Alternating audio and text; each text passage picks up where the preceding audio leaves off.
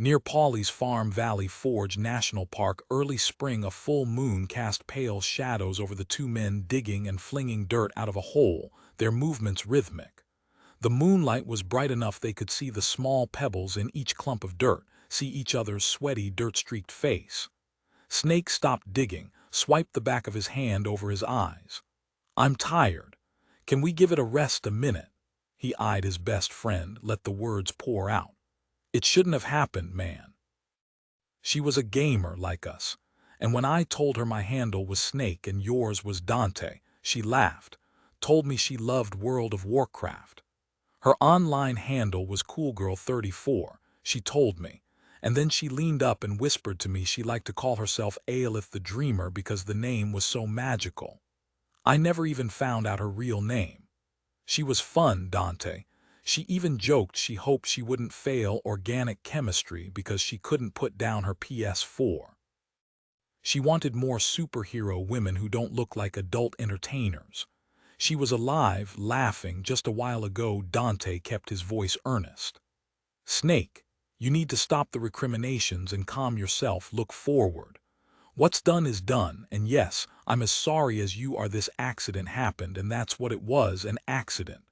Don't forget that. Whatever this girl was or wasn't, whoever she was, it doesn't matter now, we can't let it matter. Like I said, we have to look forward, get this task done and get on with our lives." "You think it's a task? We're burying her, Dante, and it wasn't a bloody accident." "So much for trying to comfort the idiot," Dante said, voice hard now.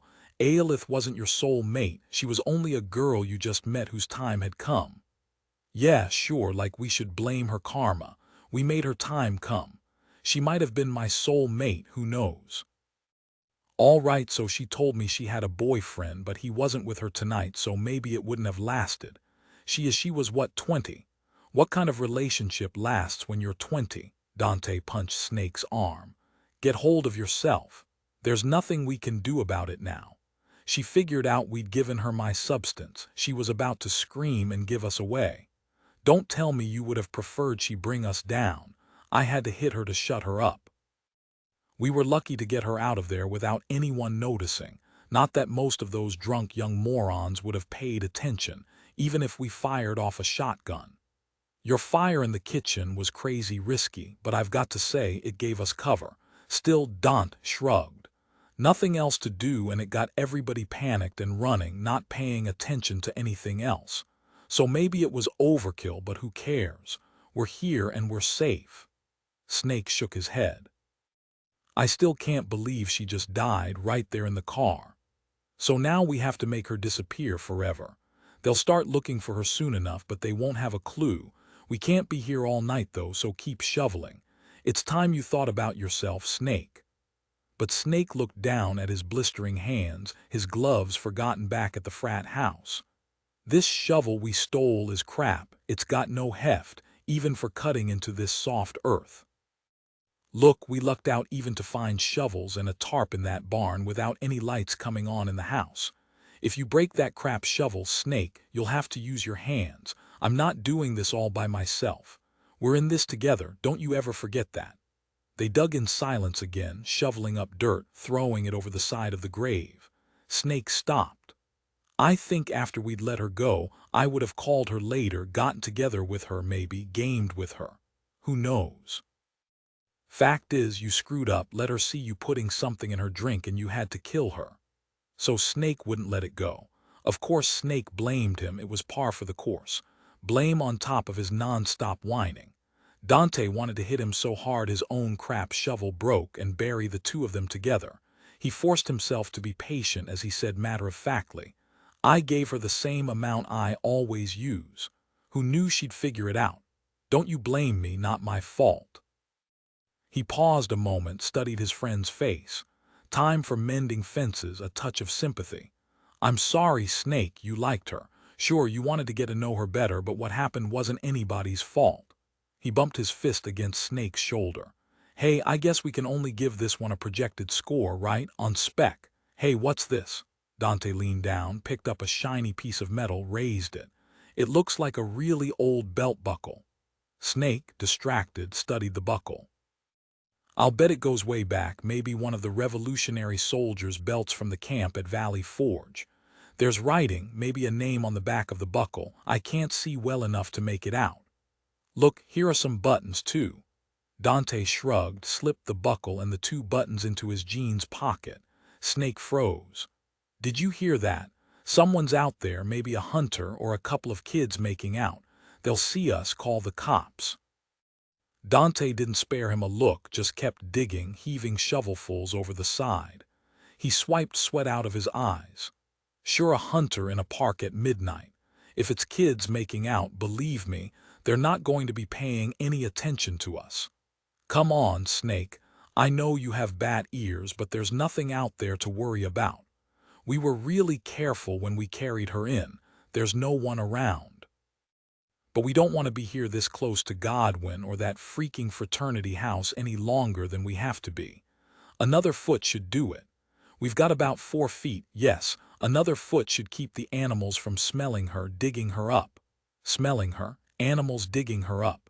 Snake looked over at Aelith's tarp-covered body, felt bile rise in his throat.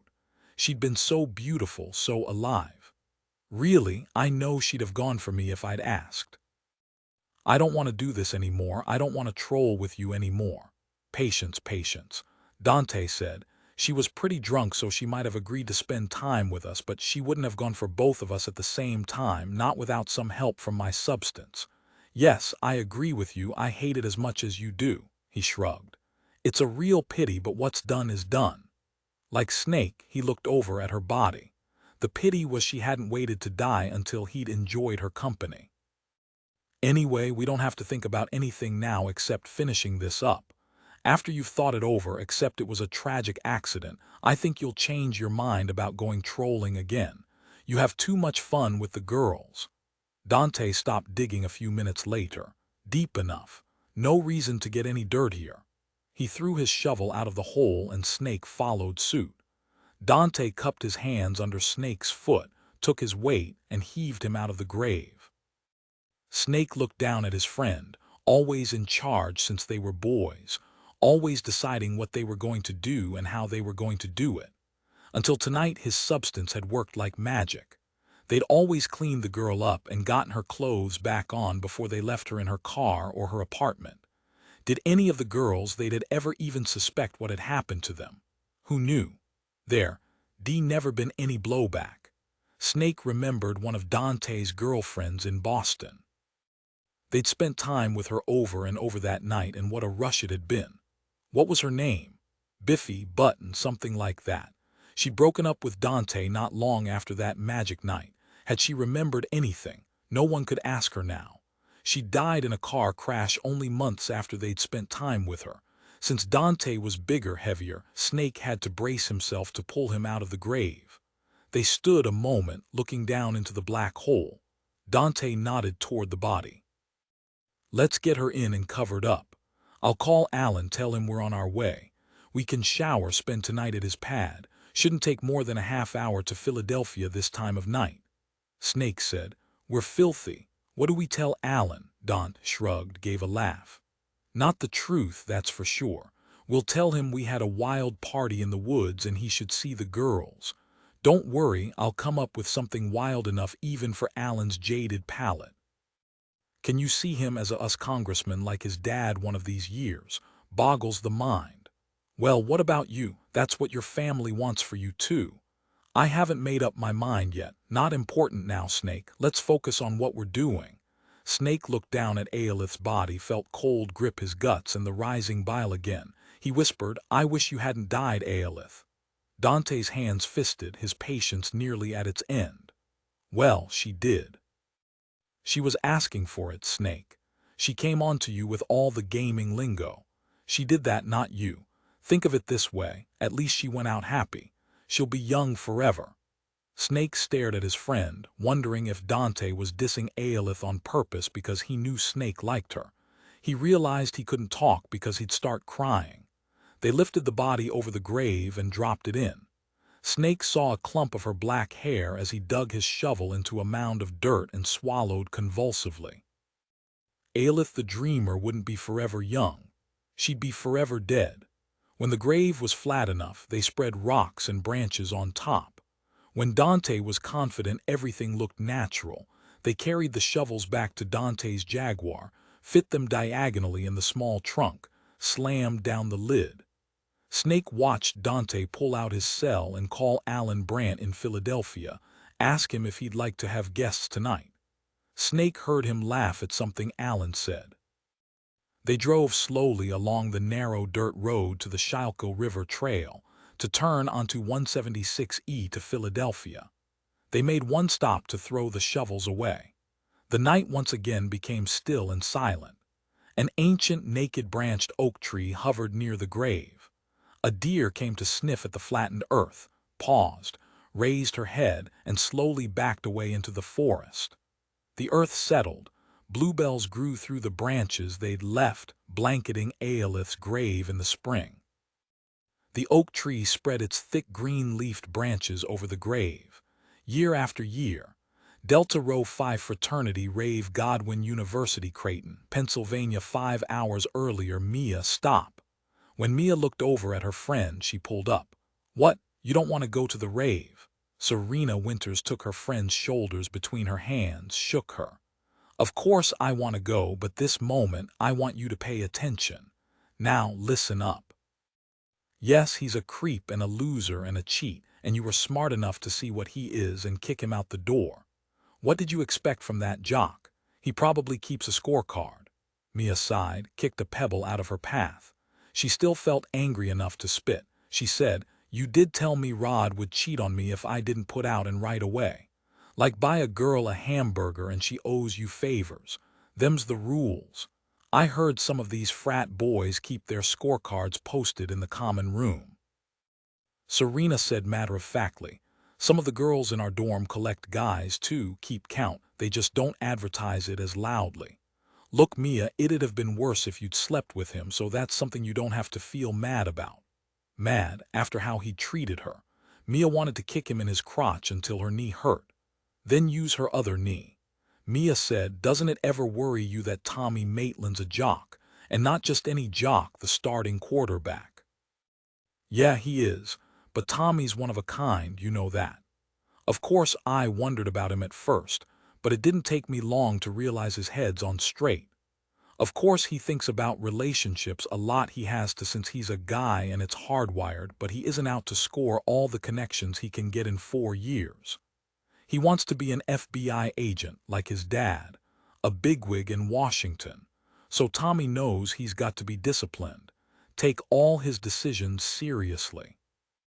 And he's been raised right, he and his 3 brothers.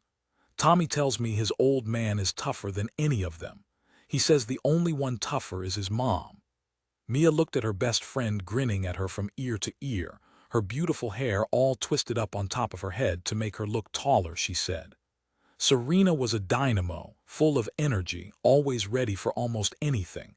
Not to mention she was a knockout with her black hair, white skin, and blue eyes. Black Irish," Serena claimed. Mia splayed her hands. "All right, I give up. Tommy's a freaking saint, and unlike me, you lucked out."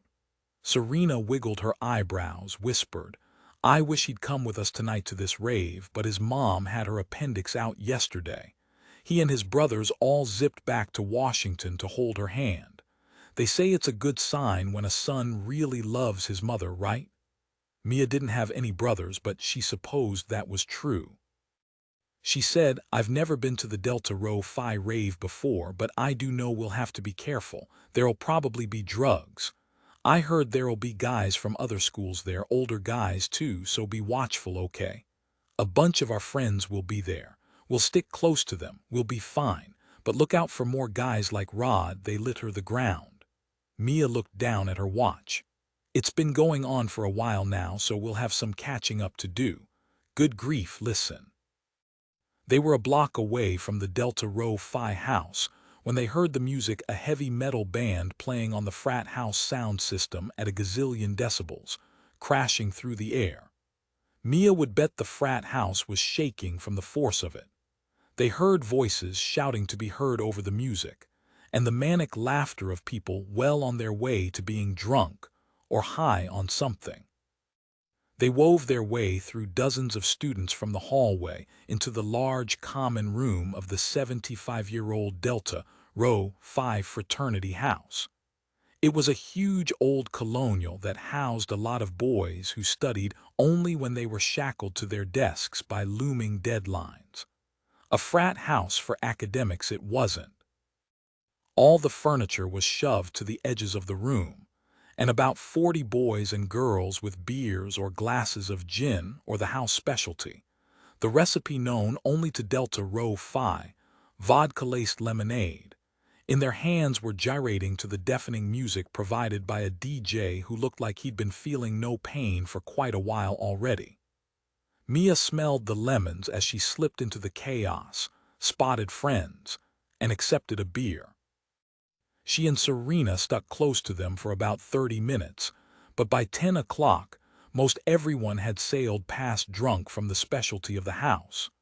The music seemed to get louder and louder, the dancing wilder. At least 75 close-backed kids were on the dance floor, going crazy. Mia was drunk, maybe not as drunk as most of the others, but she was getting there, laughing, dancing in place with whatever student was getting close, slurping up a delicious deadly drink the frat boys called a Crazy Mary. The boy next to her was glassy-eyed, he was so drunk, and even that made her laugh. She'd kissed off 2 frat guys she'd seen on campus because she could tell they were jerks like Rod only out to score. She admitted to herself it'd be nice to meet a guy who wasn't as drunk as the rest, but good luck with that. Serena was talking with a guy she'd met, a bit older, probably a grad student. He was another gamer, Serena told her as she hugged Mia on their way back from the bathroom. He was smart and funny, and how lucky is that, she said. The one time Mia paid any attention to them, Serena's gamer guy had his back to her. He was gesticulating wildly, slicing down with some imaginary sword, probably demonstrating his winning move in some computer game, and Serena was nodding and laughing along with him. Mia supposed he looked nice enough. Someone grabbed her arm, whirled her around to dance, and after that she never stopped dancing. With friends, with strangers, with anyone who wanted to. She danced until her legs ached, but she didn't care. She drank, she laughed, she forgot about Rod the loser. Then she nearly fell and realized she'd fall on her face if she didn't stop. She slipped to the side, looking for Serena but didn't see her. A guy's arm came around Mia, moved to her breasts, and without thought, she threw the rest of her drink in his face. He laughed like a hyena as he tried to use her arm to wipe off his face. She was wondering if she should try to find Serena and head back to the dorm when she heard a scream from across the room, then heard someone shout fire. For a moment she didn't understand. She was drunk, yes, very drunk, but the yells and screams got through to her vodka-soaked brain, and suddenly everyone was shoving toward the front doors. Smoke was gushing out of the kitchen into the common room, getting thicker. Mia automatically pulled her shirt over her nose, looked frantically around for Serena. Where was she? They danced together not more than a half an hour ago, or was it longer? Mia couldn't remember, her brain wasn't on reality time. She'd been laughing at a joke she couldn't remember. Mia yelled, "Serena!" But she didn't see Serena. She was being pushed forward toward the front of the frat house in the middle of a stampede. She stumbled and an arm grabbed her in half, dragged her outside out of the chaos. She was dizzy, the world upside down or maybe sideways, and her stomach revolted. She leaned over and threw up into a bush until she was lightheaded. She clutched her stomach, closed her eyes, and let herself fall over onto her side. She heard sirens, heard students shouting, felt the fear heavy in the very air around her. She staggered to her feet and leaned against an oak tree, coughing, trying to get her head on straight. She saw firefighters pour off fire trucks, train their hoses on the frat house. She saw cop cars from the town and from campus security, heard more shouts, a high-pitched scream. It was like a fantastical movie. She saw Judy Harkins, one of her study partners, stumble by and Mia caught her. "Judy, have you seen Serena?" "Serena?" Judy was so drunk she crumpled to the ground, pulling Mia back down with her. An older cop came by, pulled them to their feet, and herded them back toward their dorm. Mia said over and over, "Please, officer, I have to go back. I have to find Serena, she might still be in there." "I have to," the cop said in a father's voice. "We'll get in there as soon as we can and find her, don't worry. The best thing you can do to help us is get yourselves to bed." It might be smart not to do anything like this again, you think. There were no casualties from the frat fire, but the cops couldn't find Serena. No one could find Serena. She was simply gone. Olivia Ballad, Military Hospital Ballad, Iraq near the Tigris River present. 7 years later her name was Olivia and she was alive. She could feel her chest rhythmically lift and fall, the quiet pull of her own breath. She didn't know where she was, but it didn't seem important. She felt cradled in a thick fog that seemed to breathe with her. She knew there was something beyond the fog. She heard disembodied voices speaking above her and her name. She saw jumbled images, some blurred, some stark, faces flashing by, set and hard, and movement, so much movement. She didn't resist them. She wanted to absorb each of them, so she let them settle in and roll like a home movie on a scratchy old projector. She was with her team in Sumer, Iran, a city devastated in an Iraqi chemical attack many years before, desolate still. The few people she saw looked at them with apathy, even though the team was heavily armed.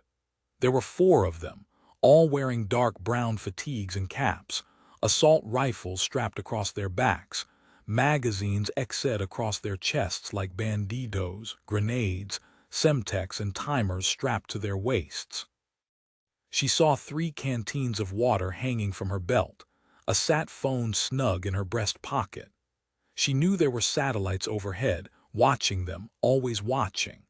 The film rolled on, jerky, starting and stalling, and there was no sound, only harsh images of a bleak plateau with the Zagros Mountains beyond, overwhelming with their stark, jagged outcrops of rock spearing into the sky. Her teammates were talking, but she couldn't hear them, couldn't remember what they'd said.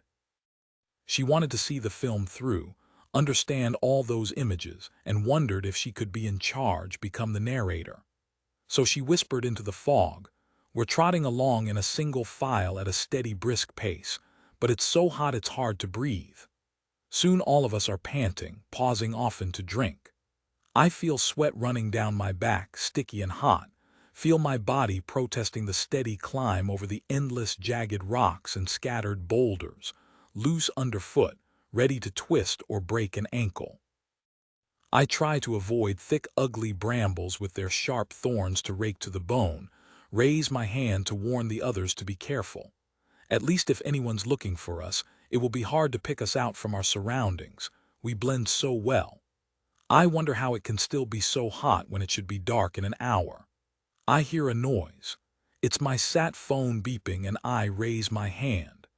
Everyone stops and I see them bending over, breathing deep, drinking water like camels.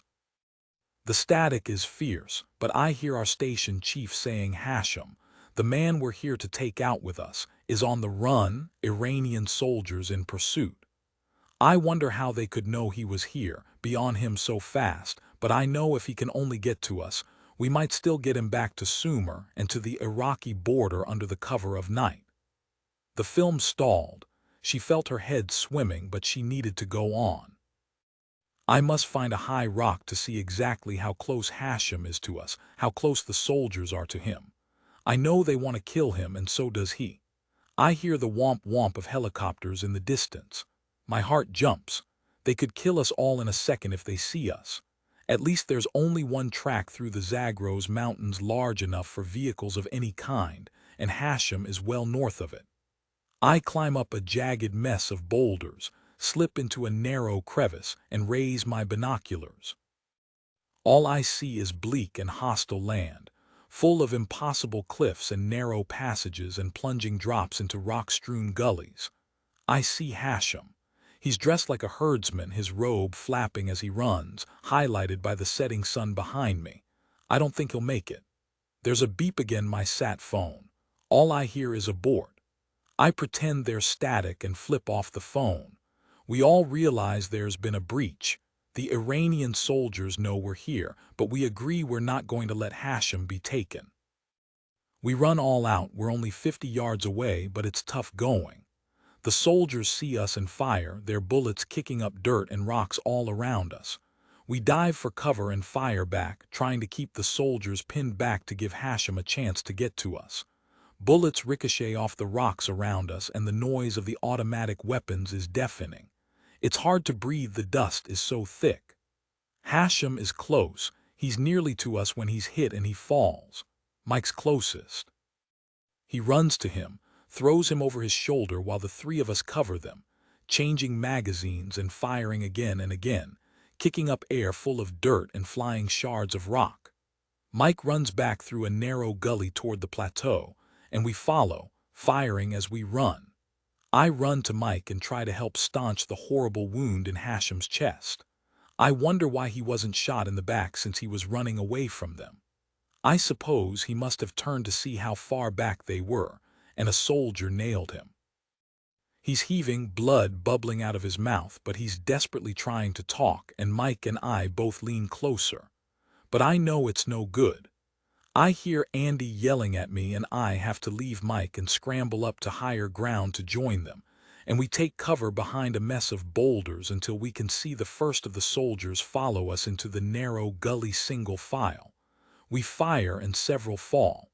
They can't reach us that way. They back off. I mold Semtex, flatten it into a crevice of a rock, set a 3-minute timer and let it roll down into the gully. I see Mike running with Hashem over his shoulder, and I see Higgs and Andy, their faces smeared with dirt, their eyes hard and clear, and we run all out after Mike.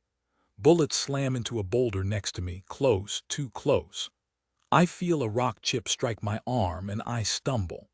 I hear the explosion, hear screams and shouts, and I know the Semtex has done its job. Andy helps me up and we keep running, bent nearly double. The helicopter sounds closer, but it's getting dark, and I'm afraid they might have trouble seeing us. Mike yells our man is dead, but he's not going to leave him, and Higgs yells, RPG. I see the grenade coming, hear Mike's shout, and then there's white. So much white it's blinding, and I can't see anything else, can't hear anything. There's only noise, like a film feed slapping a projector wheel that keeps whirling. Olivia didn't realize her heart rate and blood pressure were spiking, didn't realize her monitors and medical staff were making that noise. Close to her, very close. Mia 1 Lincoln Plaza, New York, Monday. Late afternoon. Mid-March. Mia Briscoe's heart still leaped with pleasure when she looked out her 18th floor living room window to the stretch of Central Park below, even after seeing it daily for 3 years. It didn't matter, the leafless trees hunkered down, brown and forlorn against blasts of Arctic air. To Mia, the park looked magnificent, no matter the season. It was this view that had sold her on her junior 1-bedroom apartment. Thank you, Mom, Dad, for helping with the down payment. She saw a good dozen serious runners, their heads down, putting in their miles though it was 30 degrees with snow threatening. To Mia, 30 degrees meant keeping her sweats and warm socks on, with a space heater next to her desk. She smiled, realized she'd never been more hopeful about her future, and happy in her present. Well, she'd be happier still when Travis got back from his 2-month stint overseeing the construction of international headquarters for Lohmann Pierce in Zurich. As one of the lead structural architects, it was his responsibility to ensure everything that was done met Swiss code requirements, and that meant his staying in Zurich on site 6 days a week. They were down to 18 days until he came home, both of them counting. If the project didn't run over, Travis had promised skiing, or even better, Bermuda, to stretch out on the beach when he returned. He'd found a gym in Zurich to unwind in after the long hours on the job site, a good thing since if he didn't work out regularly, he tended to lose weight. She smiled, remembering when she'd met her perfect mate on the 2nd floor of Bloomingdale's, shopping for his mother's birthday. She'd helped him pick out a sexy teddy, loaded with lace, which Travis had told her would have his mom drooling. From Bloomy's, they'd had coffee, which had led to movies, dinners, and the recognition they were meant for each other. Both sets of parents were on board, which was good. And so here they were, 6 months later. She sighed. Even if Travis got back on time, that lovely trip probably wasn't going to happen now, but for the best of reasons. Milo, her boss at The Guardian, had assigned her that very day to cover a newcomer, Alexander Talbot Harrington, in his run for mayor.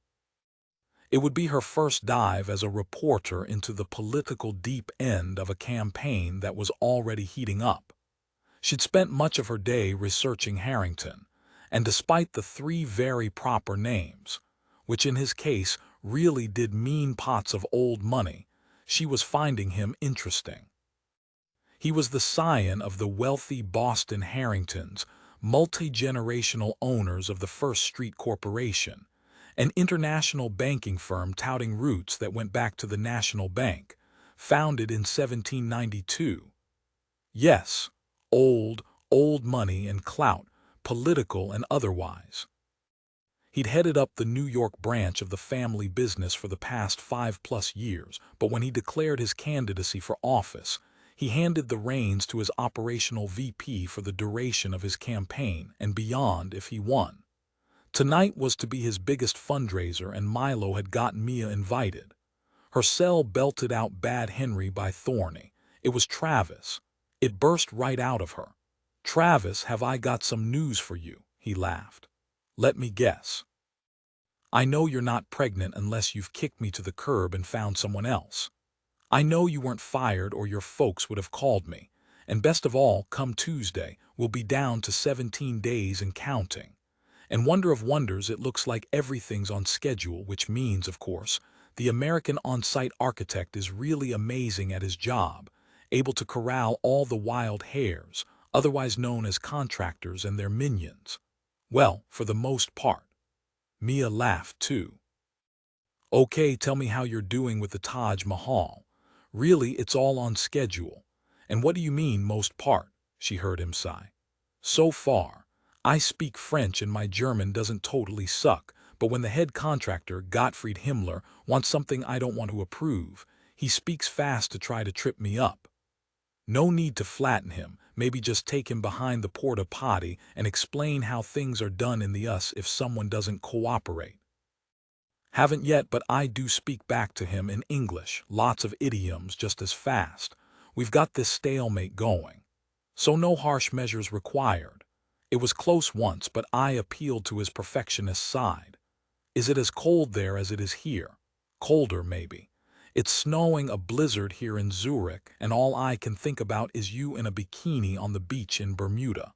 Now tell me this news that nearly has you dancing around." "I'm going to be covering Alex Harrington in his race for New York City mayor." Harrington, never heard of him. I hadn't either. He's a newcomer, young for politics, only 34. He's got old Boston wealth behind him. He went to Bennington Prep and Harvard and then became the director of his family's New York branch office of the First Street Corporation. Evidently, he's been active politically, working his way up to this. He's got the physical side covered. He's tall, good-looking, charming, and evidently not stupid. I have a feeling I won't be seeing him stumble over his feet or say something tactless. With that pedigree and deep pockets, he could maybe have a chance since the mayor's termed out, but I wouldn't bet on it. He's got some stiff competition. So what exactly will you be doing?" "I'm heading to his big fundraiser tonight to meet him, set up a time for an interview. Then I'll grill him to his toes, find out all his secrets." Travis laughed. "If he's a good politician, good luck with that. Imagine a Bostonian running for New York City mayor. That's pretty crazy, Mia. I mean the Red Sox or the Yankees. How's he going to straddle that one? Or even if he's a New Yorker, how long has he lived in the city?" Maybe 6 years, around that. After I've researched him, I'll know the month and day he moved here." Well, Hillary Clinton managed to snag a New York Senate seat when her home was Arkansas. But then again, she had powerful backing and overflowing coffers. More power to him if he can pull it off. Mia chewed on her lip. Travis, the thing is, I don't know if I'm going to be free to go to Bermuda in 17 days. We'll see. She stared down at her watch. Oops, gotta go, Travis. I've got to put on my little black dress and go out into the frozen tundra. I love you and I fully expect you to avoid all those pretty frayolines, he said. At least I can dream about lying on the beach with you, rubbing sunscreen all over you. I wonder if you can go topless in Bermuda, she laughed. Pervert. It's so cold here it makes me shiver to even think about a bikini. After she disconnected, Mia changed into her dress, pulled her hair back from her face, twisted it up into a thick chignon, added a touch of mascara and lipstick, and decided it was as good as it would get. She pulled on her stiletto-heeled black boots and stylish black wool coat her mom and dad had given her for Christmas, and took one final look in the mirror. She grinned at her reflection. Yeah, baby, you're the reporter for a great metropolitan newspaper. She called downstairs so a taxi would be waiting to take her to the Harrington fundraiser at the plush Cabot Hotel. Mia, the Cabot Hotel on East 75th, was one of the special few New York hotels Travis admired. He thought the Art Deco style, lovingly restored, still made its discreet statement: we cater only to the wealthy and provide anything they want service. Mia was politely asked her name, checked off on a list, and joined a group of invitees in the massive red, white, and blue, garlanded ballroom with matching red, white, and blue balloons hugging the high ceiling, a clever touch. What a relief the American flag wasn't black and vomit brown. She saw a free bar meant to lighten fingers reaching for checkbooks, tables of clever finger foods including tiny tacos that immediately made her hungry, and an 8-piece band playing mellow background music. Everything was set for Alex Talbot Harrington to present himself. Mia estimated 500 guests were roaming around the huge ballroom, dressed to kill, most drinking, all in fine spirits. Liquor flowed, and Mia wondered what the final bar tab would be. It boggled her mind.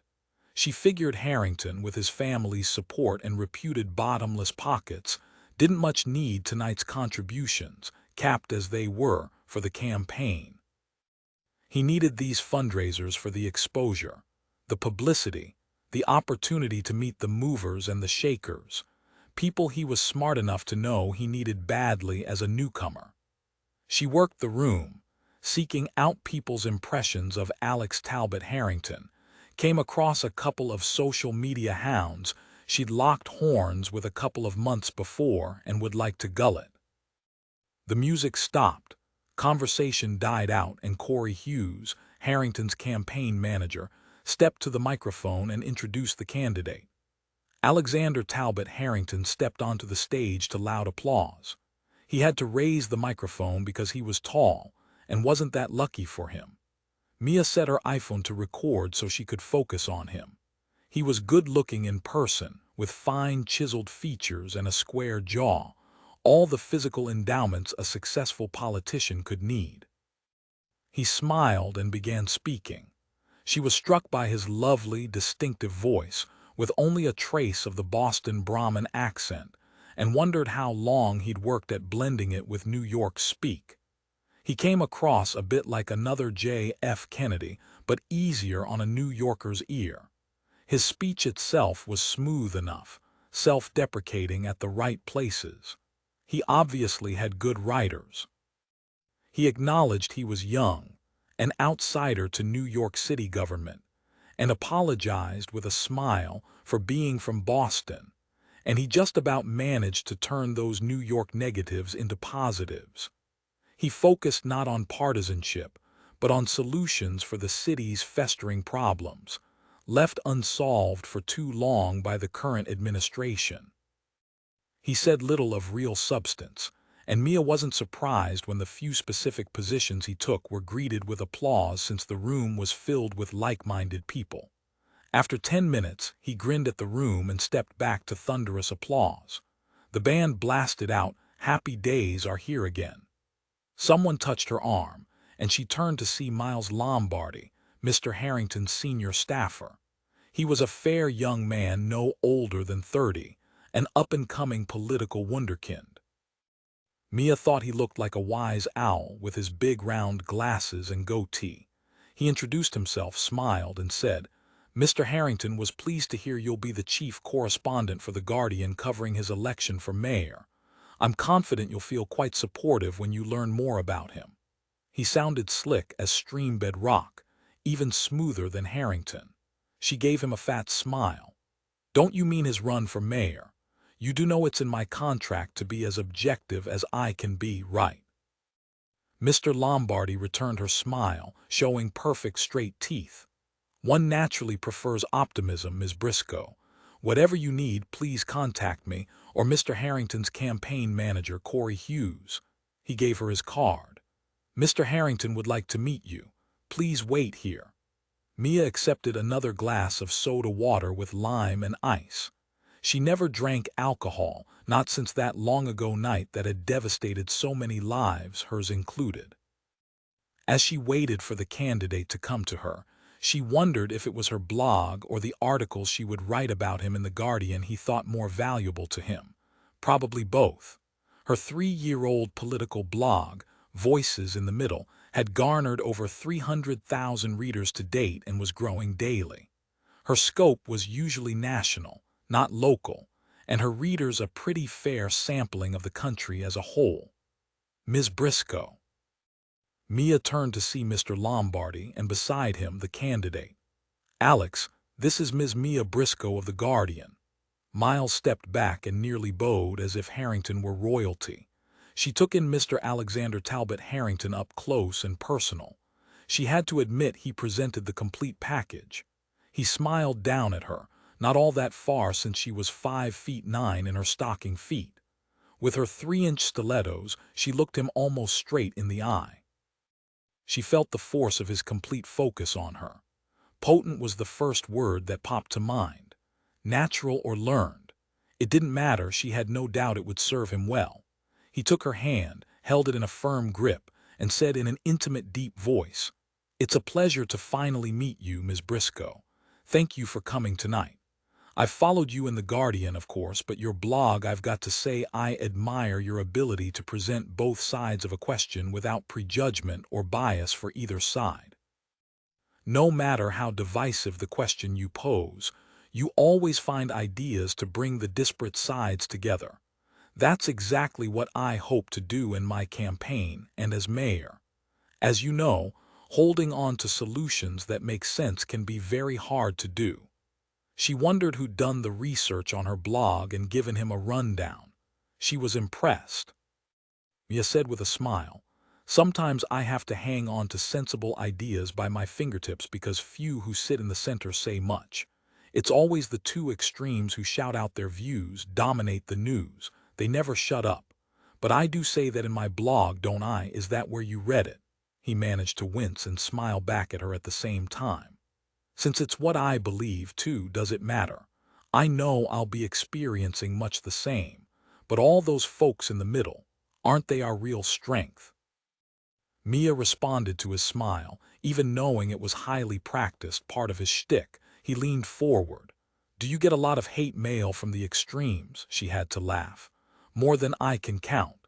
Either I'm an idiot and deserve to be hit with a hammer, or I'm a mealy-mouthed wuss and why can't I take a stand?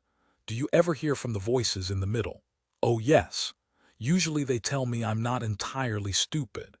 He grinned, lightly laid his hand on her arm. "I hope to meet with you again soon, talk all this over with you. Unfortunately, right now I have a lot of people to meet." And he was gone, working the room like a pro. Mia taxied back to her building from the fundraiser, exhausted and freezing, since the heater in the taxi had been on strike. As she shivered, she recorded some impressions so she wouldn't forget them. Alex Harrington had been fluent, engaging, and careful to keep his actual stands on the more divisive questions unspoken. Still, all in all, his self-assurance was impressive. He managed to present himself as trustworthy, with a goodly dose of charm and charisma to boot. She wasn't surprised he'd met with her personally. It had only been politic. She'd seen him assessing her carefully with his dark eyes, well aware that what she wrote about him in her articles and in her blog mattered. Now it was time for her to start her in-depth research, time to dig in, find out if he had any skeletons, if he was for real or only another ambitious politician out for himself and for power. She'd even find out the brand of socks he wore. Mia didn't think using personal details was unfair or cynical. It was her job to find out what was real about him and what wasn't, whether he could be the right person for the job, if there was such a thing. When Mia was back in warm sweats and thick socks, she bulleted out what she already knew about Alex Harrington and began rhythmically tapping her finger on her laptop as she organized her thoughts, a long-time habit. Still stuff to accomplish before she slept or thought about Travis rubbing sunscreen on her back. Of course, she'd give Harrington attention in her next blog since he'd announced he was running for mayor of New York City. She got up, made a cup of tea to shake off her fatigue, paced her living room while she planned out what she'd write, then returned to her laptop. She looked at a photo of Harrington taken recently at a society party. He looked every bit as charming as he'd been this evening, in command of himself, totally comfortable in his surroundings. She never doubted he'd say all the right things, both to her and to voters. He simply had that look. She thought, then typed, "It's not important what a politician says during a campaign, what promises he or she makes. It's what they actually do when elected. So let's see how you've actually behaved in your life, Alex, outside the political arena. I'm going to look at your roots. Milo always said to look at the family first if you want to find out who a candidate really is." Mia left her laptop and walked into her small kitchen to make another cup of tea. As she waited for the water to boil, she looked at the Christmas card from Serena's parents she'd kept on the counter. She felt the familiar stab of remembered pain, the horrific grief Serena's family had felt. Their not knowing, their tiny flame of hope that she was still alive somewhere. Somewhere. There was no rhyme or reason for them to hope, but it didn't matter, probably never would. Serena had been gone for 7 years now, ever since the fire at the frat house. Everyone except her family accepted she had to be dead, even Tommy Maitland, Serena's boyfriend at the time. Mia and Tommy spoke often, emailed several times a month. He was an FBI agent for 2 years now, assigned to the Washington field office. She remembered his father, Assistant Director James Maitland, had sent the Philadelphia field office to assist with the search for Serena, starting at the scene and with interviews. They'd found nothing to lead them to her, no clue, only that the fire had been set. When Tommy had graduated from Quantico, the first thing he did was repeat everything that had already been done, with the same result. It had led nowhere. Mia closed down her laptop for the night when she realized it was 2 a.m. and her eyes were burning. Olivia, 32, Willard Avenue, McLean, Virginia. Monday evening. Olivia was bone-tired. She'd been released from Walter Reed a week before, and still, she felt drained so quickly. She wouldn't be cleared to go back to work until the headaches from her concussion stopped. At least she wasn't still in the hospital. Tonight, she and Andy Creamer had shared pizza at Benny's Pies, close enough to Olivia's house to be an easy drive for her. Andy, with her spiked black hair and hazel eyes, was as tough as her field boots. She was also one of the smartest operatives Olivia had ever worked with, decisive and hard to beat hand to hand. You wanted her to have your back.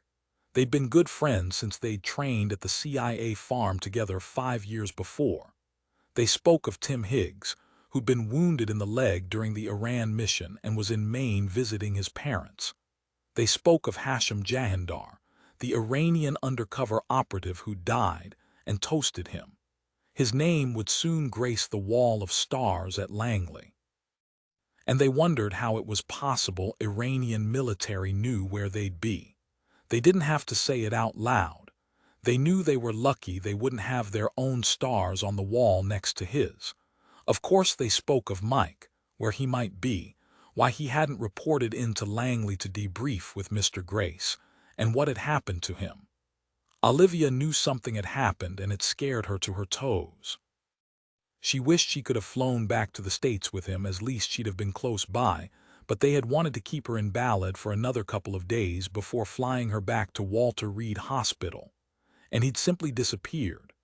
Langley's greatest concern, it seemed to Olivia, wasn't for Mike's safety, but for the missing flash drive Hashem had pressed into his hand before he died. Oh yes, Langley was trying to find him, as were all his friends, but they wanted the flash drive first and foremost. Olivia herself had called his cell dozens of times, pestered Mr. Grace with questions, but he told her she was on leave for a reason, to rest and not to worry. They would find Mike Kingman, but she was scared for him and angry because she'd heard there were suspicions about Mike at Langley. Were they idiots? Mike would never do anything to hurt the agency or the United States. She was frustrated and hated her body for holding her back, and all she could do was worry and be afraid for him. It all hovered over her like a black cloud. Olivia drove slowly back toward home, cursing the constant fatigue pulling at her. She turned on loud rock to keep herself alert. She couldn't help it. She turned and drove to Mike's condo in Western Heights, not far from her own house. She'd been told to drive only when absolutely necessary. She was to rest, let her body heal, but she had to knock on Mike's front door, peer in the windows. No sign of him. She remembered Mike being there when she was half-conscious in the hospital in Ballad, the soft cadence of his voice, the warmth of his hand when he'd held hers, the feel of his mouth when he'd kissed her forehead, her lips, but she couldn't remember his words, or if he'd even spoken to her. Before she was flown back to Walter Reed, one of her nurses told her she really liked her visitor and gave a little shudder. Tall, dark, and delicious, she'd said. Without a doubt that was Mike. Olivia rested her forehead against the steering wheel at a red light. Over and over she thought, "Where are you, Mike? Why won't you call me? If you're not all right, I'll kick your butt." She remembered another firefight 2 years ago in a small ISIS-held town 300 miles north of Damascus. She and Mike, on another mission, had ended up in the middle of the fighting, when again, they'd nearly died. They'd briefly become close then, to reaffirm being alive, she supposed. He'd been part of her life for 3 years, sometimes sharing her missions, sometimes her time. But he'd slowly become more, she realized now. He'd become important, vital. Olivia hated being afraid, hated being helpless, hated not knowing. She turned toward home. Her head began to throb, thankfully not as bad as the day before. She hated taking the pills the doctors had given her. They made her brain feel too fuzzy. As she left her Mini Cooper in her driveway, she heard Helmut barking madly behind the front door as she walked up the flagstone steps she'd laid herself 6 months before. He recognized her car, her footsteps. She forgot her headache when she unlocked the door and 85 pounds of golden retriever jumped in her arms, licking her everywhere he could reach. She was glad he hadn't knocked her on her butt with his love because she was still weak and it was close. She hugged him, whispered against his soft coat, "Yes, yes, Mama's home. I was only gone for an hour, not back from Iraq again. You're my beautiful boy, and I swear, tomorrow morning you and I will go to the dog park and I'll throw your mangy ball until one of us collapses, and that would be me. Yes, okay, and I'll get you a new chew rope." She'd worried Helmut wouldn't want to leave her friend Julia, who'd kept him while she'd been away. But when he'd seen Olivia, his joy was boundless. Olivia slowly stood up and looked around her small entry hall into the living room through a graceful arch to her right. She'd fallen in love with the arches that framed every room, and several of the windows as well. The clincher was the big fenced backyard for Helmut. She signed her life away for this perfect little house tucked into a mess of oak trees next to Clifford Park. 3 years ago now. Both she and Helmut were very happy with her purchase. She wanted nothing more than to collapse into her bed. Still, she made her rounds out of long-time habit, checking the window locks in each of the rooms as she pulled down the shades, closed the draperies. With Helmut at her heels, she walked back to her second mortgage. Her marvel of a kitchen, opened the refrigerator, and pulled out a bottle of mineral water. She drank deeply to the sound of Helmut's tail thumping like a metronome on the kitchen pavers. She smiled. He loved sparkling water too. She poured the rest of the water into his bowl and watched him lap it up. "There you go, my man." 30 minutes later, Olivia was in bed with Helmut sprawled on his back at the foot of it. She knew by morning he'd be sleeping beside her, his head on the pillow next to hers, sometimes with the covers pulled to his neck. How he managed that, she didn't know. She'd emailed photos of him snoring on his back to her family and friends. She remembered Mike laughing his head off. He'd met Helmut, thrown a football for him, roughhoused with him. Olivia sighed, forced herself to turn it off.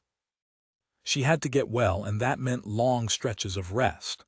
Olivia was sleeping deeply when she was jerked awake by a low growl from Helmut against her cheek. She laid her palm on his neck, whispered, "What is it? What did you hear?" She'd seen several foxes racing through the trees by the park at night.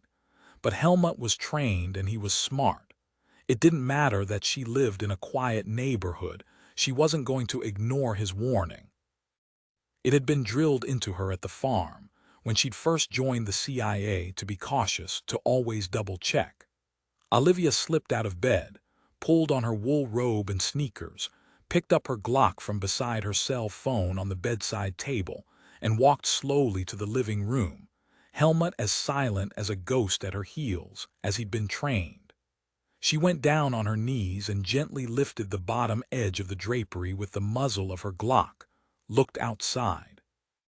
It was dark, no moon or stars to give her any light.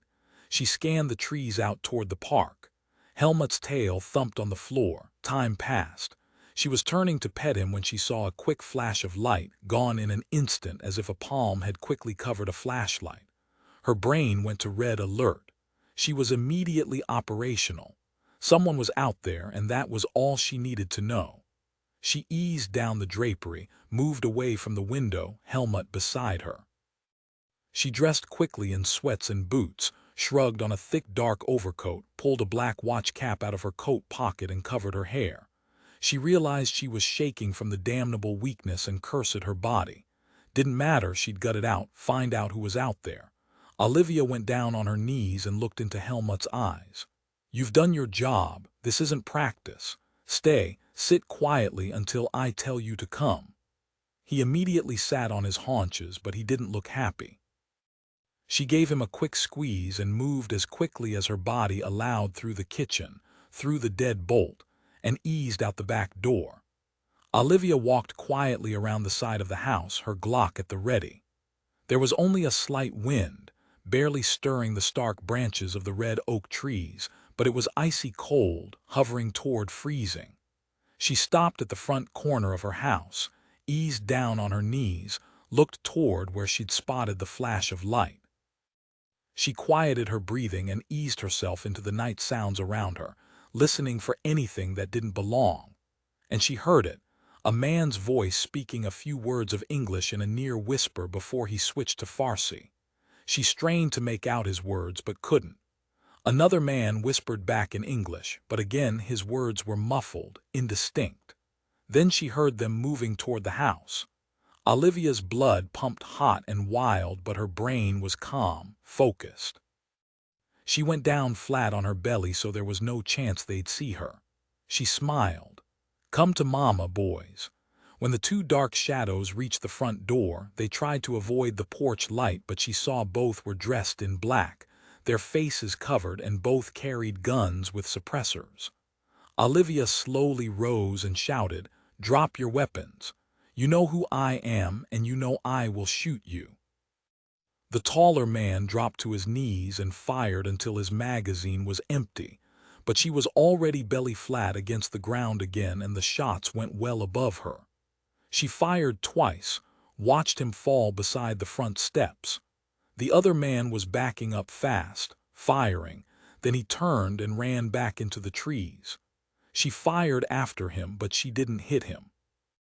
Savich and Sherlock, Georgetown, Washington, D.C. Monday evening. Sherlock looked over at Sean, sprawled on his stomach on the living room rug, looking through the first book of the Magic Tree House series, a gift from his grandparents in San Francisco. "Mama, Papa, it's not really a tree house, it's a time machine." Savich and Sherlock were sitting side by side on the sofa, enjoying the soft rustling of the flames in the fireplace when Sean shouted, "Dinosaurs!" Savich imagined time travel would be all his son would talk about with his friends in school tomorrow. Savich leaned down and ruffled his son's dark hair, the same shade as his. No head of red curls like his mother's, he'd tell her, and sometimes she punched him for it.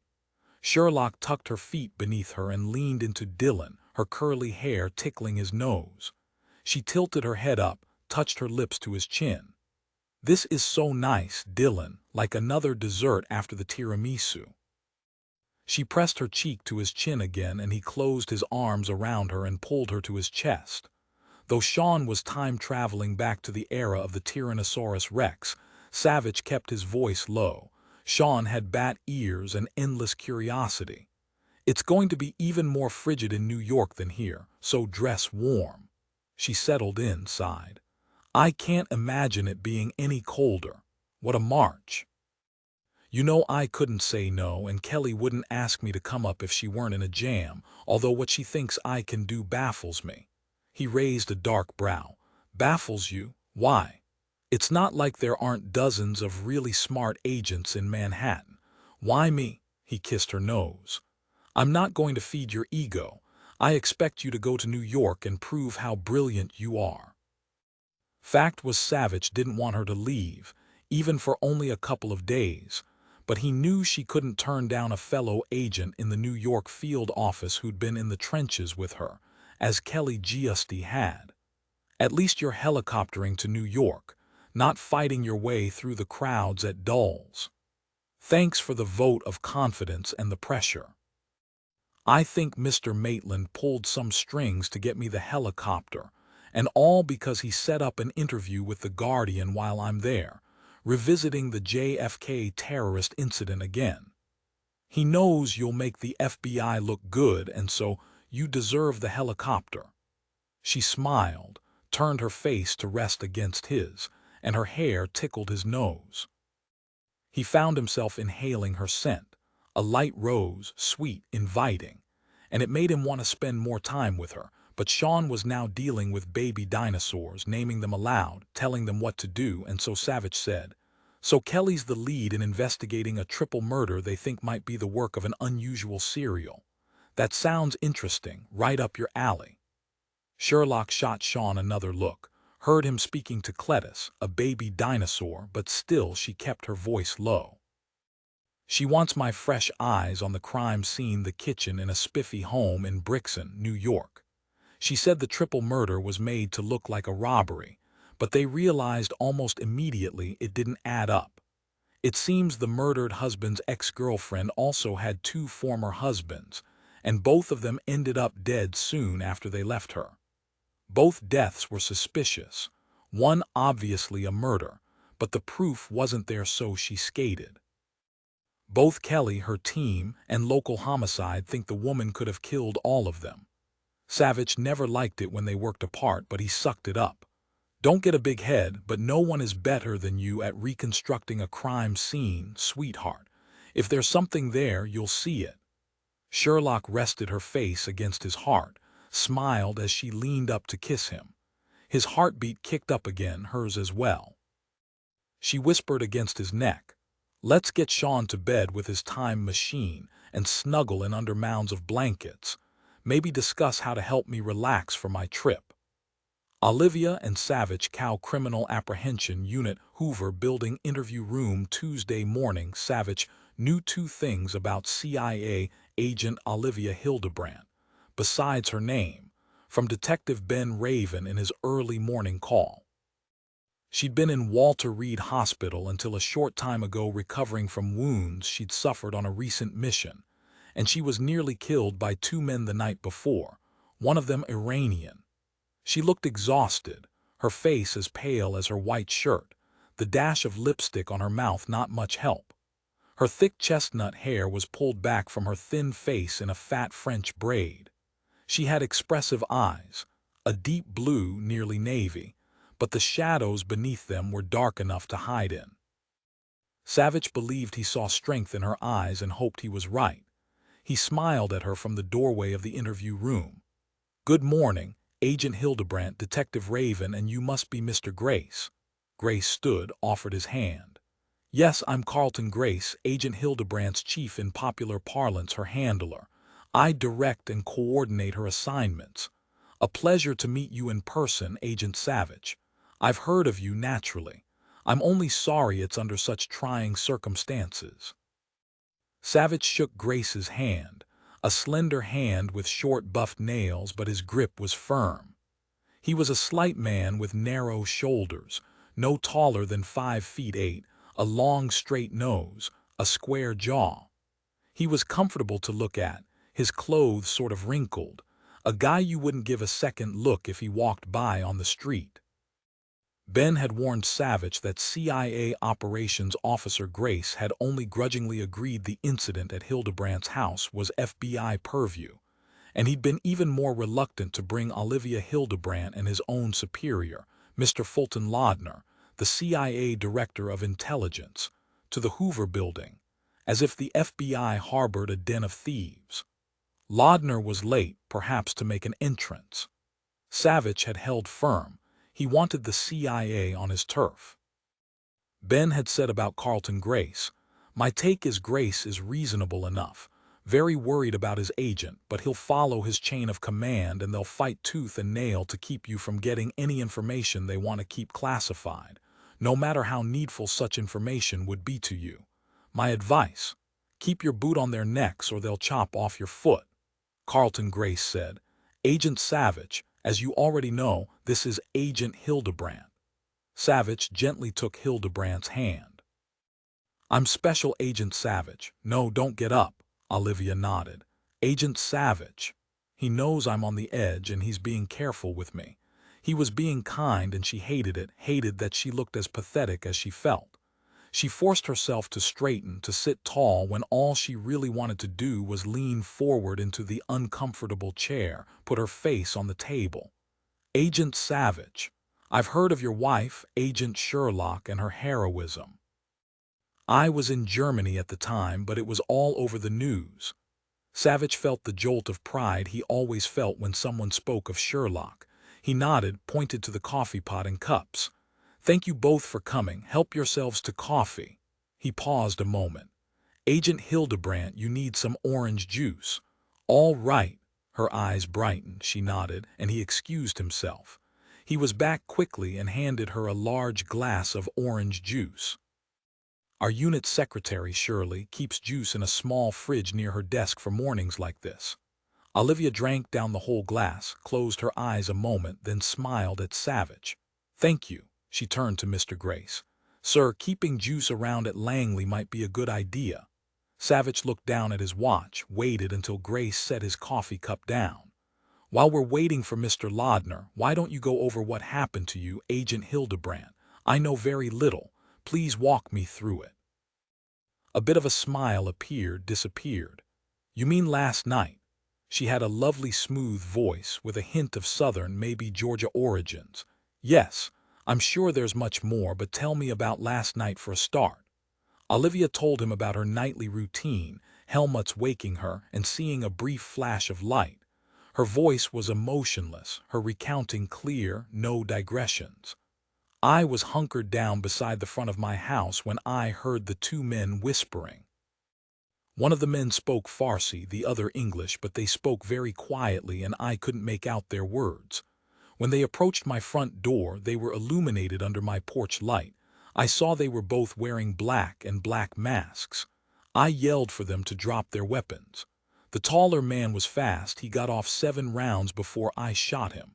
The second man was backing up and firing, then he turned and ran. I missed him."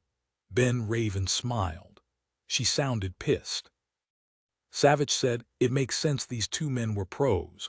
Why do you think the first man missed you? I was lying on my stomach, so both men shot well above me. Savich said. Well done. Did you search the man you shot? Olivia said. I waited until I heard a car start up half a block away, called 911 and Mr. Grace. Then yes, I searched him. Nothing in his pockets, not even change or a matchbook, a motel key, not a thing. He had a suppressor on his weapon. It was a Smith & Wesson 9 semi-automatic, and it was on the ground beside him. I checked the magazine, saw I was wrong. He'd fired off 8 rounds before I shot him, not 7. Given his features, I'd say he was Iranian, the one who was speaking Farsi. Savich said. Can you describe the other man? As I said, they both wore black masks, but when he fired at me, I saw his wrist. He was light-skinned, probably Caucasian. He wasn't tall, but he moved well, looked fit from what I could see. That's all I can tell you. Do you have any idea why those 2 men were there to kill you? Carlton Grace's fingers began to tap on the tabletop, but he said nothing. If it was a signal to keep quiet, Olivia ignored it. It seems likely they were there because of my last mission. You were in Iran, Grace said, his voice firm as a judge. We'll leave off discussing anything concerning that mission until Mr. Laudner arrives. Savich nodded, said easily. Tell me why you were in Walter Reed Hospital. An RPG rocket-propelled grenade landed near me and the blast knocked me out. I woke up in Balad Military Hospital in Iraq. She stopped cold when there was a knock on the interview room door and Agent Davis Sullivan stuck his head in. Savich, a Mr. Fulton Laudner is here from the CIA. Savich saw Olivia stiffen, but she said nothing, stared down at her clasped hands. He expected Carlton Grace would look relieved like the cavalry had arrived, but instead he looked stoic, as if he knew there was going to be blood spilled. After stiff introductions, Fulton Laudner sat beside Grace, clasped his hands in front of him on the table and stared at Savich. He did not look happy, shook his head at the offer of coffee. He sat squarely in his 50s, his light hair thinning, mostly gray and worn short. He looked like he didn't compromise often or wanted to. He was on the tall side, fairly fit, his slight paunch well disguised in a dark blue conservative suit.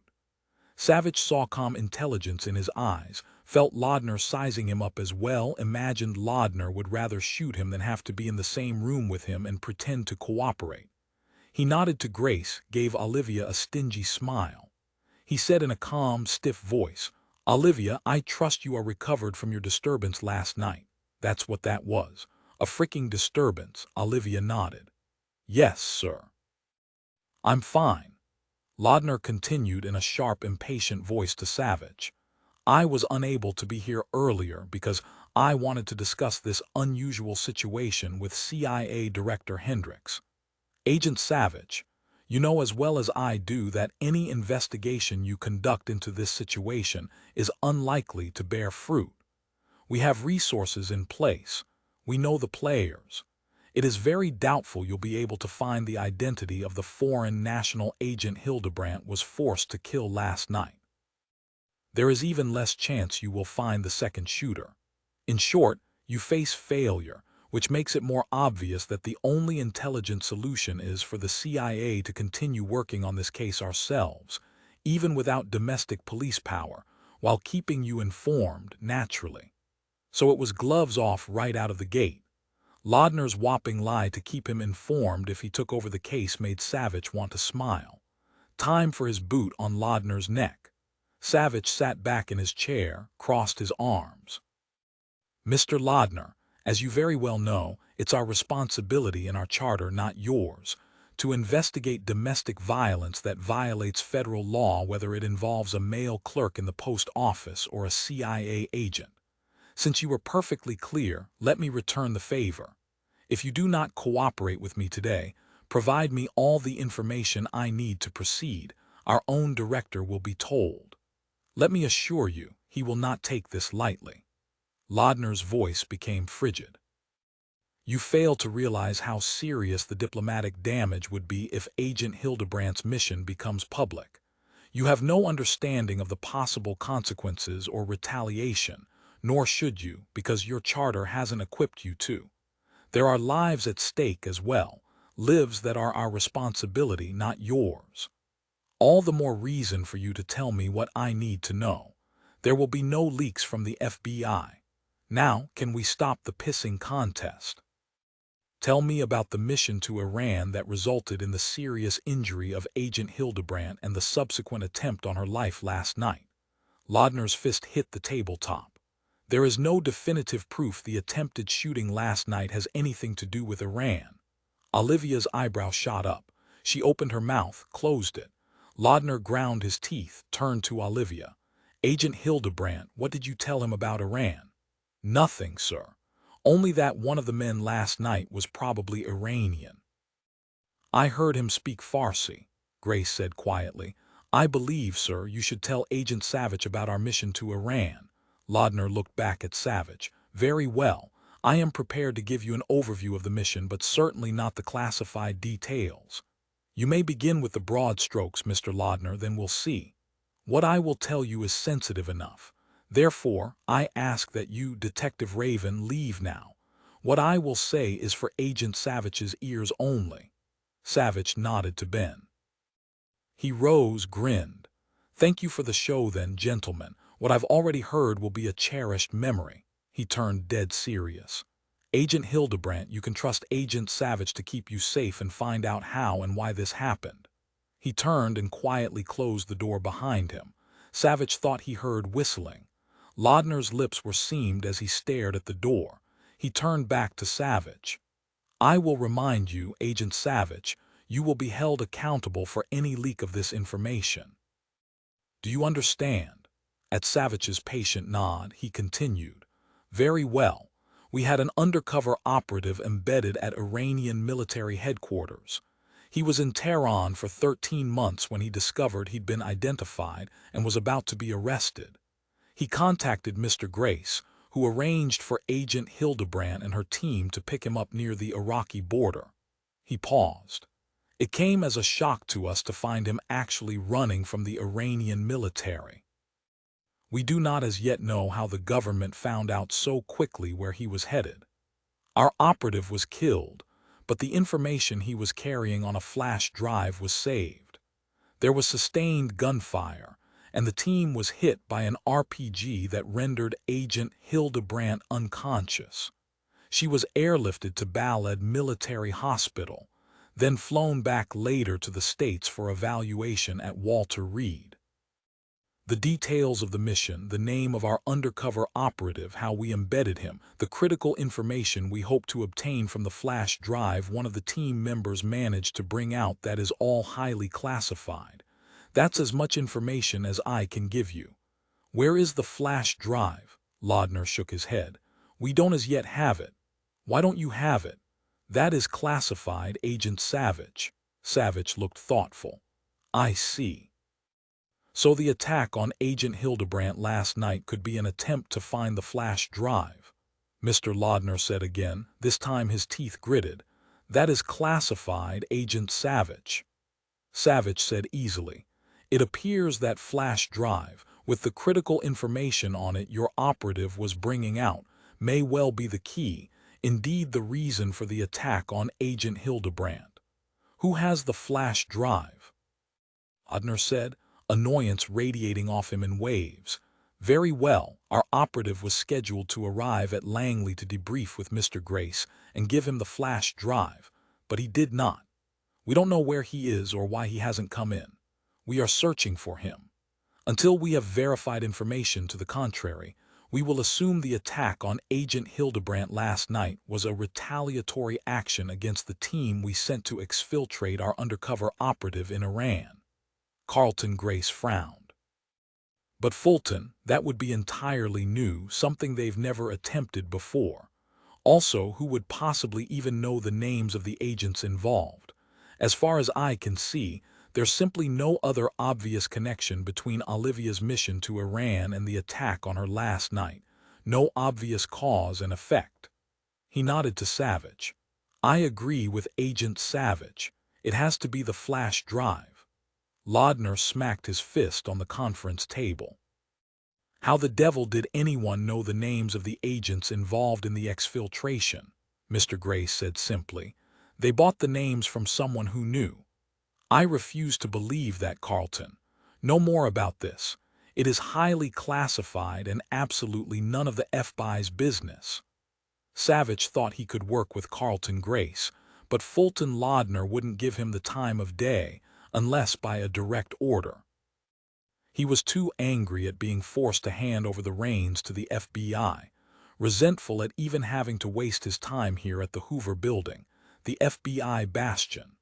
Savich was considering how to ask Laudner about the obvious conclusion that there was a mole in the CIA, when Olivia said clearly, "Mr. Laudner, what about Mike Kingman?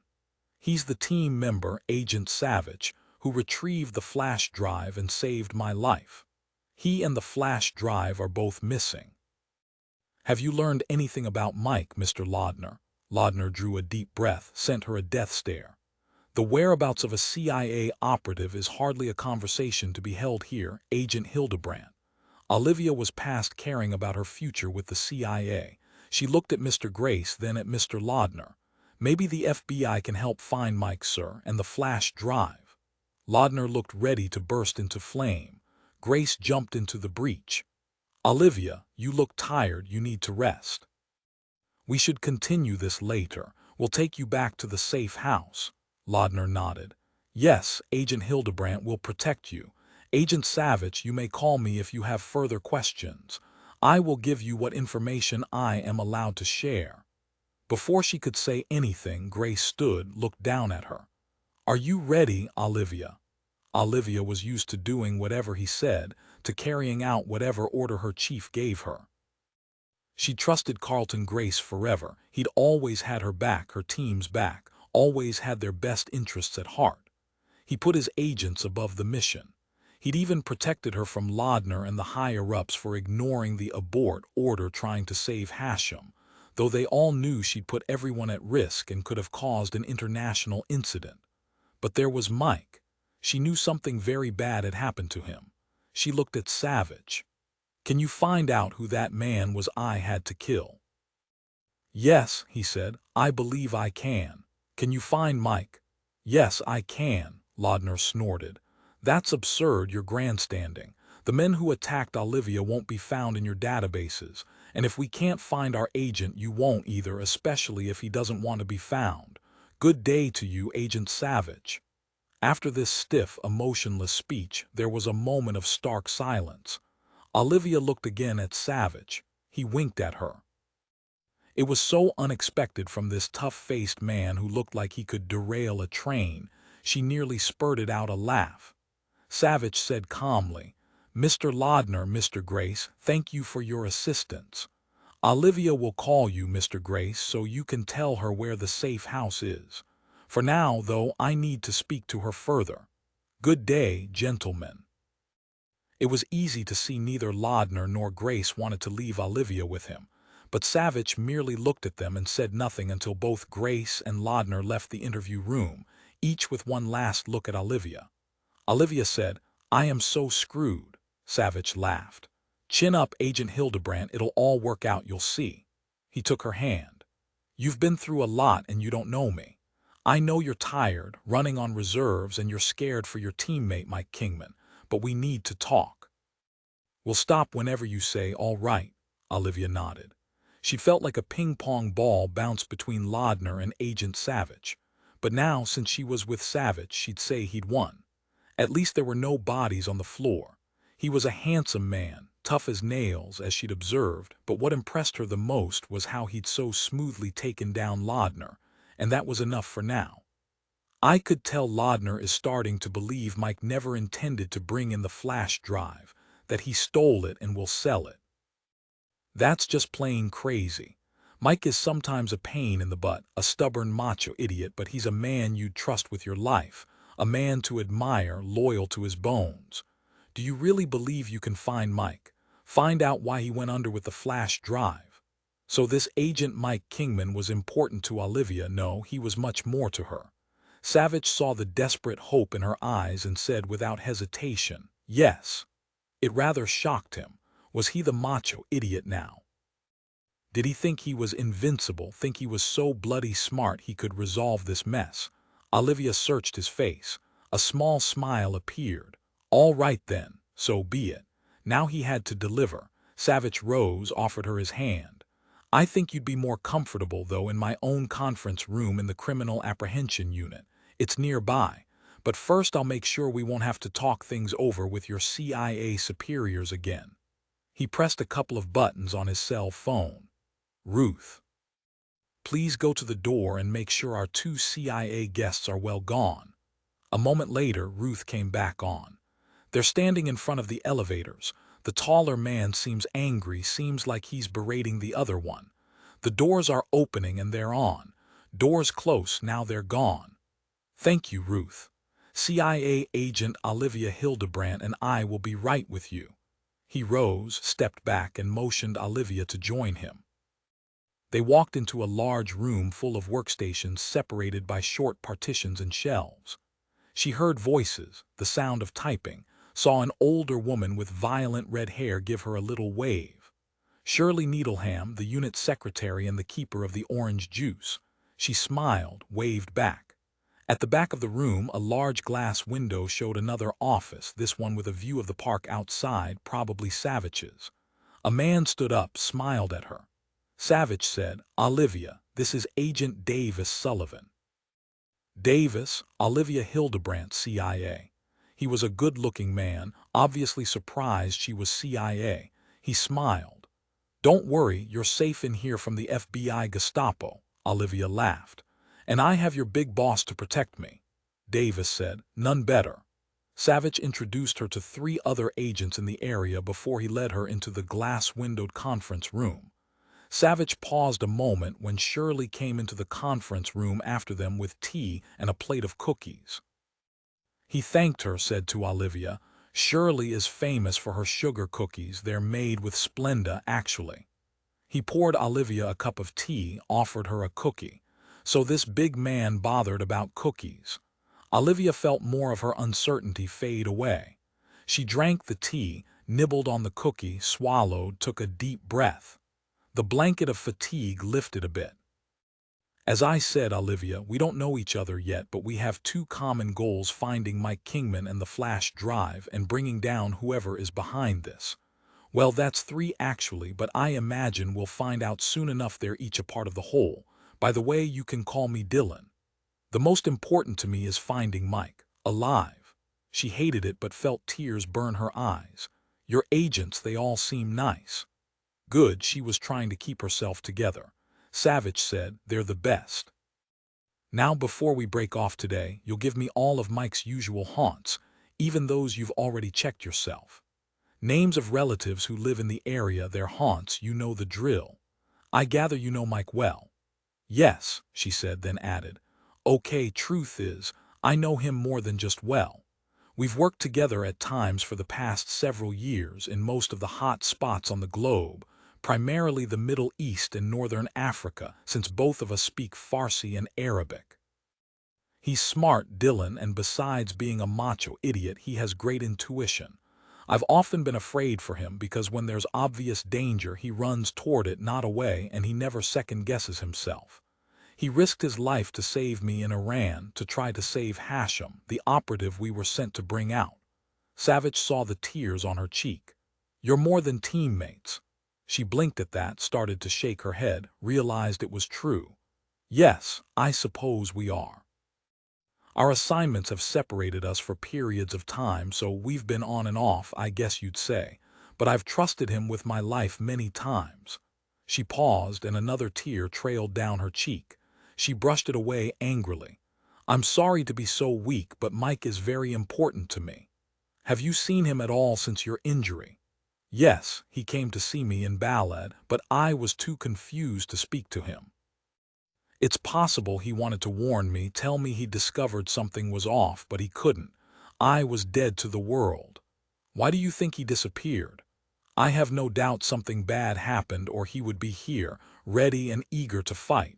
I think he went under to protect himself, protect the flash drive, maybe even me and the rest of the team. She stared at him, swallowed again. I won't accept that they've found him. killed him to get the flash drive even though the logical part of me, the experience part, keeps trying to convince me he has to be dead. The people who want that flash drive will stop at nothing, which means what's on it provides evidence of malfeasance. I shouldn't be telling you anything classified, but she shrugged. Hashim was embedded in the Iranian military. I'm guessing he found out who was selling missiles and guidance systems to Iran. And whoever it is will stop at nothing to get it back. Olivia looked down at her clasped hands that were close to shaking. Firm up, Hildebrand. If he's alive, no, he is alive, but why hasn't he called me? I'm well enough to kill a man, I'm certainly well enough to help him, so I'll give you a list of where I've looked, who I've asked. How can you possibly find him when I can't? Savich said. Like your Mr. Laudner, I have resources, Olivia, resources he doesn't have. Trust me. Maybe after Mike visited you in the hospital, he decided he needed to figure some things out on his own, and he believed staying out of sight would keep you safe. You say he's smart, he's experienced. Your mission was compromised and you all were almost killed. It's possible your satellite communications were intercepted or that there's an internal data breach at the CIA or even a mole. She was nodding. Yes, everyone at the CIA, including the director, is aware of those possibilities and taking steps. I'm just afraid they'll look no further than Mike. Savich sat back, smiled at her and said, he sounds too tough to let anyone get him. He saw color bloom on her face, and there again, that desperate hope in her eyes. Yes, you're right about that. He's one of 5 sons, and both of his parents are Marines. He told me surviving his brothers is how he learned his survival skills, and the street fighting in all the countries he's lived in. He speaks street Farsi, Arabic, and some Italian from a Neapolitan grandmother. Savich nodded. He'd find out everything about Mike Kingman, including his high school prom date. Olivia, I think Mike will contact you now if he can, because whoever is behind this tried to either take you or kill you. He won't want to leave you in the dark any longer, it's too dangerous. But I don't know anything, not even where he is. He took her hands, strong hands, calloused, short buffed nails. It's obvious someone believes you do. And that's why the 2 men came to your house last night, to take you, because they believe you know where Mike is, she sighed. I've told you what I think is on the flash drive, but of course I shouldn't have. Don't rat me out. Everything at the CIA is held close to the vest, need to know only, which is important for national security. What about your 2 other team members, Olivia? Are they being protected now? As far as I know, they aren't, not yet. I had dinner last night with Andrea Andy Creamer. Both she and Tim Higgs were debriefed, then put on R&R. Tim was wounded in Iran, but now he's in Maine visiting his family, so he's safe. When you were debriefed, what did you tell them about the wounded operative, Hashim, and Mike before the RPG hit? I told them the truth. I still have gaps in my memory. All I can remember is Hashim gave Mike the flash drive, and maybe they spoke because I remember Mike leaning close to him. And yes, I was close by trying to help staunch the chest wound, but if I knew what was said, I can't remember. There was so much more to talk about, but Savich could see Olivia was flagging. I think it's time for you to call Mr. Grace for the safe house address. It'll be your home until this is over. After you've rested, text me the list of places you've looked for Mike.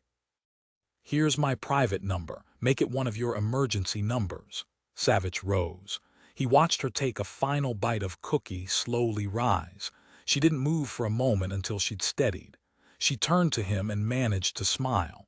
This is what they call a real snafu in the army, right? Looks that way now, but you know what? In the end, in my experience, I bet it will turn out to be straightforward. He escorted her to the elevator, waited with her. When she got on, he smiled, said, Olivia, when this is all over, you'll come to my house for pizza, meet my wife and son, Sean. Armament Métier Headquarters, Lyon, France. Tuesday. Henry Delas gently replaced the elegant receiver into its Art Deco cradle.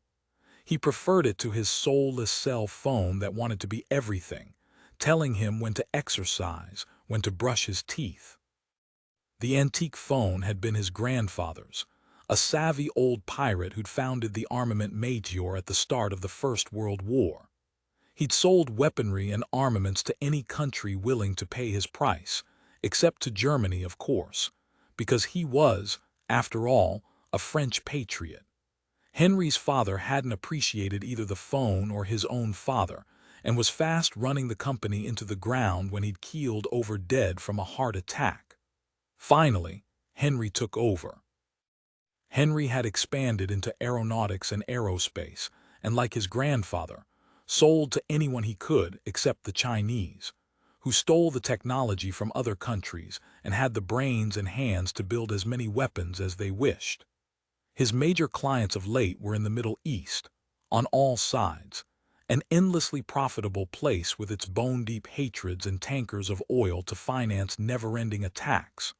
Of course, many of his sales were off the books, the profits funneled back into his own pockets. He thought of the lovely little cliffside getaway near Portofino both his wife and his mistress enjoyed. Better in Italy and not France, no reason to take chances. He'd learned early that dealing with the bureaucrats in the Direction Générale des Finances Publiques required a bit of stealth and subterfuge. As for the Sûreté Nationale, he knew the players, knew whose pockets required a few euros to look the other way, how to skate smoothly through their loopholes. All in all, everything had been working very well in his world. Until now. He looked over at a painting of his father, done only 6 months before his death. Tufts of white hair stood up from his bone-white skull, and Henry saw a familiar hint of a snarl in his compressed lips. His father had been a vicious drunk, a bad combination for a wife and son, but now he was gone forever. Henry thought of his mother living in luxury with her handmaiden divorced daughter, his older sister, to see to her every whim. When his mother spoke of her husband, it was with near reverence. He'd prefer to believe her myriad medications had altered her memory. Henry did have to admit the old man had done one thing right. He'd been active in establishing the Organization for Joint Armament Cooperation, or ACAR, which had positioned his company, Armament Meteor, as one of the actual authors of its export restrictions and their loopholes. Henry himself was a very vocal presence in the European Defense Agency, the EDA, which gave his company a position with far-reaching influence and respect.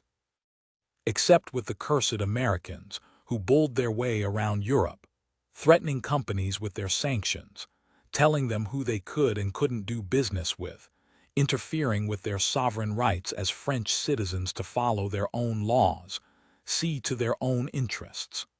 Americans sought the role of the world's peacekeeper, depending on who was in power any given year, but Henry thought them imperialists, like their cousins the now toothless English had been throughout history.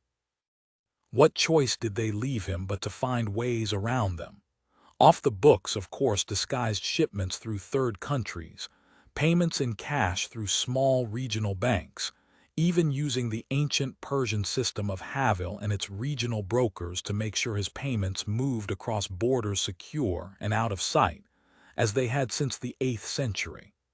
No traces of anything to piss the Americans off, all under their radar. He sighed.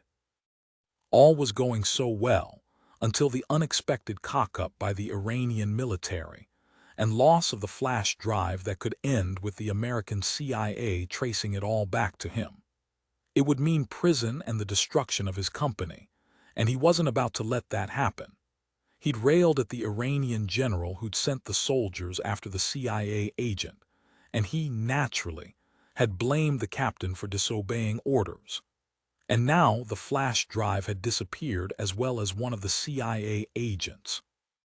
Henry had sent his own man to the US to take care of the matter, and he'd failed.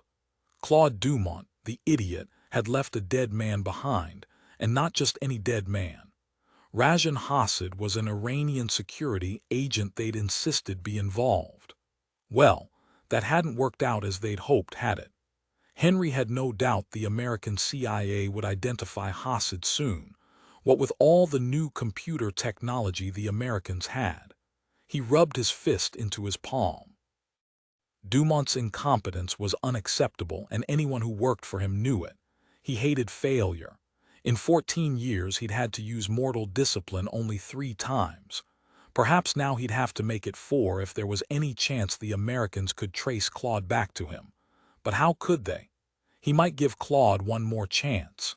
Henry drummed his fingers on his ebony desktop, thinking through the blunders that shouldn't have happened. For the first time, he felt a tingling of fear. He got hold of himself. He could deal with this. He rose, walked to the window of his 6th-floor office to stare beyond the thriving city of his birth to the hills beyond, toward his family vineyard. His vineyard now, since he'd saved it from bankruptcy along with the company from his father's excesses and stupidity. At a knock on the door, he called out, "Entrez." His own personal assistant, Trevor Cavendish, minced into his office, a frown on his face. A dapper little man, maybe 5.5 feet in lifts, he was dressed in his habitual too-tight Savile Row suit, a frown on his face. He was older than Henry, at least 60, and he dyed his hair black as midnight, reminding Henry of a manager for a second-rate cabaret on the left bank. Still, he was useful, had the brain of a chess master who saw 12 moves ahead. "Oui, Trevor. Qu'est-ce qui se passe?" Trevor knew his boss spoke French only to remind him. A Frenchman ruled his life. Henry spoke only minimal French as a point of pride. Because Trevor was very well compensated, he let it go. His status-conscious boss didn't know Trevor had been born in Liverpool to 2 very common parents named Smythe, though he claimed Mayfair in London. He said smoothly, in his carefully learned Oxford Brit, "You are aware the CIA agent, Olivia Hildebrandt, killed Hassett at her house last night?" "Of course I know. Claude called me, whining." "Yes, well, he will arrive within the hour. He wishes to explain what happened to you personally, which, I imagine, will find no favor." Henry said, "You of all people know I despise failure." He knows quite well what this could mean. "It's a fine kettle of fish, isn't that what you English say? I've decided to send René to straighten things out." "René will not be happy. He enjoys his current mistress in Cannes." René had always been a vicious creature who wallowed in death and mayhem. "I hope he doesn't hurt her since he takes after the old man." Henry shrugged. "He will do as he's told." René was many things, but he understood necessity and financial recompense. He would clean up the mess Claude left in the United States. "I will deal with our clients." Trevor knew Henry preferred leaving any killing he needed done to his vicious younger brother. Trevor hoped René would never be sent to visit him. "We must move quickly. Get René on the phone, Trevor." Mia's apartment, 1 Lincoln Plaza, New York City, Tuesday morning. Mia didn't have to show herself at the Guardian until the afternoon. So, after happily chowing down her latest favorite breakfast, a cup of tea and an English muffin loaded with peanut butter, she sat at her ancient desk in her sweats and wrote notes about her impressions of the players she'd met at the fundraiser. She'd finished her second cup of tea when her boss, Milo, called and said right out of the gate, "I didn't want to wait. Tell me about the fundraiser." She grinned into her cell. "Well, hello to you too, Milo." And she told him about the Cabot Hotel, the ballroom with a gazillion red, white, and blue balloons, open bar, everything first class down to the bite-sized tacos. When she finished, Milo said, "Harrington's campaign manager, Corey Hughes, costs big bucks, but I think he's a good choice, smart, an excellent debater. He could even bring my mother-in-law around, so watch out for him." Now, you don't have a lot of hours to spend researching the Harrington family, so I asked our intern colleague to put together a landing page for you with some of what you'll need to know and some photos. He gave her the link. "I've met the Harrington family, so I can add some things Collie wouldn't know. First off, there's Harrington Sr., Theodore Talbot Harrington. Theo's quite a character, decided years ago he was too ugly, too short, and too honest to be a politician, and besides, he sweats too much under lights. but I'm sure he's very pleased to be backing his son. He's been one of the powers behind the throne in Boston politics for over 30 years now. A politician wants a big lift, thinks the right way, and maybe Theo will put some bucks in his coffer and good words with other movers and shakers. Mia scrolled to his picture. Ugly was right. He was squat, heavy, even his arms seemed too short. He wasn't smiling, but she saw intelligence in his dark eyes. She imagined he was a formidable opponent. Mia said, "He looks ruthless." "Yeah, both in politics and in business." "I hope he has a great personality," Milo grunted. "Not particularly, but he's got the gift for making money. He still rules as chairman and CEO of the First Street Corporation in Boston with all its real estate and manufacturing assets. Now, take a look at his wife, Brian Gregory Harrington, Alex's mother. Lucky for Alex, she gave him his handsome face and his height. She's a social powerhouse in her own right, on the boards of a number of charities, sponsors up-and-coming artists. She's a poster girl for good breeding and old money." Mia admired her wonderful bone structure and her smile, charming but aloof, and her great posture. There was a picture of the three of them together, with Theodore Harrington looking like a poorly carved quarry stone between two statues of fine marble. "She looks like a princess. I wonder why she married Theo. For his money? Nah, it would make sense if that was the reason, but she's from a rich family, no need to marry for more." In fact, it said her daddy considered Theo no better than a low-class dock worker. Word is it's a love match. Go figure. They had 2 children, Alex, now 34, nearly 35, and a younger sister, Liliana, 31. Bless her heart, she looks more like daddy, but in her case it wasn't a drawback. She's done well, married to a physician, has 3 young children, and lives in Newport. Actually, I've met her. She's homely, true, but she's sincerely nice, Mia. She's kind. And she's as smart as her daddy. I don't know if you met Kent Harper last night, but he's going to be a player in this campaign, whether officially or not. He's Harrington's oldest friend, also from Boston, also old money. Look at the photo Collie found of the two of them in their freshman year at Harvard drinking beer at the local hangout. They're having a great time, both big gamers, both wearing gaming t-shirts. They've been friends since they were kids. And next there's Pamela Raines Barrett, Harrington's fiancée of 3 months. They'll be bringing her front and center into the campaign when the time comes. They're to be married in a big august society shindig on Nantucket, where the Harringtons have a summer home. You can see she's a looker, has a pretty smile, but my buddy at the Globe who's been around her says Pamela's got a solid underlayer of mean, doesn't give a crap about anyone who's not in her own social class. She's 31, married and divorced early, no children, and lucky enough for that not to matter because she was born into a solid Boston Brahmin family with scads of old money. She's doubtless known Harrington most of her life since they're in the same social group. Oh yes, she's an interior designer with ready-made access to moneyed clients, and she's making something of a splash for herself in Boston. Get a good taste of what to expect, Briscoe. She's an important piece. You'll want to interview her when you go to Boston tomorrow. Oh yes, and here's a photo of Juliet Ashcali too. She was Harrington's fiancée for a while, some 2 years ago. Maybe you've heard of her. You mean Juliet Ashcali, the concert pianist. That's her. Never heard her play myself, but she's performed at Lincoln Center in Carnegie. She's a knockout in the photo, lovely warm eyes, maybe a bit on the shy side. People like her, praise her. Who knows why she's out of Harrington's life now, but it'd be interesting to see what she'd have to say about him. So give her a call, set up an interview. Collie checked. She's at home in Boston. I'm out of time, gotta go. The FBI is calling back. He laughed. I knew they'd jump at the Agent Sherlock fluff piece I dangled in front of their noses. Be here by 1 o'clock. FBI, Agent Sherlock. What piece? But Milo was gone. Mia was reading about Harrington's years at Bennington Prep when her cell buzzed again, and she jumped. Milo again. More dirt to dish about the Boston players. But then she smiled.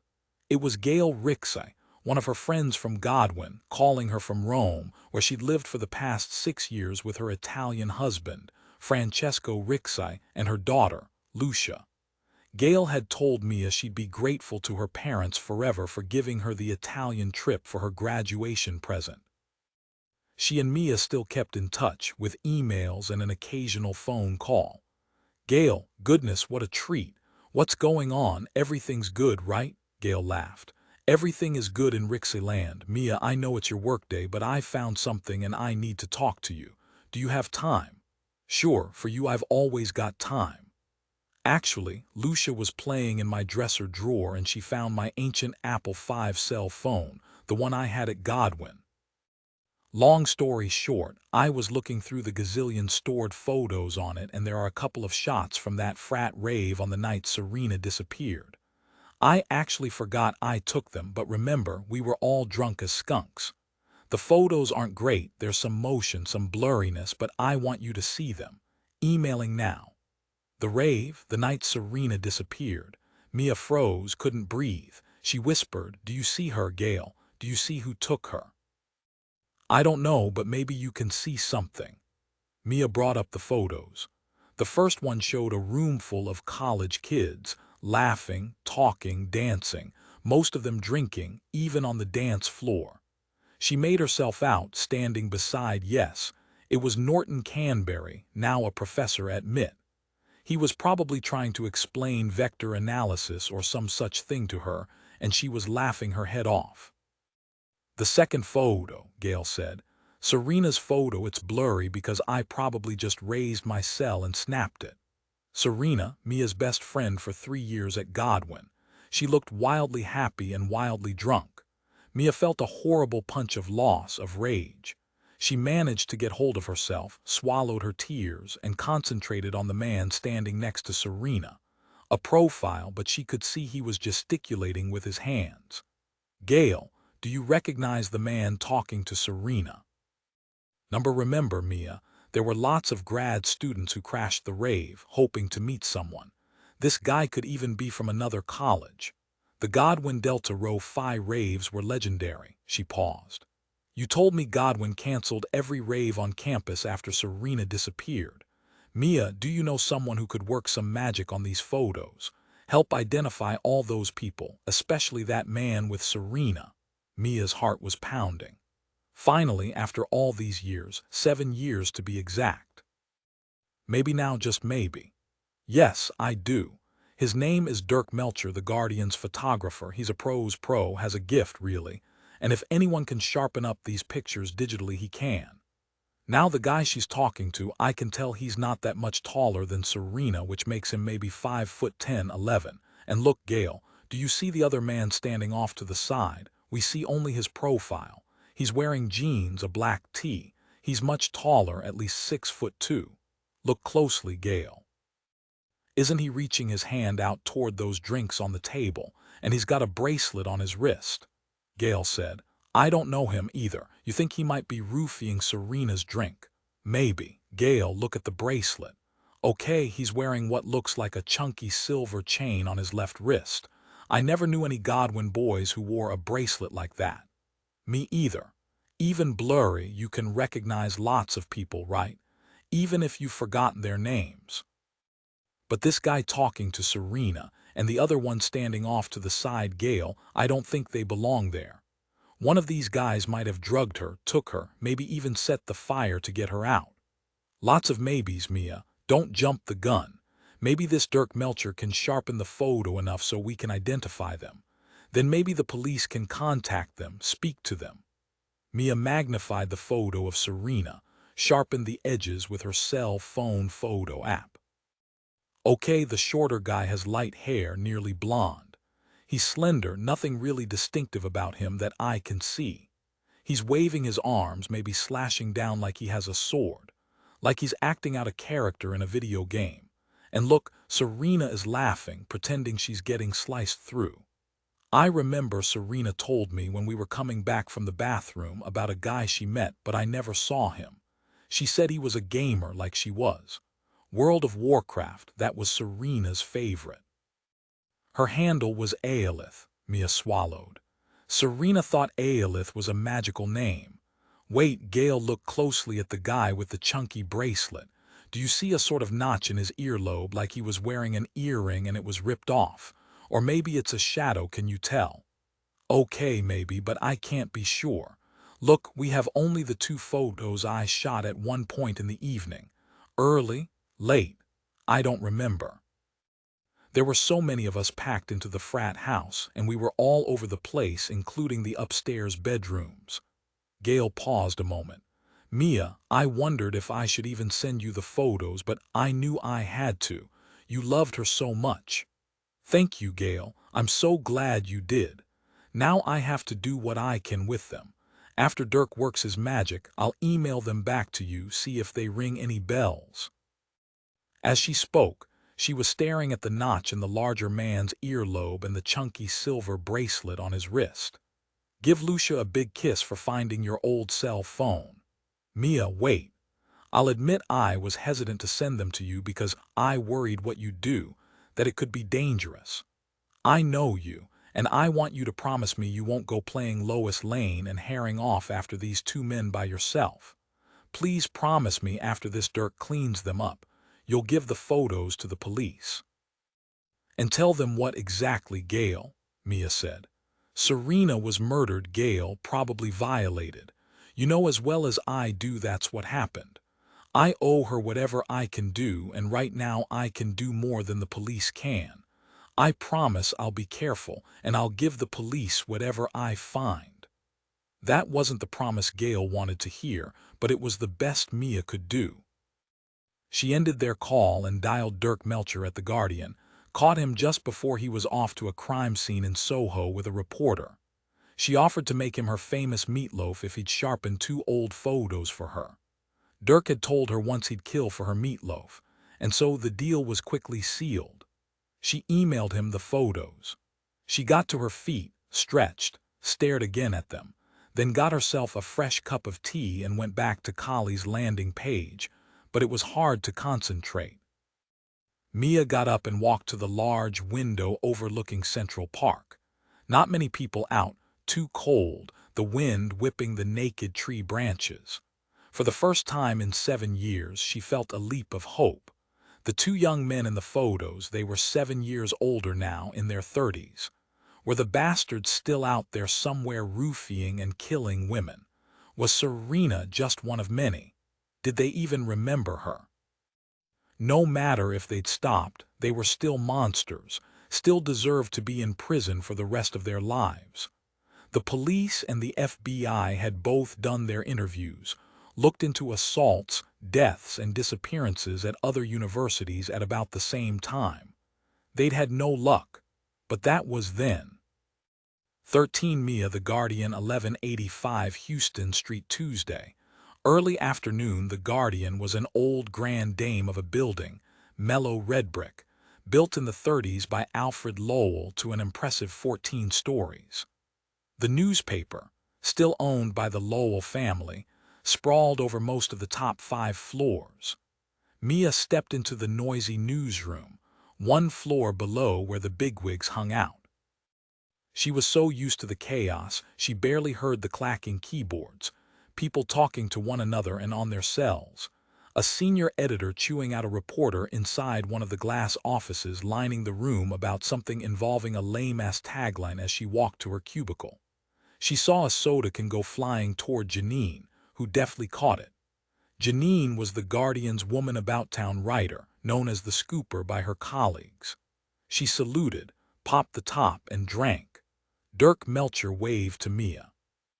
She gazed fondly at him. He was super talented and always ready to help, always ready with a joke.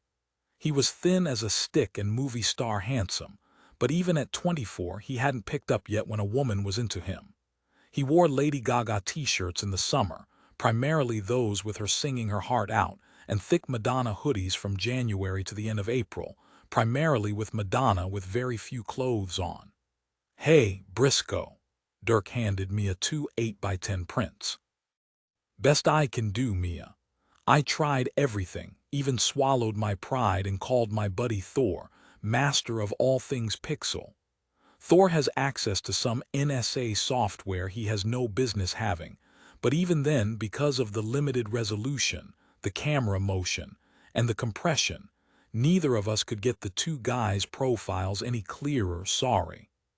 Mia took the photos from him, cursed under her breath.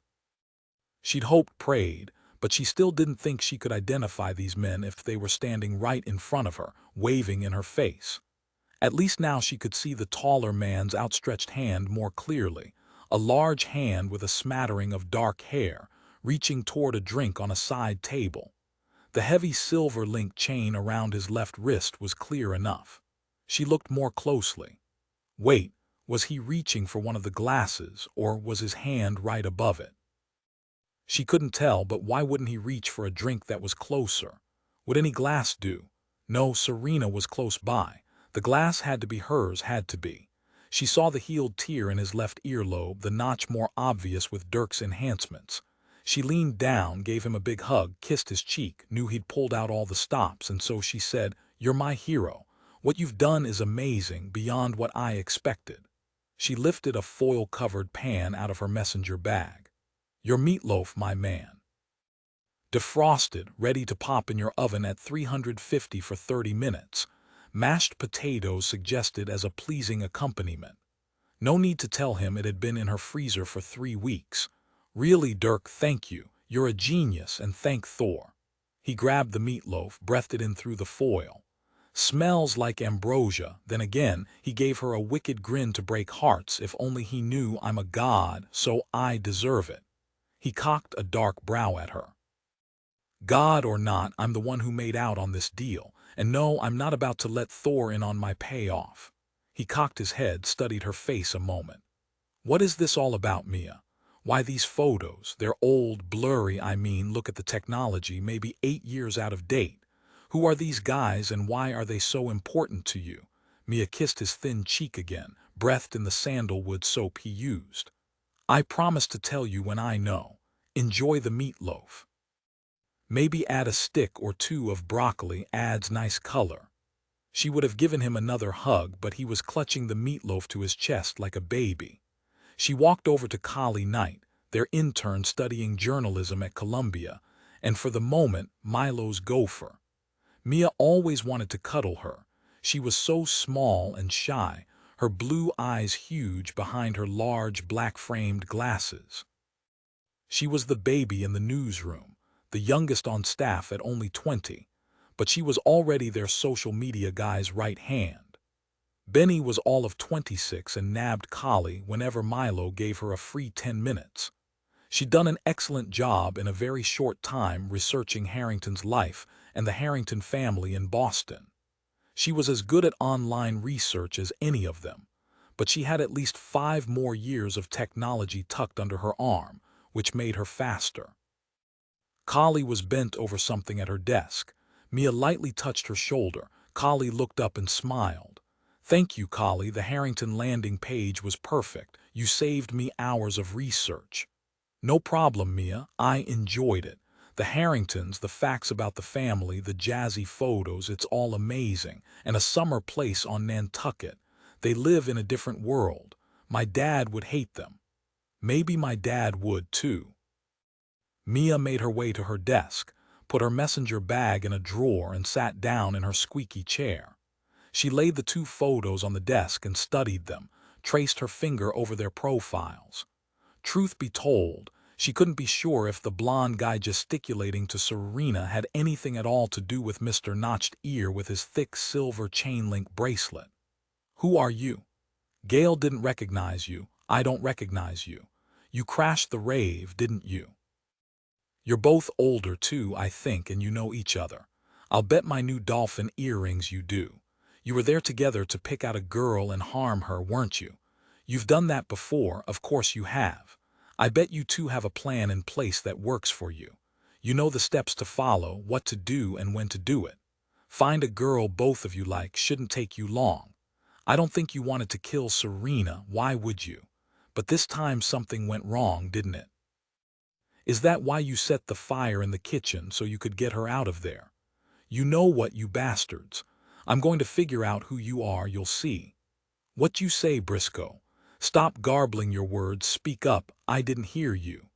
Mia jumped, craned her head around to see her boss, everyone's boss, Milo Burns, standing beside her desk, arms crossed over his chest. As usual, Milo looked like he'd slept in his trademark khakis and golf shirt Augusta green today, always short-sleeved. Even in this early spring that had dumped truckloads of Arctic air on the East Coast, no end in sight. He told everyone he was born bald as an egg, a lie of course. Everyone knew he religiously shaved his head. Mia both respected him and liked him because he thrived on off-the-wall ideas, some of them his own, some of them amazingly clever, but he never stinted on praise when one of the staff came up with a winner. And he was a natural debater, could take the other side of any question and have you nodding in agreement before you caught yourself. He lived in the village with his new wife, a bright young tax attorney from Hong Kong named Kiki, about Mia's age. Milo called her Lotus Blossom. She was small, delicate, and firmly in control of her husband. Seeing her holding Milo's big paw for the first time had made Mia shake her head at what life dished up. Milo loved Chinese food, a good thing since Kiki was a gourmet cook of all things Chinese, her steamed pork buns to die for. He'd brought his own birthday cake to the press room, claimed it was chocolate filled with chunks of crispy fortune cookies, with Hunan icing. No one wanted much to try it when he offered, a smirk on his face. He picked up the photos, frowned. What are these photos? Quality's crap, we can't use them, whoever they are. Who are they? Mia gently removed the photos from her boss's hand. It's something I'm checking into in my spare time, no worries, Milo. They're not work-related. He gave her the stink eye. You still have spare time with the deadline I gave you. It's for your blog, isn't it? Lucky for you it's so popular and brings readership to The Guardian. I expect your first 5,000-word background piece to run in this Sunday's edition. No flu, no colds, just work. Milo picked up one of the photos again, studied it more closely. He cocked his head. You know, this one guy looks familiar even though it's only his profile. Who is he? It was on the tip of her tongue to tell him what she suspected, but no, it was way too soon. That's what I don't know, Milo. If I find out who he is and what he is, I'll tell you. He stared at her a moment, ran his hand over his bald head. So you're after him about something. Whatever. Come into my office, Briscoe. The yahoos are too noisy out here. I want to hear more about your plans for Harrington. Tell me what you're planning to do in Boston, who you're going to see. You're leaving tomorrow, right? Mia followed her boss into his large glass-windowed office and settled back into what everyone on staff called the electric chair. To spare you some time, Milo, my plan is to interview everyone from Colley's landing page I can get to in Boston, and Harrington's campaign staff here in New York, of course. I hope to talk with the man himself today, and I'd like to make time when up in Boston to head over to Harvard, talk to his professors. I'm thinking about calling his coach at Bennington Prep in Connecticut. Alex Harrington was really into lacrosse, helped win a championship for Bennington Prep. Coaches often remember more about their kids than anyone else. Like bad habits, suspected bad behavior, drugs, who knew? Milo said, never played lacrosse, a snooty private school game my dad always said, not nearly as tough as football. Milo called up one of Colley's photos, angled his laptop so both of them could see it. There he is, good-looking kid. What about 17, 18? You can tell he's going to grow up to be a chick magnet, she pointed. The kid next to him is his BFF we talked about, name's Kent Harper. Yeah, as I told you, he runs his family's New York branch in New York, Harper Strategic Services, huge in insurance. I'm thinking he's a string to pull too. Maybe you can worm a secret or two out of him. He studied his photo again. Kent definitely has the look of the wingman, like Robin to Batman. Mia studied the photo again, slowly nodded. Thank you, Milo, you just might be right. Milo frowned at her, sat back in his big tufted black chair. So, if you don't have any more to say, Get out of here and find out everything Harrington's done since he was sucking his thumb and finger-painting the walls of his nursery. I don't pay you to sit there grinning at me. 14 Sherlock driving to Brixton, New York Tuesday afternoon. Sherlock called Dylan while waiting for Special Agent Kelly Giusti of the New York field office to pick her up from the 34th Street helicopter pad in her new white Fiat she called Baby. I'm here at the helipad. Kelly's not here yet, probably caught in traffic, so I have a few minutes. How's Sean? What's happening on the Southern Front? She heard him pause, knew something was going on, waited. He said, Sean is fine. Actually, I have something interesting involving a CIA operative and the CIA brass. And yes, I won the first round. The operative, Olivia's her name, is up to her neck in trouble. I'll know more when we speak tonight. Is it as frigid in New York as here? More so, I'll bet, given the cold air whooshing down the long canyons between the tall buildings. I'm bundled to my eyebrows, don't worry. I can't imagine Brixton, New York, is a hotbed of crime, but New York certainly is. You be careful, all right, and call me when you figure out what happened or if you need any help on my end. She grinned into her cell. Of course I'll be careful and I'll keep you posted. Here's Kelly. Brixton's roughly an hour east depending on traffic, so she can give me all the details. Miss me, talk to you later. Make sure Sean brushes his teeth. Savich laughed and disconnected. Hey Sherlock, bless you for coming. After Sherlock stowed her go-bag in Baby's back seat and quickly climbed in, Kelly fired her up, turned the heat on high. You ready? Baby loves to let it rip, but since this is business, I'll keep her law-abiding. There won't be much traffic since it's freezing and only crazy people are out today. And cops. And we don't need that embarrassment. Listen to that wind, it's howling louder than a chorus of witches. Once they were out of the worst of Manhattan traffic, of which there wasn't much, Kelly turned, gave Sherlock a smile. Thank you again for coming. My sack, Mr. Zachary, well, of course you know him. He sends his thanks, said to tell Savich hello for him. He wanted me to tell you weren't to feel pressured to find answers to solve this mess, Sherlock groaned. Thanks loads. Kelly turned, grinned at her. All right, that was a whopper. We're all praying you'll see something everyone missed.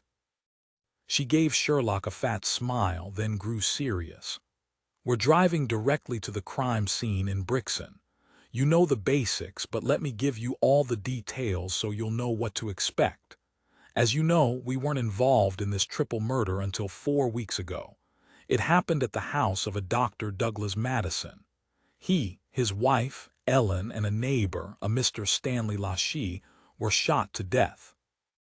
The local police thought it was a home invasion or a robbery gone bad at first. Their jewelry, rings, and wallets were missing. But it didn't quite add up. They found out Dr. Madison had recently broken off an affair with a local real estate agent, Angela Storin. The same Ms. Storin had reported her Walther PPK stolen 2 weeks before the murders, and it turns out the bullets were the same caliber as the crime scene bullets, which doesn't prove anything, but still. We've checked the few traffic cams, surveyed the neighbors, but nothing. The Madison house is large, like most of the houses in that neighborhood, the lot's big and filled with mature trees. Easy to sneak around, and like I said, we interviewed everyone in a 3-block radius of the house. We checked Storin's cell phone location records, but we haven't been able to put her near the crime scene. Storin claims she was at home by herself, but I'm as sure as I can be she murdered all of them, Dr. Madison, his wife, and the neighbor. Storin's been married twice, and both her previous husbands are both dead, probably murdered. Her first husband, Martin Orloff, divorced her 6 years ago and remarried, died in a hang glider accident while on vacation in Rio with his new wife. It was obvious someone had cut partly through the flight controls, but no one was ever arrested. Angela Storin's passport records show she was in Brazil at the time, but again, not enough. That case is still open too. Her second husband, Philip Storin, was shot to death in his car 3 years ago, about a year after he divorced her and moved to Alabama. From Ms. Storen's credit card records, they were able to show she was in Alabama at that time, too. She'd attended a real estate conference in Huntsville, and that was the reason she was even in Alabama. Unfortunately, she had an excellent alibi, a seminar with a dozen other real estate agents. I know in my gut she did it, but I can't figure out how. No one can. The case is still open. When the local Brixton police discovered all this, they called the FBI in New York City to investigate her as a possible serial. I've worked the case solid for a week now, turning over every rock I can find. I hate to admit it, Sherlock, but I've hit a wall. I can't see my way through to nailing Angela Storen. And I know she's guilty. I've interviewed her, of course, not that she said much. Her lawyer did the talking. She simply repeated she was innocent, but she barely kept the smirk behind her eyes. But I saw that smirk, that gleam of "I'm smarter than you," and she knew I knew, but Kelly shrugged. She did it on purpose, all the while acting like this brave little soldier being tortured by the Gestapo. I've studied people like her, Sherlock, as have you. Other than the placid facade she never dropped, I still saw the arrogance. And I could see there's something off about her, something missing, you could say. The lead police detective I spoke to believed that too, said when he spoke to her she was scary calm, utterly emotionless, and expressed surprise he even called her, much less actually came to see her to question her. And that's why he was pleased to turn it over to us. She has flummoxed everyone, Sherlock. Even the lead detective in Brixton admitted it. He told me he was relieved to hand over the case to the FBI and that I was made the lead. Sherlock said, "So she admitted the affair. Did she admit Dr. Madison had broken it off?" She didn't deny it, she couldn't, but added that that sort of affair always fizzles out, no harm, no foul, both parties unhurt. But according to Madison's sister, he said he'd slept with her for about 6 weeks but got his act together, realized he loved his wife, and told Storen it was over. When asked about this, Storen said his sister hates her, and we can't believe anything she says about her or their affair. You've seen her photo.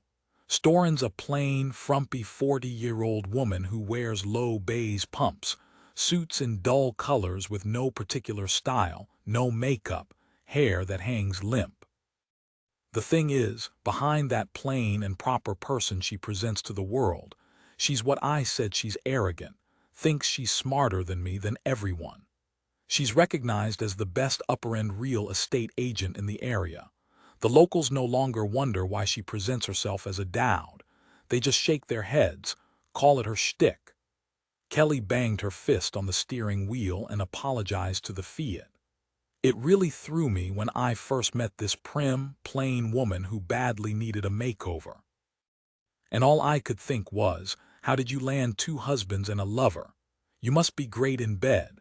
Kelly spurted out a laugh. Sherlock repeated slowly, "You sensed something was off with her, Kelly, sensed there was a lot more going on with her than she showed to the world. That's a powerful feeling, and it can be the best clue we've got. What interests me is you told me Storen has traveled from New York to Washington dozens of times in the past 3 years. Planes, trains, automobiles. But you said you didn't know where she goes or why."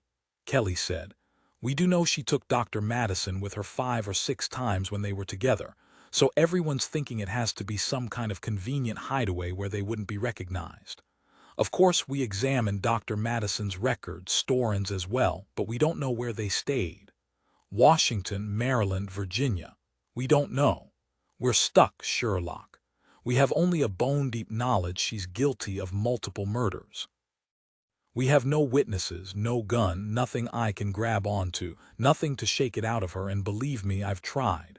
Her lawyer, Abel Clooney, is a powerhouse, articulate, and he protects Storen, treats her like she's Mother Teresa. Makes you want to kick his cap teeth off. You'll meet him." Sherlock laughed. "He's expensive, I gather.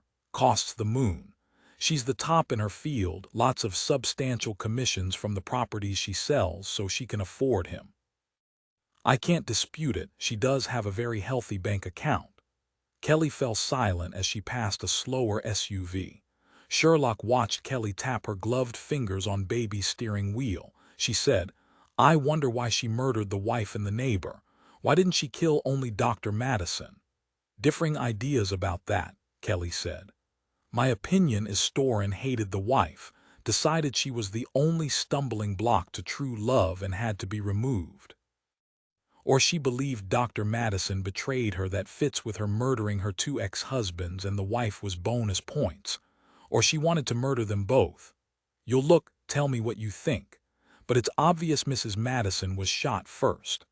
Bottom line, I can't let her get away with murdering 3 people, 5 counting the ex-husbands. I know who she is, Sherlock, what she is, and that's a psychopath, a stone-cold killer." Kelly signaled, steered the Fiat around an 18-wheeler, earning a honk from the driver and a thumbs up. Sherlock thought about this. Angela Storin owned a Walther PPK, had a license. Correct. She claims the Walther was stolen 2 weeks before the murders. She called the local cops to report it. She claims she'd only shot it once, that her second husband gave it to her, registered it, showed her how to use it, but she says she hates guns, never used it. She also claims she put it in a cardboard box in her garage, simply forgot about it. Kelly turned on her blinker and took the Brixton exit. Brixton is one of Manhattan's bedroom communities, mostly middle class, a mixed community, but the doctor's neighborhood in the North End is the primo spot to live. A few blocks off the highway, Kelly turned right onto Hickory Street. The lots grew larger, as did the houses. Most were older, established, their yards filled with trees hunkered down in the frigid winter wind. The Madison house was at least 100 years old, with a deep wraparound porch. It sat in the middle of a heavily forested lot, looked for all the world like a precious old queen from a bygone era. The closest neighbors were 100 feet away through swells of maple and oak trees, a good cover for someone not wanting to be seen. It was obvious no one had been taking care of the yard. Potted hanging plants were dead, the grass overgrown. Sherlock wanted to be alone in the house, so Kelly handed her the keys and stayed in the car, heater on high, working on her tablet. Even bundled up to her eyebrows, Sherlock was shivering as she removed the yellow crime scene tape and stepped into the empty house. She stood silent a moment in the bare oak entry hall. There was a faint smell of chemicals from the CSI team. She imagined the house had been welcoming when it was filled with life and light and central heating, but now it felt abandoned, as if even the spirits had moved on. It was all shadows and emptiness and stale air, and very cold. 15 Sherlock left the lights off as she walked through the downstairs, a living room, dining room, family room added on in the back of the house, and Dr. Madison's study, all dignified burgundy leather with an Art Deco vibe. She saw labeled and numbered bloody shoe prints, black now, smeared into one another, as if the supposed robbers were confused about where to go or wanted to seem so. She backtracked along the bloody prints to the kitchen where 3 people had died. Unlike the rest of the house, the kitchen was newly remodeled, starkly modern. She'd seen photos of Mrs. Madison, both alive and dead. She'd been a comfortably plump older woman, rolling out dough for an apple pie at the counter, maybe hoping the crust would turn out flaky enough, when she turned at a sound, a voice perhaps, and Storin shot her in the face. Or had she? Had they argued before Storin shot her? Erased her face, erased her. Sherlock saw Mrs. Madison had hit the counter as she fell, and the flour spewed upward. She bounced back and crashed to the ochre tiles on her back, her face covered with bloody flour. She looked down to see gobs of flour still mixed with dried blood on the tiles where the wife had lain. A bowl of rotten apple slices still stood on the counter next to the blood-spattered pie dough. It looked obscene. The frigid air still carried the taint of copper from all the blood, not surprising given the murders had happened only 4 weeks before, but the chemical smell that overlay it was heavier. How long would it take for those smells to sink into the walls and the floor, into the very bones of the house? Who would ever want to live here again? But of course, the horrific crime would either fade away or gain more gruesome proportions in the years to come. Sherlock looked down at the chalk outlines of the three bodies, Mrs. Madison on her back, arms flung away from the body, Dr. Madison's and Mr. Lachey's bodies twisted because they'd hit either the center island or the stove when they'd fallen, both on their sides. All that was left of three human beings were their white chalk outlines and the bloody flour. There wasn't much near the two men. Sherlock knew Mrs. Madison was murdered before Dr. Madison had come home. Had Storin known Mrs. Madison was alone in the house, Sherlock backed up and stood quietly in the doorway studying the kitchen. Who was first to die of the men and why? Happenstance. A picture of what had happened didn't come together for her. She knew only that the conclusion reached by the Me and the Brixton detectives and Kelly didn't work for her. She walked out of the kitchen, then walked back in, looked with fresh eyes, and she noticed a kitchen chair was pulled away from the small kitchen nook table, its three brothers still tucked in. All right, the chair could have been moved by the crime scene techs, but she knew they wouldn't do that, no reason to. She then started to see it, nearly clear in her mind. Storin had turned the chair to face the body of Mrs. Madison and the kitchen doorway to wait for Dr. Madison to come in. Of course, she'd planned all along to kill him as well. Sherlock smiled as the pieces began to slot themselves together. Yes, Storin pulled out the chair after she killed Mrs. Madison, sat down and waited. How long had she sat near where Mrs. Madison's body lay on its back, face destroyed, blood all around her head? Kelly had described Storin as emotionless, a psychopath, and that's what she'd have to be. She'd accepted Dr. Madison wasn't coming back to her, and it enraged her, sent her over the edge, set her to planning the murder of both him and his wife. Otherwise, why wait for him in the kitchen with his dead wife? To make a point.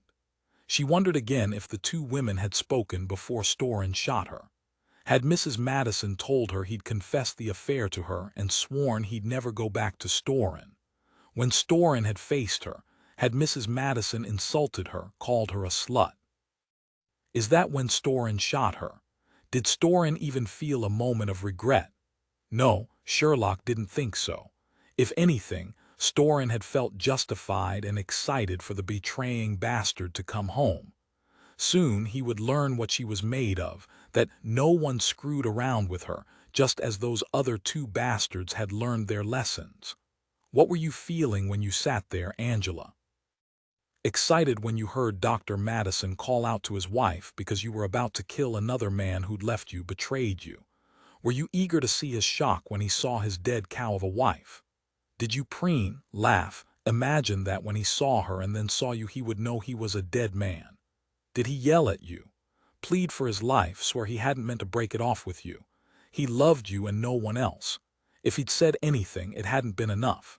She'd killed him and his unfortunate neighbor. And she'd thought sorry, no apple pie for anyone. Sherlock walked carefully around the chalk outlines and sat down in the chair where Storin had waited. Did she know exactly when Dr. Madison was coming home? It turned out not to be long. The Me had said the killings were no longer than 30 minutes apart. 30 minutes sitting in that chair. After she shot Dr. Madison in his forehead, did Mr. Lachey hear the shot, come running in? Or had he been standing with Dr. Madison? And she'd shot Madison, then him. No, that didn't feel right. She didn't think Lachey was in the kitchen when Storin shot Dr. Madison. Odd how Storin shot Mrs. Madison in the face rather than the forehead. Why? Because she was pissed off to lose. So many questions that would never be answered. Sherlock knew the ballistics showed Storin had to have been standing when she shot the men, so Sherlock stood up. The investigating team believed Storin had approached Madison with her gun, the supposedly stolen Walther PPK, held in front of her, tracking through Mrs. Madison's blood and shot him up close. And when Lachey had run in, she fired again, both men shot in the center of the forehead. Steady, steady hand. The team thought she'd already taken Mrs. Madison's jewelry. including her wedding ring, and emptied her jewelry case upstairs. And then she took the men's wallets and their watches to make it all look like a robbery. Then she ran from the kitchen out through the side door, mixing up the bloody footprints, took off her shoes, and left the house. The side door, the team believed, because Storin wouldn't take the chance of going through the front door and being seen. She dumped her shoes, her clothes, in case there was blood splatter, and of course the walther. The me determined she'd shot the two men from no more than 4 or 5 feet away. Any closer and there'd have been gunpowder residue. But that wasn't right. Sherlock looked back at the chair. It stood at least 12 feet from the chalk outlines showing where the men's bodies had fallen. Sherlock sat again in the chair, willed the scene to come clear. Storin heard Madison and she stood up, but she hadn't moved toward Madison. The jumble of bloody footprints came later. You stood up and shot them, Angela, which means you're a very fine shot. 12 feet away and you shot both men in the forehead. With a handgun. You're beyond good, you're excellent. Sherlock dialed Kelly. You told me Storin denied she'd shot the walther, right? Only one time, she said. She claimed she barely knew how it worked, said she only noticed it was gone when she went looking for some papers in her garage safe. Why? I'll tell you in a minute, and Sherlock hung up. She stood, looked down again at the chair. I'll bet you like to shoot, it gives you a rush. I'm an excellent shot, but I doubt I could have made 2 such perfect kill shots from 12 feet away, all hopped up on adrenaline and rage like you were. Sherlock walked out of the house, locked the front door, reattached the crime scene tape and walked quickly back to Kelly's Fiat. She got in and quickly closed the door. Thankfully, the heater was going full blast. She said, "Verify for me, Kelly. How far away from the victims did the me say the kill shots were fired?" Mrs. Madison, really close. The two men maybe 4 to 5 feet, Sherlock said. Kelly Storin pulled out a chair from the kitchen nook table after she shot Mrs. Madison and she sat there, waited for Dr. Madison to come home. When he and Mr. Lachey came into the kitchen, she simply stood up and shot them both. She shot them from 12 feet away. I counted it off. Kelly stared at her. The chair no one noticed. 12 feet, are you sure? It's what makes the most sense to me, 12 feet. Everyone assumed that with such perfect kill shots she had to be close, within 5 feet, but she wasn't. Kelly, could you fire 2 fast rounds into 2 foreheads from 12 feet? Kelly said slowly, maybe, but I'm really good. If I was hyped up in a real firefight with people juking around, it'd be iffy. It means she's a shooter, maybe even competed. Shooting is something she does often, so she needs a gun range to practice. I can't imagine she'd pick one that far away from Brixton. Let's find it. Kelly threw herself at Sherlock, hugged her tight. Would you marry me? What about Cal and Dylan? I'm sure we can find them other duties at which they'll excel. 16 Mia, New York City, Tuesday afternoon. Mia stepped out of the Guardian building into a splattering cold rain that could freeze your bones and couldn't believe it when a taxi actually pulled over. She stepped quickly into amazing warmth. The driver addressed her in pure Brooklyn. I hope you're going more than 2 blocks, lady. I am indeed, Mia said and settled herself. 80 West 49th at 6th Avenue. He fed the taxi into the sluggish traffic, looked in the rear view. I've taken 3 or 4 people there in the last couple of days. It's that guy Harrington's campaign headquarters, right? She'd lucked out. A native New Yorker, a nearly extinct breed in New York City. His driver's id said he was Vincent Toledo. He looked to be in his mid-50s with sharp dark eyes and ears sticking straight out from a nearly bald head. He had a flattened nose, probably broken more than once. Yes, that's right. And what do you think of Harrington? Will you vote for him for mayor? He gave her another look in the rear view. Nah, fellow's just a calf, can't know his butt from his elbow, too young to know any of the players who make this town run right. I know he's swimming in dough, his mama and daddy bankrolling him. No, give me Paulie O'Connor, he's my guy, Brooklyn born and raised, our borough president since the Bloomberg days. He knows all the players, all the right people. He knows how to get things done. Remember the garbage strike last month? He put a word in the mayor's ear and got that shut down like that. And Vincent snapped his fingers. Paulie knows whose palm to grease, knows whose back to scratch. I'll tell you, the mayor knows what he's got in Paulie, listens to him all the time. But if not Paulie, then maybe they should change the law. It'd be okay if the mayor stayed in. Unfortunately, the mayor is termed out. No changing that law. I know, but I can wish, can't I? Bums me out. But Harrington, no way. With him, we'd have garbage up to our armpits, pure gold. Mia opened her tablet as fast as she could and kept him talking.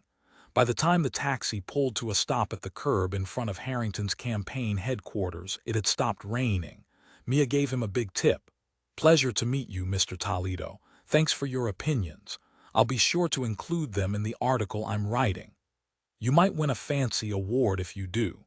Nobody could disagree with me unless they're idiots." She stood a moment, staring after his cab, barely moving in the heavy traffic. She wondered if Harrington knew Paulie O'Connor. She looked up at the Walcott building, 5 years old, all steel and glass. Even in the dull winter light, the acres of glass sparkled. Did his family own the building? She wouldn't be surprised. She glanced down at her watch. 5 minutes until her scheduled interview with Harrington. Mia took the escalator to the second floor and stepped into a long open room that would soon be Harrington's official campaign headquarters. It was filled with people on a mission, some carrying chairs, printers, boxes of supplies, setting up workstations. Mia barely missed running into a plump older woman carrying an armful of large cardboard posters with Harrington's handsome face, his mouth beaming out a smile, a pithy quote underneath, on their way to being plastered throughout the city. The woman only nodded and sailed by her. She spotted Corey Hughes, Harrington's campaign manager, looking as dapper and smooth as he had last night. Only today he was in his shirt sleeves, eyeing his watch. She knew he'd been around the political block many times for both parties, a politico to his heels. Milo had told her Hughes didn't believe much in political philosophies. What he loved was the game and winning the game. His last success was running Governor Sivers' campaign. Milo thought Alex Harrington had a good chance of winning with Corey driving the bus.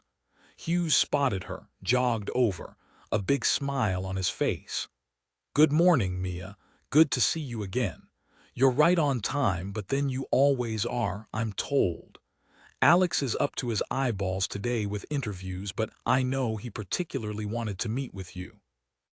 A line she'd expected, but that was okay. It was one of the rules of the game, make the candidate seem as busy and important as the president, but with just enough time for one special journalist. She gave him a grin and followed him past cheek-to-jowl desks, tangles of electrical cords, computer monitors and signs everywhere, propped against the desks, against every wall. Many of the volunteers, most under 25, had their cells pressed against their ears or were stuffing envelopes, making huge stacks of them. She could easily tell the volunteers from the paid staff, because only the volunteers bothered watching her, wondering who she was and if she was important. The old hands who drew a check recognized her as a reporter and didn't pay her any attention. She saw Miles Lombardi, Harrington's senior staffer she'd met at the fundraiser last night, leaning over someone at a desk, speaking quietly. He looked up, gave her a small wave, but didn't come over. Corey Hughes ushered her into a glass-walled office to see Alex Harrington sitting behind a banged-up rented desk, with several rented chairs as derelict as the desk in front of it. Obviously, a man of the people. He'd taken off his Armani jacket and rolled up his sleeves, the poster boy for the busy candidate hard at work. He ended his cell phone call when he saw her and rose. He gave her a big smile. "Thanks, Corey, for bringing Mia back." When Hughes had removed himself, closing the door behind him, the noise level fell magically to a low, distinct rumble. He said, "Thank you for coming. Corey has assured me he trusts you to be unbiased. As I told you last night, I've been impressed with your blog voices in the middle. I think you'll find echoes of some of your thoughts in my own campaign and in my agenda for the city. It's very brave of you, isn't it, given the current no-holds-barred political climate? Too many of us have reduced politics to defending our own tribe, our own turf, rather than nurturing what unites us and working to make the city a better place to live. Bloodying each other isn't going to get us there. Harrington had quoted practically verbatim from her blog, which meant he'd done his homework before she'd arrived. He was being smart, careful, stacking the deck in his favor as best he could. Mia nodded, smiled at him as he came around his desk, pulled out a chair for her. She stepped forward and shook his outstretched hand, a strong hand with a firm grip. Had he practiced it? She looked down and froze, her breath caught in her throat. On his left wrist was a thick silver link bracelet. Automatically, she looked at his left earlobe. Of course, there was no sign of a tear. Stop it, don't be an idiot. Lots of men wear bracelets like that. They're popular, manly. Get a fricking grip. Harrington said in his pleasing baritone that had carried, she remembered, to the very back of the large ballroom. Please call me Alex. Come, sit down, let's talk. May I call you Mia? He'd already called her Mia, but of course she nodded, sat, and opened her tablet. A staffer knocked and came in, bearing coffee, tea, and cookies. She said as she set the plate down on the desk, I rescued these yummy Scottish shortbreads before the hordes could ravage them. I love your blog, Ms. Briscoe. She was out the door before Mia could even say thank you. That's my campaign secretary and guard dog, Mrs. Millicent. Her last name is never used. Her sister's been my secretary at First Street Corp for as long as I've been New York director. Mia took a shortbread to be polite, but since it wasn't chocolate, it didn't really count as a treat. She accepted a cup of black coffee. Alex Harrington sat back down, steepled his long fingers, and cocked his head. Mia said, my taxi driver thinks you're too young, too green to know your butt from your elbow, and your daddy and mommy are bankrolling you. And what does a Bostonian know about what New Yorkers want and need? She smiled, paused a second. Are you ready to deal with opinions like this? To her surprise, Harrington threw back his head and laughed, a rich laugh. Sincere. Mia waited, the smile still firm on her mouth, and watched him. He stopped laughing and straightened, suddenly serious. I consider myself a New Yorker. I've lived here 7 years now. It's my home. As I'm sure you know, I've been in charge of the New York office of the First Street Corporation for 6 of those years, which means my elbow and my butt have done a lot of living in New York. And believe me, I've learned a lot. Am I green? Well, if your taxi driver means am I buddies with all the movers and players in the political game here in New York, I'm not. But that has its benefits too, and I'll be saying so in my campaign. When I'm elected, you can be sure I'll meet them fast enough because they will come to me, and I'll be the one who decides what I'll give them, if what they want is in the interest of keeping New York the greatest city in the world. That's what a good manager does, Mia, in politics or in business. I'm a very good manager with years of practical hands-on experience, and I have the vision and drive to make New York flourish under my hand. She typed in canned, fluent, a dollop of humor, well-spoken. Her attention was caught again by the chunky silver chain-link bracelet. Why not? She pointed. Tell me about the bracelet, Alex. Does it have any special meaning to you? Is it a gift from a friend, a lover? Have you had it long? He cocked his head to one side, his smile as firmly on his mouth as Mia's was on hers. He raised his hand and studied the bracelet. My first bracelet was a gift from my Uncle Xavier on my 13th birthday. He said, and I quote, a real man does and wears whatever he wants. He told me never to forget that as long as I live. Uncle Xavier. My father's second cousin, not really my uncle. My family thinks he's a nasty old man because he thumbs his nose at all their rules, still likes his cocaine, and spends much of his time cruising the Back Bay, carefree, his own man. Ah, but when I was 13, he was my idol. He laughed, shrugged. Was that the truth? Or was Xavier a bit of exaggerated family lore to show her how human he was? You said the original bracelet. Have there been others? Why all the interest in the bracelet, Mia? Human interest, Mr. Harrington Alex. It's something personal about you, a proven draw just like your story about your Uncle Xavier. If people can connect to you as an individual, as a real person, not just a politician who wants their vote, well, you get the idea. That's what my first piece will be about: your background, your family, your personal anecdotes, and talk about a draw, Uncle Xavier. Fair enough. Actually, it's the third silver link bracelet I've had. My mom bought me this incarnation last Christmas when the second one broke. She typed 3, nothing more, and sat forward, her eyes sparkling with interest. How did you break the first and second bracelets? Anything fun? He laughed again. I broke the first one when I was playing lacrosse at Harvard. I was heading to score and one of the Yaleys whacked me on the bracelet. Probably saved my wrist from getting broken. A lot of pain, time in a cast, but the bracelet was toast. The second time was only a couple of years ago when I fell off a mountain bike, and no, I learned my lesson. No more mountain bikes, Mia said easily. I saw a photo of you holding up a championship trophy for the Bennington Prep lacrosse team. His eyes lit up with remembered pleasure. And your friend Kent Harper is standing next to you. You have your arm around his shoulders. He nodded. Kent and I have been close friends since we were boys. Like me, Kent manages his family's branch office here in New York. I imagine you'll be speaking to him.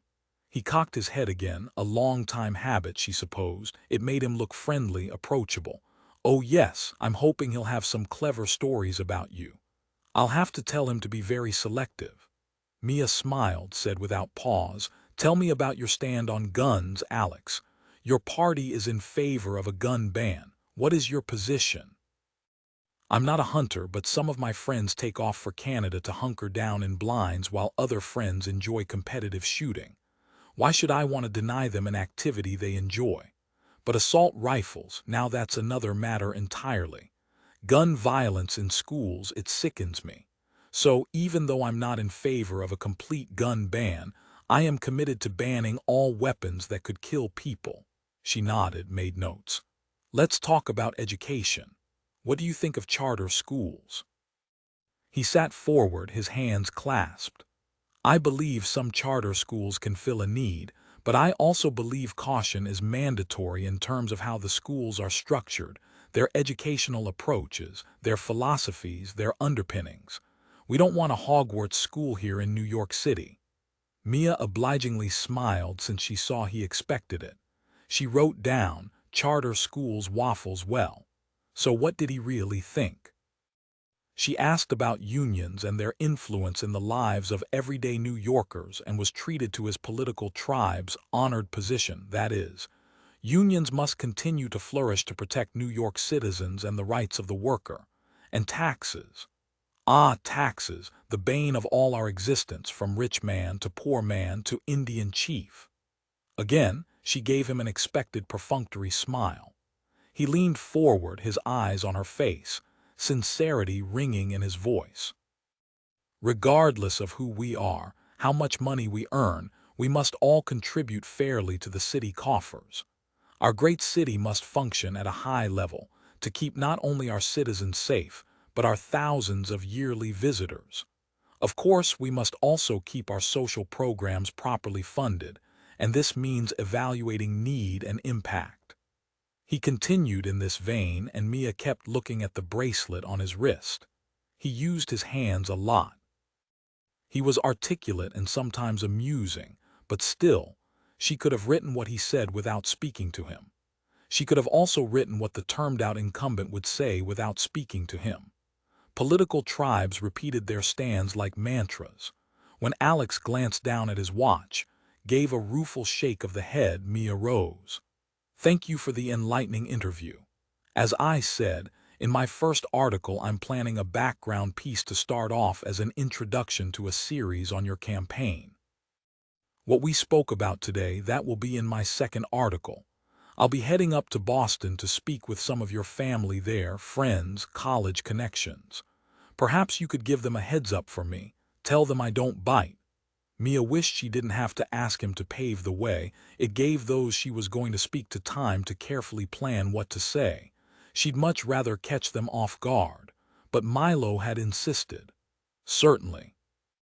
Unfortunately, my parents are on a cruise at the moment, but there are people in Boston who can tell you everything you need to know for a background article better than I can."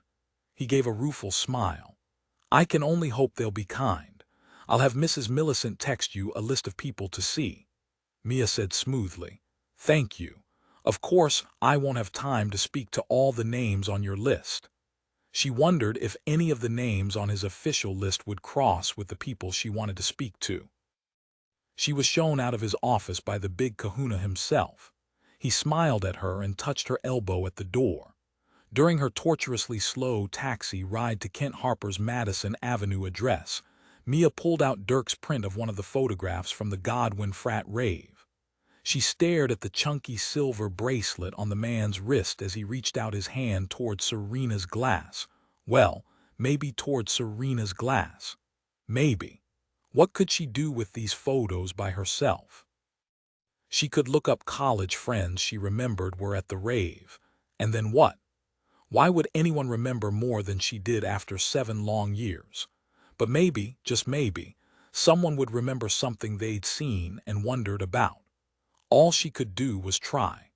17 Mia's taxi tucked in behind a long black stretch limo in front of the Harper Building at 320 Madison Avenue. She paid the driver, still on his cell, and stood on the sidewalk, people flowing around her, staring up at another tower of glass and steel.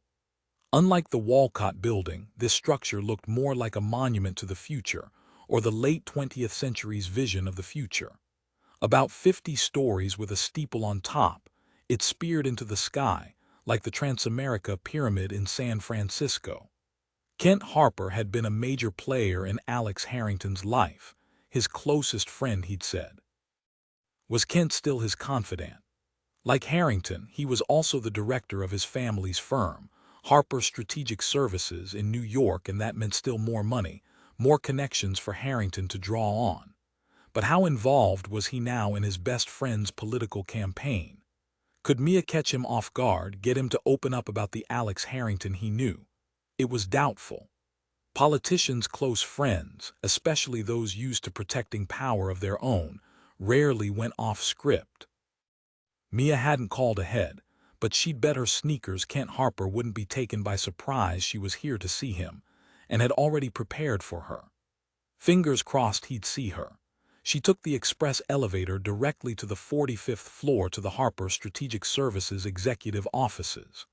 She stepped onto a large black and white marbled floor shined to a high gloss, with Art Deco sofas and chairs in groupings next to the large windows, their draperies drawn against the dismal weather. Across the expanse, an older woman sat behind a dark mahogany desk. Both she and her desk looked uncluttered, sleek, and intimidating. Unlike Alex Harrington's Mrs. Millicent, she didn't look the type to waste her time baking cookies. She looked like a dragon guarding the gates, the head of the neighborhood watch. Mia smiled at her, all warm bonhomie. "Hello, my name is Mia Briscoe. I'm a journalist with The Guardian. I don't have an appointment, but I've just come from an interview with Alex Harrington, and he really wanted me to meet his best friend, Mr. Harper. Is he free to give me a few minutes?" Mrs. Irene Wallaby eyed the pretty young woman with the long, streaked blonde hair loose and shiny around her face, a loose curl here and there, and silently complimented her hairdresser. She noted her face was dominated by intriguing blue-green eyes, high cheekbones, and a lovely mouth that looked like she just added a bit more rose lipstick in the women's room. She was tall, which made the slouchy black Hugo Boss jacket, black pants, white shirt, and black stiletto boots look very stylish.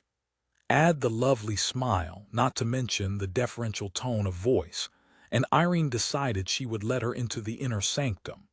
She said easily, "I believe you may be in luck, Miss Briscoe."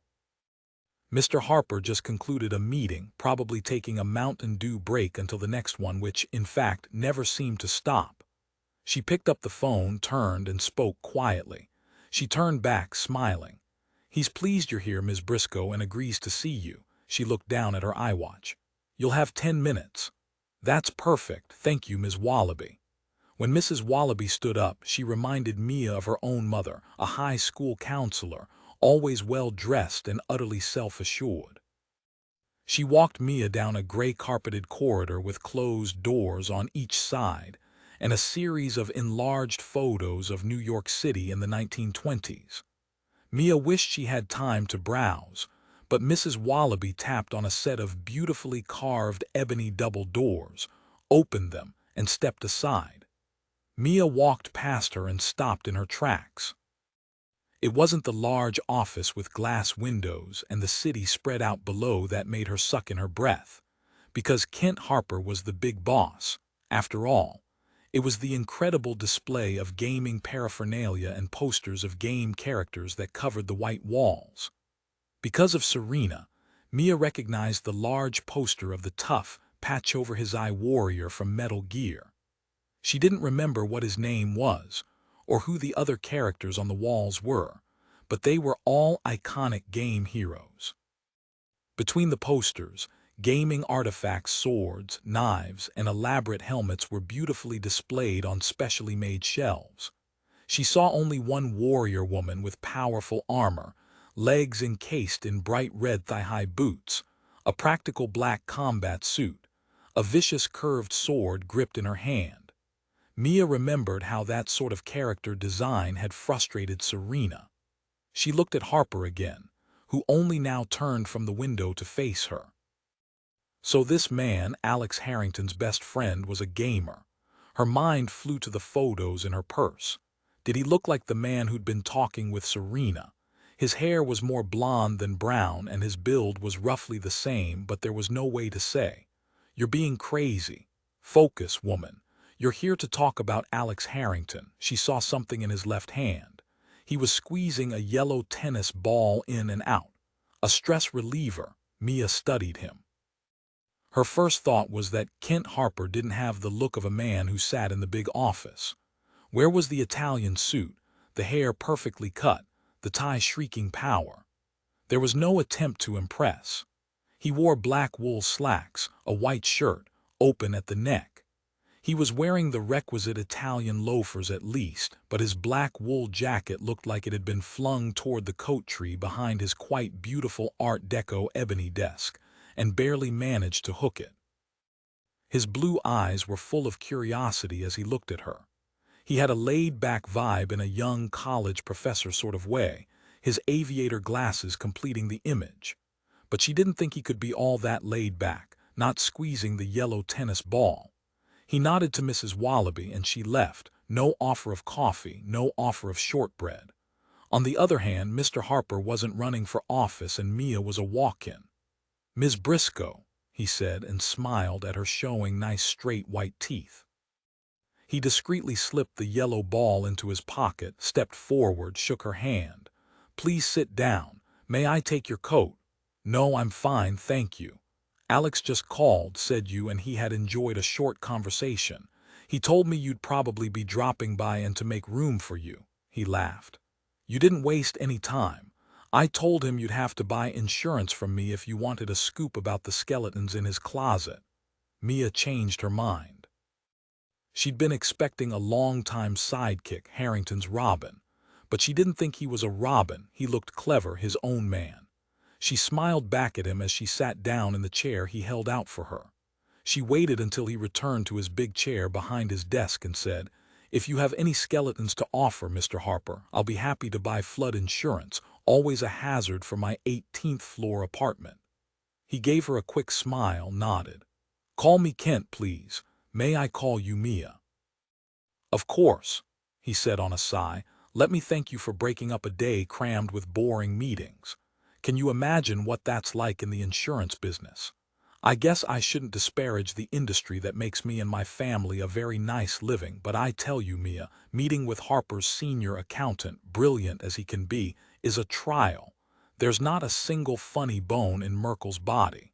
He doesn't even look at me, stares at my walls and makes me want a drink. Maybe he wants a drink too. A self-deprecating smile, inviting her to join in, and she did.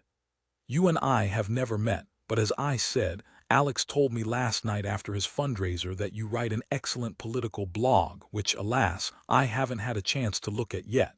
I assume you came to talk about Alex. Mia pointed to the displays on his walls. This is an awesome display.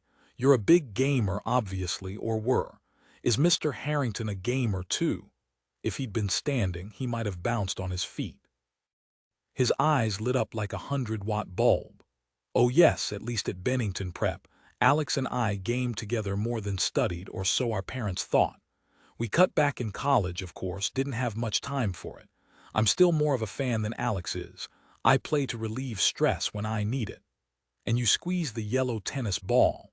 Mia suddenly heard Serena's voice. Aelith the dreamer, she's magic. I can see her floating through a green forest, birds fluttering around her, singing to her. And she's a survivor. What had Serena called that name, Aelith? Her handle, yes, that was it. She said, do you have a favorite game, an online handle, I believe it's called? Sure, all gamers do. I go by Snake, short for Solid Snake. He pointed at the large center poster on the wall opposite. That's why Snake there dominates the stage. Mia studied the poster. Talk about domination. With that sword he looks ready for destruction, right? And he really needs a shave. He was silent a moment, and Mia wanted to kick herself. Then she saw him decide not to be offended. He laughed, stroked his hand over his smooth face. Good point, it's part of his trademark. Your collection is awesome, Kent. Serena had tried to hook Mia on gaming, but it never took. Why was she asking him about gaming anyway? All right, the truth was she couldn't help herself. She said with regret, alas, I was never introduced to gaming, even online. Another wrong thing to say. Mia saw him frown slightly, look down at a piece of paper on his desk. She'd lost his interest again. She sat forward and focused on his face, became the eager student. I was always interested, but there was no one in my circle to teach me. They're called gaming consoles, right? Like PlayStation 5, Xbox. Is that a console on your shelf there? He perked right up, leaned forward, the enthusiastic master ready to instruct the ignorant but willing student. Oh yeah, it's a classic, my first PlayStation. Do your friends call you Snake? He shook his head. Snake, like you said, is a handle and isn't used outside of gaming. Well, almost never, he added. Alex and I sometimes called each other by our handles when we were growing up. He was Dante. He pointed to the poster next to Snake, not quite as large.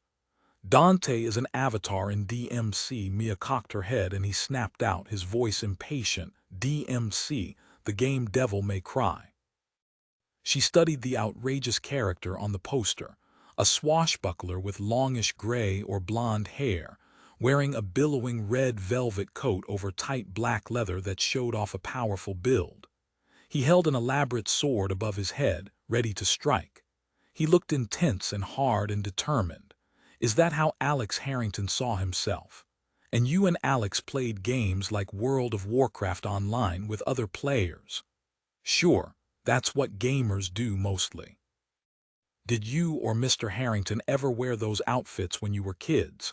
Red velvet coats and such, pretend you were them.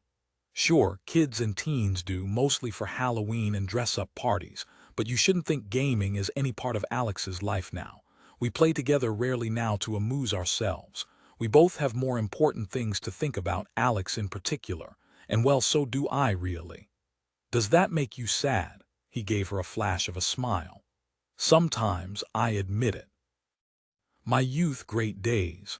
How about Alex? I'd say Alex is completely focused on becoming the next great mayor of New York City. Of course. He was leading her back to talk about Alex, but she didn't want to let it go just yet. She sat forward, her eyes sparkling, and waved her hand at the other posters. And who are they? That's Nero next to Dante, then Trish, Virgil, all iconic characters. And that's Garrosh Hellscream, Deathwing the Destroyer, other Lightbringer, they're all from World of Warcraft. He made a sweeping gesture. All of them are avatars or icons or portraits or emblems, shorthand for the player's characters. And your own avatar, Snake, how does he fight? Does he have a superpower? It's all hand-to-hand for Snake, no superpower. Kent got to his feet, grinning like a maniac, mimed having a sword in a tight grip above his head and swung it down, cleaving the air. Mia froze. It was a snapshot, a single moment locked in time, and she saw the man with Serena that night bringing down a sword and Serena staggering back, pretending he's defeated her, laughing. He was that man. She didn't know how she did it, but she applauded. Talk about a powerful move. You're impressive. To her relief, the phone buzzed on his desk. He stared at it, sighed, picked it up, slowly repeated, "Mr. Merkel's waiting outside." "Now." He looked at Mia, shrugged. She let disappointment fill her voice. "Oh, I'm so sorry, we got so caught up in your display." She swept out her hands. "I've let what little time we had slip away." He laughed, raised a finger, spoke quietly into his phone, and hung up. "We can take a few more minutes. I'd like to clear up any questionable impression I may have given you about Alex. As I told you, gaming is something he and I did together when we were young, and now we play only on rare occasions. Adulthood comes to all of us. Both of us have had adult responsibilities for many years now, people who depend on us." He sat forward, clasped his hands, and tried to look dead serious, even with the gaming icon staring down at them. "Alex is tremendously talented, a born leader, and he's a man of principle, a man you can trust. I firmly believe he's the mayor New York needs now if he can get himself elected." The phone on his desk buzzed again. He sighed, rose. "I wish we had more time, but alas, duty calls." He came around his desk, shook her hand. "It was a pleasure meeting you, Mia. If you make an appointment next time, Irene can clear a block of time for you. I'll convince you Alex is the man New York needs as mayor. Ah, maybe you'd like to have a drink with me sometime. I could teach you more about gaming." She smiled at him. "Yes, I'd like that."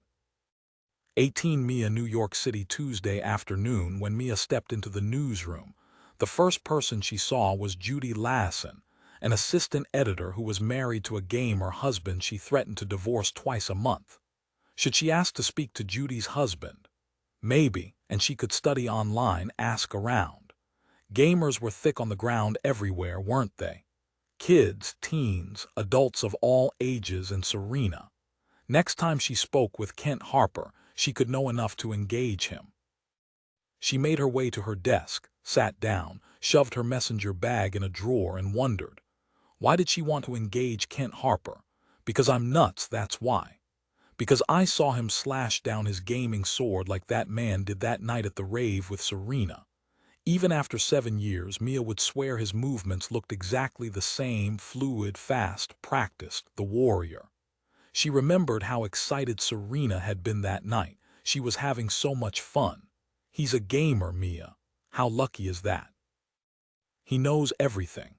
And Alex Harrington wore a chunky silver link bracelet like the man in the photo. She shook her head. It simply couldn't be. Harrington was running for mayor of New York City, and both he and Kent Harper ran the New York branches of their families' companies, both successful, upstanding citizens, and best friends, partners in everything. Had her imagination gone off the rails? All coincidence, that's what it was, what it had to be. You don't believe that for a single fricking second. No, she couldn't. She wouldn't just shake off what she'd seen with her own eyes. Even the possibility that both Kent Harper and Alex Harrington really were the men at the frat rave at Godwin that night 7 years ago made her question her own sanity. But she was a reporter, a good one, so she wasn't about to allow herself to leap headfirst to a conclusion based on how a man handled a gaming sword and another man wore a bracelet. She could hardly tell anyone at the Guardian about it, least of all Milo. He'd think she'd lost it. What she had to do was, "Hey, Mia, you having a meltdown? You haven't moved in 41 seconds, I timed it." She jerked, managed a laugh at Benny Tate, their social media and website guru, young of course, and always coming up with crazy new app ideas that were oddly intriguing, the latest, Alone in the Serengeti. A beginner's guide. Nah, just thinking about how you'd make a great date, Benny. Har har, but his eyes lit up as he shot a sideways look at Collie Knight. Yes, yes. Both Mia and Benny turned to see Millie Jones waving her arms and doing a happy dance by her desk. Mia said, "What's going on with Millie? Did she win the lottery?" Dirk looked up from the photos he was working on, called out, "This is her second spontaneous eruption. We're going to start calling her Krakatoa. A couple of minutes ago, she burst out with the sound of music and fist-bumped herself. Gotta admit, she's got some moves." So she did win the lottery. Dirk raised his iPhone, snapped a photo of Millie tap dancing. Nope. Milo got a call from a friendly who works at One Federal Plaza and told him that the FBI agent who took down the terrorist at JFK, Special Agent Sherlock, will be in town for a couple of days about an overlapping case, or whatever, who knows. Milo got through to an FBI bigwig in Washington to see if one of our reporters could meet with her. He sold it by saying what an awesome job the FBI agent did saving the world, the sort of crap he thought the FBI would latch on to. Of course they did. They can always use positive publicity. And of course, a nice article with a photo of Agent Sherlock might sell some issues of The Guardian too. I think Milo assigned Millie to do the article because she dated an FBI agent last year. Didn't end well, but she probably knows more about them than any of the rest of us. Mia felt a stab of envy. She remembered, like most Americans, what Special Agent Sherlock had done. Sherlock, what an amazing name, she said. If Agent Sherlock ran for mayor, I think she might even get herself elected. Voters would know she'd clean up the streets, keep crime down. To everyone's surprise, Collie the intern said, "I saw a photo of her husband. He's an FBI agent too, Agent Dylan Savich. He's extremely handsome. They've got a little kid too. I wonder how it all works." Benny gave Collie a long assessing look, slowly smiled and nodded. Good, maybe he'd ask her out. Milo, the boss, came striding out of his office waving his big hands. "Cut out the dancing, Jones, and sit your butt down. I can see you from my office. You look like a spastic kangaroo. Time to hunker down, get your questions together for Agent Sherlock so I can review them. There you are, Briscoe. Did you interview Alex Harrington?" All the voices died, as did Millie's dance, but not her indignant kangaroo. Milo gave her the stink eye when she executed a rather cute last little skip before sitting down. They hadn't been all that loud and Milo's door had been closed, but everyone knew their boss had Spock ears. Mia said, "Yes, I had an initial interview with Harrington already, Milo, and his best buddy, Kent Harper, too. You know he runs the New York office of his family business. Yes, yes, Harper Strategic Services in the Harper Building on Madison, ugly modern piece of crap full of itself. Okay, good. Then you're all set to get up to Boston tonight," she grinned at him. "Yep, I'm all set, no worries. However, Harrington's parents are off on a cruise somewhere, won't be back for another month or so, so I'll have to wait on them, but he did text me a list of people he'd like me to see. As if he expects me to talk only to the suck-ups he's cherry-picked for me. Fat chance." Milo grunted. "All right, I trust your judgment, at least in this." He raised his voice. "Jones, I want you in my office about that Sherlock interview in." He looked down at his watch. 2 hours, no longer. "Move, people, it ain't happy hour yet." When the newsroom recovered, Mia hunkered over her desk and called Tommy Maitland at the Washington field office. 7 years, she thought, and wondered if Serena hadn't gone missing, if what he and Serena had shared their senior year would have become permanent. She and Tommy rarely spoke of Serena now, but she was there always, a ghost hovering over them. Serena had bound them together for life. Mia, like Tommy, occasionally wished he were her brother, admired his brain, and knew it was time to bring him in, but too soon to bring him all the way in. She needed his help finding proof. After 2 rings, Mia. "Good grief, woman, we haven't spoken in far too long. What's going on?" "Well, I'm working my butt off, but that's not why I called. Tommy, it's about Serena."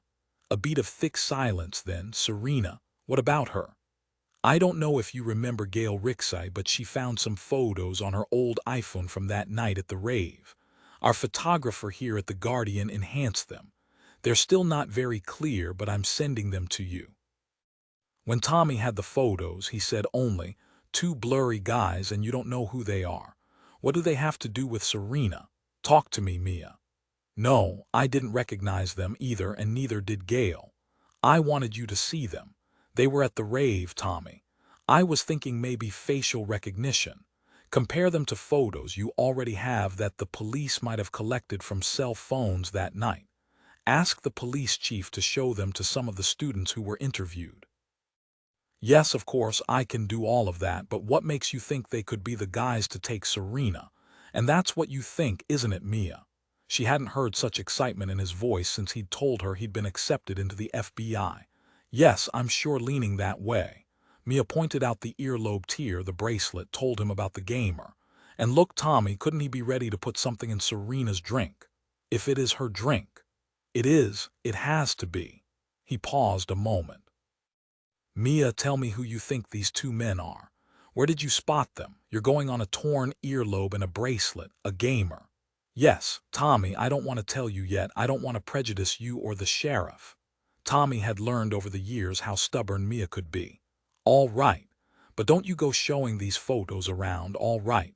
If you have come across the two men who took Serena, you know they'd do anything to keep from being exposed. They wouldn't hesitate to kill you. You know that, right? Come on, Briscoe, I don't hear you nodding. He sighed deeply. You're not going to leave it to me, are you? You're going into full reporter mode, she said. Tommy, be realistic. It's nowhere near a sure thing that these photos show the same two men. And yes, I'll be careful just in case. Please don't worry. You'll keep me posted, all right? Only if you promise you'll tell me what you're doing on your end.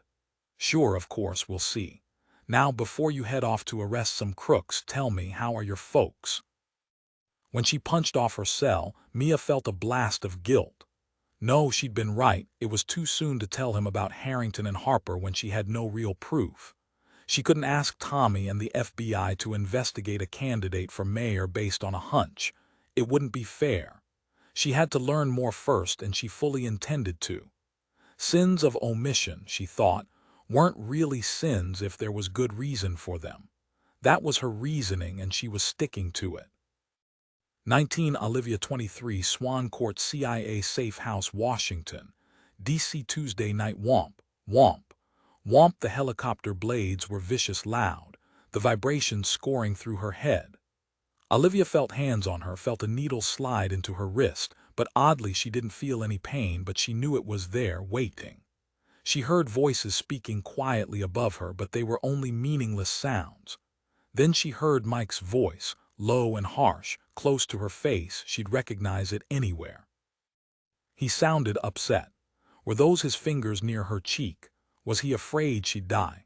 She wished she could understand what he was saying, but even so close she felt his warm breath on her face, she couldn't understand.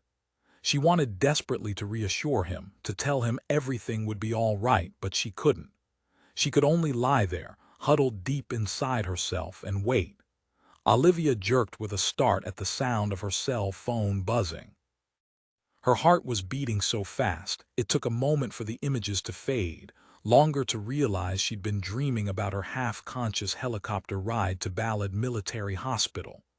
As she fumbled for her cell, Helmut licked her face, gave a gentle woof. "Hello, Olivia, it's Andy." She was instantly awake.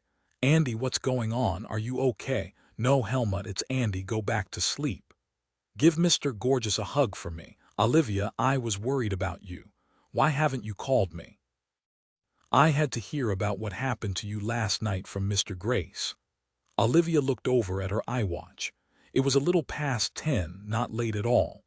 "I'm sorry, I should have called, but the truth is I hardly got any sleep last night and I was exhausted.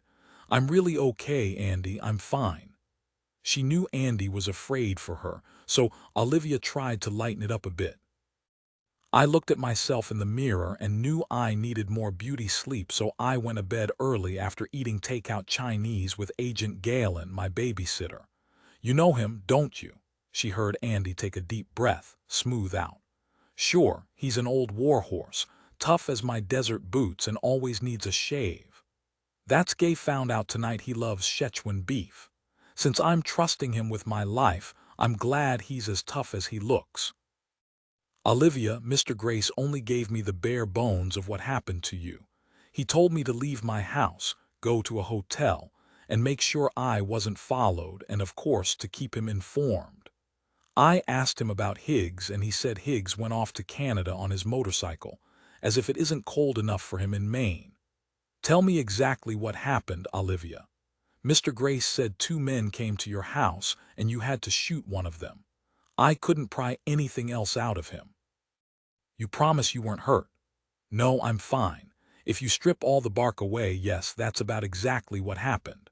The one I killed, he was speaking Farsi. No id on him, so no one knows who he was. Mr. Grace didn't bother to mention that either. Of course they're searching high and low for Mike, but again, Mr. Grace made it clear he didn't want us involved. I sometimes wish they didn't keep everything so compartmentalized, feed us little cubes of knowledge to keep us begging for more. I know it's CIA, no way that's going to change. You're right about that. Did Mr. Grace tell you about our meeting with the FBI? What? You were all at the FBI? You're kidding me. No, wait, of course they'd be involved with a shooting on American soil. Okay, walk me through it. Well, Mr. Grace and I were escorted to the 3rd floor of the Hoover building into an interview room. You know the kind. A long scarred table, uncomfortable chairs, plain white walls, and we met with Special Agent Savich, who's in charge of the investigation. Mr. Lodner made a late entrance, and he was obviously pissed at having to come to the enemy encampment. They were both tight-lipped, but Agent Savich got most everything he wanted out of Mr. Lodner, even got them both to leave so we could talk privately. He seems very smart, and I think I might even trust him. He promised he's going to find out who the man I shot last night was, and that he's going to find Mike. Of course he agrees all this is connected to our mission, and that flash drive Hashem gave Mike that disappeared with him. Andy heaved out a breath. Makes sense, obviously. This Agent Savich sounds interesting. I've never heard of anyone having his way with Lodner, Mr. Stiff-Lip himself. But Olivia, I don't see how this FBI agent, however smart he is, could possibly find Mike when we can't even identify a foreign agent. You might think I'm crazy, but I think he will. Of course, I wish him well, finding Mike in that flash drive.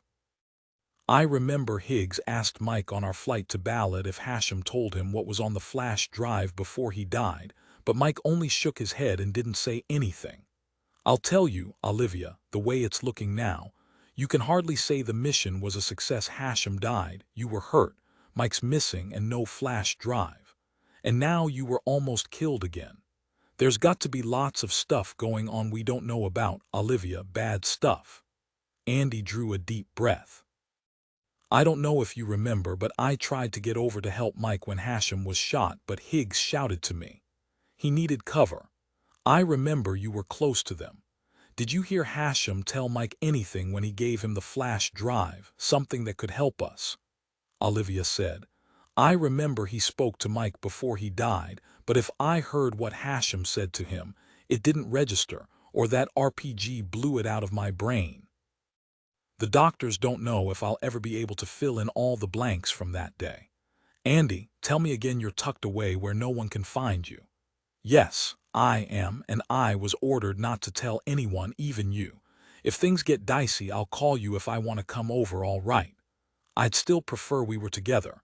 We could protect each other. Olivia heard the tension, the fear, in Andy's voice and made her own voice light. Like we did those insane 2 days outside of Kirkuk, remember?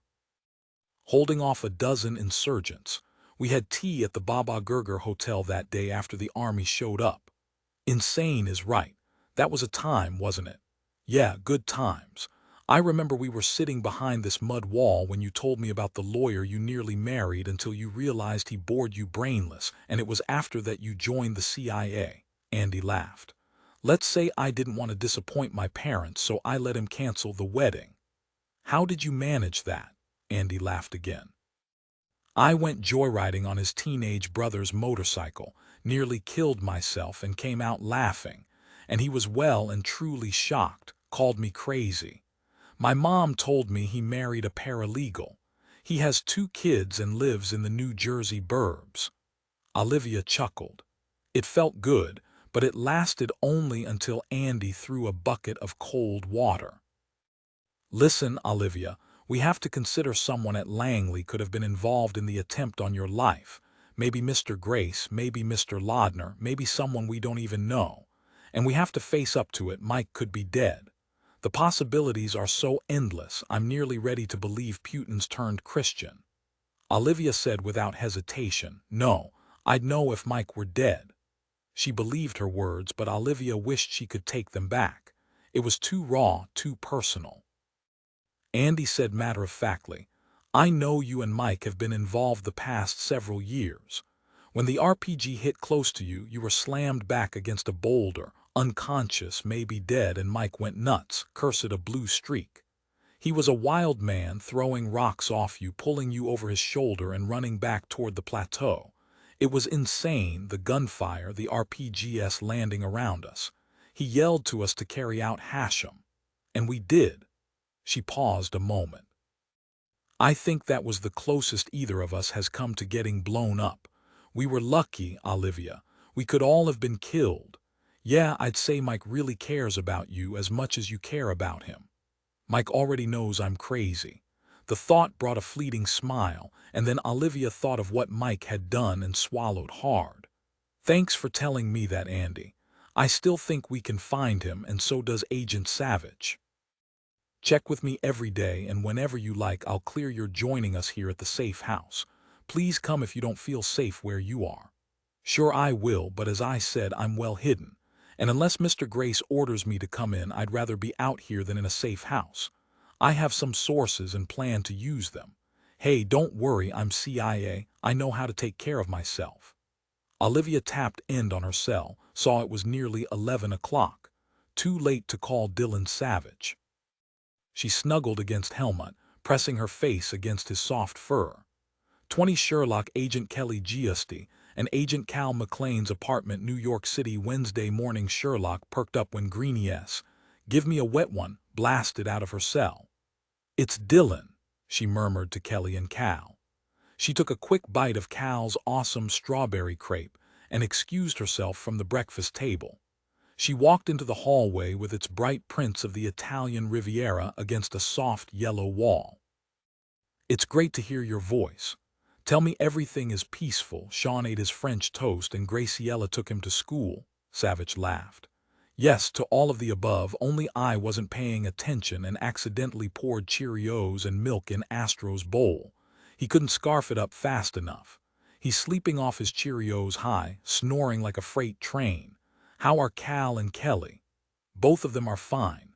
Kelly says even though Cal is a pain in the butt, he's a good boss. She doesn't let him forget he wouldn't have gotten the promotion if he hadn't been assigned to be my bodyguard during those insane days before we brought down that terrorist on the steps of the Lincoln Monument. You caught us at the end of breakfast, only a few more bites of a strawberry crepe left. I wonder if Cal could teach you how to make those crepes. A little flavor of France to go with your amazing Italian. Oh yes, they're planning on a June wedding. I would never horn in on another man's territory. Would you believe Cal called me and I told him how to make crepes? Sounds like he did them right." After she snorted out a laugh, Savage continued. "Congratulations to them and to you for figuring out what happened. Have you had any luck finding the gun range Storin's been using?" "No, and I don't know why. Kelly and I called most of the gun ranges within a 3-hour drive of Brixton yesterday, texted them Storin's phone, in case she used a fake name, asked the owners to show it around, but no luck. Today we'll be trying Southern Connecticut. I'll tell you, Dylan, after watching Kelly's 2 interviews with Storin, I agree with her. Storin's a card-carrying psychopath. She's smart, very articulate, but like Kelly said, there's something very off about her." Sherlock sighed. I'm tired of hearing myself talk about her. What's happening at your end? How are you managing the CIA and the operative?" There was only a slight pause, but she knew something was going on, but he didn't want to tell her about it, didn't want to split her focus. Maybe it was dangerous and he didn't want to worry her. "Come on, Dylan, spill it. I can multitask. What's going on? Is it that bad?" He laughed. "Never miss a thing, do you? All right, 2 men tried to kill the CIA operative, Olivia Hildebrandt, at her home Monday night, that or kidnap her. Her golden retriever helmet woke her up. She killed one of the 2 men, the other escaped. There's more, of course, but this really is top secret and our cells aren't secure. Since the man she killed is a foreign national, the FBI is in charge. We're talking international intrigue here. And no, I shouldn't tell you any more." Sherlock wanted to know every single detail, but she knew he'd shut off the spigot for now. She said, "I wish I could be there with you. You be careful, you hear me? Don't worry." Because he wanted to distract her, he said, "When do you have your interview at The Guardian?" "I spoke on the phone to the reporter, told her I'd stop by when I have time. Tell Mr. Maitland not to worry. She's gung-ho, so it will be a positive piece as advertised." "Dylan, I gave Max a kiss before I left, told him I was counting on him finding out where Storin is always traveling to in Washington. Has he found anything at all? Maybe some kind of property?" She could practically see his smile over the phone at the image of Sherlock kissing his laptop. "Come on, spill it. What, Dylan? Max has come through like gangbusters. You're going to like this." 21 Mia Beacon Hill, Boston, Massachusetts. Wednesday morning on her cab ride from the Constitution Inn to Boston's Beacon Hill's famed Louisburg Square, Mia read a comment to her blog from a reader who wrote that reducing the time to appeal the death penalty to 3 years before the fatal injection would certainly reduce the murder rate. He didn't understand why everyone didn't realize this. Idiots, all who didn't agree. Mia grinned, posted her reply thanking the reader, and sat back. She was content to let the readers take over, which they always did. In Milo's opinion, her lack of making pronouncements was why her blog was so popular. She opened Collie's landing page and studied a photo of the woman she was about to interview, Pamela Raines Barrett, Alex Harrington's fiancée. She was standing beside her desk in her office, her arms crossed over her Armani jacket, looking elegantly thin. Her fine-boned face, while not beautiful, was compelling. Mia scrolled to the Facebook page of Belinda Raines Barrett, Pamela's younger sister, only 19, obviously a latecomer to the family. Bless her gregarious teenage heart, she'd posted a good dozen photos of Alex Harrington. Only one of them was of Alex with her big sister Pamela, but there were at least a dozen recent photos of herself with him, at dances, sailing, at a clambake in Nantucket. Was there infatuation in her pretty brown eyes when they focused on Alex? And she had posted some photos of Alex and Kent together, golfing, swimming, sailing. Whatever Alex did, the young Belinda seemed to want a picture of it. One photo showed Alex and Kent gaming, both absorbed, unaware anyone was taking their picture. Mia closed down Collie's landing site and wondered if Collie liked meatloaf. Her taxi pulled up in front of a townhouse set in a long row of townhouses, all of them much the same, red brick with white trim, all very old. Even in the tail end of winter, on a frigid overcast Wednesday, the neighborhood looked locked in time, a revered row of monuments announcing to the world the social standing of the occupants. For the Bostonian elite, Louisburg Square was the address. Mia paid her Roxbury driver, who'd entertained her with non-stop commentary on the fate of the Red Sox this upcoming season. Pamela had asked to meet Mia here rather than at her office on Newbury Street, and of course Mia knew why. Ms. Pamela wanted to impress her, intimidate her, make her understand she was dealing with power and she'd best tread carefully, respectfully. Fine by Mia.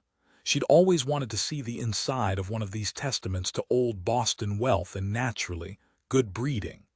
She was met at the front door not by a butler or a maid, but by Pamela Raines Barrett herself.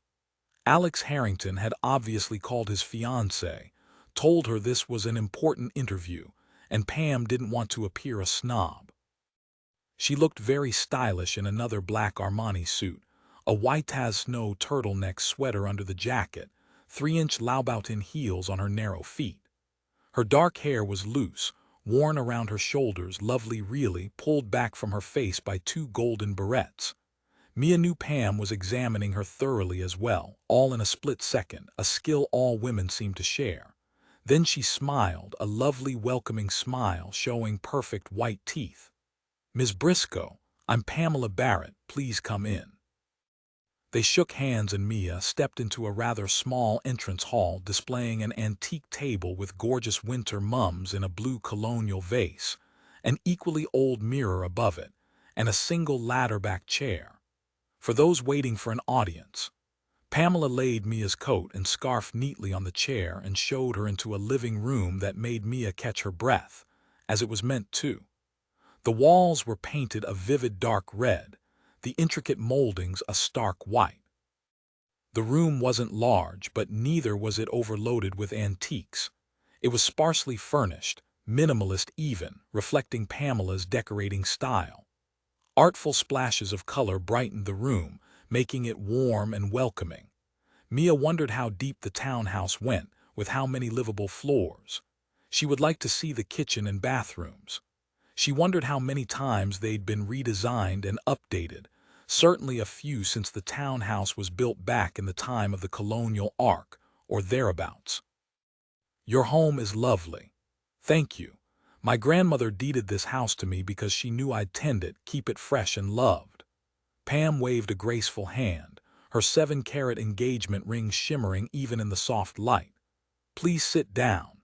You like your coffee black, I know."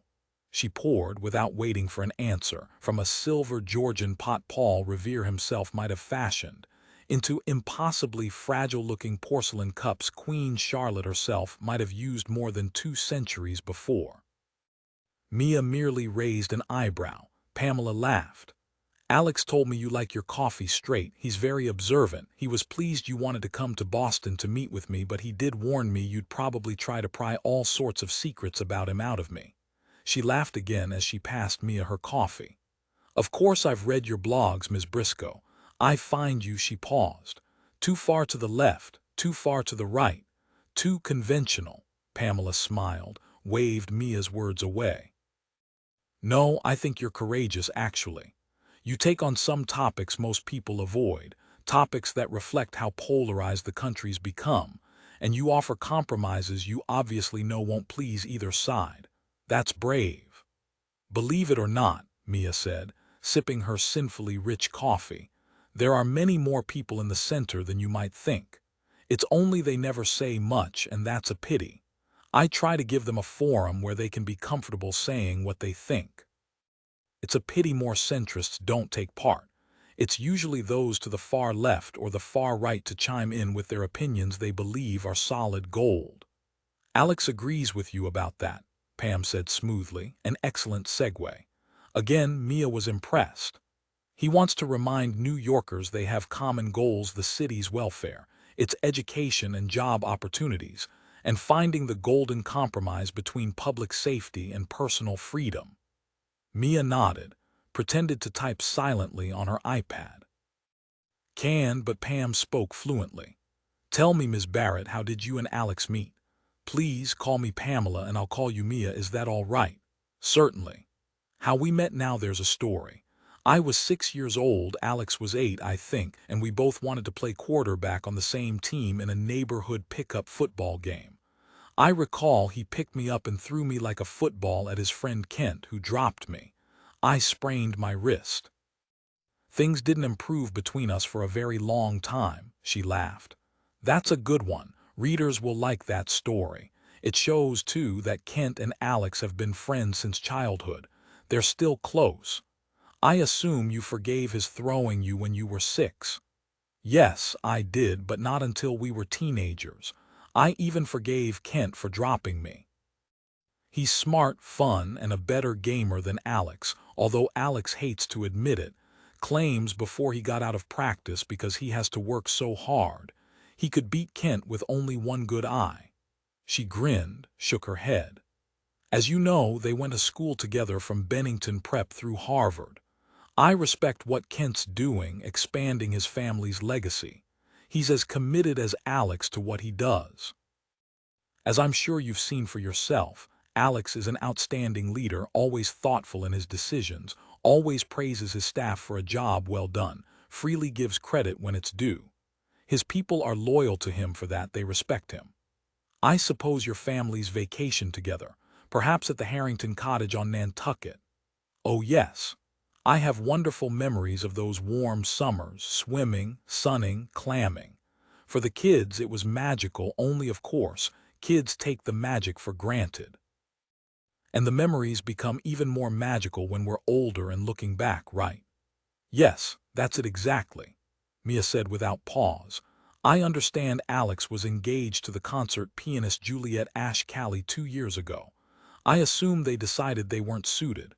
Or was it your arrival that made Alex realize he'd made a mistake? She watched a myriad of emotions flash across Pamela's face: anger, distaste, and a final dash of triumph. All there if you were looking closely, which Mia was. Clever, amusing Pamela was gone. With infinite pity in her voice, she said, I feel very sorry for Juliet despite her talent. Have you heard her perform? I haven't seen her in person, no, but I've listened to her CDs. She's extraordinary, very talented. A perfectly timed pause then. I agree with you. I've heard her many times as well and seen her perform here in Boston. Of course there's pressure performing in front of an audience, but she does well in that setting.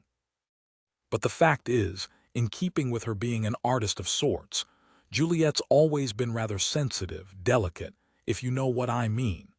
She and Alex agreed their engagement was a mistake once she fully understood Alex's ambitions to be in the public eye, to be a politician. He was quite forceful about it, and poor Juliet knew she would have been lost in that kind of life, that world. She gave Mia a discreet smile. Then Alex and I were thrown together again as adults, and we clicked. But you still dislike Juliet, don't you, even though you're the one he's going to marry? Mia only smiled. Delicate. Could you tell me what you mean? Pamela quickly retrenched, gave Mia a rueful smile. As I said, artists are known for their delicacy, aren't they? Their sensitivity. Everyone in our group knows Juliet has always avoided any sort of confrontation whenever possible, unlike Alex, of course, who relishes competition, going head-to-head with anyone on any topic, any physical activity. You should see him and Kent go at it at whatever they do. Pamela shrugged. No, poor Juliet would never have been comfortable being center stage, and that's exactly where Alex belongs. It was obvious to everyone, almost from the beginning, that they weren't a good match. You mean she wouldn't be comfortable on the political center stage? That's right. Performing before an audience by yourself, why, it's entirely different, don't you think? No one to disagree with you, no one to tell you you're foolish, no one to tell you to shut up. You're right. It doesn't sound like a good match. You mentioned she was a part of your group, so you and she and Alex grew up together. Pamela was comfortable again on familiar ground where Mia wanted her for the moment. She said, I'm sure you understand, Mia, that certain families share long histories. Alex, Kent, Juliet, and I, along with a score of others, were thrown together as children and grew up together. It was normal for us. It was our accepted milieu, if you will. Mia chuckled. Sounds a bit like inbreeding. Before Pamela could decide whether to be insulted, Mia said, Did you attend any of Alex's lacrosse games at Bennington Prep or at Harvard? No, I attended school in England with Juliet actually, but of course I know about the championships they won. I believe I already mentioned Alex was and still is an amazing athlete. Mia quickly called up a photo she transferred onto her iPad that showed Alex holding up a trophy, turned it for Pamela to see. He looks triumphant, doesn't he? Oh yes. I remember he wrote me how proud he was, but he gave all the credit to his teammates. That's Alex. That's a lie, Pam, but smoothly done. Mia suddenly looked more closely at the photograph. Oh goodness, his earlobe, it looks like his earlobe's been ripped. Maybe playing lacrosse. Pam looked closely, frowned. I don't see anything. I guess I'm mistaken, but I understand lacrosse is a very physical game, always the possibility of injury. I suppose so. Boys were always getting injured, but nothing serious I can remember. Mia didn't pause. Do Alex and Kent still game a lot? Pamela blinked, gave an elegant shrug. They don't play all that much as adults. They're far too busy with business responsibilities. And now, of course, Alex is running for mayor of New York. But I don't mind them playing now and then since it seems to relax Alex. It's probably healthy for him. Me. I might be jealous. You really don't mind? Of course not. I've teased him about it, but Alex just laughs since he's also a great one for jokes and teasing himself. And did you know Alex coached Little League in Roxbury? How very giving of him. I imagine your family is excited about your becoming the First Lady of New York City. My parents always counsel never to count your chickens, but of course it's their fondest wish that I be at Alex's side when he wins the election. And your interior design business. As you know, the mayor's wife has many obligations. I know, and I accept that my business might suffer with my move to New York. But still, I will find time to work, and my family has many friends with apartments in the city. Mia listened to Pamela talk about her family and friends, all powerful, all connected. When she knew she'd hit a wall with Pamela, Mia smiled, thanked her, and put away her iPad. When she stepped into the bitter wind, she knew Pamela was prepared to do whatever it took to get Alex Harrington elected mayor of New York City. She wondered which of them wanted it more. Mia couldn't wait to meet Juliet Ashe Calley, the ex-fiancée too delicate to handle a powerhouse like Alex Harrington. 22 Mia Beacon Hill, Wednesday. Early afternoon. Mia pulled her bright red wool coat close, worked her hands into her snug leather gloves, smashed her red knit cap over her head, and walked into the stiff wind the quarter-mile from Pamela Raines Barrett's digs to Juliet Ashe Calley's family home. Calley had found out Juliet wasn't currently living in her small cottage near the Harvard campus. She'd moved back to her family home to tend to her ill mother. Milo had been enthusiastic about Mia seeing Juliet, the former fiancée. He'd given her his shark smile, waggled his thick salt and pepper eyebrows, and said out of the blue, "She's yet another person with 3 names. If your family is worth $1 billion, it's an unwritten law you have 3 names or you get booted out of the club. Don't even think about using that bit, Briscoe. I think she'll see you. She's used to reporters interviewing her about her piano playing."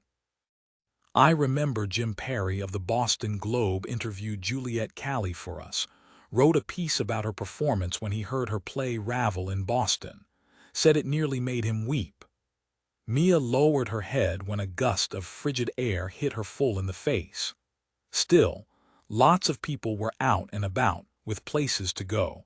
Nothing could keep them inside, just like New Yorkers. She stopped in front of a stately early 19th century mansion, mellow gray stone rising above iron gates covered with acres of ivy. She double-checked the address, pressed the button beside the gate, identified herself to the unknown man whose deep disembodied voice was loud and clear. The gate slowly swung inward. She walked into a wonderland along an old meandering flagstone path through an elaborate garden, hibernating now. But come spring, it would be glorious. There were only hushed sounds of traffic, but nothing else, outside the iron gate. Mia heard yew bushes whispering in the wind, heard the arms of tree branches moaning as the wind swayed them back and forth. The house rose 3 stories, with 10 chimney stacks. She had to count them, couldn't stop herself. The ivy didn't grow wild up the sides of the house. It was perfectly trimmed around the large windows and the large dark gray front door. Mia banged the antique lion's head, heard skipping footsteps coming downstairs. The large door opened and Juliet Ashe Calley herself appeared.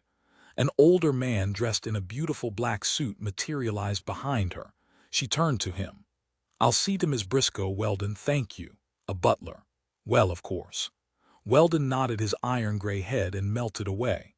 Juliet Ashcali held out a competent hand with long, tapered fingers, short, buffed nails, and shook Mia's gloved one. I'm Juliet Callie and you're Mia Briscoe, right? Mia gave her a warm smile, difficult because her face was so cold. Come in quickly before you're frozen to the bone. Mia stepped inside and Juliet quickly closed the front door, flipped the deadbolt and turned, shivered. I think Admiral Perry would be at home here today. Mother's sleeping, so your timing is perfect. I admit I was surprised to hear a reporter wanted to speak to me, and not about music but about Alex Harrington. I haven't been part of his life for over 2 years now. Let me take your coat. Juliet hung Mia's winter gear on an old-fashioned coat tree and said, Come into the living room and we can hunker down in front of the fire Weldon always lights for me when I practice. Mia followed Juliet Ashcali out of the dim entrance hall and into a large living room filled with extraordinary light even on this grim March day. Old and gracious was Mia's impression of the large rectangular room, all its English antiques looking settled and comfortable, everything in the room a part of the whole. A 12-foot ceiling made the room seem even more spacious. The walls were painted a soft cream, and pale blue patterned wallpaper framed the front bow windows. But the focal point was the shiny black 11-foot Steinway grand piano. Mia said, I've listened to some of your recordings. I remember sitting back, closing my eyes and letting your amazing Scarlatti melt away every bit of stress. I got right back to work, whistling. Mia pointed at the beautiful instrument. You grew up with this Steinway. Yes, it was originally my grandmother's. She was an amazing musician, but she didn't wish to pursue a career. Now the piano is mine. And your mom? My mom had lessons, but she always said they didn't take, and my grandmother nodded sadly.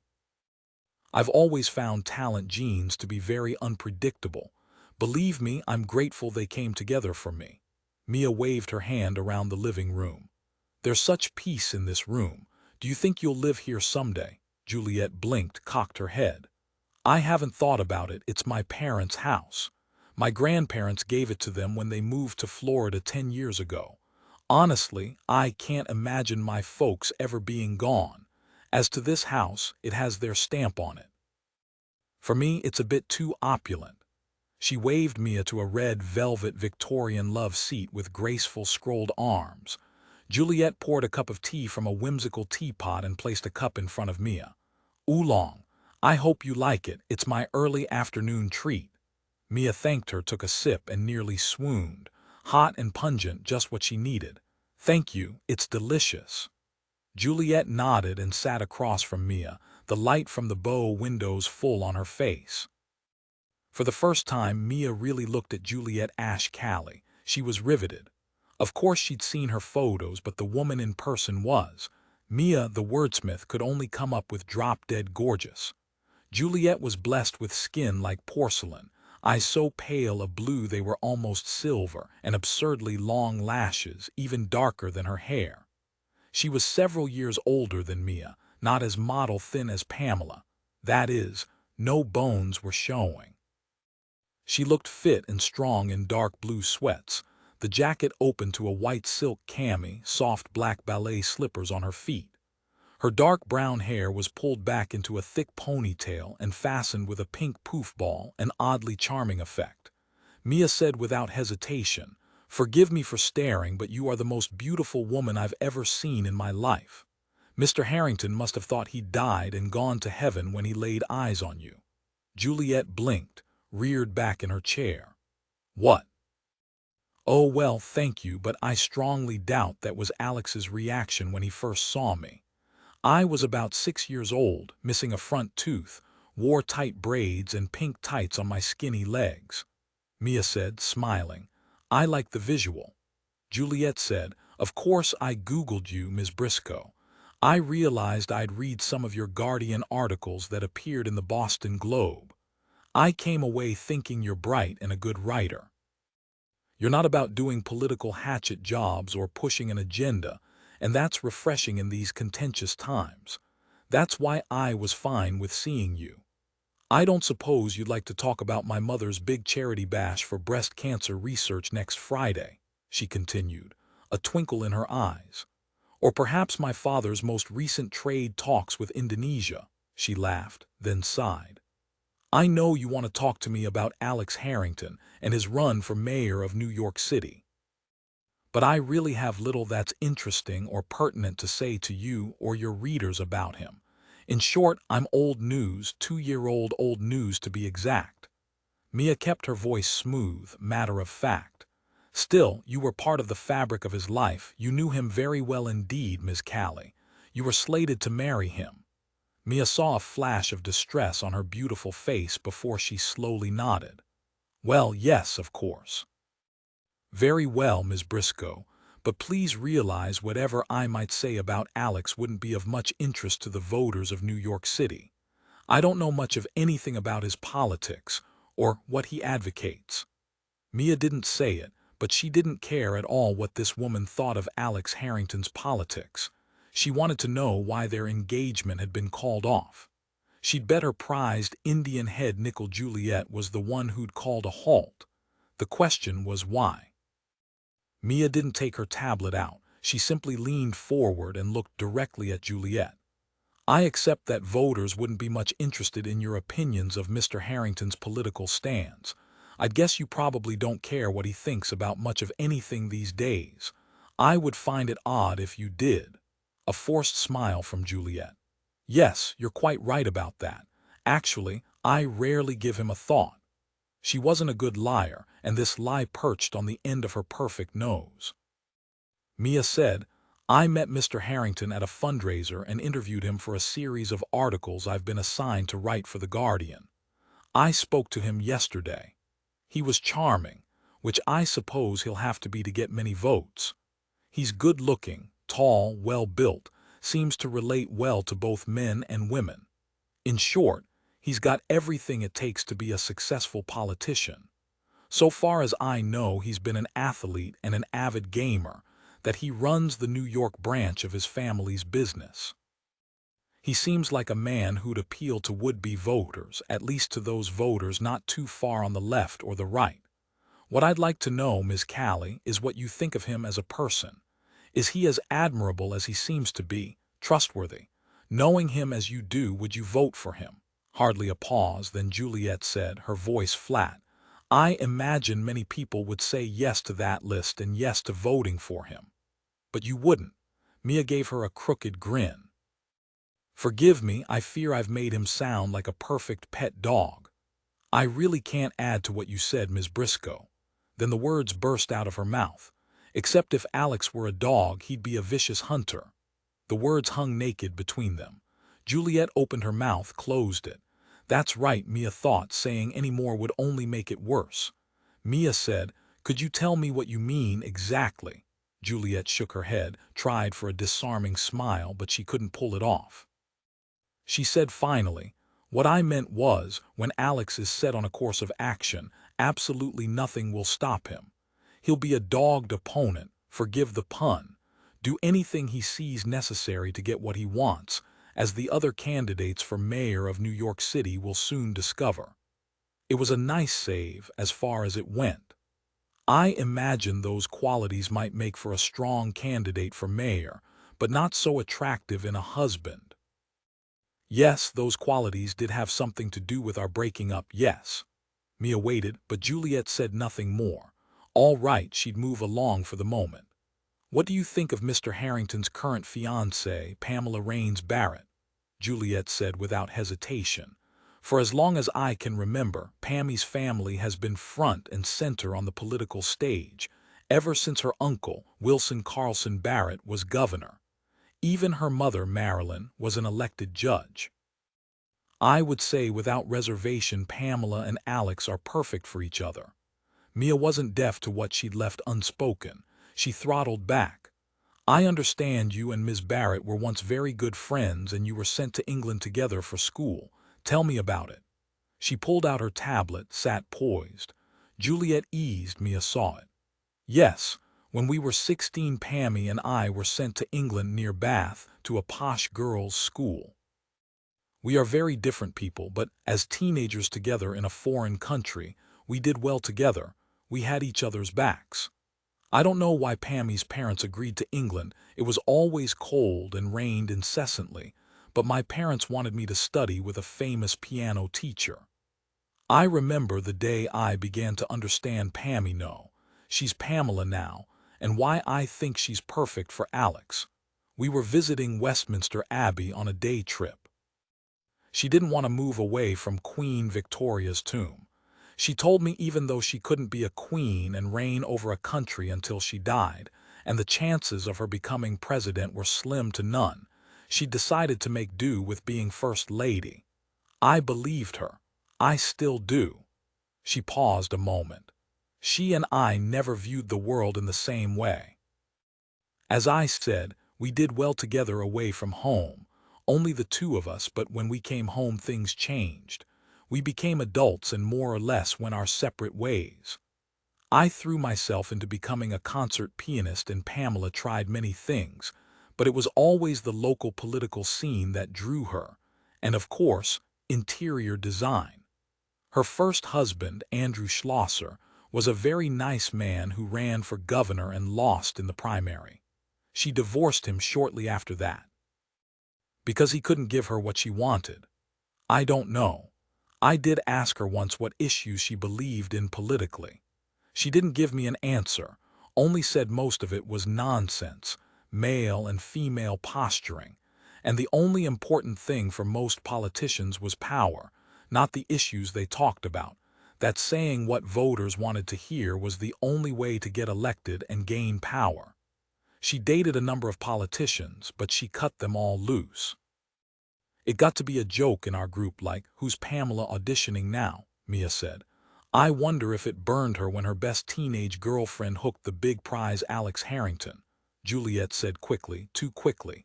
I never thought about it that way and I don't want to know. Honestly, I wish her the best of luck, Mia said, and now she might become First Lady of New York City. She might. And for Pamela, New York is a lovely stepping stone. She wants to be First Lady of the United States. Juliet actually smiled. There's many a long mile from Mr. Harrington being mayor of New York City to being the President of the United States. That's certainly true, but I don't doubt for a minute Pammy will relish every step to Washington. Mia set down her tablet. Off the record, may I ask how you and Mr. Harrington got together? When I attended Juilliard, I lived with another musician, a violinist, but that didn't work out, and I moved back to Boston. The same old group was still here, hanging out together at parties, movies, dinners. It was a comfortable routine, always there for me after I practiced or performed, always a welcome break. And then Alex. Yes, and then Alex. It started at a clambake in Nantucket. He was with several women over the years, but never married. Yes, that's right. Just like Kent Harper never did. Juliet flinched. Mia saw it, then she slowly nodded. Yes, very much like Kent. And the two of you didn't realize you weren't suited until only 3 weeks before the wedding. Mia saw Juliet was used to this question. She eased, gave an elegant shrug, trotted out her canned response. Like many women, I suppose I was all wrapped up in the excitement. It was a whirlwind time, so much to be done even with a wedding planner who, I might add, would have made an excellent Nazi general. My parents were ecstatic, his parents were ecstatic, all our friends approved. We finally realized we'd simply dived into the deep end, both of us ignoring our real feelings, not thinking objectively. She looked down at her tightly folded hands and the words spurted out of her mouth. And there was Kent. 23. Mia saw a flash of revulsion and fear. Kent Harper had something to do with your wedding being called off. Juliet shrugged, but Mia saw her fingers digging into her pant legs. Let's just say Kent is Kent. And if you're with Alex, Kent is a part of the package, Mia said. I had a boyfriend once whose best friend was always hanging around. It came to feel like I was dating both of them. Is that how it was with you? Well, yes, I suppose so. Did Ken have something to do with your breaking your engagement with Alex? I've told you the decision was mutual, Ms. Briscoe, and we do deserve some privacy, don't you think? Mia looked down at her tablet, as if she were checking her notes, looked up. I understand Mr. Harrington and Mr. Harper have always been like brothers from their earliest years. Gaming was and still is one of their major pastimes. Gaming, yes, and most anything else they could do together. Alex and Kent both played lacrosse at Bennington Prep and then, of course, at Harvard. But you're right, gaming was their staple growing up. They've cut back now that they have to be responsible adults, particularly Alex and the political path he wants to take. From what I hear, they're both doing well. I imagine they're still very close. You mentioned Alex played lacrosse. Do you remember if he was ever injured? No, I don't remember, and I wasn't even here. I was in England until I was 18, and then I was off to Juilliard. Pamela told me this morning she believed you were too delicate to deal with Mr. Harrington on equal footing, that you wouldn't have been able to deal with all the demands that would be expected of you as the wife of an ambitious politician. She hinted Mr. Harrington was really the one who wanted to break off the engagement. Juliet chose her words carefully. Pamela knows I never had any desire to oversee and direct other people's lives. Of course, I hope to move people in my concerts, but that's only for their pleasure, nothing more. As for Alex wanting more than I to break off the engagement, well, who knows? Perhaps Pamela saw something I didn't. It really doesn't matter now, does it? Ms. Callie, let me be honest. You seem to me to be a strong woman who's making every bit of use of her talent. I'd hardly call you delicate. I don't think calling off your engagement was mutual, or had anything to do with your being unable to deal with Mr. Harrington's personality or with being the wife of a politician. I think it was your own decision. You think I'm strong. That is very kind of you to say, but you only just met me. She looked away briefly, then back at Mia. It's appropriate the two of them marry, they match up perfectly. And Pamela was smart enough to recognize Alex as the man she's been looking for. I do wonder why she said I was delicate. She's never said that to me. Come now, that's easy. She's jealous of you, and perhaps even more to the point, she wants to protect him. If it were known you were the one who dumped him, there'd be endless speculation and questions like, did he cheat on you? Pamela doesn't want anyone to doubt his honor, his trustworthiness. Be honest with me. You broke off the engagement, and not because you didn't suit, no. You broke it off because of something else entirely. Juliet jumped to her feet. As I told you, Ms. Briscoe, I don't wish to share that experience with your readers. If that's all you wish to know, I should go see to my mother. Mia slowly rose. Miss Callie, I have no intention of writing about what happened between you. You're the only person who's been really close to Alex who suddenly cut him out of your life. I wasn't sure whether to show something to you, but now I will. And I hope you'll tell me the truth.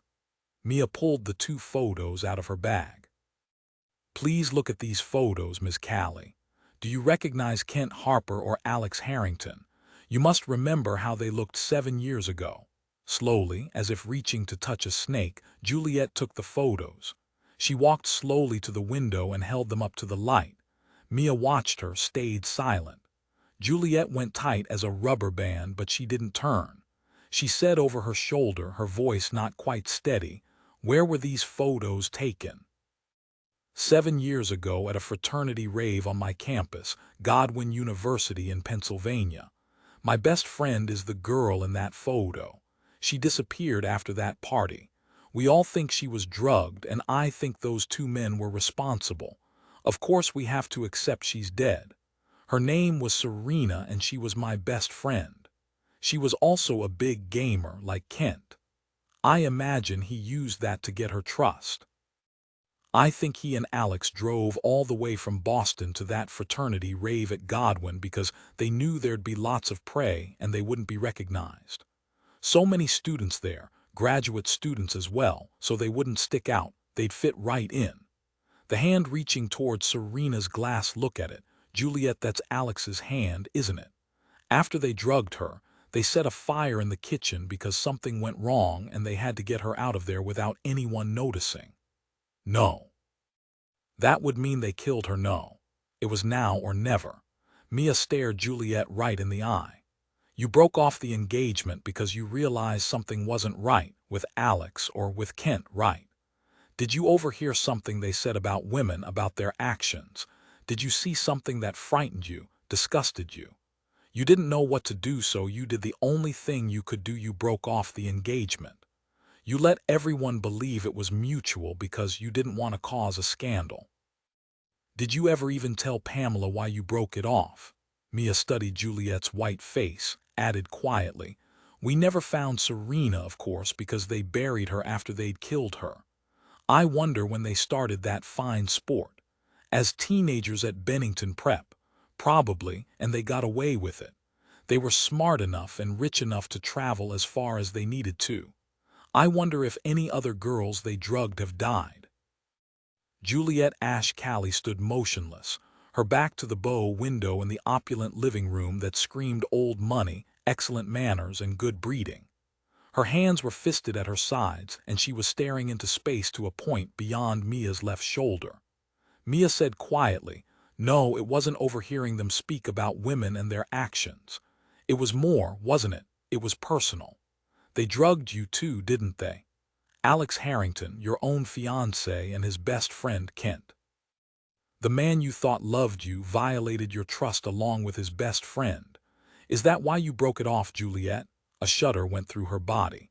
Then she squared her shoulders, looked Mia in the eye. You can never write about this. Of course not. Please tell me, help me. Juliet still looked uncertain, perhaps afraid. She drew in a shuddering breath. Very well. Again, she paused, and Mia could tell the memory still slammed her with incalculable pain. All right, I woke up one morning and I felt hungover from the wine I'd drunk the night before, I thought. I wanted to blame the alcohol for the soreness, too, the hazy memories I had after drinking it. Then I began to remember, and I clearly saw both Alex and Kent in my bedroom with me, not here, in my bedroom at my cottage. Both of them. At first I simply couldn't accept it. Both Alex and Kent in my bedroom. How could that be? But then I remembered hearing them talk and laugh, and I saw them over me, and now they were talking about what each of them wanted to do and what order would be most fun. Her voice fell off a cliff. Juliet swallowed. Regardless, you can't write that, Ms. Briscoe. There's no proof. There was never any proof, and there never will be. Mia said, You've lived with this for 2 years. Yes, every single day for 2 years. Mia said nothing. Watched Juliet pace the length of an exquisite antique Tabriz carpet. Did you accuse him, Juliet? Or was it you couldn't hide your rage, so Alex guessed you knew anyway? I bet that gave both Kent and Alex a few sleepless nights. Juliet jerked around. I did tell Alex in this very room. Do you know he never missed a beat? He tried to hug me, but I stepped back. He tried to soothe me. He told me I'd had a bad dream, that what I believed I remembered was ridiculous. We were going to be married. He loved me, but I knew him well enough to know he was lying, and he knew me well enough to know I knew it. He flushed, and his eyes darkened, and I realized he could hurt me. I was glad I met him here, my parents upstairs, and I wasn't alone with him. I told him I never wanted to see him again, threw my engagement ring back at him. He told me I was a fool, and he left. Since that day I haven't spoken to either Alex or Kent. Mia studied Juliet's face. Time passed, and when you said nothing to anyone else, Alex realized you wouldn't be a threat to him. He knew if you did accuse him and Kent, he could tell a very different story, that he was the one who broke it off, and that your story was revenge. They've left you alone only because they were certain you couldn't hurt them. Juliet said finally, The photos, I could testify the photos look like Alex and Kent, but I can't really be sure. Any accusations I could make now would only cause a hideous scandal. I love my mother and my father very much, and I would never put them through that, nor would I ever want them to think they'd somehow failed to protect me. And my father, I think he would kill Alex. Juliet straightened, looked down at her watch, her voice now brisk. My mother will awaken soon. Goodbye, Ms. Briscoe. I'm sorry about your friend. Serena's mother and father are very sorry too, Miss Callie. Juliet's face froze, then she slowly shook her head. I'm sorry about them too, she said. Mia took out a card, laid it on the lovely Victorian coffee table. We both know now Alex Harrington and Kent Harper are dangerous predators, obviously with no qualms, no scruples, seeing as Alex was perfectly willing to drug you and violate your trust with Kent. And they've killed someone, a 20-year-old girl so smart, so bright, she lit up a room when she walked into it. She died that night they decided to have their fun. I doubt either of them worried much about it. Do they even remember that night? I doubt it. They don't deserve your silence even to protect your family. Call me, Juliet. We can help each other make this right. 24 Olivia and Savich Cow Hoover Building, Washington, D.C. Wednesday morning. Olivia said hello to Shirley Needleham, the cow gatekeeper and unit secretary. Shirley gave her a big smile. Hey, CIA, you're back. Hey, people, CIA in the house. She smiled at Agent Davis Sullivan, who gave her a little wave and said, We'll have to speak to security. Can't have you interlopers running loose in our house. I couldn't stay away, Sullivan. Shirley gave me an amazing cookie yesterday. I'm back for more. Savich walked out of his office, smiled to see Olivia now speaking to Agent Lucy McKnight and looking at photos of her little boy, Eric, making all the right noises. Lucy also introduced Agent Ruth Noble to Olivia, and the women shook hands. Ruth called out, I can take her if she causes any trouble, Davis. Don't worry your handsome little head. There were laughs and snorts from Ollie and Griffin. Savich called out, Olivia, get your cookie from Shirley and come into the conference room. Savich closed the door, gestured Olivia to a seat.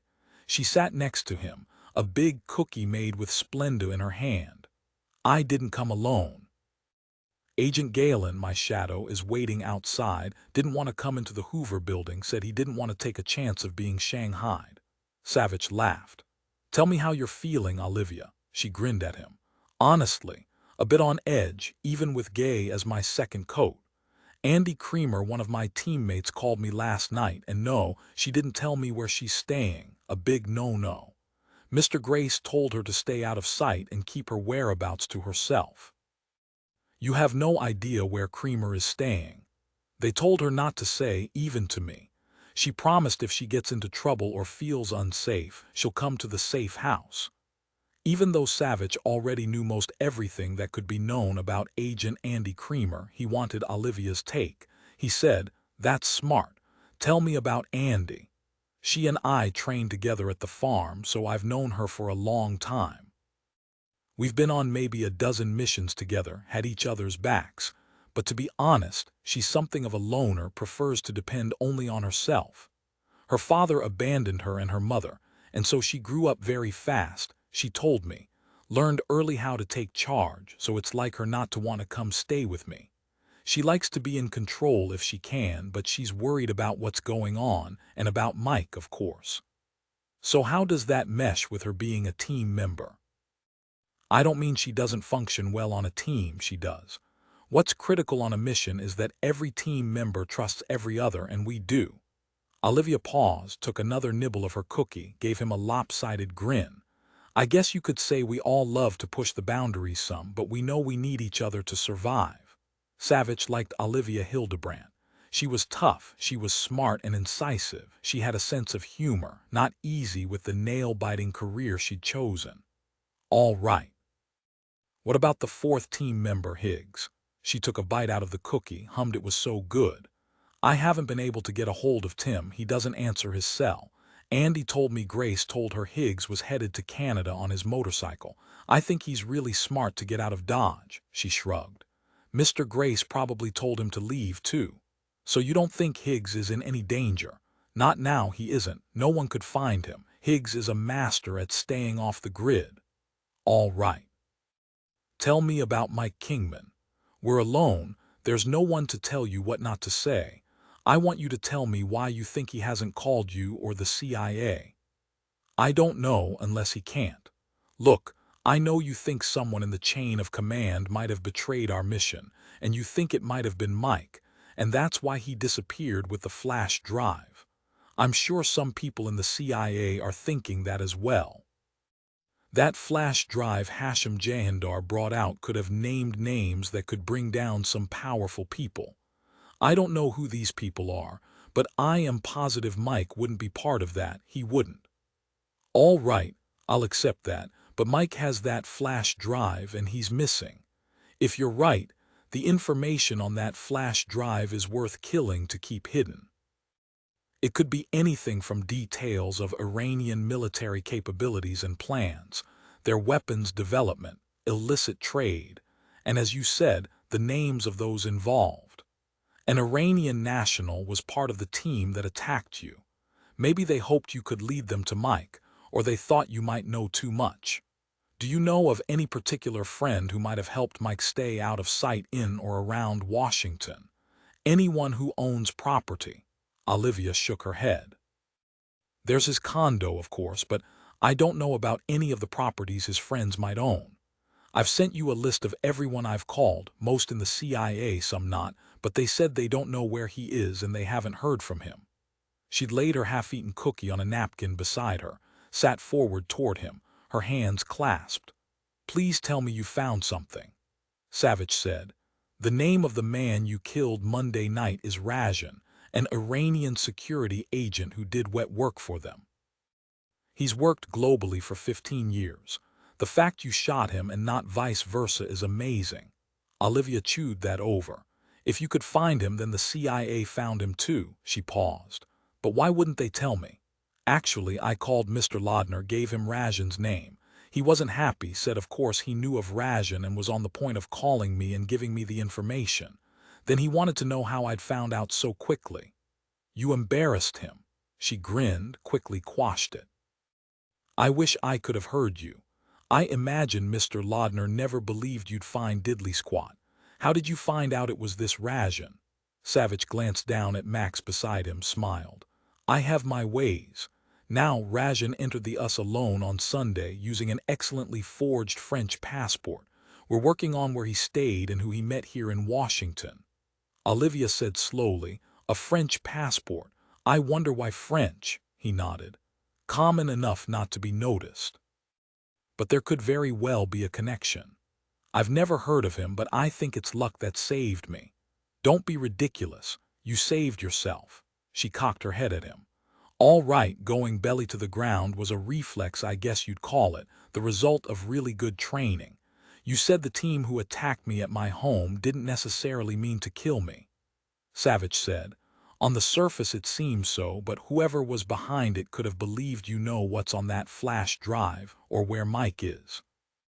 As I said, it's more likely they were there to take you, find out what you know, maybe lead them to Mike. I can see no reason for them to bring in an assassin to kill you if there were no reason. Yes, of course you're right. Savich leaned forward and took her hands in his. Olivia, you say you don't know anything, but there are blank spots in your memory about what happened in Iran after the RPG knocked you sideways, isn't that right? She nodded. The doctor said my head injury was serious, that it might take a long time for me to remember everything that happened that day. Maybe I never will, he said. I know a psychiatrist, Dr. Emmanuel Hicks. Would you like to see if he can help you find out if you heard what that dying agent told Mike Kingman? You mean hypnosis? Yes, Dr. Hicks is the best I know. You can trust him completely. I've worked with him for years. I've never been hypnotized before. Maybe I wouldn't go under. Savich looked down at his Mickey Mouse watch, then up at her again. Let Dr. Hicks worry about that. To be honest, I already called him, told him a little bit about you. He said since you were CIA, you might be more comfortable coming to his home rather than to Quantico. Shall we go see him? 25 Olivia Dr. Emmanuel Hicks's home, McAllister, Virginia. Wednesday morning, Savich pulled the Porsche into Dr. Hicks's driveway. Olivia said, Gay wasn't happy I was going with you alone without him to protect me. He'll get over it. Come lunchtime, Ruth, you met her. Agent Noble is going to take him to the cafeteria. He can see up close how well the cooks do Mexican food. Olivia laughed. Gay only eats hot dogs and pizza. He's in luck with the pizza, too, particularly pepperoni, my wife's favorite. He and Olivia stepped out of the Porsche and into bitter cold and a vicious wind that whipped the tree branches. They hurried, heads down, to the covered front porch, relieved when Dr. Emmanuel Hicks immediately opened the solid oak front door of his beloved colonial. He waved them in and quickly closed the door. Dr. Hicks shook Savich's hand, inquired after Sherlock, then turned to Olivia. "You're my first visitor from the CIA." He studied her face. "Do you know, I was picturing an Amazon from how Agent Savich described you." Amazon. Olivia liked the sound of that, made her think of Wonder Woman. "Where could I get a chariot and a breastplate?" Savich laughed. "Dr. Hicks, this is Agent Olivia Hildebrandt." He took Olivia's hand in his, held it, and smiled down at her, not that far down because she was tall, a lovely young woman, her thick French braids showcasing her strong face with its high cheekbones and dark, nearly navy blue eyes. He said, "Your hair, my Mary, has nearly the same, so many shades. She calls the color chestnut. Do come in. Agent Savich asked me to see you here because he didn't think you'd be comfortable in a nest of FBI students at the academy in Quantico." He gave her a smile impossible to resist, and Olivia smiled back. She studied him a moment. He was a tall man, skinny as a sapling, with beautiful, gentle, kind eyes.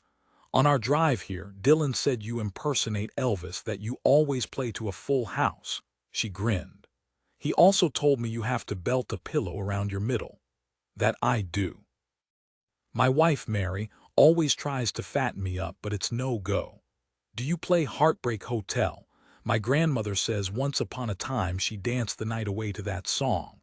"Oh yes, but my specialty is blue suede shoes." Now Mary left some tea and scones out for us. "Let's go back to my study." They followed Dr. Hicks into a long, high-ceilinged room with French windows at the back, giving onto a walled-in garden. Olivia imagined it would be beautiful when spring arrived, ivy and roses twining up the mellow red brick. It was a masculine room, obviously Dr. Hicks's study, all soothing earth colors and 3 walls of floor-to-ceiling books. A fire burned in an old blackened fireplace. It was cozy and welcoming, the morning sunlight pouring in an added bonus. Dr. Hicks waved her to a worn burgundy leather sofa. "Do sit down. May I call you Olivia?" She nodded and sank into the soft leather, imagined a great many rear ends had settled there over the years. Dr. Hicks sat across from her in a high-backed leather chair, a matching footstool at its side, Savich on a love seat to his left. Dr. Hicks picked up a Georgian teapot. "Jasmine tea. My wife swears it makes her mellow, and a blueberry scone if you would like." Olivia accepted a cup of tea, sat back, waited for him to hand Dylan a cup. Said, "Dylan told me you're the very best, but, well, being hypnotized, I can't imagine it really. To be honest, I've always wondered if hypnosis was fake, sort of like mediums calling in spirits, but Dylan assures me you're legitimate." She paused. "I'm willing to try anything to remember. Dylan believes you can help me." Dr. Hicks smiled. "Yes, I believe I can. Now, Olivia, I understand you've been through a great deal in the past couple of weeks. Agent Savich filled me in on much of it. He told me you suffered a head injury on a mission to Iran and can't remember facts that could be critical to a current situation. I'm sure your doctors have told you after a bad concussion. It's not a surprise you aren't able to remember everything that happened near the time of your injury. It's called post-traumatic amnesia. Agent Savich told me our main purpose is to find out if you can remember what a dying operative said to one of your team members, Mike, about a flash drive." "Yes. Mike has the flash drive, but we can't find him. He's missing. I was close by, I do remember that, but I can't remember if the undercover operative Hashem was his name, if he said anything at all that could help us. So our purpose is to find out if you heard what the dying operative told Mike." "Yes, try as I might, I can't remember anything." Dr. Hicks smiled at her. "Don't worry about it, that's my job. Let's begin. Olivia, I want you to remember a place you visited that made you happy. Olivia thought a moment, smiled. 3 years ago, Mike and I were coming back from a vacation to Maui and stopped to visit a friend who owned a vineyard in Napa. I'll never forget Mike and I were sitting under an oak tree, looking out over the vineyard, the summer sun shining through the branches, hot on our faces, soaking deep. He was holding my hand, playing with a silly fake ruby ring he'd bought me on Maui. We could smell the ripening grapes, the air was still soft. We both fell asleep. It was a perfect day, her voice caught and she swallowed. Dr. Hicks said, I understand, it's a lovely memory. Now, Olivia, please close your eyes. Picture the vineyard spread out in front of you. Smell the grapes, feel Mike holding your hand. You feel the sun's warmth on your face. You're with Mike, you're happy, content, not a care in the world. Everything is perfect in that moment. Her lashes fluttered, a small smile bloomed on her face. It was so clear, all of it. Mike was running a finger over the back of her hand, slowly, lightly, slowly turning the ring this way and that. How could she ever forget? She heard a bee buzzing around her, and a beautiful yellow bird she didn't recognize landed on a lower branch of a nearby willow. Odd, she could hear and feel her own breathing, how it had slowed even more. Was that Mike's breathing she heard, too, or was it Dr. Hicks? Dr. Hicks studied her painfully young face, knew a warrior was behind that face. He pulled a shiny gold round watch on a chain from his jacket pocket and held it up. Open your eyes now and look at this very old watch. Olivia opened her eyes, blinked. You really want me to look at a watch? Dr. Hicks smiled at her sarcasm. Of course, a swinging watch sounds hackneyed. It's nothing more than something to look at, really, but this watch belonged to my grandfather. It's an old friend of mine. Look at the watch now, Olivia, nothing else. Listen to my voice and look at the watch moving. Empty out all the questions from your mind, all the worries. Let them float away from you until there's only my voice. You're safe with me, never forget that. Olivia kept her eyes on the shining gold watch as it swung gently back and forth, the hot sun warming her face and the buzzing bee slowly fading, and there was only the gentle swaying of the watch and Dr. Hicks's voice. She slipped away. Dr. Hicks leaned toward her, his voice quiet, calm. You are perfectly safe, Olivia. Nothing can hurt you, do you understand? Yes, I understand. I want us to go back together to that day when you and your team went into Iran. Where are we? We've crossed the plateau and we're hiking in the Zagros Mountains. We're going to meet Hashem there and escort him to the border into Iraq. Do you see Hashem? Yes, through my binoculars I see him running all out from Iranian soldiers. The soldiers are firing at him. I see him stumble, but he gets up, keeps running. I want to protect him, but all we can do is cover him from our position on high ground, and now the soldiers see us and fire at us too. He's so close. I can see he's heaving for breath, and then he's hit and he stumbles to his knees. Mike is closest and he runs and picks Hashem up while we cover them, and Mike carries him behind a boulder. I run over to them. She stiffened, shook her head back and forth. Dr. Hicks took her hand. You're safe here with us, Olivia, with me and Agent Savich. Nothing can hurt you. These are memories. They feel real, but they won't hurt you. Don't forget that. Dr. Hicks nodded to Savich. Savich said, Olivia, I know you want to help Hashem and you're close to him and to Mike. Is Mike bending over him? Yes, he's pulled him onto his side, trying to stop the bleeding from his chest. I yell at Higgs and Andy to cover us. Andy wants to come over, but she can't. She's got to help Higgs. But you're there next to Hashem. Yes, both Mike and I are. I'm tearing off my sleeve so Mike can press it against the wound in Hashem's chest. There's so much dirt and shards from the rocks flying and the noise, it's deafening. Can you hear what Hashem is saying to Mike? Olivia gasped, her head jerked back. Dr. Hicks squeezed her hand. She calmed. Hashem is whispering, they betrayed me, they betrayed us. I'm on my knees. I lean in closer. I hear him wheezing for breath, see blood bubbling on his mouth. He knows he's dying, his breath is failing, but he's hanging on desperately. He's looking directly at Mike, manages to pull him closer, presses something into Mike's hand. The guard knew where I was headed, came out of nowhere. Someone told them. Langley, the field office. Take this flash drive to Washington. Deliver it only to someone you trust completely. Hasham's choking on his own blood, shivering violently, but then he manages to whisper, "Missile guidance components not Chinese or Russian, they're French. You have to stop them." He pulls his hand from Mike's and leaves the flash drive in Mike's hand, tries to close his fist over it. His blood is on it. He whispers, "Tell my wife I love her." He seizes and then he's gone, just gone, and for an instant I can't believe he's dead, don't want to accept it. Then I hear Andy yelling to me for more ammo, and I jump up and run to her and Higgs, lay down more fire, but Mike stays with Hasham. Higgs yells, "RPG," then there's nothing. Olivia jerked her head, heaving. Savich squeezed her hands, felt her slowly calm. He looked over at Dr. Hicks, who whispered, "And yet she survived. Amazing." Savich nodded. She was told Mike carried her out, and Andy and Higgs brought out Hasham's body. He leaned close to her again. "Olivia, did Mike visit you in the military hospital in Balad?" "Balad? Yes, a nurse told me he did." "Remember Balad, Olivia? You're sedated, you're confused, but do you hear Mike talking to you? Do you remember what he said?" She shook her head back and forth. "His voice, I love his voice, all deep and scratchy. He smoked until he got smart and quit when he was 22, he told me. Yes, he's with me close.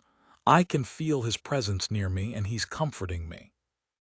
Olivia was quiet, frowning.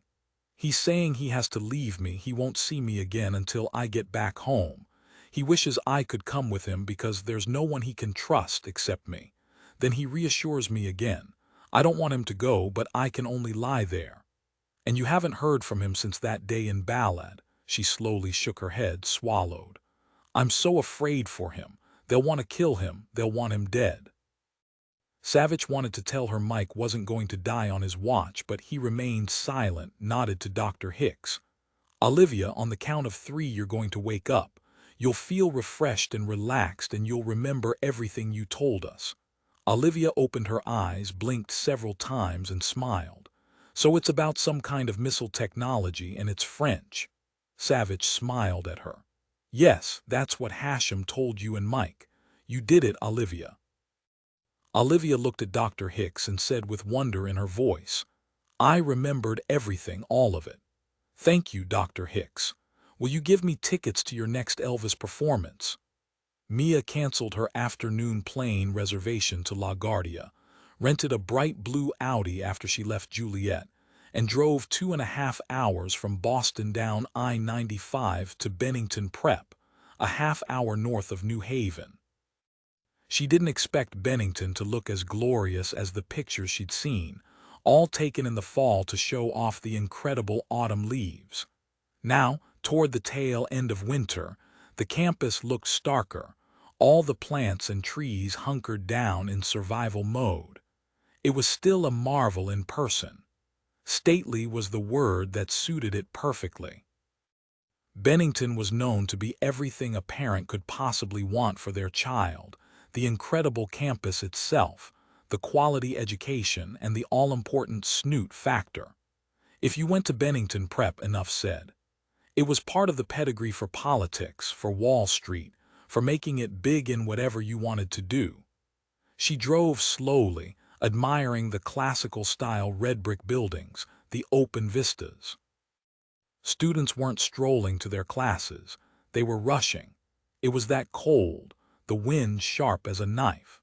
She drove slowly by thick stands of maple trees, their branches swaying in the wind in a silent winter dance, and parked her Audi in a visitor's space in front of a state-of-the-art athletic complex. She looked beyond toward a football field surrounded by high bleachers that doubled as their lacrosse field, she guessed. "Is this the beautiful place where you and Kent got started, Alex?" Mia pulled on all her winter gear, braced herself, and walked toward the main athletic building where she'd managed to snag an appointment with one of the 2 lacrosse coaches at Bennington, who'd been there long enough to have coached Alex Harrington and Kent Harper. She had to get through a department secretary and a student trainee before she was shown to Mr. Hodge Williker's small office that looked toward the tennis courts. He was a big man, well into his 50s, still trim and fit, his black-framed glasses pushed up on his bald head. He beamed at her, greeted her enthusiastically, pumped her hand.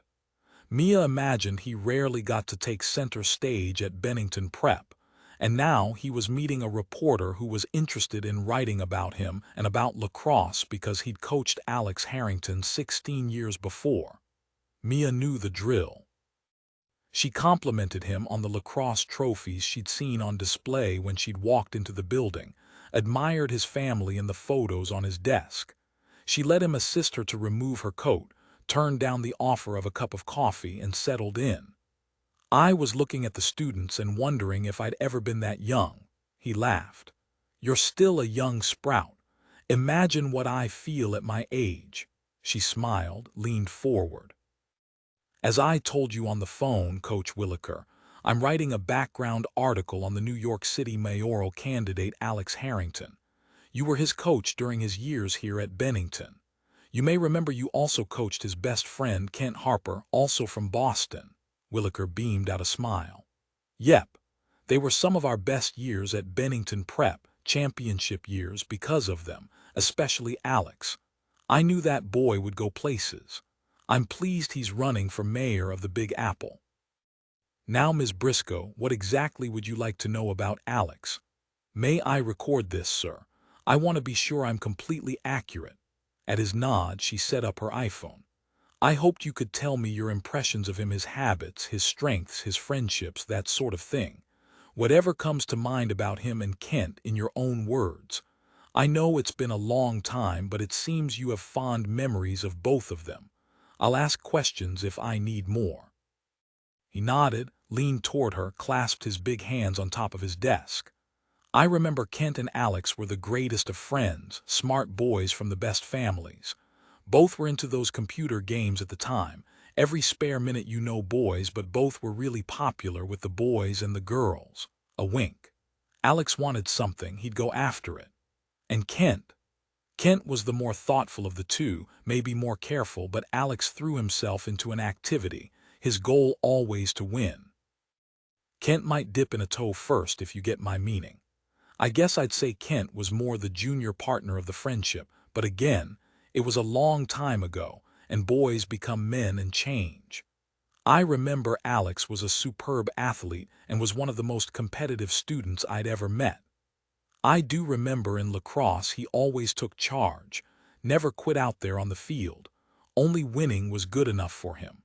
Of course, that rubbed off on his teammates, and that's why we won those championships." As I recall, both Alex and Kent were looked up to by their teammates for their skill, their desire to win. But maybe it'd be fair to say Kent wasn't as much in your face. He cleared his throat. "I didn't mean that exactly as it came out. Alex is, as I've said, a natural leader, that's all I meant." "Of course. Now, Alex was the captain of the lacrosse team in both his junior and senior years, right?" "Yes, well, he was named captain his junior year only because the senior year captain, Jordan Jeffers, was injured in an automobile accident and couldn't play." Williker shook his head. "An awful thing, I remember it clearly. A hit and run left the boy on the side of the road. He might have died if a jogger hadn't found him. Broken arm, broken leg, internal injuries, poor kid. It's a miracle he survived." "Your work, Alex. Because he had something you wanted." Mia jotted down Jeffers's name. "Do you remember if Jordan and Alex were friends?" "Of course they were. I remember Alex and Jordan's younger sister were chummy for a while. Sorry, can't remember her name, been too long." "Don't worry about it. Your memory is amazing, Coach. So after the Jeffers boy was injured, Alex became the captain." Coach nodded. "I remember how hard he worked out with the trainers in the weight room to improve his strength and endurance, encouraged his teammates to do the same. That and his never-say-die leadership, that's why we won those championships." Mia asked, "Any other girlfriends you knew of, Coach?" "For Alex and Kent." Williker tapped the side of his head.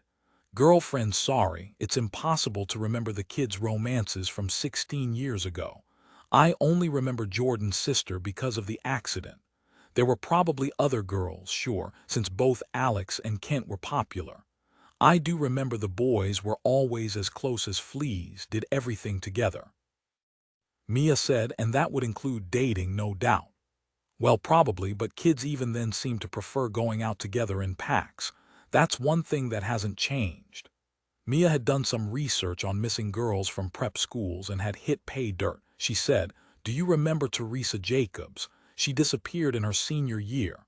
Williker scratched his bald head, dislodged his glasses, grabbed them and slid them back up his forehead. "Of course, now you say her name. She was in that same class, I think. It was quite a hullabaloo.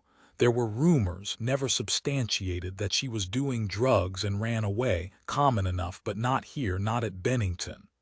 The local Glenbridge police weren't ever able to turn anything up or I'd know about it. It was a sad thing, scared all the kids and parents." Mia said, "Do you happen to remember if Alex knew her, if the police spoke to him?" Williker looked surprised but said easily, "Well, the police spoke to everyone, me included, even the nutritionist, Miss Busby. No one knew anything. Of course Alex knew her, she was the captain of the girls' lacrosse team, another reason she wouldn't touch drugs. She was an athlete. Her parents imagine not knowing what happened to your child. Living your whole life without knowing. I remember after Teresa disappeared I kept my own kids really close." "Ah, and did Teresa and Alex date?" Coach shook his head. "I don't remember. It was 16 years ago." He tapped his head. "Old brain." Mia pulled the two photos Dirk had enhanced out of her messenger bag, placed them on Williker's desk. "Do you recognize either of these men?" Williker pulled down his black-framed glasses and studied the two photos. He said, "These are older, aren't they?" "Yes, 7 years old." She saw he wanted to be helpful, but he finally shook his head. "I'm sorry, Ms. Briscoe, but it's hard to make out their features since they're not facing the camera, only bits of their profiles, and they're a bit blurry. I can't imagine why these particular photos are important to this article you're writing about Alex Harrington." Mia held her breath, pointed. "Bear with me. Do you see the notch in this man's ear? Like he was hurt, maybe playing sports." Coach brought the photo close. Slowly, he nodded. "I see it. Looks like an injury that healed years ago. I've seen several like that when a boy gets hit on the ear with a lacrosse stick. Do you remember if Alex Harrington was ever injured, an injury like this?" "As a matter of fact, I do. It was back in his junior year before the captain, Jordan, was hurt. He accidentally hit Alex with a lacrosse stick. The reason I remember his injury so well is because I was the one who took him to our nurse." "Tell me, what is Jordan Jeffers doing now? Why do you want to know about Jordan Jeffers?" Again, Coach, just being thorough. "Jordan never played lacrosse again, but he did graduate, probably went to some Ivy League college, no doubt, which is what the great majority of Bennington students do. I heard he's fine now, lives in Montpelier, runs his family's chain of restaurants." He paused a moment, pointed to the photo. "You think this man is Alex? Why do you care? Why would anyone care?" Mia shrugged. "Just a bit of interest, that's all. Since you knew him very well for 4 years, I thought I'd ask. It could be Alex, but Ms. Briscoe, you should show this to Alex, not me." He straightened in his chair, suddenly stiff, his eyes narrowed. "Wait, why did you show me that photo? Why does it matter if Alex Harrington tore his earlobe? Surely an injury that minor can't be important to your article." Mia gave him a fat smile. "A friend of his showed me the photo, name of Benny Holmes, said he'd been to a great party with Alex, celebrating something. He couldn't remember, someone took this photo and he'd kept it. Before I used it, I wanted to be sure it was really Alex." Williker was getting suspicious. She couldn't blame him, she'd gotten too heavy-handed. But she'd gotten what she wanted, time to pack up her tent and go home.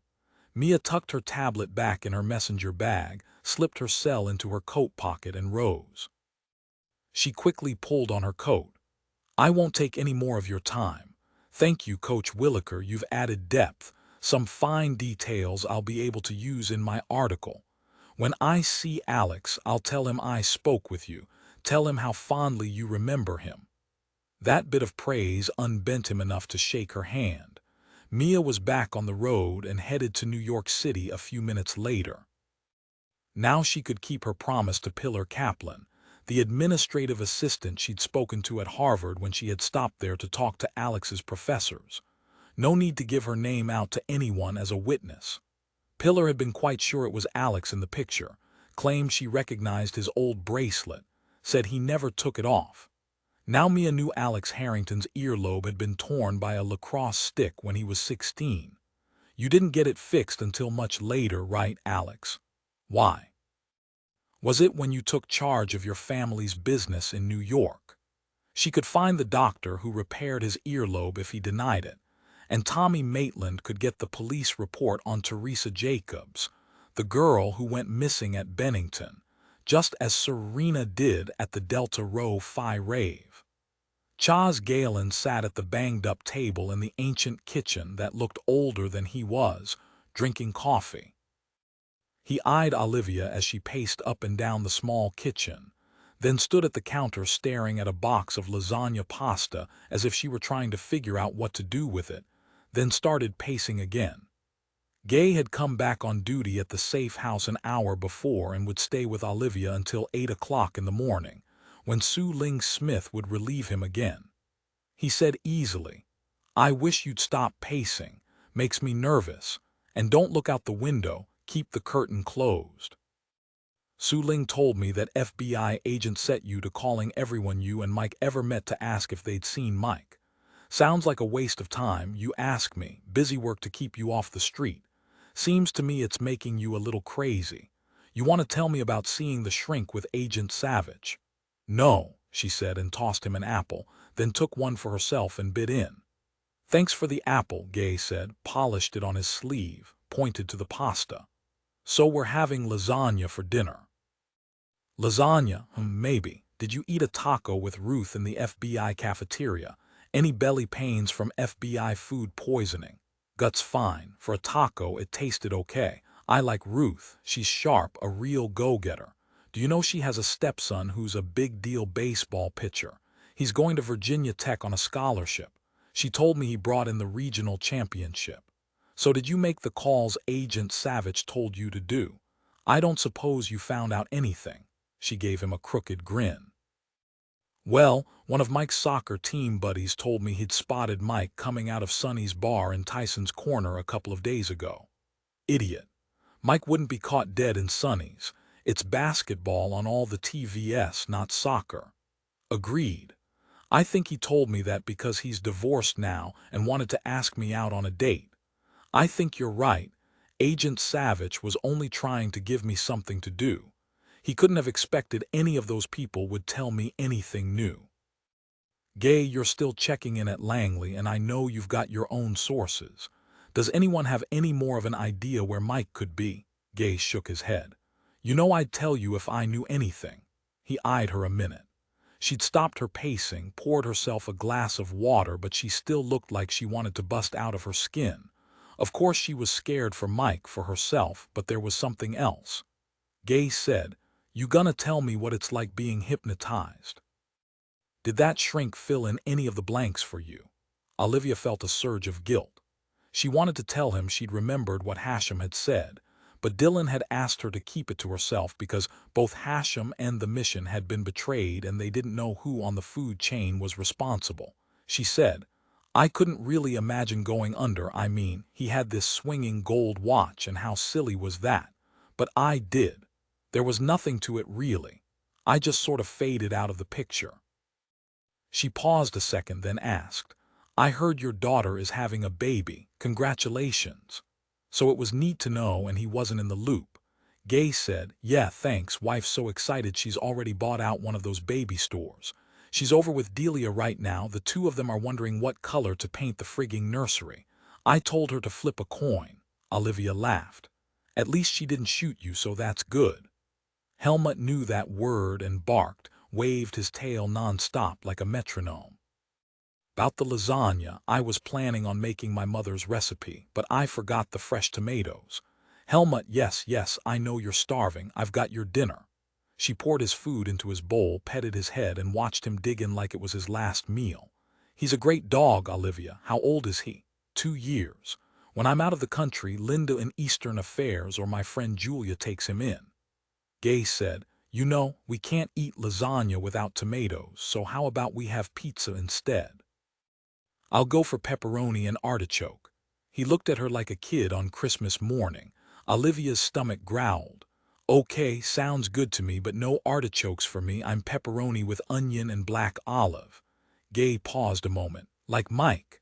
When he called in their order to Pizza Nirvana, double pepperoni and artichokes for him, he sounded positively buoyant. He punched off his cell. 30 minutes, then I'll go pick it up. Won't have it delivered for obvious reasons. Obvious. You already forget the bad guys came to your house Monday night. Of course not, but we're in a safe house, for goodness sake. No one knows we're here unless you and Helmut sold me out. He shook his head. When I get back, I'll tell you a story about a hoagie delivery boy with a Beretta under his hoodie. Happened about 5 years ago. She snorted. You're making it up. Come on, Gay, you called it in. I'll do the pickup. Nope, forget it. You're going to stay behind locked doors. Come on, Gay. Pizza Nirvana's only half a mile away. Lots of traffic all the way, lots of people. I'll be in and out in a flash. No worries. She pulled her car keys out of her jeans pocket, tossed them in the air, caught them again, leaned down to rub Helmut's ears. I really need to get out, breathe some of this crisp air. It's 30 degrees out, a bit beyond crisp. Gay, really, I'm going nuts. I'll leave Helmut to protect you. He saved my bacon Monday night. She went down on her knees, took Helmut's head between her hands, looked into his beautiful eyes. You will stay here and guard, Gay. I'll bring you one of those cheese sticks you like. She looked up at Gay. You could give Helmut a short walk, but not too long. He hates the cold. Gay took a final bite of his apple, banked the core into the wastebasket, and clapped his hands. Helmut trotted over to him, butted his golden head against his hands. My old dog, Gamble, died a couple of years ago. Helmut here makes me wonder if I should get another mutt. He remembered there was a basketball game on tonight between his beloved Wizards and the Bucks. He sighed, looked at his watch. Okay, you fetch the pizzas and I'll walk Helmut, give both of us some exercise. You got your Glock? Of course. He walked with her to the front hall. I know in my head you're right, no one can know you're here, but you be careful anyway, Hildebrand. Oh yeah, when you get back you can tell me what you were doing on the web for hours. That brought her to a stop. How did you know? It's not a big house. I walked behind you, you never heard me. I'm a ghost. Olivia sighed. She couldn't tell him, so she lied clean. Only thing interesting I found was a nest of drug dealers out of Rwanda who supply the Middle East. Sure, Hildebrand, like I'll believe that. She patted his hand. Don't worry about me, Gay, and you stay, Helmut. Guard Gay. Olivia bundled up against the cold and bitter wind, wondered how winter could still be so dug in the middle of March. Gay watched her run to her car, climb in, and lock the doors before he closed the front door again. Olivia turned the heater on full blast and settled in until it began to warm. Of course Gay knew she was cutting him out.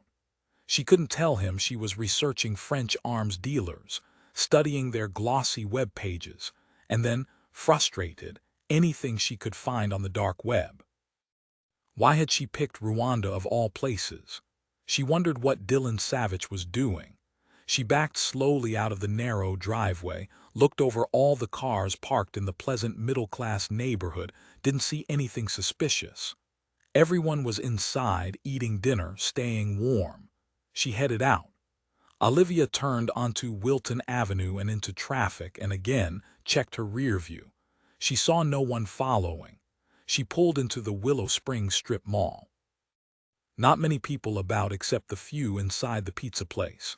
She parked, dashed into the awesome warmth, heard her stomach growl at the divine smells. She breathed them in, gave her name, chatted with the counter girl while she waited, a perky 18-year-old if that, and paid. She walked out carrying 2 pizza boxes and cheese sticks for Helmut, and again she paused, looked all around her. She saw a young couple hurrying toward the Mexican restaurant, Another man hurrying to his car. Nothing suspicious. She slid into her RAV4, turned on the heat, and got ready to back out. A man's voice with a French accent came from behind her. "You did not think we could get to you, did you?"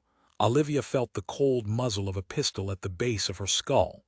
"How did you find me?" Was that her voice, so calm and steady? A moment of silence, then the man said, "Reach for your weapon slowly and give it to me." He dug the muzzle into her neck. "Do it now. If you try anything stupid, believe me, you will regret it." He held out his right hand. Actions and consequences sped through her mind. She realized she didn't have a chance, not now. She passed him her Glock. "How?" he said close to her ear. "Nice red Porsche the federal cop drives, easy to follow." She heard Agent Cliff's voice from the farm, telling her to blank out fear, to focus on what would come next. Gay would worry soon, something had happened, try to call her. Then he'd come looking, maybe track her phone, but he'd be too late. And this man had no reason to let her live once he had what he wanted from her. Whatever would happen was all up to her. Drive out of this hideous place and turn right on Wilton Avenue. Olivia drove slowly out of the Willow Springs strip mall, turned right. "Where are we going?" "It is not your problem. Drive slow, but not too slow. Go straight until I tell you." "Where are you from in France?" He laughed, a scratchy, Gauloise's laugh. "You like the accent. Most American women do. It makes them think of romance and charm. Or of smoker's breath heavy on the garlic." She heard an angry hiss, felt the muzzle dig in, and she flinched. "Firm ta gueule, keep your mouth shut, bitch. No, stop, do not go through that yellow light." Olivia stopped as the light turned, watched the crossing cars stream through the intersection, homeward bound. She wanted to ask him which French arms dealer he worked for, but she had to pretend she knew as little about the flash drive as she could. "What do you want?" "You know very well what I want. You are going to take me to Mike Kingman, or you are going to summon him to us. You are lovers, of course you know where he is. You will tell me now, or I will have to persuade you." "I don't know where he is, no one does." "Don't you mean what your employer wants?" "You know, the man who tells you what to do, the man who gives you orders." "Who do you work for?" The muzzle dug in again. She said, "Listen to me, whoever you are, if I knew where Mike is, if the CIA knew where he is, I wouldn't be in a CIA safe house, hidden from you people. Of course you know all about Monday night, about those two men who came to my house. One of them was called Rajan, an Iranian security agent who's been killing people for 15 years for his masters. But you're French. Who's your master?" Olivia felt his gloved hand reach around her neck and squeeze, hard enough that she jerked and the RAV swerved. He cursed, dropped his hand. She looked at him in her rear view. He was wearing sunglasses, a hat and scarf. She wouldn't know him if she walked past him on the street, but she'd never forget his voice. She grinned at him. "You know Kingman is gone, disappeared. Everyone's thinking he stole whatever it is your boss wants and plans to sell it to the highest bidder. Chances are he'll try to sell it to your boss, so why threaten me when your boss can buy whatever it is from him?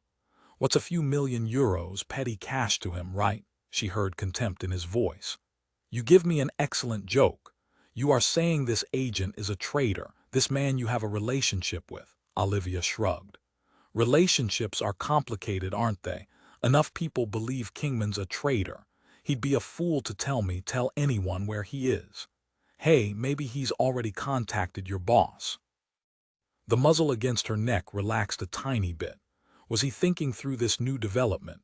Would his boss be willing to pay Kingman for the flash drive rather than have him kill both agents?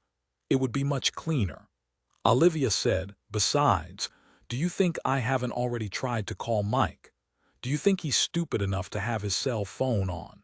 It would be traced and he'd be found caught, and this something you want would be in CIA hands. I'll bet you he smashed his phone, bought a burner that can't be traced to him. Seems to me he's calling the shots, and you people are blundering around trying to take me when I have no idea what's going on or where he is. If I did, I'd tell my superior and he'd find him, arrest him. Even if part of what you say is true, you may be in this with him." She gave him a quick look again in the rear view. "But you should call your boss, ask him what he wants you to do, right?" a snort. I do not need to speak to anyone until you tell me everything you know. Shut up, keep driving straight. We are leaving this ugly city. They were already several blocks down Wilton and traffic was thinning out. They'd end up in Maryland unless they turned at some isolated place he had ready for her and Mike. Olivia said, "Your boss wants this something Mike Kingman has. Why don't you tell me what it is?" "Stop your ridiculous lies. You already know you are playing the games with me. Be quiet and keep driving. I will tuck you away if I have to make sure Kingman hears I have you. Then he will come to me or I will wring your neck like the chicken." He was leaning forward now, his breath on her cheek. "Turn right on Crager. It is what you call a shortcut." There was a red light coming up ahead and a busy intersection. A chance. Olivia readied herself, studied the cars. She saw a big black Ford F-350 driving fast toward the light on Crager. Saw the driver was yelling at the person in the passenger seat, not paying much attention. She slowed a bit as if she was going to turn, then suddenly floored it into the intersection.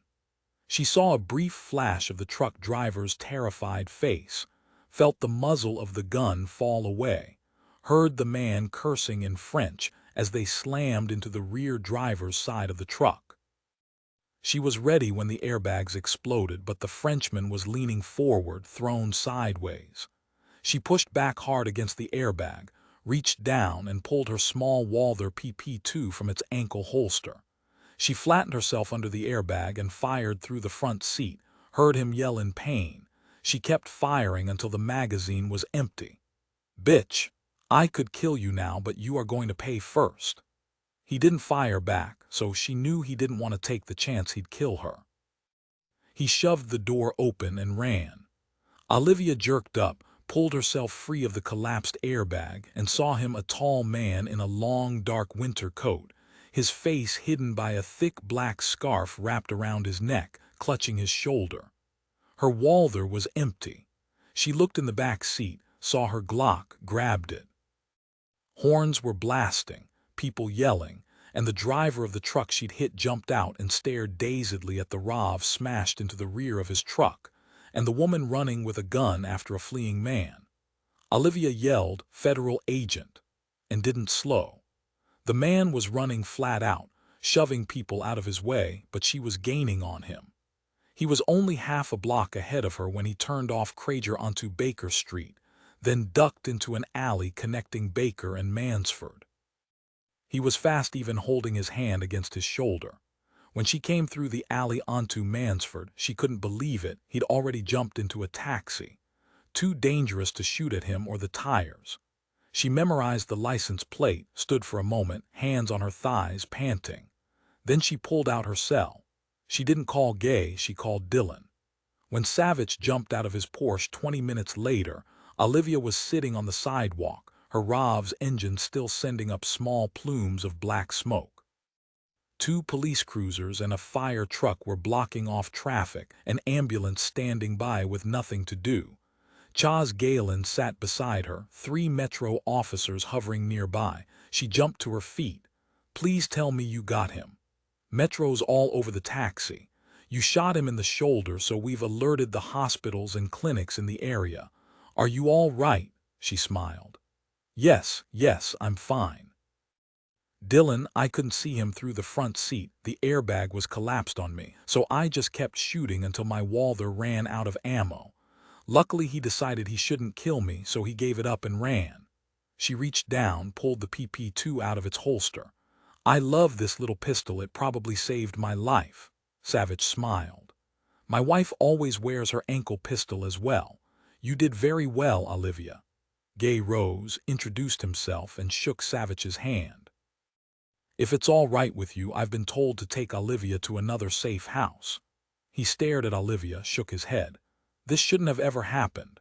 I was an idiot to let you talk me into getting the fricking pizzas. Believe me, Mr. Grace isn't happy with me. I've got a big dressing down coming and I deserve it. I'll probably be reassigned." Olivia said, "Gay, I'll speak to him, explain it wasn't your fault, that I insisted since it was only a short drive." She glanced over at the intersection. My poor Rav, it really came through for me, gave itself up. Now I'll have to get another one. Hey, maybe the pizza's still okay, just needs to be heated up. Savich nodded. Yes, to all those things. First, though, I'd like you both to come with me to the Hoover. Agent Hildebrandt, I'm going to make sure you're never lost to me again. 2 hours later, Mia walked into her condo, shed all her winter gear, turned up the heat to roast. What a day, since 6 a.m. this morning to Boston, then to Connecticut, then back home. She wasn't exhausted, though. She was revved. She looked around her small living room and realized she hadn't cleaned before she'd left. It showed. She picked up a sweater draped over a living room chair, dropped it on the blue comforter on her bed, decided it was enough and walked back to her table, spread all her work out, and Googled Jordan Jeffers, the captain of the lacrosse team who'd accidentally hit Alex's earlobe with his lacrosse stick before a hit-and-run driver ran him down. She had a few minutes before changing to meet Miles Lombardi, Alex Harrington's senior staffer. Of course, she got caught up in the tragic story of Jordan Jeffers. When Mia looked at her watch, she jumped out of her chair, knew she had to hurry. She thought about Miles as she changed, fair-complexioned and only a couple of years older than she was. He was known as a political whiz. She remembered he looked like a wise owl in round glasses and neatly trimmed goatee. They both knew the rules. He wanted to find out what she was going to do, and she wanted to find out what he knew about Alex. She hoped her wits would win out.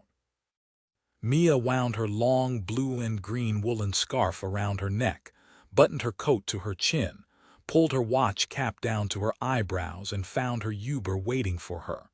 At least she wasn't walking from the Guardian, head down into a tonsil-freezing glacial wind.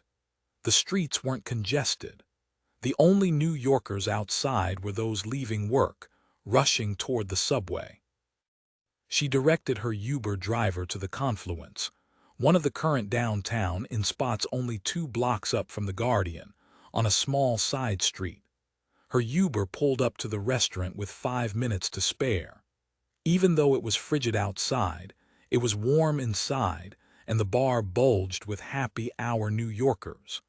The Confluence sported a huge old mahogany bar trucked from a 1920s speakeasy in Chicago. Its specialty was mango chutney pizza, served up by a waitstaff of mostly flamboyant would-be actors and dancers. Mia was impressed when she spotted Miles at a booth near the back and wondered how he'd managed to snag that primo spot. She smiled at his wave, thought again, he had the air of a wise owl. She wove her way through the happy crowd, everyone forced to speak louder to be heard over the pounding jungle beat music. Mia had no doubt Miles's phone call as she was leaving Coach Williker's office to meet him that evening was an assignment from Alex Harrington. Miles was to charm her, pass on some of Alex's talking points, pump her on what she'd found out in Boston, and whether she'd do right by candidate Harrington in her upcoming feature on him. Mia smiled at Miles. This would be fun. Mr. Lombardi, good evening. She began unwinding the scarf around her neck. Isn't this a great place? A bit on the noisy side, but who cares? The pizzas are incredible and the waitstaff will give you a little performance if you ask them. If the music's not playing too loud, they'll sing, maybe mime from a show. Katz is always popular, singing and dancing. That sounds like fun. There's a place in LA where all the wannabe actors do the same thing. He slid out of the booth and helped her off with her coat. Thank you. I heard this was your first year in New York, she said. How are you surviving our winter? Smiled, stuck out his hand, shook hers. I'm from LA where it's always warm, the sun always shines. You do have to worry about skin cancer from too much sun. I do love the energy of New York, the feel of excitement in the air, but I've got to be truthful, I hate the weather. That answers my question. This place is a find. I haven't been here before. I've enjoyed a few places in the village but never made it here. Do you think our waiter would dance a Gene Kelly number? I doubt it tonight. Looks like they're too busy running their feet off to dance and that music is blasting anyway. Please call me Mia. Mia, and I'm Miles. Mia slid in, laid her coat beside her. A waiter wove his way through the standing patrons to their booth. Miles said, "A beer, please, whatever pale ale's on tap. How about you, Mia?" She started to nod, then ordered the house white. She leaned forward and raised her voice so he could hear her. "So what's going on, Miles? Has Alex, Mr. Harrington, asked me to call him, that decided to drop out of the race? Get married now in Tahiti." "What?" He laughed, a nice full-bodied laugh that fogged up his glasses. He took them off, wiped them on a napkin, slid them back on. "Mr. Harrington asked me to check in with you, and I was glad for the opportunity. We met only briefly at the fundraiser. Didn't get a chance to talk when you were at campaign headquarters yesterday. I have quite a bit I would like you to be aware of for your article, Mr. Harrington's hopes, his campaign, his plans. He also wanted me to ask you whether your trip to Boston went well, what your impressions were." Mia nearly smiled. Right out of the gate, down to business, no pretending over a social drink, and that was a pleasant surprise. She said on a grin, "He could have sent me an email. I prefer a more personal approach. How else can I be sure you understand what's really important to him, his program for minority schools, gun control?" She saw then he looked tired. "A lot of late-night strategy sessions with Mr. Hughes and Alex." He gave her a singularly sweet smile. "Sure, and it'll only get more intense as the election heats up. I'm used to that, but what I'm not used to is this cold. When will it warm up around here?" Their waiter magically reappeared through the packed-in crowd, a small tray held up high, and expertly set their beer and wine in front of them. "Might warm up in April, sir, if we're lucky. Sorry I can't stay. Holler when you'd like more." He disappeared again, weaving his way through bodies, too graceful not to be a dancer. "Here's hoping for April," Mia said, and she clicked her wineglass to Miles's beer. "Time to bait the bear. I had a nice conversation with Pamela Barrett, Alex's fiancée, and of course with his professors at Harvard he'd picked out for me to talk to." She sipped her wine. "Turns out Boston was very informative, particularly my interview with Juliet Ash Calley, Alex's former fiancée." Miles showed no hesitation, no sign of alarm. "I never met Ms. Calley, but Corey told me she's the most beautiful woman he's ever seen. I looked her up and I agree she could give all the LA girls a run for their money. I read she's a concert pianist, though I've never heard her play. She's mainly classical and immensely talented. Corey's right, I've never seen a more beautiful woman. I'm a jazz man myself. New Orleans. Do give her a listen, Miles, she's incredible. Let me add, what's really refreshing is that her beauty doesn't seem to matter to her at all." Miles took a drink of his beer, wiped a bit of foam off his mouth with the back of his hand. "I was told she's really sensitive, arty, if you know what I mean, so it was a good thing they didn't marry. I wonder if Alex was afraid she'd upstage him, take the limelight, get all the publicity. No, that's not Mr. Harrington. Music, politics, they're two entirely different kinds of fame. Seems to me it just wasn't a good fit." He paused a hair. "What did she tell you? Worried now, are you, Miles?" Which meant that Alex was worried. Mia cocked her head at him. "I understand why you could be concerned. Miss Calley might have badmouthed him to me. I have no reason to suppose Mr. Harrington would be worried. In fact, he thought you might see her. Understandably, he wouldn't want to be blindsided. I mean, he is running for a high office. You're known as an excellent interviewer, Mia, so who knows what she might say to you, out of bitterness perhaps, or something else." "You mean like revenge?" Miles shrugged. "Who knows? Anything could be possible since Mr. Harrington was the one who broke off their engagement." Miles's voice died. He looked down at his Usk ring as if it were his consigliere. Evidently the ring didn't have any wise counsel, because Miles took another quick swig of his beer and carefully set the mug on a napkin. "Is that what Alex told you, Miles? He was the one who broke off the engagement?" "Well, no, I'm surmising, since he told me she's quite shy, introverted, not at ease with people. Even a concert pianist, if she's socially awkward, wouldn't be comfortable as a politician's wife." Miles shrugged. Mia said, Otherwise, what woman in her right mind wouldn't want to be Alex's wife? Have I filled in the blanks correctly, Miles? No, I didn't mean that exactly, Miles sighed. But yes, Mr. Harrington is an impressive man. Mia sensed a canned recording snapping on when Miles added quickly, Mr. Harrington really cares about New York, Mia. He wants to make it better. Just take his budget for minority schools. She raised her hand to turn off the spigot. Before you go on, Miles, let me set the record straight. Ms. Callie broke off their engagement. Not Alex. Tell me this. Did Alex already know I'd spoken with Juliet Callie? Miles grew very still. Nothing showed on his face, but his glasses started to fog up. Mia took another sip of her Chardonnay. She felt sorry for him, but she wasn't about to help him out of his lovely deep hole. He'd been sent to worm information out of her, and he should have known he'd be the sacrificial goat if things didn't go well. He cleaned his glasses once again, slid them back on. He did, yes. I believe Miss Barrett mentioned to him you might, Mia said. I wonder how Miss Barrett guessed. As I recall, I didn't mention my visiting Miss Callie. She smiled. Oh well, I suppose word travels fast in their circle. Mia wasn't about to throw Juliet under the bus, and so she said easily, Don't make yourself crazy, Miles.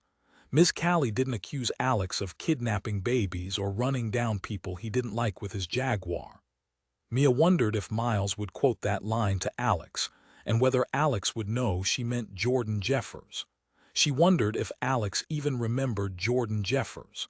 Miles said, Alex doesn't drive a Jag, he drives an F-150. Mia lightly tapped the heel of her hand to her forehead. How could I have doubted that for an instant? Of course he drives an American truck. Does he haul away old furniture for his mom? Miles tried for a laugh, nearly made it. You're joking. You know some political opponents will do almost anything, say almost anything, if they catch a scent their opponents might have a weakness. And who wouldn't be worried about an ex-fiancé? Mr. Harrington's current fiancée, Miss Barrett, she'll make quite an impressive First Lady of New York City, don't you think? Mia took another sip of her Chardonnay, slightly woody as she liked it. Oh yes, Pammy would surely make a fine First Lady of the Manor. She's confident, smart, and after speaking with her, I think she'd do anything to help him win this election.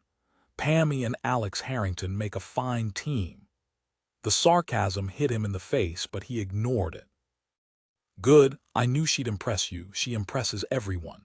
She and Alex have agreed not to refer to her as Pammy, by the way. It's too casual, not fitting for a First Lady of New York City. Could you please not refer to her by her nickname in anything you write? Mia stared at him. What? Mr. Harrington is worried about his future wife's nickname. Voters would drop away if they heard it, me. I think Pammy sounds all sorts of cuddly and fun and ready for a pillow fight. Pamela, on the other hand, sounds a bit stuffy, standoffish, makes her sound full of herself, don't you agree? Miles Lombardi blinked owl eyes behind his black-framed glasses. You know, Mia, what I think really doesn't matter to anyone. What did you learn about Mr. Harrington from his former professors at Harvard? Since Mr. Harrington sent me a list of names, I assume he fully expected the 3 professors to praise his eyebrows, so why do you ask? I'm covering all the bases. You talked to some of the departmental staff too, right? So Alex had heard she'd spoken with the departmental secretaries, a student's best friends if the student had a brain. How had one of them called him? She nodded, smiling. Of course, any good reporter would. Mia looked at him squarely. Listen, Miles, there's no need to worry about Miss Callie for now. She was very neutral about Alex and his fitness to be the mayor of New York. She saw relief flood his face, and then she added the spur. All of you will find out exactly what everyone I spoke with said about Alex when you read my article. He downed the rest of his beer in one draught and stared at her mute. Mia's cell buzzed a text from Travis. Icicle cold here in Zurich. Drinks with Big Honcho of Loam and Pierce. He wasn't pissed about anything, just wanted to touch base. All good. Love you, miss you like crazy, Travis. A hammer of guilt slammed her head. The last couple of days had been so hectic she'd forgotten to call Travis. She looked at her watch, realized it was getting late. She was surprised he was still awake. She was surprised she was still awake, too, given the hours she'd put in today. She slipped her cell back into her messenger bag, grabbed her coat, and scooted out of the booth. As she wound her scarf around her neck, she looked down at Miles. He didn't look happy. She raised her voice to make sure he could hear her. However this turns out, you've got a bright career ahead of you. Remember that. Good evening and thank you for the wine. Mia didn't leave the blessed warmth of the restaurant until she was wrapped to her eyebrows. She pulled on her gloves as she stepped outside into the middle of a crowd, all of them looking for a taxi. She hadn't called an Uber, hadn't thought of it. She called now, was told it would be 20 minutes. She watched as taxis pulled up to take in people in front of her. She huddled in her coat, wrapped her arms around herself. No, this was ridiculous. She wasn't going to wait for an Uber. She'd hiked to the subway station on West 4th near Washington Square, only 3 blocks up if she took a shortcut. If she hurried, she could call Travis from the station, and if the trains were running smoothly, she'd be home in under half an hour. She made her way to Sullivan Street and headed toward Washington Square. The businesses in the neighborhood were closed for the day, the only light coming from the streetlights and from apartment windows. Mia walked fast, head down against the wind. She saw an occasional taxi, but of course they were already occupied. She paused next to a dark building, the Niu School of Law, when she saw 2 men on the corner passing something to each other, probably a drug deal. She walked to the other side of the street and kept trudging. She heard a car engine, her first thought that it might be a taxi. She half turned, an arm raised to flag it down, but it wasn't a taxi. It was a large, dark sedan, and it was coming fast, too fast. It swerved suddenly and drove straight toward her. Her heart jumped and a hoarse scream burst out of her mouth. Headlights hit her full in the face, blinding her, and Mia stumbled back, tripped on the curb. She went down and rolled behind 2 garbage cans as the sedan jumped the curb and plowed into them. The cans bounced over her, the lids went flying, sending bags of garbage raining down. She covered her head with her arms, kept scrambling backward on her elbows. She heard the car engine revving, then the blessed sound of a man's shout. He was running toward her, yelling, waving his arms at the car. It seemed like forever the sedan didn't move, until the driver slammed into reverse, dragging one of the toppled garbage cans with him, and roared away up the empty street. The man was panting when he came down on his knees beside her. "Are you okay?" It was one of the 2 men she'd seen on the corner. Mia caught her breath, forced herself to breathe deeply until she stopped shaking. But she couldn't stop her heart kettle drumming or the nausea rising in her throat. She swallowed convulsively. She wouldn't vomit, she wouldn't. "Okay, better. Thanks for chasing him off." How could that be her voice, all calm and together? When he helped her sit up, she kept hold of his arm.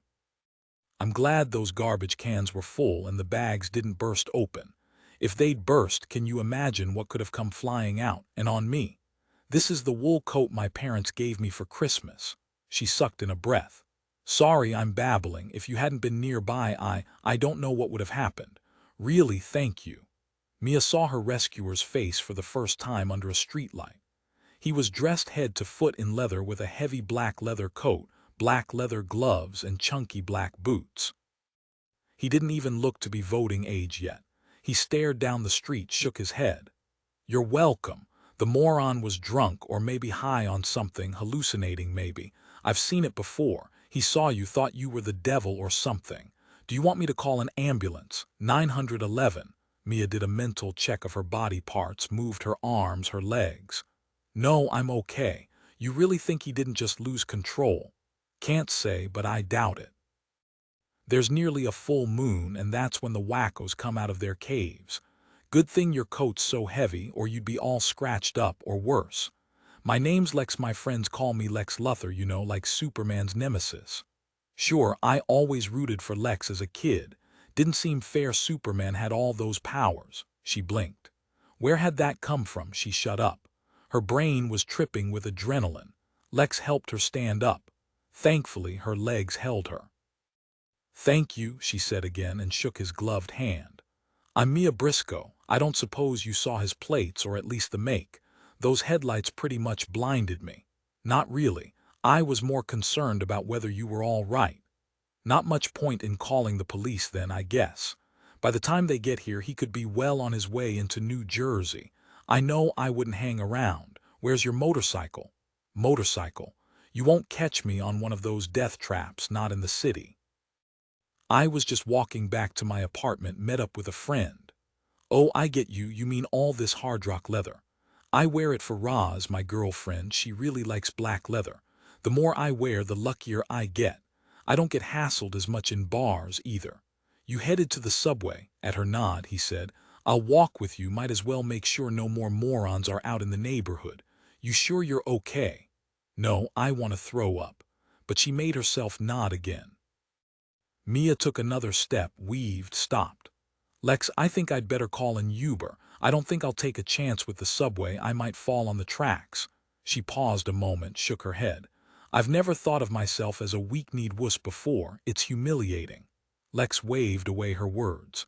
"Forget it, you're entitled. I'll stay with you until they come. It'll all make a great story for Roz. Hey, I'm glad those garbage bags didn't burst open too." He patted her shoulder, and they sat side by side on the curb to wait for the Uber. When a gray Lexus pulled up beside them 6 minutes later, Mia gave Lex her card. "If you're interested in an internship or maybe a job at The Guardian, give me a call." Lex stared at the card a moment, gave her a big smile. "Roz'll like this too." Mia confirmed her address with the Uber driver and settled in, leaned her head back against the seat and closed her eyes. Low-level nausea still hovered, too close.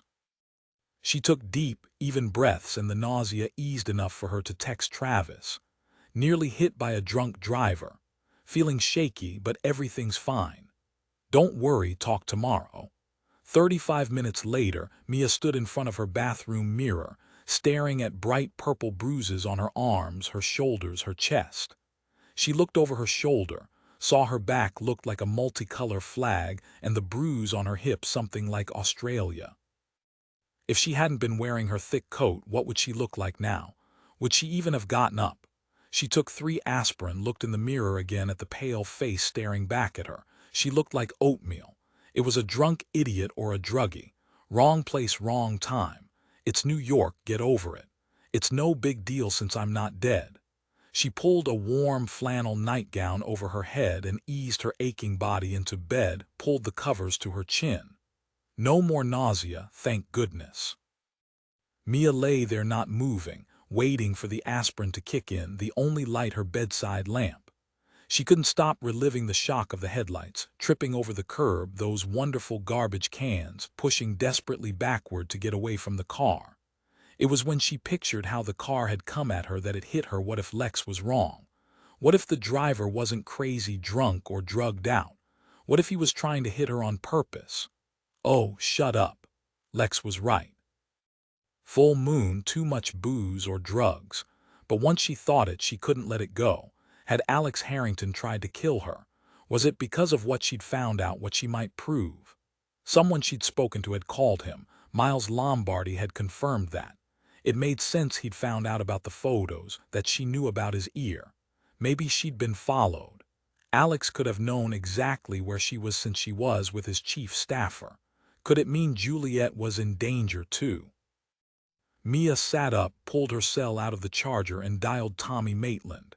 He picked up on the second ring, surprise in his voice. "Mia, isn't it late for you to be calling?" At her silence, his voice changed to what she called his FBI voice, lower, more controlled. "Something's happened, hasn't it? Are you all right?" "Yes, I'm all right." She rushed through her evening of drinks with Miles Lombardi, her walk to the subway, the sedan coming out of nowhere toward her, her rescue by Lex Luthor. Yes, that was his name. "I'm making myself crazy, Tommy. I mean, Lex was probably right, wasn't he? A crazy drunk, or a hallucinating druggie."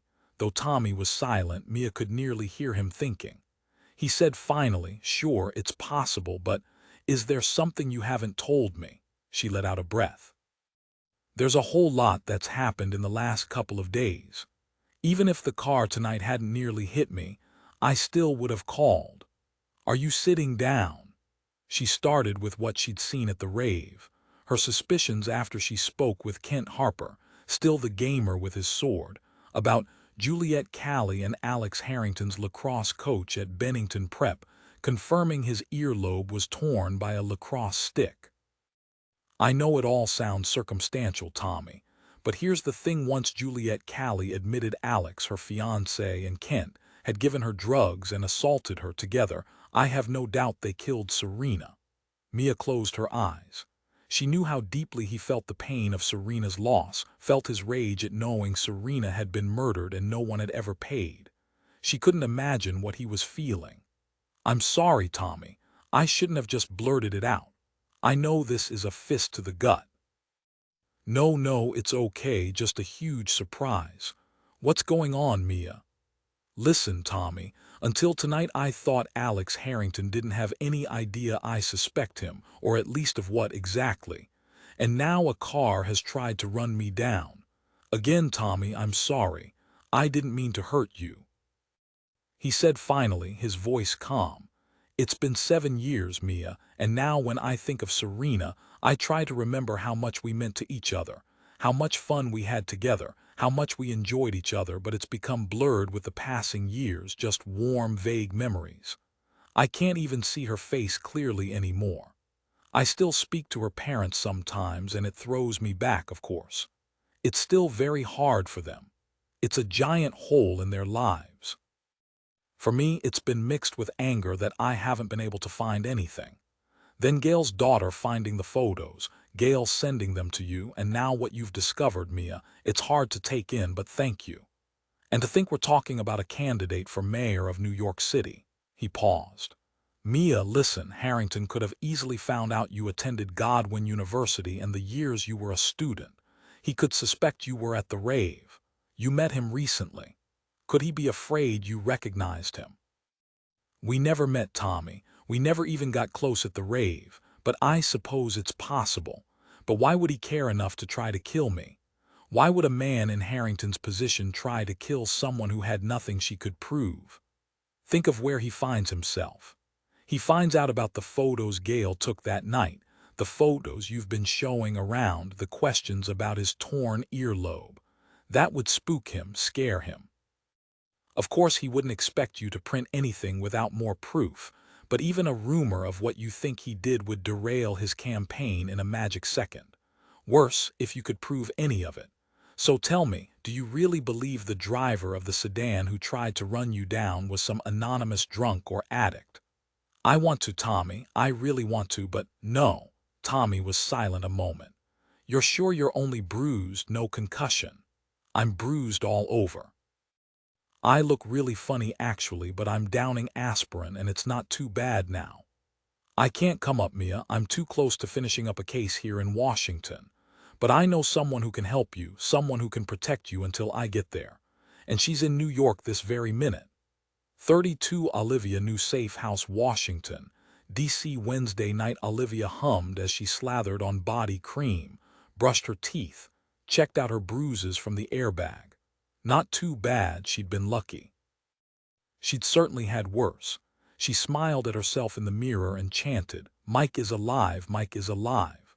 She'd have shouted it out if Gay wasn't watching TV in the living room. She did a little skip and gave the mirror a high five. No sooner had she stretched out beside Helmut on her new bed, this one hard as nails, than it hit her. What about Andy? Why hadn't she called? Had the Frenchman gone after her? She dialed her number with shaking fingers. Andy? Olivia, tell me you're safe. Of course I'm safe. I was actually about to call you, but you beat me to it. Mr. Grace told me what happened to you today while you were picking up pizza for you and Gay. I imagine Gay's in big trouble letting you go out alone like that. Where's your brain? What were you thinking? And Olivia heard herself say, it was only a short distance from the safe house, really, and I checked. No one was following me. She paused. All right, yes, I was an idiot. I'll never do something like that again. All right, enough penance. You saved yourself, fought back hard, but you didn't kill him. No, not through want of trying, but I did wound him. I hope he's really hurting. Andy laughed, then her voice hitched. I was so worried. Mr. Grace told me to hold off calling you, said you'd be too busy for a while. You really are okay, aren't you, Olivia? Only some bruises, I promise. That's twice now, Olivia, they've tried to kill you. Andy, they didn't want to kill me, they wanted to take me, force me to lead them to Mike. And you know what that means. Mike's alive. Andy, he's alive and they don't know where he is. I've been repeating that to myself over and over and I'm only now beginning to believe it. You're right, now that's a load off. My own minder, Agent Cox, was going on about Mike being a traitor, but I kept telling him that made no sense at all. It was stupid, just plain crazy if you knew Mike. I wonder what happened. Why he went to ground. As far as I know, he hasn't even checked in with Mr. Grace. He has to have a good reason. Any ideas? Olivia knew Mike had the flash drive, was probably trying to decrypt it, but how would he without the encryption key? If there was a way, he'd find it. Was he researching French weapons manufacturers as she had? She said to Andy, I think Mike is trying to figure some things out just like we are. She sounded really lame to her own ears, but luckily Andy didn't question her. Andy said, Olivia, did the man who attacked you today tell you anything? Was he Iranian too? Olivia saw Dylan holding her hand, saying, There's no way that man followed my Porsche. Trust me, I would have seen him. He lied because someone right here in the CIA at Langley told him where to find you. We have no idea who or how high up, so keep whatever you can close to your vest. Don't volunteer any information to anyone. Still, she wished she could tell Andy everything because she was one of the team, as worried about Mike as Olivia was. Andy, I'm under orders not to tell anyone anything and I hate it, but that has to include you. But the most important thing I learned is that Mike's alive and they don't know where he is. She heard Andy sigh. All right. I'll tell Higgs when he checks in with me again. He's in Halifax being a tourist. He told me he can't think of anything he could do to help if he came back. He's worried about us, Olivia. Well, he's really worried about Mike too, but since no one knows where he is, Higgs thinks you and I should join him. I'll tell you I'm tempted. But then I think, what about Mike? We can't leave him in the wind. I guess we just have to wait. I hate it. Believe me, I do too. You and I, Olivia, we've been thrown in with nasty hostiles before, but what's happening now isn't a head-on something we can even understand. And I'll say it again, I hate it, hate feeling helpless. It's crazy, Olivia, and I'm scared for you, for me, for Mike. I'm scared too, Andy. My minder, Agent Cox, told me they arranged a new safe house for you and Gay. How about I try to talk him into letting me come to you? See what Agent Cox says and I'll speak to Gay. It isn't the Ritz. It's like the first one, a clean, nondescript house in a nondescript neighborhood, ancient plumbing, mother's old attic furniture. At least there's a big-ass TV and a comfy, easy chair for Gay. Let me know what Cox says, Andy. I'd love to have you here with me. Olivia yawned. I'm sorry, but it's been quite a day. My body is telling me to shut down. At least the pizza was good, heated up nice and crisp. Andy laughed. You always find the rainbow, Olivia, always. Let's see if we would be allowed to hook up, stay together. I'm so relieved to talk to you, to find out Mike's all right. I'm proud of you. Come on, Andy, you're Wonder Woman. You'd have done the same and you know it. She heard Andy laugh again and it felt really good. They both rang off. Olivia set her cell back in its charger, pulled the covers over both her and Helmut, whose head was on the pillow next to her, and lay back. He didn't stir. She heard Gay's basketball game playing on the TV in the living room. Mr. Grace had reamed him for letting her out of the safe house by herself, but Gay hadn't been angry with her, more philosophical, said next time he'd follow her even to the bathroom, and happily ate his warmed-up pepperoni and artichoke pizza. At least Laudner had let Gay stay with her. She ran her hand lightly over Helmut's head, rubbed his ears. Do you think Mike can decrypt that flash drive? I wonder if Dylan could. Helmut raised his head to lick her hand. And he's right, I did good shooting that Frenchman, but that shoulder wound might not be much at all. He licked her cheek and she hugged him. I know you think I can do no wrong, but I can. She settled back and reviewed every word the Frenchman had said, everything she'd done until she fell asleep. Olivia's cell pounded the drums from Couthra's Night in the Jungle. Helmut had moved down to the foot of the bed, taking part of the blanket with him. He raised his head. "It's okay, boy," she answered. "Olivia." "It's me, Mike." 33. Olivia, her breath whooshed out, her heart pounded as loud as the jungle drums. "Mike, I've been so worried, so scared for you. I didn't even know you were alive until today. You swear you're all right, can I come get you?" He actually laughed. "Slow down, sweetheart, slow down, I'm okay. Let me be worried about you. They've come after you again, it was on the police band. Believe me, I didn't expect them to. I thought I was protecting you by staying away. I was going to come to your house to get you after the first attack, but I found out you were okay and they'd put you in a safe house. No way I could do better than that." Mike paused and his voice sounded tired. "And then today happened. I'm so sorry, Olivia. I was wrong to believe you were safe." "Come off it, Mike. If you blame yourself, you're an idiot and I'll have to hurt you when I see you again. I promise I'm safe. Where are you?" "I'm not going to tell you because you'll want to join me, and believe me, that isn't a good idea. I'm calling from a burner phone. Babe, these people aren't fooling around. I'd no sooner gotten off the plane at Dulles and headed over to pick up my backpack when I realized I was being followed. I wasn't armed, of course. I slipped out of the terminal through an employee exit and jumped behind a pile of luggage on one of those motorized carts. I saw them run out after me, but they didn't find me. Here's the deal. How did they know which flight I'd be on? Only the CIA knew I had the flash drive on me, so someone told them, just like someone knew about Hashem and our mission, and that someone wanted me dead, the drive destroyed. I had to protect that flash drive, protect myself, and you were still in the hospital, sweetheart. No way was I going to involve you. Even trying to set up a meet could be dangerous. I didn't want to take any chances, not with you. What about Higgs and Andy? Are they all right?" Olivia wanted to cry and scream at the same time, but her voice came out calm. "Andy finally got herself a minder after what happened to me today, and Higgs is in Halifax. Mike, you swear you're all right?" She could see him smiling, his crooked smile that always charmed her and disarmed her at the same time. "Aren't I always? You've told me several times I'm like a cat. I figure I've still got a half-dozen lives left." "Olivia, you just got out of Walter Reed and now you rammed your Rav into a truck. Are you even over your concussion?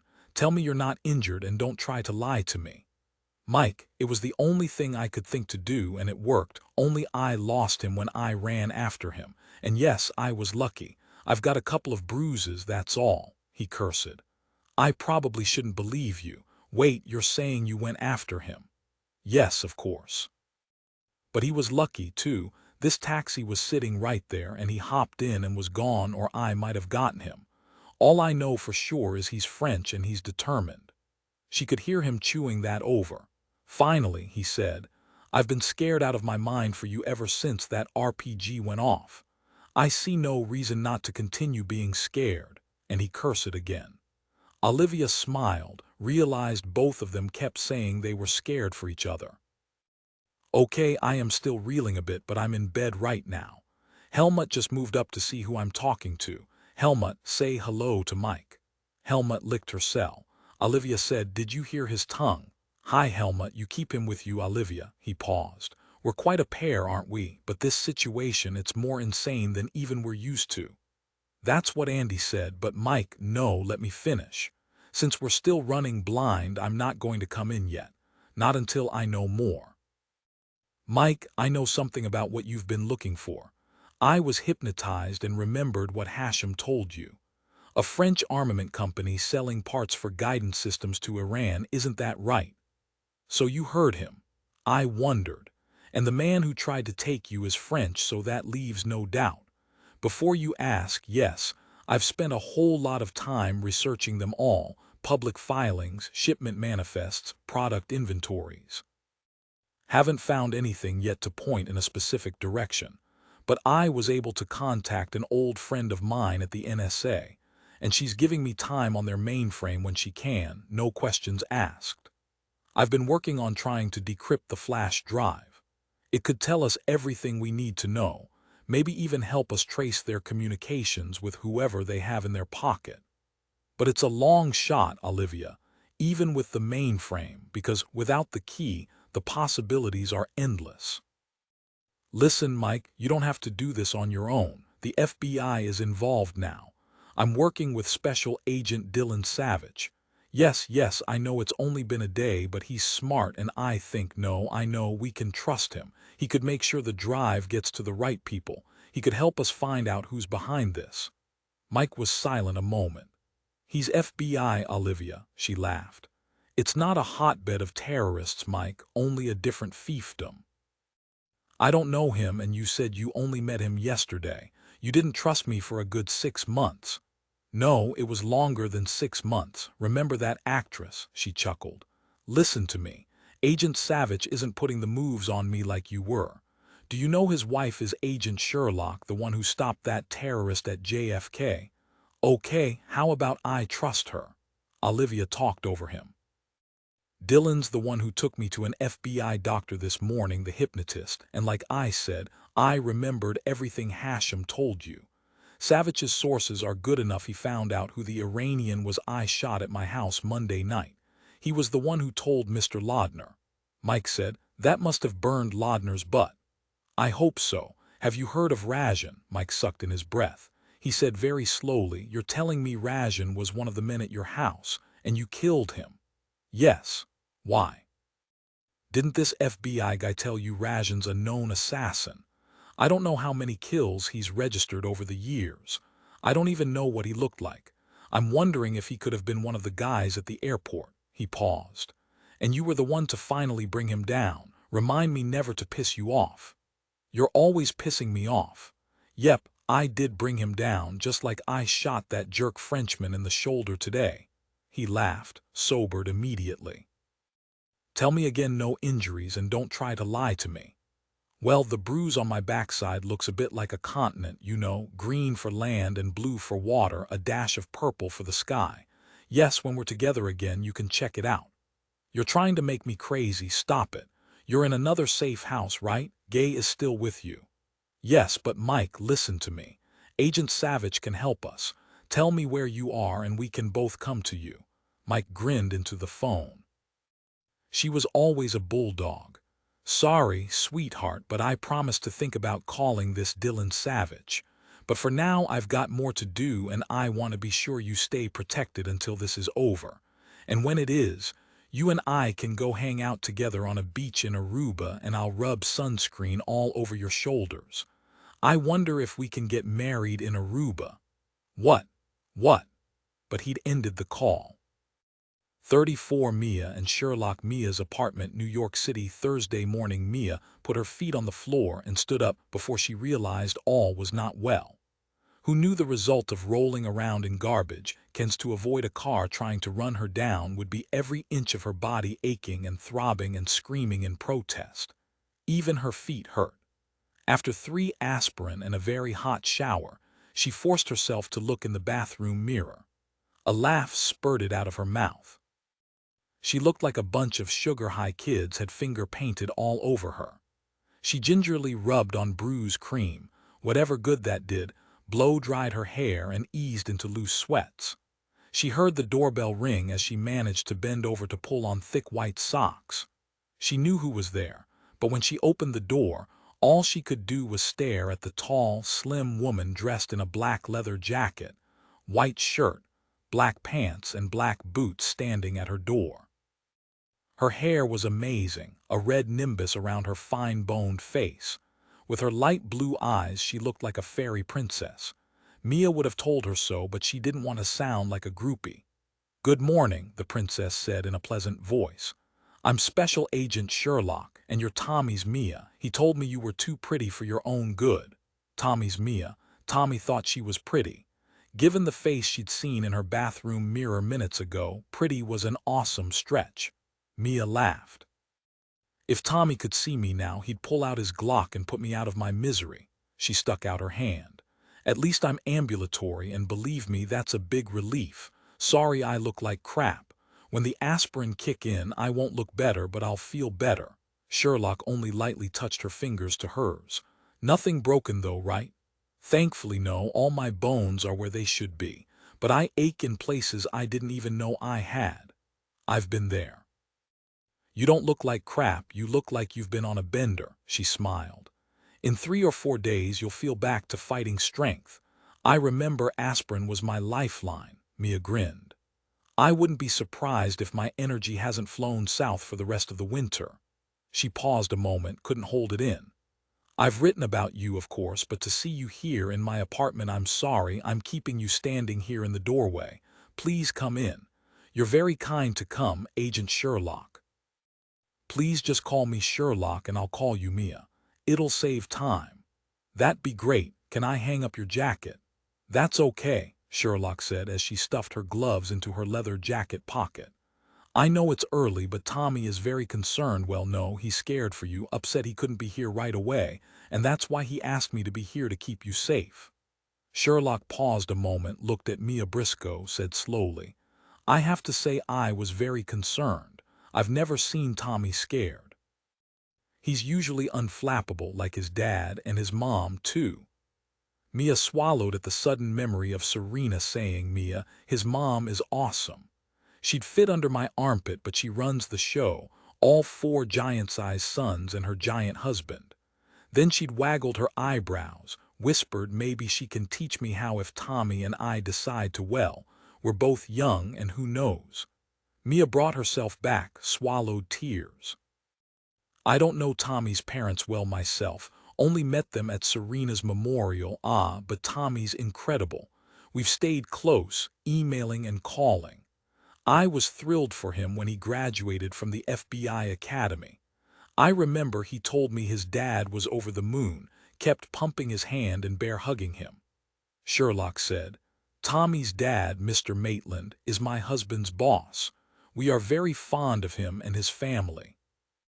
Mia ushered Sherlock into her living room, waved her to Mia's own favorite chair, and stood over her, still aching all over.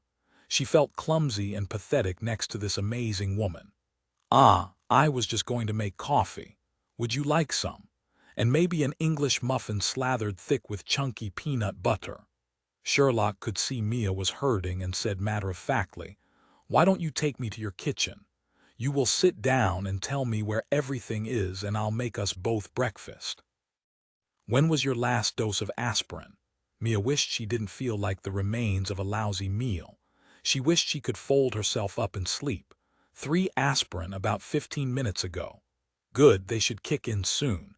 I won't burn the muffins, I promise. Come along before you fall over."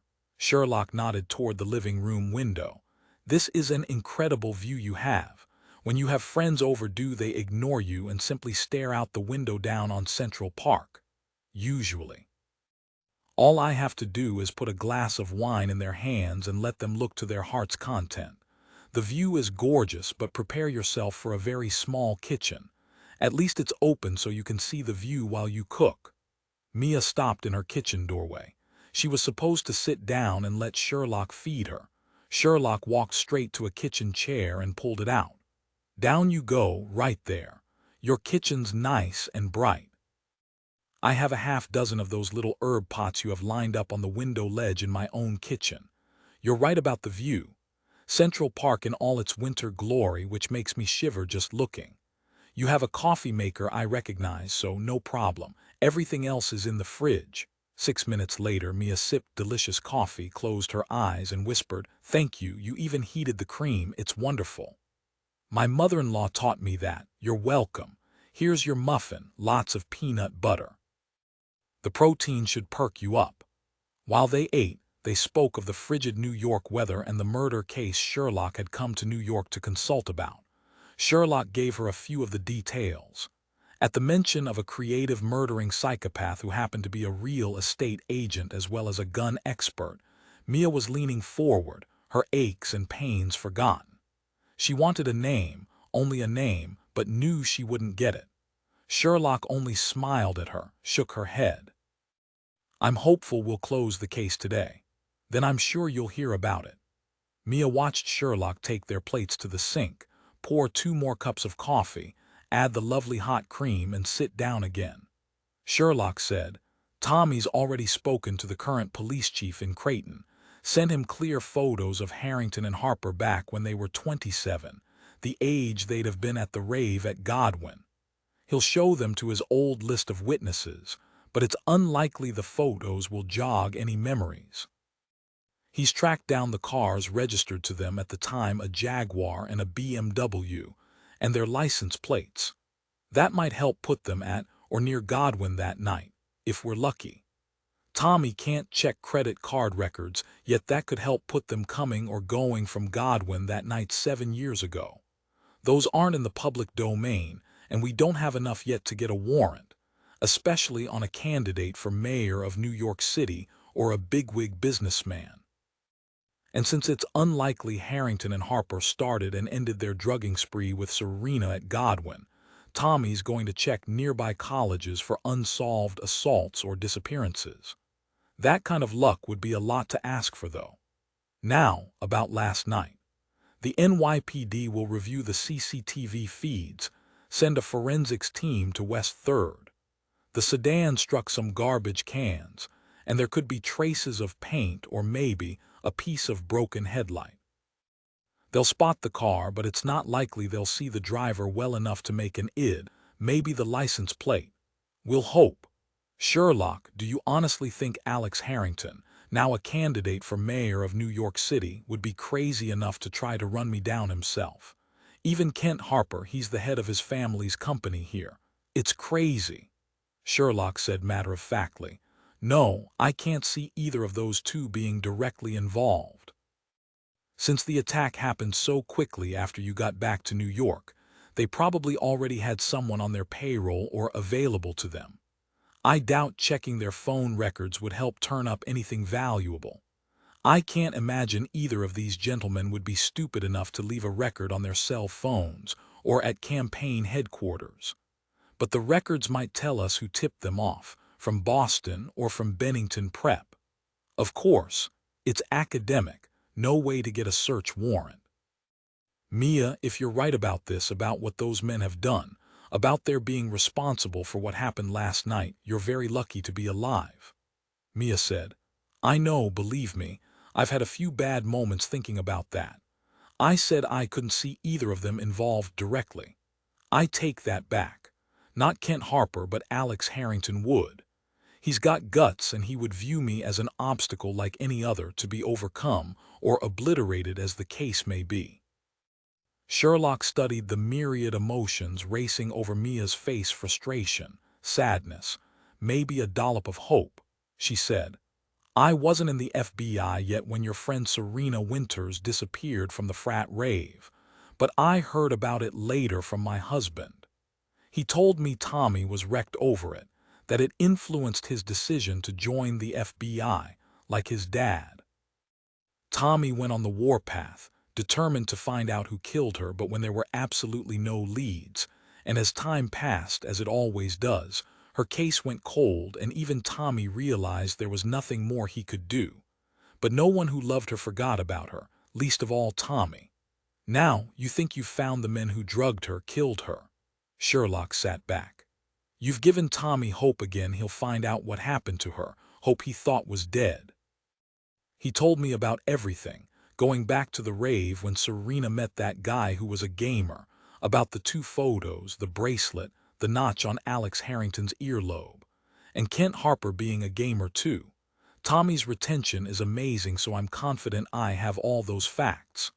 What I want you to tell me are your first-hand impressions of the people you spoke with in Boston and at Bennington Prep.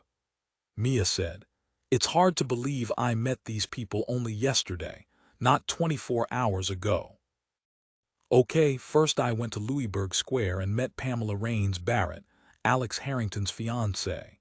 She's pretty, polished to a high shine, shows off Armani very well. She knows her own worth and values herself highly. She's arrogant and tried to hide it for the most part since I was there to interview her about her fiancé. She tried to make nice, but her belief in her own superiority shimmered off her. She's smart, Sherlock, and I think she'd be as ruthless as she needed to be to get what she wants. And she wants Alex to be mayor as much as he does, maybe more. It's her first big step toward the top of the power food chain where she knows she belongs. So she really wasn't of much help. But one thing struck me between the eyes. She's still jealous of Harrington's ex-fiancée, Juliet Ashcali. She told me calling off the wedding was Alex's idea, but it wasn't. It was Juliet who called it off. I'm sure she doesn't know about Juliet being drugged and assaulted by Alex Harrington and Kent Harper or anything else. Yes, I imagine Tommy mentioned that to you. Even though it sounds unbelievable, it's true. He not only drugged and assaulted his own fiancée, he also invited his friend Kent Harper to join in. And I wondered if Pamela knew, would she be willing to cover it up to get what she wanted? I don't think so, but I could be wrong. Sherlock cocked an eyebrow at her. Let me guess. You really didn't like her. 35 Mia looked down at a ragged fingernail, doubtless from banging against a garbage can last night. I made Pamela sound like the Wicked Witch. She really didn't come across like that. She was polite, solicitous, well-spoken, gushed about Harrington, only to be expected. Maybe, too, I think I was predisposed to dislike her, my fault. Mia sighed. She's focused, Sherlock, committed to being the first lady of New York City, then who knows? The United States. Oh yes, no doubt in my mind, and bottom line, what's wrong with that? Moving forward, I walked to Juliet's parents' house after I left the Freeze Queen. Juliet was there taking care of her ill mom. Juliet's a concert pianist. Yes, I know, I've heard her in concert at the Kennedy Center. An incredible talent and a jaw-dropper. Yes, she's awesomely beautiful. I liked her very much. She seemed sensible, she cares about other people, particularly her parents, and as you said, she's immensely talented. She doesn't trade on her beauty either. She ignores it as best I could tell. It's amazing, really, how she's managed to move forward after those two drugged and assaulted her. Imagine your own fiancé, the man you believed loved you, assaults you. He's a monster, Sherlock. No argument from me, Sherlock said. I was thinking Alex had already decided Juliet wasn't suited to be his wife now that he wanted to be a politician, was already planning to break it off. Or not, I can't be sure either way. If so, like I said, I can see him thinking why not have his BFF Kent harm her too. I also believe Alex never thought she'd remember, but she did. Sherlock sat back and marveled. You actually pried the drugging and assault out of Juliet Ashcali, a stranger you only just met. You're beyond good, Mia. Okay, Alex must have suspected she remembered when she broke off the engagement. Well, he knew for sure because Juliet confronted him. Of course, he played it off, said she had a bad dream. That's when she broke off the engagement. I imagine he was really worried, though, until he realized he and Kent would be safe, that Juliet would keep her mouth shut. She didn't go to the police, nor did she ever tell a soul. She's very protective of her parents. She still doesn't want to deal with any of it, didn't want to hear any questions about it at first. She didn't even contradict Pamela telling me that breaking off the engagement was Alex's idea, until I pushed her about it. I doubt even her parents know she was the one who ended it, and not the why, that's for sure. I think she shoved her rage at what they did to her down deep, but it's there, festering, and it's costing her, even after 2 years. You wondered why she told me, a perfect stranger and a reporter to boot. I really worked on her, Sherlock. She was shocked when I told her about Serena. It was kind of manipulative, but it still wasn't enough to make her come right out and admit what they'd done to her and agree to come forward. I asked her if she's thought about warning Pamela about what Alex and Kent really are. You should have seen the guilty look on her face. She hadn't said anything to Pamela, because she knew it would get back to Alex and what would he do to her. I felt really sorry for her and impatient too. How could she let these two go on with what was their twisted game? Maybe it's different now for her. Now she knows they're responsible for killing someone. I don't know. I told her I was going to make sure they paid, left her my card. Sherlock met Mia's eyes, slowly nodded. It's a lot to ask of her since she can't prove anything, and it would impact her life, her family, and her career. But if anyone can bring her forward, it would be you, Mia, you and Tommy. You both loved Serena so much, it would make it very real for her. Now, tell me about Coach Williker at Bennington Prep. Mia ran through the interview. It's obvious to me now I didn't handle him well. He was probably the one who called Alex, told him about the strange questions I asked. Maybe, too, Pamela got suspicious, or someone thought it was odd I spent so much time speaking with the departmental secretaries at Harvard.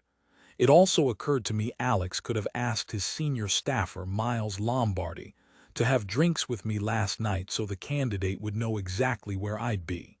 Sherlock said, "It was a spur-of-the-moment plan, but it might have worked if not for Lex. If Lex weren't so much younger, I'd have asked him to marry me." Sherlock grinned at her, took another drink of her coffee, set down the Minnie Mouse mug. She said, "Mia, imagine you were born with the proverbial silver spoon. All your life you've been given everything you wanted. You're lucky enough to be smart, you're very good-looking, both men and women like you. You never have occasion to question why you're at the top of the food chain. Then you and your best buddy from childhood attend Bennington Prep, and you come up with the idea to drug and assault one of the girls. If she's not willing, who cares? You're bulletproof. You go ahead with your twisted teenage fantasy and it's great. Nothing happens. You get away with it. No harm, no foul, so you do it again and again. It becomes another amusement you share with Kent, like gaming, but you know you have to keep yourself safe. You might be worried the first couple of times the girls might remember, but they don't say a thing. You realize even if a girl did say something, she wouldn't have any proof against you. You're the golden boy. You hear about the rave at Godwin University in Pennsylvania. It sounds like another great place to hunt yourself a girl. It's everything you expected. The place is packed with students. There's fountains of booze and drugs and dozens of girls. It's Kent who spots Serena, this great girl who's a gamer, and you agree she'll do just fine. But something goes wrong, very wrong. Suddenly she's dead or dying. You're smart enough to set a fire to cover getting her out of there. You never think of yourself as a murderer. You don't for a minute blame yourself. It was an accident. You're lucky there's plenty of open land and wilderness nearby, where to bury her where she won't be found. Not in a field or a forest owned by someone you don't know. I remember Valley Forge National Park is fairly close to Godwin, maybe a 30-minute drive. The park's closed for the night and no one's around, easy enough to drive in. You carry her body far off the road, bury her, go on your merry way. And you know that was smart too, because her body has never been found, not in 7 years. Maybe you're shook up for a while, but again, it wasn't your fault. Maybe it was even that stupid girl's fault for wondering what you put in her drink.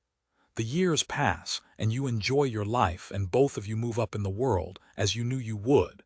Enough time you even take up your sport again. Amazing you end up drugging even Juliet, your fiancée, for your and Kent's pleasure. Why would you do that?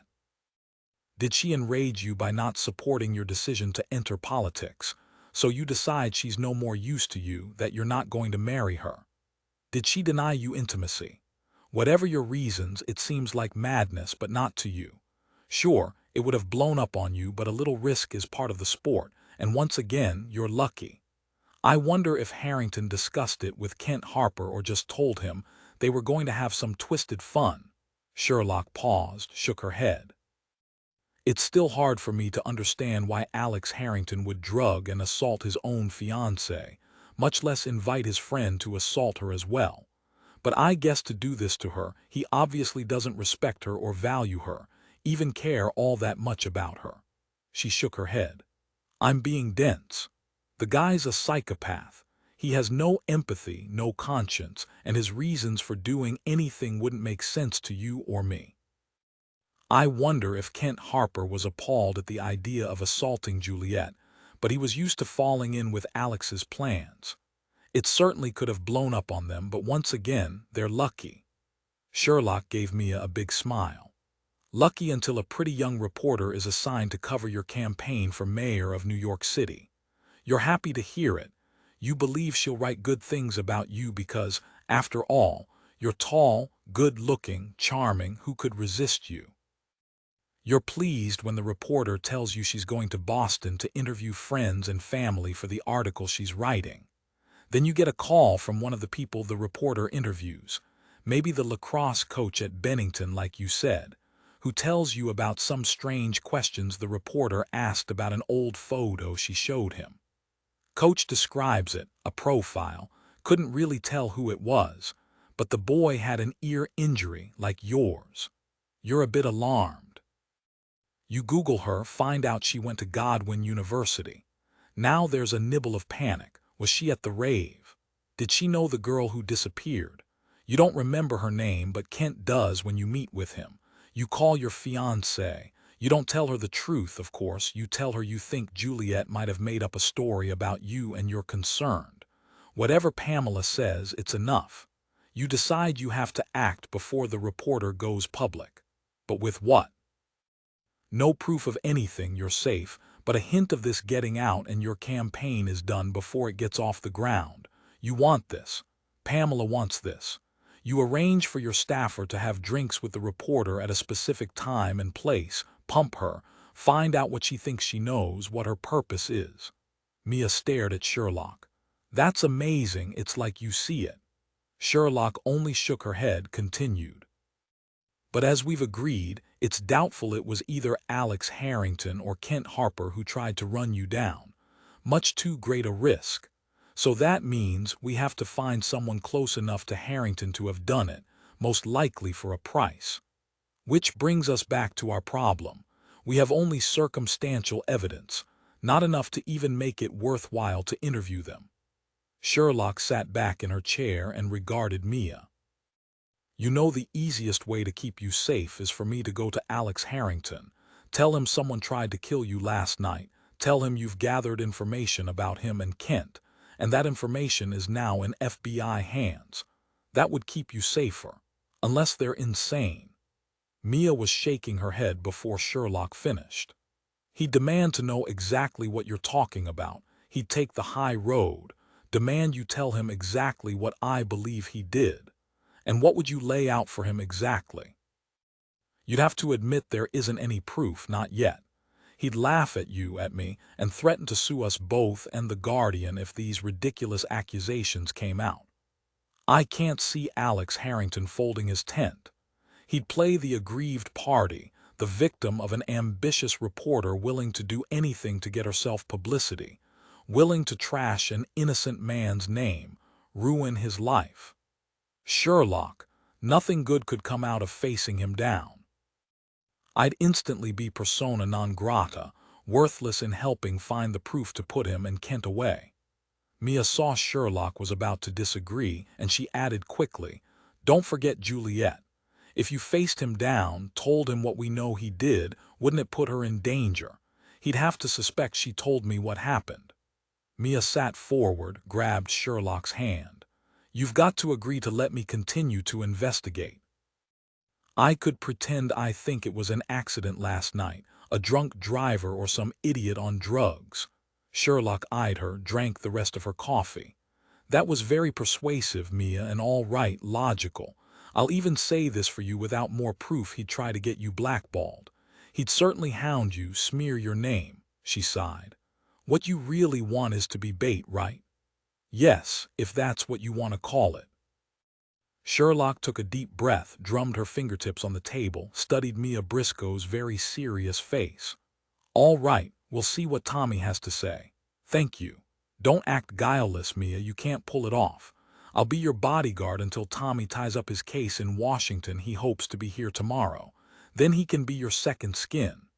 Mia would have shot a victory fist in the air, but she wasn't a dolt. She said, "As you've noticed, my apartment is on the small side. Do you mind sharing a queen-size bed with me?" Sherlock smiled. "Not a problem." Then she took a deep breath, drummed her fingertips on the table, studied Mia Briscoe's face.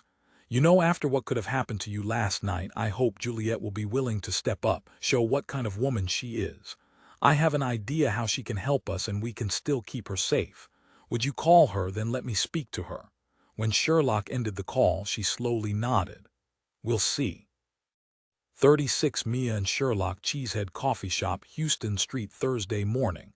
A taxi dropped Mia and Sherlock off in front of Cheesehead Coffee Shop with its signature bright green and gold-striped awning. The only place downtown with non-fat cheddar cheese Danish, at least according to the owner, Quilly Rogers, a longtime fan of the Green Bay Packers and a cheesehead every Sunday during football season. Milo Burns was already pacing outside the coffee shop when Mia and Sherlock spilled out of the taxi. He looked from Mia to Sherlock. "Good to see you again, Agent Sherlock. Let me say again, you gave us a great interview. It'll appear in the Sunday Life section. Millie Jones is still dancing around the newsroom, pain in the butt. Now, what are you doing with Agent Sherlock Briscoe? I didn't even know you knew each other. Let's get inside before we freeze our parts off." There were only a few customers mid-morning. Quilly herself showed them to a back booth and Sherlock eased Mia out of her coat. When the three of them were seated, coffee and tea ordered, Milo said, "Agent Sherlock, why are you with Briscoe here?" He gave Mia the stink eye. "She never said a word about knowing you. We've only just met. It's a friends of a friend deal." Milo tapped his big, blunt fingers on the tabletop. "All right, Briscoe, I'm here. You didn't tell me a thing, insisted on talking here at Cheeseheads. Since you're with my reporter and you're here with an FBI bigwig, I'd have to be an idiot not to figure something big is going on." "That and sorry, Briscoe, but you look like crap on a pancake," Mia sighed. "Disgusting visual even if true," Sherlock said. "It's true. I did meet Mia through a friend. We're here because Mia says she trusts you implicitly, Mr. Burns." "Just Milo," he said. He looked at Mia, said slowly, "Talk to me, Briscoe, and don't leave anything out." He cocked a dark eyebrow at Mia. "Implicitly. Saying it's big doesn't start to cover it, Milo. I asked you here to Cheeseheads because there's no way I could simply waltz into the newsroom with Agent Sherlock and pretend to everyone nothing's happened. Look at me, I'm a walking bruise. Yes, Milo, I trust you, or it would be time to hang it up. I'm your reporter and you should know what I've been doing. You're expecting 5,000 words from me on Harrington's campaign for this weekend, but I'm working on something else, maybe the Guardian's biggest exclusive since you started there." Milo sat back against the cushioned booth seat, looked from Sherlock to Mia and back again. "Still waiting, Briscoe." After 2 more cups of coffee from Roxy, a waitress who'd known Milo for years, Mia had told him everything. He asked her questions, made her backtrack, filled in more details until he was satisfied she'd spilled it all. Milo gave snorts and grunts, an occasional hum, and a "you've got to be kidding me." When she was finished, Mia felt limp. Milo studied Mia's face. "I saw those photos you gave Dirk, saw the meatloaf you gave him too, so I knew the photos were important to you. It was making me crazy not knowing what you were up to. Alex Harrington, huh?" He took another sip of coffee, tapped his blunt fingertips on the vinyl tabletop. "All right. If you're right about Mr. Alexander Harrington and Mr. Kent Harper, Mia, if you get ironclad proof, and I mean bulletproof proof, beyond a reasonable doubt proof, we'll publish it. Otherwise, you'd be setting up the paper in the middle of a huge scandal, with an X marked on our chests for all those big-money lawyers to shoot at, and they'll come running faster than roaches out of the woodwork. Harrington's supporters will denounce us in any case, call you a vindictive opportunist, maybe even a jilted lover. There's so much wealth and power involved, it's scary. And if there's a trial, you'll be front and center. You as well, Agent Sherlock." Tap, tap, tapping his fingertips, he paused, assessed. "You, Agent Sherlock, have a big rep and you're standing with Briscoe. That'll mean something. You think one or both of these men has already tried to kill you, and yet you don't want to face them down, tell them what you know. I can understand that. But if I let you go forward with this and something goes wrong, people will think we were both barking mad." He fell silent, picked up his coffee spoon and began wiping it on his napkin so hard he could see his face. Sherlock and Mia said nothing, waited. He met their eyes. But here's the thing: if you bring down these men, prove they're serial rapists, prove they murdered your friend Serena, maybe find her body, it could mean a Pulitzer for you, Briscoe, and a whole mountain of new advertisers and subscriptions for The Guardian. Some butt-kissing morons might proclaim me king of all media. Vintage Milo, but Mia saw a twinkle in his eyes. All right, Briscoe, knowing all the problems, the risks, the possible payoffs, do you still wish to move forward? Yes, Mia said immediately. He turned to Sherlock. How are you going to be involved in all this? I'll be staying with Mia to keep her safe until our mutual friend and FBI agent gets here tomorrow. Milo slid out of the booth, stared down at the two women and rubbed his hands together. I'm picking up the tab. Talk about a justified business expense. Tell me what I can do and I'll do it, but that doesn't include any killing. Thank you, Milo, Mia said. I promise no killing. He started to pat her shoulder, stopped, and touched his fingers to her cheek instead. You've looked better, Briscoe, but I gotta say, you've made my day. He shrugged into his coat, paused to speak to their waitress Roxy, and was fast out the door, coat flapping. Mia was easing her arms carefully into her own coat when Sherlock's cell sang out Shinedown's Monsters. When she punched off, she smiled. My FBI contact touched base with the NYPD detective running the investigation into your attack last night. She was allowed to look at all the CCTVs. She said the sedan that tried to hit you is a black 2020 Audi S8. The CSI team verified. They found a shard of headlight next to one of the overturned garbage cans, and yes, it was from a 2020 Audi S8. She called up the car on her cell. Look familiar, Mia said. Maybe, but Sherlock, to me it only looked huge and black. I was scared out of my mind. Sherlock added, if you hadn't been scared, I'd worry about you. Neither Harrington nor Harper owns an Audi, which means there's another person involved. Was your FBI contact able to follow the Audi on the traffic cams? 3 blocks, then they lost him. They're casting a wider net. There wasn't much traffic at that hour last night, what with the frigid weather, so they're hoping to pick him up again and see where he goes. Kelly will call me if they spot him. She shook Mia's hand. We'll get him. He's the key. Mia, you're going to the Guardian, right? And you'll stay there until you take a taxi home this evening, Mia nodded. Believe me, I don't want to do any more dances with garbage cans. I remember you said you hoped to close the case about the murdering psychopath who's a real estate agent. You're going to do that now? Sherlock stared at her. Your memory is formidable. She looked down at her watch. Yep, I'm off. After today, I'm hoping there'll be one less psychopath on the streets. Be careful, Mia. I'll see you later. 37 Sherlock 26 Federal Plaza, FBI New York Field Office, New York City. Thursday. Sherlock locked her eyes on Angela Storin when she walked into the conference room. She saw what she'd expected to see. A plain, proper woman of a certain age who looked faded, disapproving, ultimately forgettable. She wore a beige suit, beige low-heeled pumps, no jewelry. Her eyes were a flat light brown, hard to get a read on her with the oversized black-framed glasses. She wore her hair pulled back into a tight bun and no makeup. Sherlock stared at her for a long moment, hoping to see a flash of nerves, a hint of some anxiety, but there was no outward sign the woman felt anything at all other than boredom. Storin looked back at her, placid and disinterested as a cow. Special Agent Kelly Giusti slowly rose. Mr. Clooney, Miss Storin, this is Special Agent Sherlock, who has kindly come up from Washington for our meeting.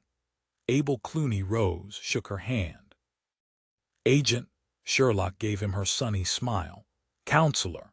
He looked like Matlock in the old TV series with his silver hair and his comfortable paunch, artfully minimized in a dark pinstriped $1,000 Hugo Boss suit.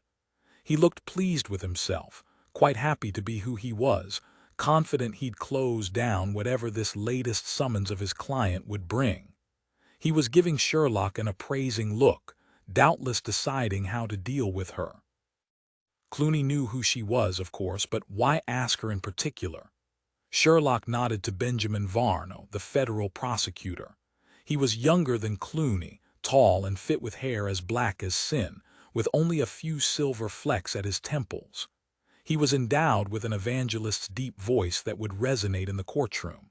He knew what was coming, of course, and looked hungry for blood. Clooney sat down again, leaned back, and tapped his Mont Blanc pen on the tabletop. He said to Sherlock, "I do not understand why you are here. There are no terrorists for you to take down." Sherlock said, "Believe me, Mr. Clooney, if I never see another terrorist in my lifetime, I will consider myself blessed. It was all a case of being in a certain place at a certain time." "Then why are you here?" "I was asked to provide a new eye," and she said nothing more. Clooney said, "New eye, not that it matters." "Agent Giusti, I agreed to this meeting because I'm hopeful we can clear up any remaining concerns you have about Ms. Storen's involvement in this tragic incident in Brixton, and finish this witch hunt. Then you can all turn your attention to finding the real murderer. We have offered plausible alternatives. A patient or one of their family members who might have blamed Dr. Madison for an injury or a loved one's death seems the most logical. You have focused on my client for long enough, wasted valuable time.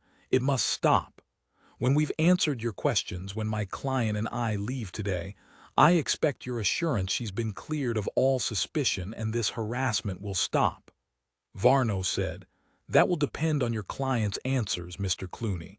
We have a lot to cover, so let's proceed." "Miss Storen," Sherlock said, and she smiled at her. Storen started, blinked behind the glasses, and remained silent, still the continued picture of disinterest. Sherlock said, "Miss Storen, even though I'm new to this case, they've told me a lot about you. Say something, I want to hear your voice." "I'm sure they have, Agent Sherlock, and yes, I've heard of you as well. Some people think you're important," Storen added with a touch of impatience in her voice and a dismissive shrug. Storen's voice was low, sort of husky, really quite lovely. Kelly rose. "Miss Storen, you have stated on record that your Walther PPK was stolen 2 weeks prior to the 3 murders at the Madison house. Is that correct?" "Yes, it is." "You further stated that your first husband, Mr. Martin Orloff, purchased the gun for you and showed you how to use it, but you rarely touched it. Is that correct?" "I told you he showed me how to fire the gun, so I knew how it worked. I never used it again, as I've told you several times already. I've also told you I don't approve of guns, the reason I never wanted it in the first place. You found the gun missing and reported it stolen to the Brixton police. Is that correct?" Storen merely nodded and studied a fingernail. Clooney began tapping his Mont Blanc pen on the conference tabletop. "What is the point of going over all this again, Agent Giusti? Move along. Let's get this done." Kelly nodded. "Let me remind you, Miss Storen, that lying to a federal agent is a felony." Storen gave her a flat-eyed stare. "I have no reason to lie to anyone." Sherlock saw Mr. Clooney's hand close over Storen's to keep her from saying more. "Probably." Kelly said easily, "Moving along then. Agent Sherlock visited the Madison house on Tuesday. Do you know what she noticed?" "Get on with it, Agent," Clooney said. "Cut the cute drama." Sherlock said, her voice matter-of-fact. "I noticed one of the kitchen chairs was pulled out from the table and faced out toward the kitchen doorway.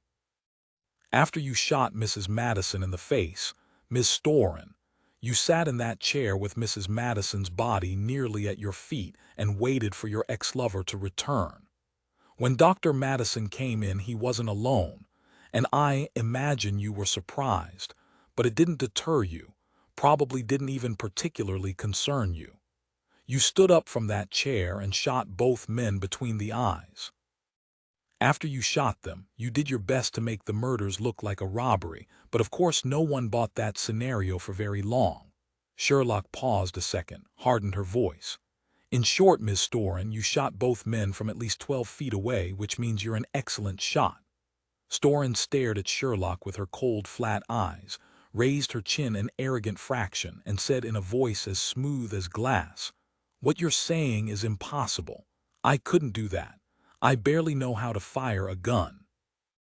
Clooney again pressed his hand on Storin's and said, his voice dismissive, "I don't know what you're trying for, Agent Sherlock, with this tedious tale about the placement of a kitchen chair.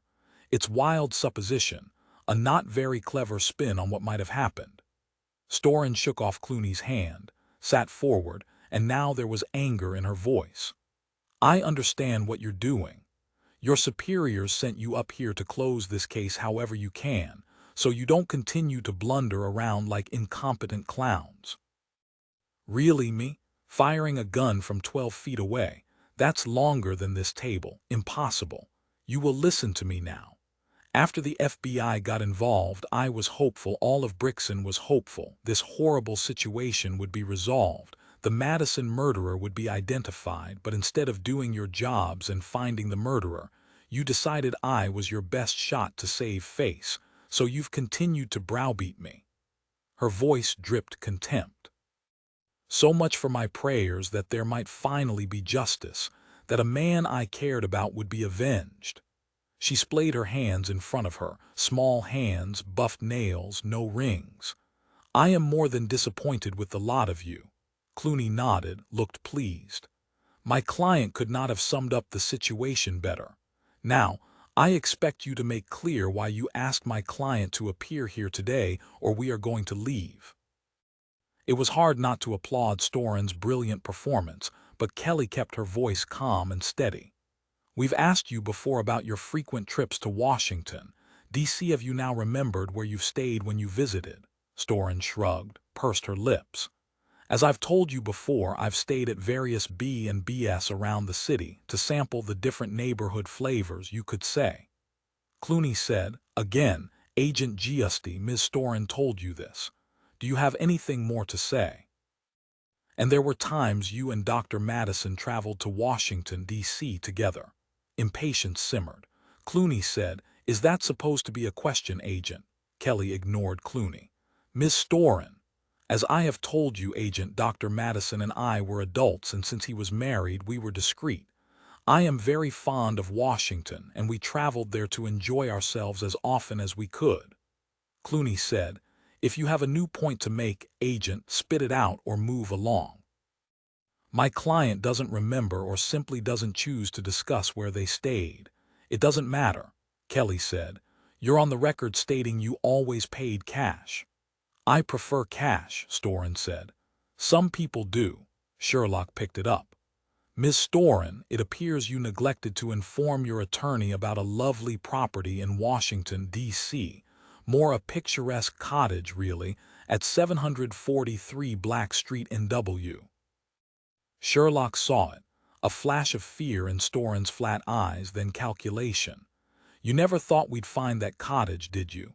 She waited, but Storin merely shrugged, said nothing. Sherlock continued, "We ran a computer search of real estate deeds of private homes in your name or either of your ex-husbands, and of course didn't find it. However, when we searched further afield, we found a property at 743 Black Street in W, owned by a Mrs. Mary Gilbert. As you very well know, she's the mother of your first husband, Martin Orloff. The name isn't the same because she remarried. This first husband, Martin Orloff, was murdered too, his killer never identified, but that's not what we're addressing here today. You no doubt visited that lovely little cottage in Washington with your first husband, and it appears you wanted it. After Mr. Orloff was dead and buried, you renewed your relationship with his mother. Mrs. Mary Gilbert was living in a nursing home in Albany, New York, suffering from Alzheimer's. We know from the facility's records you spent a lot of time with her before her death last year. You consoled her for the tragic death of her son, long enough for you to manipulate her into turning control of the cottage over to you, or rather to an LLC we traced back to you. The LLC has been making quite a nice profit over these years from the cottage, as a short-term rental, without sharing any of that profit with Mrs. Gilbert, the real owner. That is, when you weren't there yourself or with a lover, most recently, Dr. Madison. Our agents visited your cottage with a search warrant and found your caretaker, Mrs. Jernigan, very helpful. Our agents came away with personal items that belonged to Dr. Madison as well as photos of the two of you. Sherlock lined up the 3 photos side by side in front of Storin. It appears you have a very different look when you're in Washington, Miss Storin. Look at that red spiky hair, the flamboyant makeup, the black stiletto boots, the short leather skirt. Storin stared down at the photos, said nothing. Clooney shoved the photos back toward Sherlock. You have no proof that woman in the photos is Miss Storin, and if it is, what of it? Angela Storin interrupted him. No, she's right, it's me in the photos. She shrugged. Who cares? I enjoy changing my look. I'm certainly not causing harm to anyone. A different wardrobe, a fun wig, and using Mrs. Gilbert's house doesn't make me guilty of murder. True, but it helped us realize why none of the gun ranges we contacted to find out where you honed your shooting skills recognized our photos of you. Sherlock turned to Clooney. Your client practices at Curly Johnson's Bivouac, a gun range outside of Plankton, Connecticut, about a half hour from the New York border. Curly looked at these photos and grinned from ear to ear. He said, "That's our girl, Misty Lee, the biker chick. A little long in the tooth, sure, but you should see her shoot. She roars up on her Harley and usually takes some of the guys' money, but they don't mind too much because she buys them all beers afterward. So, hi, Misty. I really like your look. It's an amazing transformation. I imagine it must be very liberating for you to travel to Washington or Connecticut and shed your dowdy professional image, become Misty Lee, and sling your leg over the seat of your Harley. It must have been fun for Dr. Madison, too, I imagine, to see the proper Ms. Angela Storin transform into wild as the wind Misty Lee. You keep that Harley in a storage locker somewhere, but we'll find it, along with Misty Lee's clothes and that cute red wig." Sherlock leaned toward Storin. "Tell us, Miss Storin or Ms. Lee, is there a reason you play at being 2 vastly different people, or is it really simply for the fun of it?" "I don't have to say anything," Kelly continued before Clooney could object. "After Curly Johnson identified you, we presented him with a search warrant. It turns out you keep a locker there, Miss Storin." Kelly leaned down and opened a small box on the floor beside her. She pulled out a labeled clear plastic bag with a Walther PPK inside it and held it up. "You really shouldn't have kept the murder weapon in your locker at Curly's gun range, Miss Storin. I know you never imagined we'd find out about your identity in Washington, and even if we did, we'd have no reason to think you were an expert markswoman." Kelly leaned toward Storin and smiled. "It appears we're not as incompetent as you seem to think." "Agent Giusti," Clooney began. Kelly shook her head at Clooney, continued in a rapid-fire voice. "It was your arrogance in keeping it there that brought you down. You should have tossed the gun in the river, where you doubtless tossed the jewelry and the wallets you took from the Madison house." After a beat of dead silence, Sherlock said, "Tell us, were you Angela Storin or Misty Lee when you killed your 2 ex-husbands?" Storin stared at Sherlock, slowly shook her head. "I have nothing more to say." She paused, a rictus of a smile on her pale mouth. "You are all so common." Kelly rose, looked down at her. "I'm arresting you for the murders of Mrs. Ellen Madison, Dr. Douglas Madison, and Mr. Stanley Lachey." And Kelly read Storin her rights. Clooney slowly rose, placed his hand on Storin's shoulder. "I wish to speak to my client." As she was leaving the conference room, Sherlock looked back to see Angela Storin staring after her. Sherlock was relieved the Walther wasn't loaded, or Storin might have tried for it. 38 Mia Alex Harrington Campaign Headquarters, 49th at 6th Avenue. Thursday afternoon, Mia walked through the controlled chaos of Alex Harrington's campaign headquarters for the second time in 3 days, but it seemed much longer. So many people's voices clashing, sending the noise level to record levels. And everyone was moving, carrying pizza boxes, piles of bumper stickers, laptops, posters of Alex Harrington's face. She gave little waves to people she'd seen on her first visit, and they smiled, nodded to her. Evidently she belonged, or more likely, everyone had been told she was a reporter and to be nice. She spotted Miles Lombardi in what seemed very serious conversation with Corey Hughes, Harrington's campaign manager. She wondered briefly if Miles had been part of the ambush last night, if he'd known what would happen when she left the bar.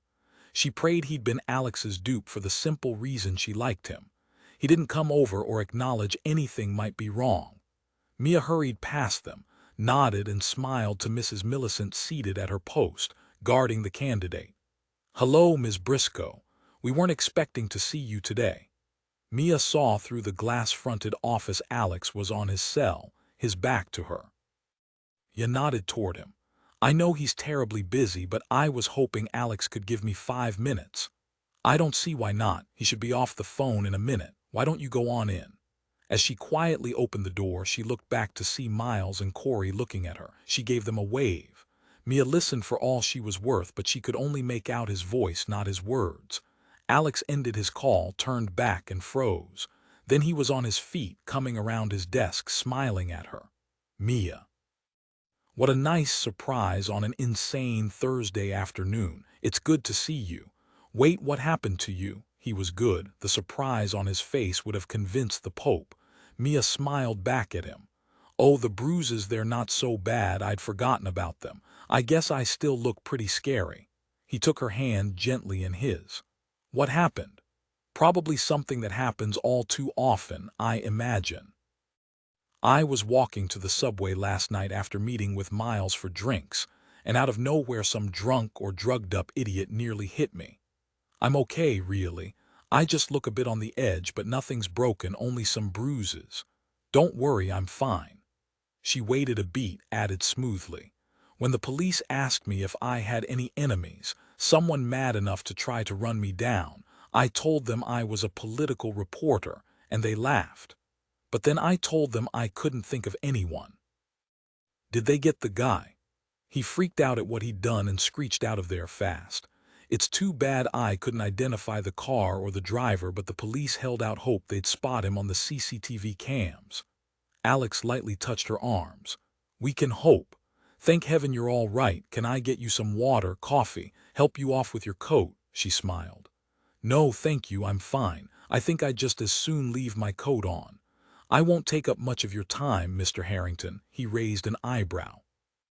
She laughed. "All right, Alex. That's better." He gently guided her into a seat, walked around his desk, and sat down to face her, his hands clasped in front of him on the desktop. "What can I do for you, Mia? You remember I flew to Boston and Bennington Prep yesterday for interviews. I hoped you'd have a spare 5 minutes for some follow-up questions. I understand you were very thorough, and I appreciate it. We'll take all the time you want. What can I clarify for you?" Mia opened her tablet, called up a page, pretended to read, then looked up, forcing a smile when in truth she wanted to smash her fist into his handsome face. Of course he wanted to know everything she'd done in Boston, what everyone had said to her. She said, "I also spoke to your former fiancée, Juliet Ashcali. Reading over my notes, I realized I have some questions." He cocked his head to one side, clearly puzzled. "Juliet, why ever did you see her? You said you appreciated my thoroughness." "Of course I saw her. She was a big part of your life. She's a lovely woman and so very talented." Mia saw alarm, fleeting, but she saw it. Then it was gone, and she could have imagined it. Only she hadn't. He said nothing, merely kept his head cocked with that faint look of puzzlement. Juliet told me a bit about how you met, eventually got engaged, but she didn't want to talk about why your engagement broke off. Was that her decision, or yours, or was it mutual?" Alex blinked at her. "What?" "Your fiancé at the moment, Ms. Barrett, believed you had called it off, but you decided to say it was mutual so as not to embarrass Ms. Callie." His smile slipped, he stiffened, and for a moment he looked like he wanted to throw her through the office window. Then the snap of the fingers, and Mr. Candidate was back. A dark eyebrow up in charming question, the practiced smile now firmly in place. He shook his head. "I can't imagine why the electorate would care about a former engagement. It isn't like it happened last month. It was more than 2 years ago." "Alex, I've told you this before, your personal life will be endlessly fascinating to voters. And as you know, it all goes much smoother if you're willing to be an open book and leave no unanswered questions. Believe me, people scent when you're not being completely honest and open, and they'll talk and wonder. Now, if voters read a former fiancé broke your heart, they will feel sorry for the pain you must have felt, empathize with you, admire your brave face. Hasn't Corey mentioned to you it's usually best to feed the beast? Yes, of course, it's Corey's mantra. It's simply disappointing the electorate don't dig into the issues and leave the distant past buried. Mia burst out laughing. Sorry, but I can't believe you, a politician, just said that. Alex, of course you know people are endlessly curious about a candidate's past, transgressions and experiences, whatever. Yes, of course, particularly if there's a meaty scandal, but Mia, I can't imagine there'd be much interest in an old engagement if Juliet weren't so beautiful and talented, and more famous now than 2 years ago. That sounds a bit cynical, if you don't mind my saying. I think people would have seen you and Juliet as the ideal couple, both picture perfect. And when you didn't marry, they would have been disappointed and wondered what happened. So let's get it out of the way. Tell me, did you call it off, or did she? He tapped his beautiful pen on the cheap desktop, and Mia knew he was playing for time to think. Then he smiled, shrugged. Feeding voters' curiosity is one thing, but in this political climate, I can't afford any hint of personal indiscretion out there, present or past. It could be the end of my campaign if the wrong people disapproved. Very well, I'll go out on a limb and tell you, but you have to promise me it will be off the record. You have to agree it doesn't leave this room. If that's what you want, sure, off the record then. He managed to look both ashamed and embarrassed, actually hung his head. She couldn't wait to hear what he'd come up with. Alex tapped his pen on the desk again, dropped it, then shook his head as if reaching a decision. The oldest reason in the world, I imagine. I feel stupid about even saying it. I cheated on her. I know this will sound like I'm making excuses, but the fact was she was completely focused on her music, on her next concert, and not much else in the world. And that included me, her fiancé. I was annoyed because she'd broken another of our dates. I met someone, I got drunk, but it was only the one time. I felt like scum about it the next day. I couldn't lie to her, not Juliet. She's amazing, but she's also terribly serious. Something of a prude, like her mother, as a matter of fact. But the one thing I didn't realize was how unforgiving she'd be. I swore to Juliet I'd never see the woman again, and I haven't, but as I said, Juliet decided she needed only music in her life. If she said anything about all this, well, let me add, I wouldn't expect Juliet to cut me any slack. To her I'd gone beyond the pale, and there was no regaining her trust. When she broke us up, we agreed we would tell everyone it was a mutual decision. It surprises me she agreed to make it seem mutual if she's unforgiving. I don't suppose you told your current fiancée, Ms. Barrett, the truth about your breakup. Of course. We are completely honest with each other. I'm older and wiser now, Mia. To be honest, Pamela is everything to me Juliet wasn't. He shrugged. What I mean is Pamela's a realist, sees the world for what it is, warts and all, and faces things head-on. That's exactly what a mayor's wife needs to be, why she's perfect for me. According to Ms. Barrett, Juliet couldn't deal with your political ambitions. She was too sensitive and avoided confrontation at all costs. In other words, she runs from anything unpleasant. That made her unsuitable for you, and Juliet finally realized it, so you being unfaithful to her wasn't the real crux of the problem. He said evenly, Pamela is right about that. Juliet usually shrank back from anything unpleasant. She was, and still is, from what I hear, much more comfortable with her piano than with the rancor of politics. Would we have married if I hadn't cheated on her? He gave a charming Gaelic shrug. 2 years ago, it's a long time. So you're saying Juliet wouldn't stand up for herself if something bad happened to her? She wouldn't say anything to cause comment, worry her parents, create a scandal? I hope Juliet didn't hint anything bad had happened to her. I can't imagine what it would be. No, certainly not. I just wondered. Thank you for clearing that up for me. I suppose you know your fiancé is very jealous of Juliet. He threw back his head and laughed. I expect 99% of women on the planet would be jealous of Juliet. You saw her face. Helen of Troy wouldn't stand a chance next to her. Mia knew he wanted to know what it was Juliet had said to her, but she wasn't about to oblige him. Thank you for your honesty, Alex.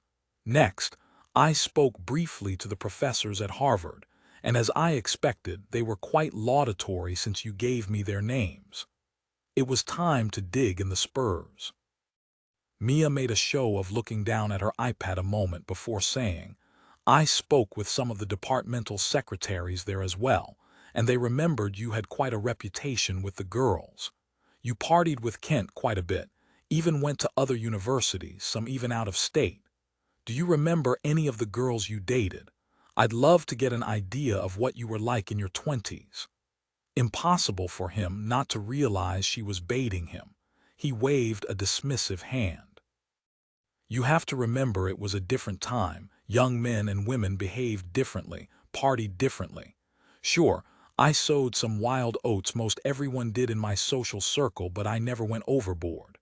So you didn't inhale, Mia said and gave him a big grin. He pulled up a smile. That's right. I kept up with my studies and even excelled at them, well, most of them, as I think you found out. I certainly hope these topics we spoke of today won't be the focus of your piece. It wouldn't be fair to me or to the people of New York. Don't you want what's best for New York, Mia? She had to hand it to him. He'd batted the ball back at her quite well. She consulted her notes again, looked up. Yes, of course, but let me finish giving you a rundown of my interviews. I also stopped in at Bennington Prep, met Coach Williker. I showed him a photo of you I'd happened upon that showed you with a torn earlobe. He remembered clearly when you were injured playing lacrosse. He made you out to be the wounded hero, quite a story. And you won the championship for Bennington 2 years in a row. Yes, we did, but the ear was no big deal. One of my teammates hit me by accident with his lacrosse stick. It hurt like blazes, ripped my earlobe, and I ended up with a notch in my ear. I got it repaired 3 years ago. Ah, did the coach say anything else? He said you were an excellent leader. She paused, looked again at her tablet, that you always drove the bus, even with Kent, your best friend. Of course I'd heard that before. It's appropriate the leader do the driving, isn't it? Mia rose. I'm sorry if Coach Williker thought I was snooping. Lots of people do when all I ever want is to get something interesting. I imagine he called to tell you what a pest I was. No, of course not. You said that too fast, Alex. He came around his desk, shook her hand. I hope you're feeling better after last night. Yes, I am. You never told me what you thought of Pamela, Mia said honestly. I found her very impressive, Alex. She's smart, committed to your future and hers with you. I'd say she could be relentless in getting what she wants. I agree with you, the two of you fit hand in glove. You'll make an impressive team. Let me add, she looks excellent in black Armani. Thank you for giving me some of your precious time. I'm sure we'll speak again. Soon. She walked to the office door, turned, and smiled at him. It was a pleasure speaking with some of the people who influenced your life, Alex. You can look for my first article sometime next week. Of course. I'll look forward to it, Mia.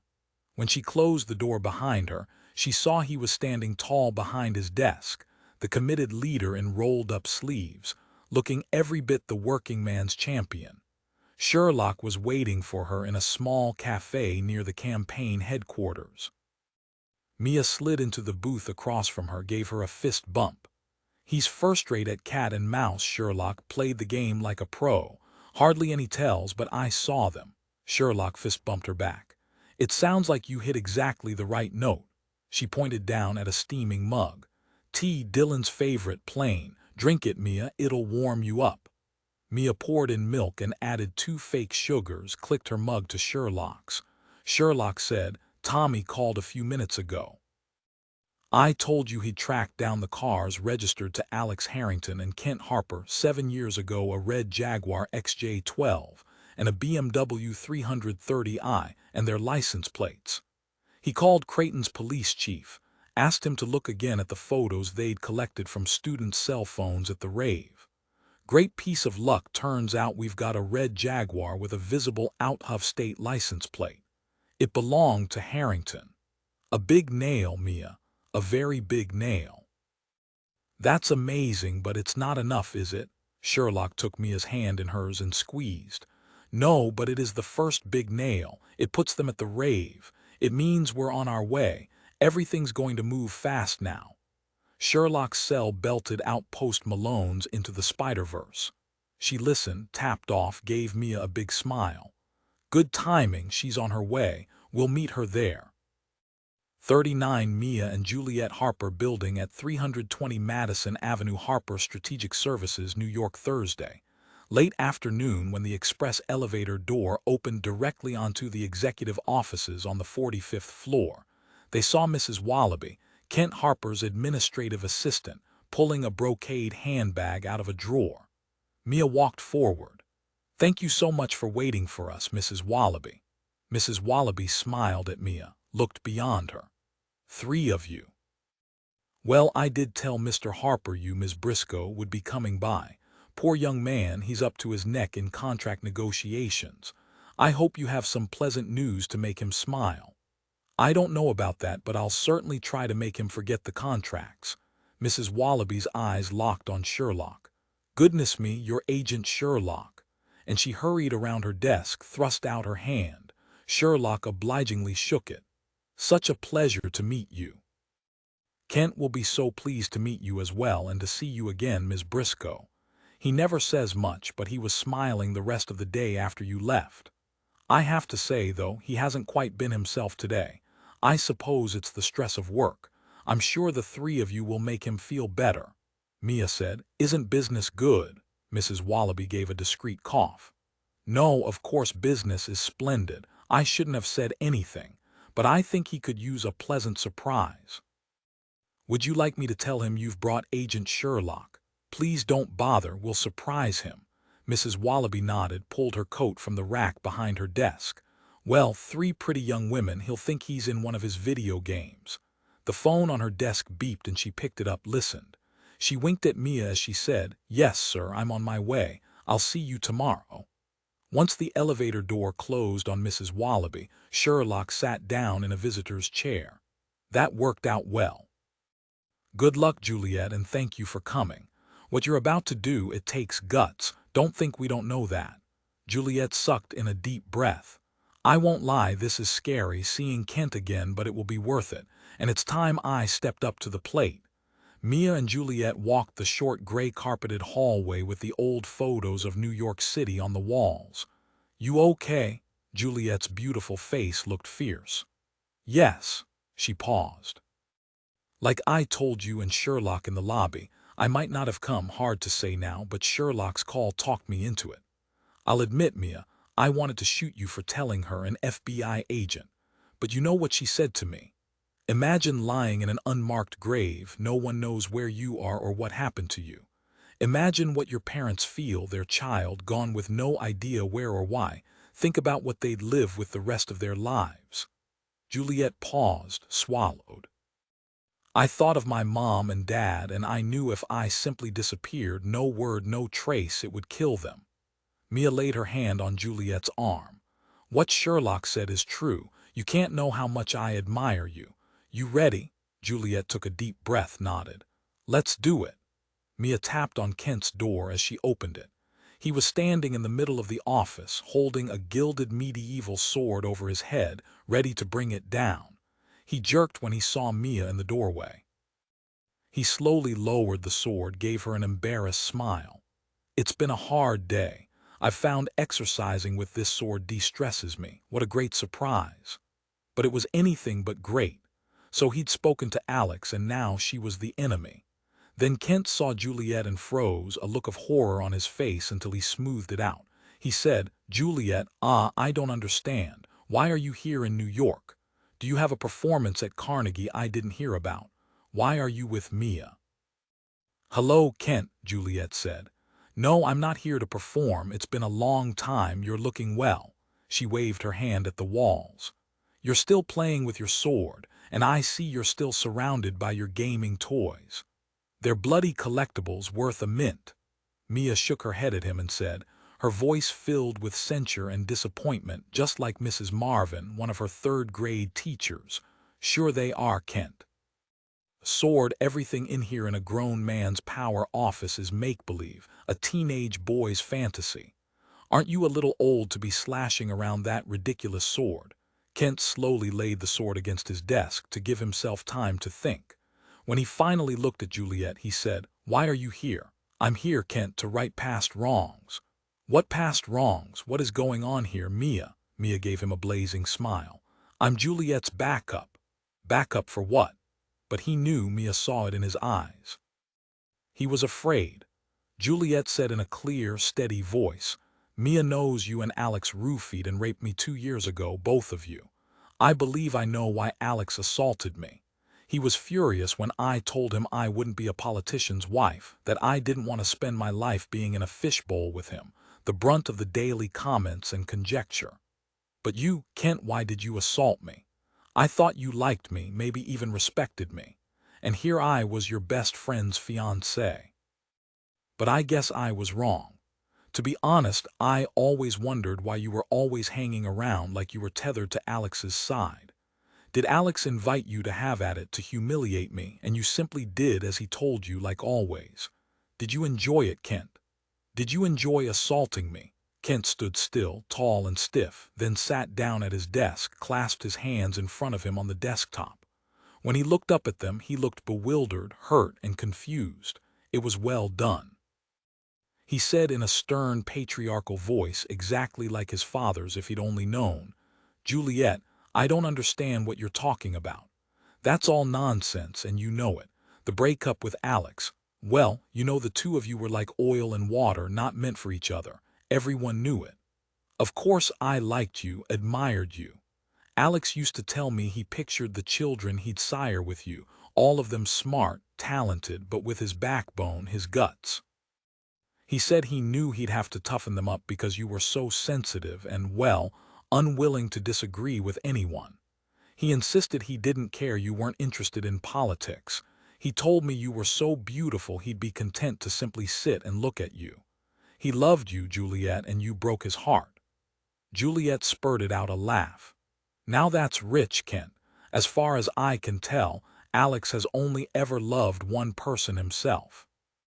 "Well, maybe you think he loves you too, so long as you keep to your place and be a good dog. But you know what? It's easy for me to see him kicking you to the curb if he doesn't need you anymore. Have you ever thought about that? Have you ever wondered what Alex really thinks of you? If you're really nothing more than a doorknob to him, his little shadow who does whatever he tells you." Kent sighed. A reasonable man striving to be patient, difficult with a gamer's sword propped against his impressive desk. "Are you saying these things because Mia wants to write an exposé, make a name for herself? And she picked Alex's career to destroy? Juliet, listen to me. You know none of this is true. Alex and I are best friends, have been since we were kids. There's no big man in his shadow, that's absurd. Yes, Alex did tell me you actually accused him of assaulting you, and he was floored, deeply hurt. He didn't understand why you would make such a horrible accusation. I wanted to talk to you myself, try to find out where all that was coming from, but Alex told me to stay away. He didn't think there was any way of talking you out of this crazy idea we'd both assaulted you. I did not assault you, Juliet. If Alex did assault you, which I don't believe for a minute, then he did it alone. I don't know why you've brought me into this." He looked at Mia. "You did this, didn't you? It's true, isn't it? You want to ruin Alex and me as well." "Juliet, you can't believe a word she says. Believe me, I know nothing about what happened 2 years ago." Juliet didn't answer him. "Mia, he hasn't even asked us to sit down, hasn't offered to hang up our coats." She turned and helped Mia off with her coat, laid it and her own on the backs of the 2 chairs in front of his desk. "I hope you don't mind," Mia said as they seated themselves, made themselves comfortable. "I do mind. I've had enough of this. I want you both to leave." Juliet looked at him and slowly began to applaud. "Stop it," she nodded and said in approval. "What you said, Kent, it was well done. A lawyer couldn't have been more fluent, more convincing. If I didn't have my own personal first-hand experience with what a pervert you are, I might have been fooled. Being in charge of the New York office has toughened you up. Has it made you tough enough to maybe even disagree with Alex once in a while?" Kent turned on Mia. "You're responsible for this, aren't you? You talked Juliet into saying these ridiculous things to me, to make all these vile accusations. None of it is true. It's obvious Juliet has suffered a breakdown, and I'm sorry for it, but it has nothing to do with me, or with Alex. Why are you doing this?" Mia said quietly. "Because 7 years ago you and Alex drove from Boston to a fraternity rave at Godwin University in Pennsylvania. You wanted new prey and you wanted anonymity. You picked out the girl and Alex drugged her drink, but something went very wrong. You had to set fire to the frat house to get her out of there." His expression of shocked disbelief turned to angry insult. He kicked back in his chair, folded his arms over his chest. "Godwin University, I've hardly even heard of it. Drive to Pennsylvania for a stupid college rave. That's crazy and it's fiction. I don't know what you're talking about." Mia continued. "Do you remember her name, Kent?" "It was Serena. You and she spent time talking about gaming. Maybe she only told you her handle Aelith. She told me all about you when we were in the bathroom. She was having fun with you, another gamer. You and Alex murdered her, Kent, and you buried her, and we have proof. I will say it again. I don't know what you're talking about. I've never known a girl named Serena or Aelith, and I've never been to Godwin University. Juliet, I suggest you consider getting some help for your issues. As for you, Mia, you're a disgrace to your profession. I'd like both of you to leave." Mia said, "I'm sure Alex told you about the 2 photographs I showed around of the 2 of you at that rave 7 years ago. One photo clearly shows Alex's silver link bracelet and his notched ear from his accident playing lacrosse. It shows him next to Serena's drink, about to put the drug in it. And there you are, Kent, wielding your imaginary sword, and Serena's laughing. All in good fun until she took a drink." He slammed his palms on the desktop. "That's enough. None of this is true. Show me these ridiculous photographs. It can't be Alex or me. We weren't there. Both of you, listen to me. You misunderstood Alex, that's all. Yes, Alex mentioned a couple of photos to me. He said Coach Williker called him about your showing them to him. They were blurry, and who knew who the men were? I wasn't there. Alex wasn't there, at least not that I know of. He had other friends. Ask him. I don't know." He rose, his hands clenched at his sides. "I will say it one last time. I wasn't ever at Godwin University. I wasn't at this stupid rave. I know nothing about this girl. Now leave, both of you. Already throwing your lifelong friend under the bus, Kent." Mia heard the panic in his voice, kept pushing. "Serena described you to me that night, Kent, when she met you. She was so excited, full of your praises for knowing as much about gaming as she did.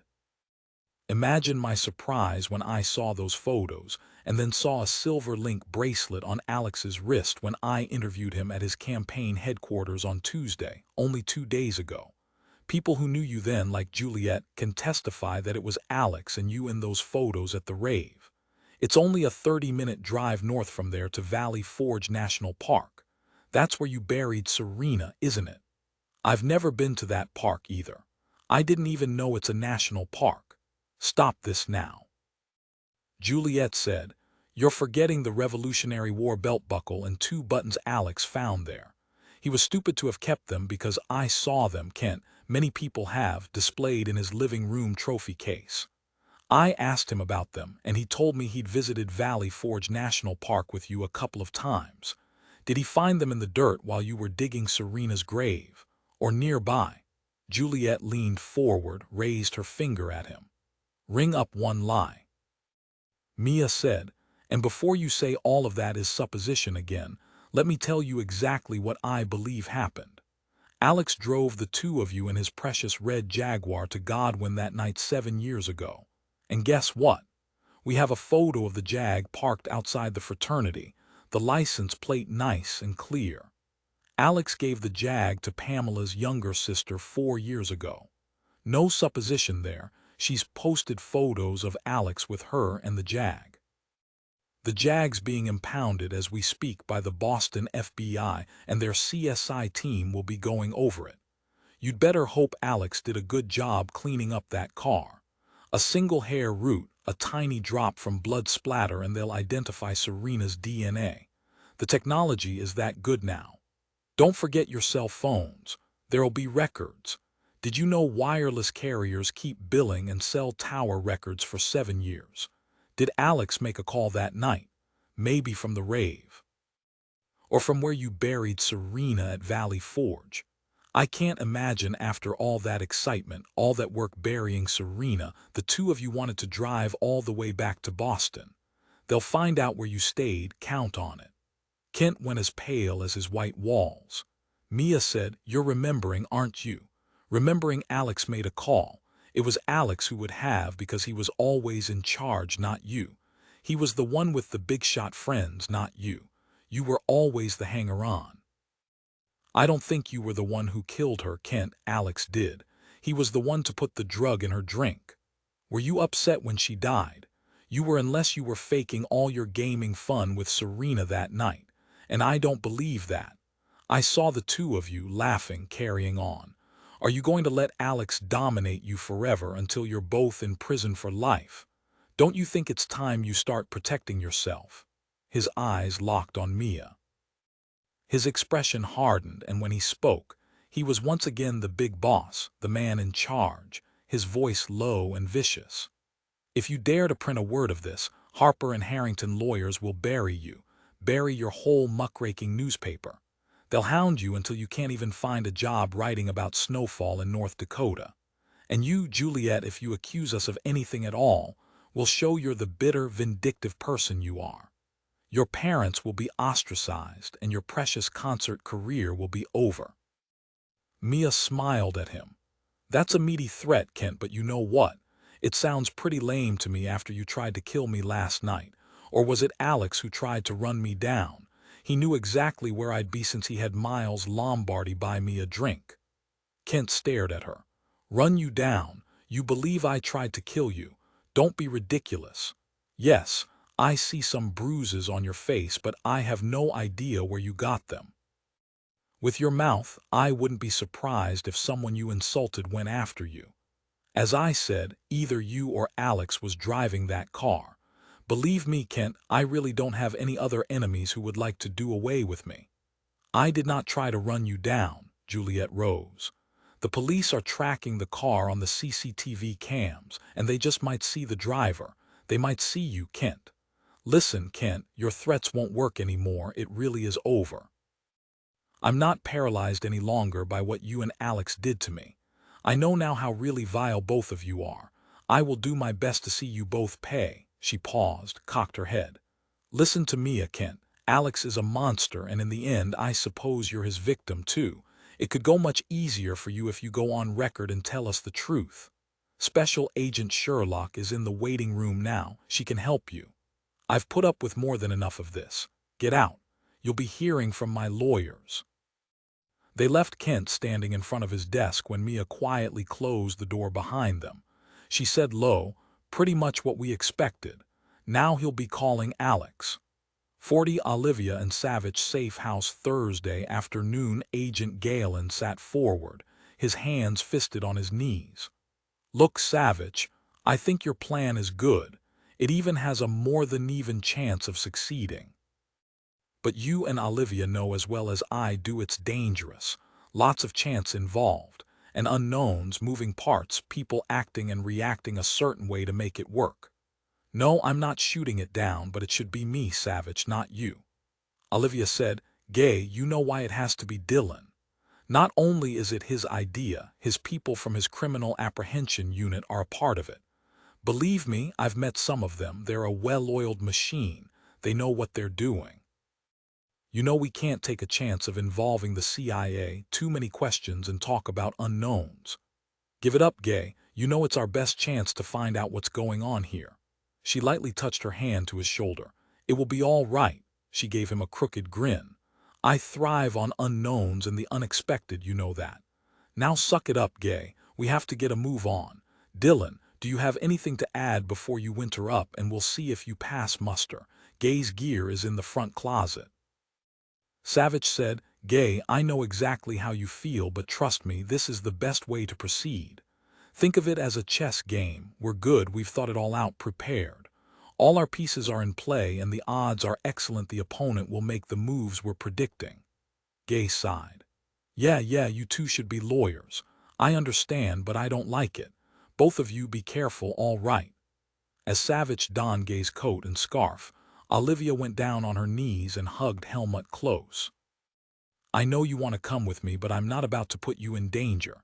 You and Gay will guard the house. I've left you water and food in the kitchen, you know the drill.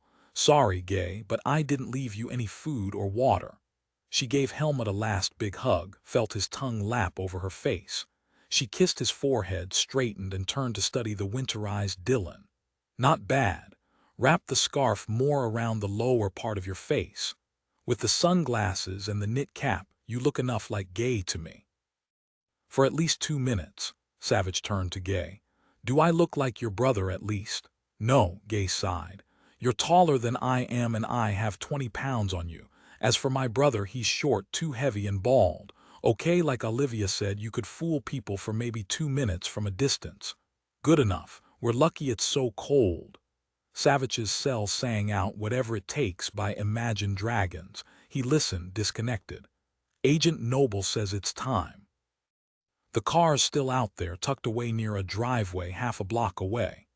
He looked at Olivia, who'd slipped on her coat, scarf, and knit cap. "You ready?" Olivia nodded. "It'll be all right. Helmut, stay. Gay, you stay too." It was 33 degrees, the sky a gray bowl overhead, bare tree branches were being whipped about by gusts of a bitter wind.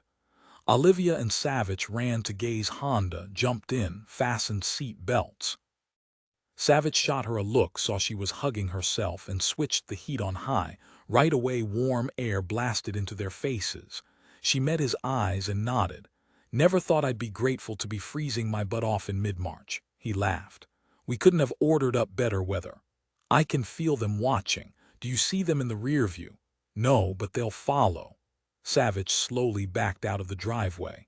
"I'll pretend I'm trying to evade, but not enough to lose them." Olivia's last view of the house was of Helmut sitting on his haunches watching her from the living room window. A dazzling slice of sun burst through the gray. Savich nodded. "Now even our sunglasses make sense.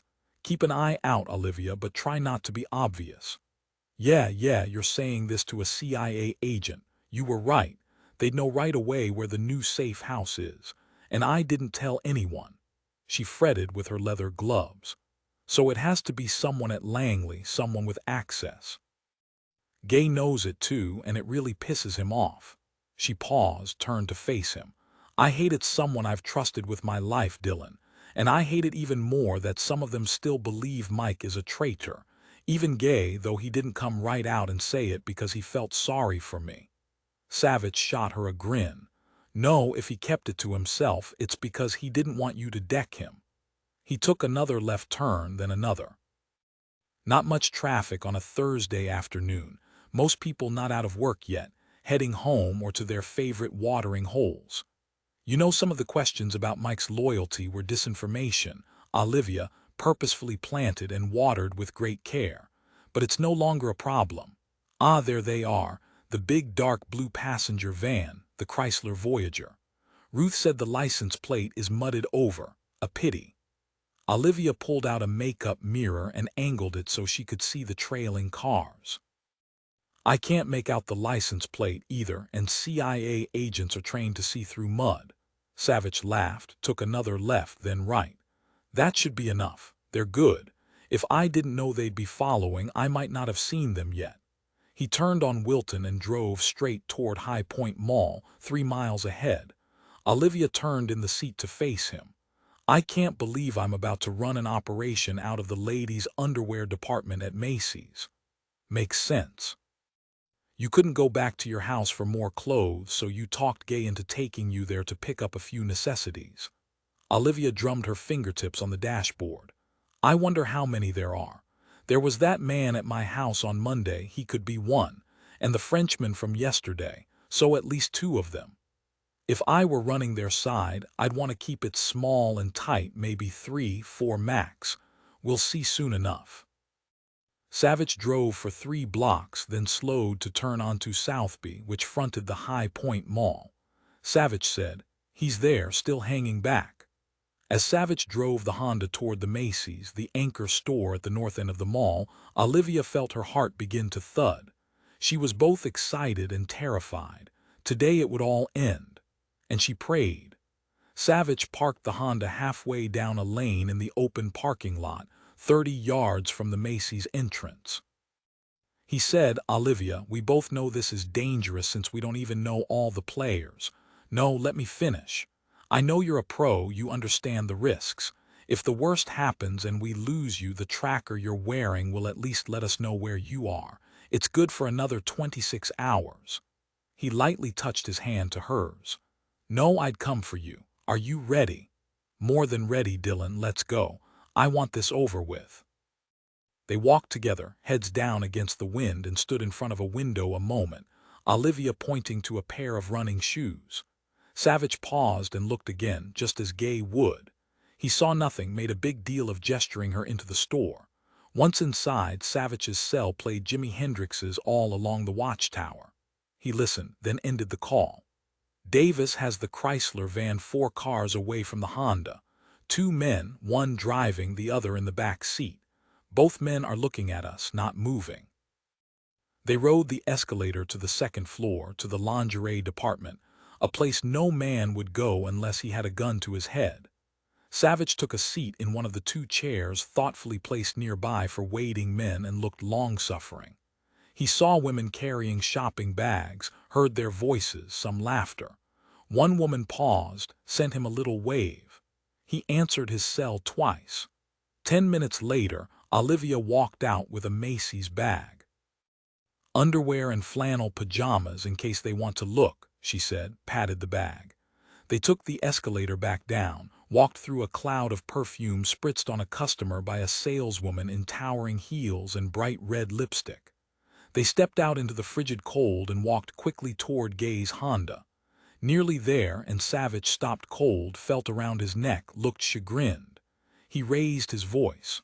"Olivia, I left my scarf in the store. Get in the car and lock it, turn on the heater, I'll be right back." He looked around the parking lot again, nodded, saw the 2 men in the Chrysler had slid down so the van looked empty. He whispered to Olivia, "Showtime," turned and headed back toward Macy's at a fast trot.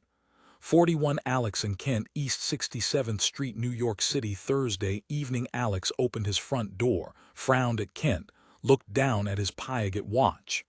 "What's going on with you? Why did you call?" "You know I'm busy with the campaign. What is it?" Kent stepped in, forcing Alex back. "We need to talk now. I wasn't about to do it over the phone." Alex had never seen Kent look so upset. "All right, I can guess what this is about. It's that reporter, isn't it? What did she do now?" Kent followed Alex numbly into his newly redecorated black and white living room. It was signature Pamela. The walls stark white to match the carpet, the furniture all black. The only splashes of color, a single blood-red pillow on the black leather sofa, and the orange flames shooting up in the hearth. Even the paintings on the walls were lined up like soldiers, all of them white with a single black streak across the middle that lined up perfectly with the next canvas. Kent couldn't look at them. They made him mildly nauseated. Alex claimed he liked the new look, but Kent didn't believe him. Standing in this room, Kent felt like the life was being leached out of him.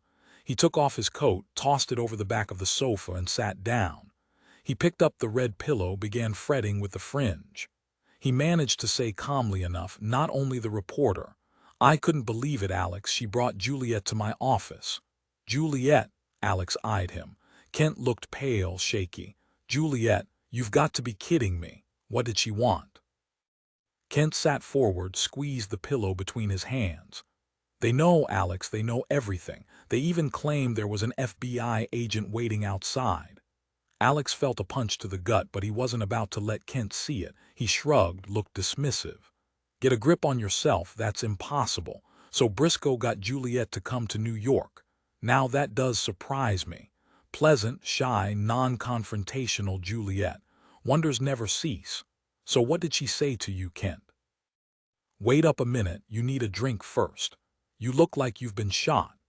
Alex turned and walked to the glossy black sideboard, splashed whiskey into 2 glasses. He handed one to Kent, tapped his glass. Kent downed the 2 fingers of whiskey in one gulp, savored the jolt of heat in his gut, and leaned back against the leather sofa. He hated he was afraid, hated it.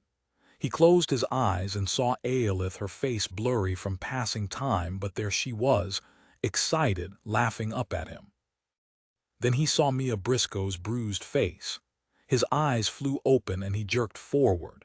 He saw Alex had moved to stand behind a winged chair, his whiskey in his left hand, looking impatient. With him? Of course with him. Kent said, Mia had bruises on her face, Alex. It was obvious she'd been hurt. I couldn't believe it when she asked me which of us tried to run her over last night, you or me. Alex jerked back. What? Run her down? That's ridiculous. Sure, I saw the bruises. She told me it was an accident, most likely some drunk. Now she's accusing one of us of trying to kill her. Why would either of us do that? That's beyond stupid, it's crazy. Kent, I'm running for mayor of New York City. He looked both insulted and disbelieving. Was Alex that good an actor? Kent could never be sure if Alex was telling the truth since they were 3 years old. He remembered the first girl Alex had drugged as a lark at Bennington. She was 16 years old and her nickname was Perky. She'd been unconscious for 18 hours and it scared the crap out of everyone. But not Alex. Not that he let on anyway. When she surfaced, she didn't remember a thing. Alex had calmly told Kent what he'd done then, that now he knew to use a smaller dose. The 2 of them could have at it. A banquet lay spread out in front of them. And Kent had gone along. No, Kent could never be sure if Alex was telling the truth. To try to kill Mia Briscoe, could he be that reckless? Alex said finally, so somehow Briscoe got Juliet to come to New York, got her to come see you. Tell me exactly what happened, and don't tell me Juliet threatened to go public, accuse us. She's not the Juliet we knew 2 years ago, Alex. What do you mean by that? She was calm, angry at me, at you, for what we did to her. She seemed strong, more determined. So she put on a good show, what with the reporter there propping her up.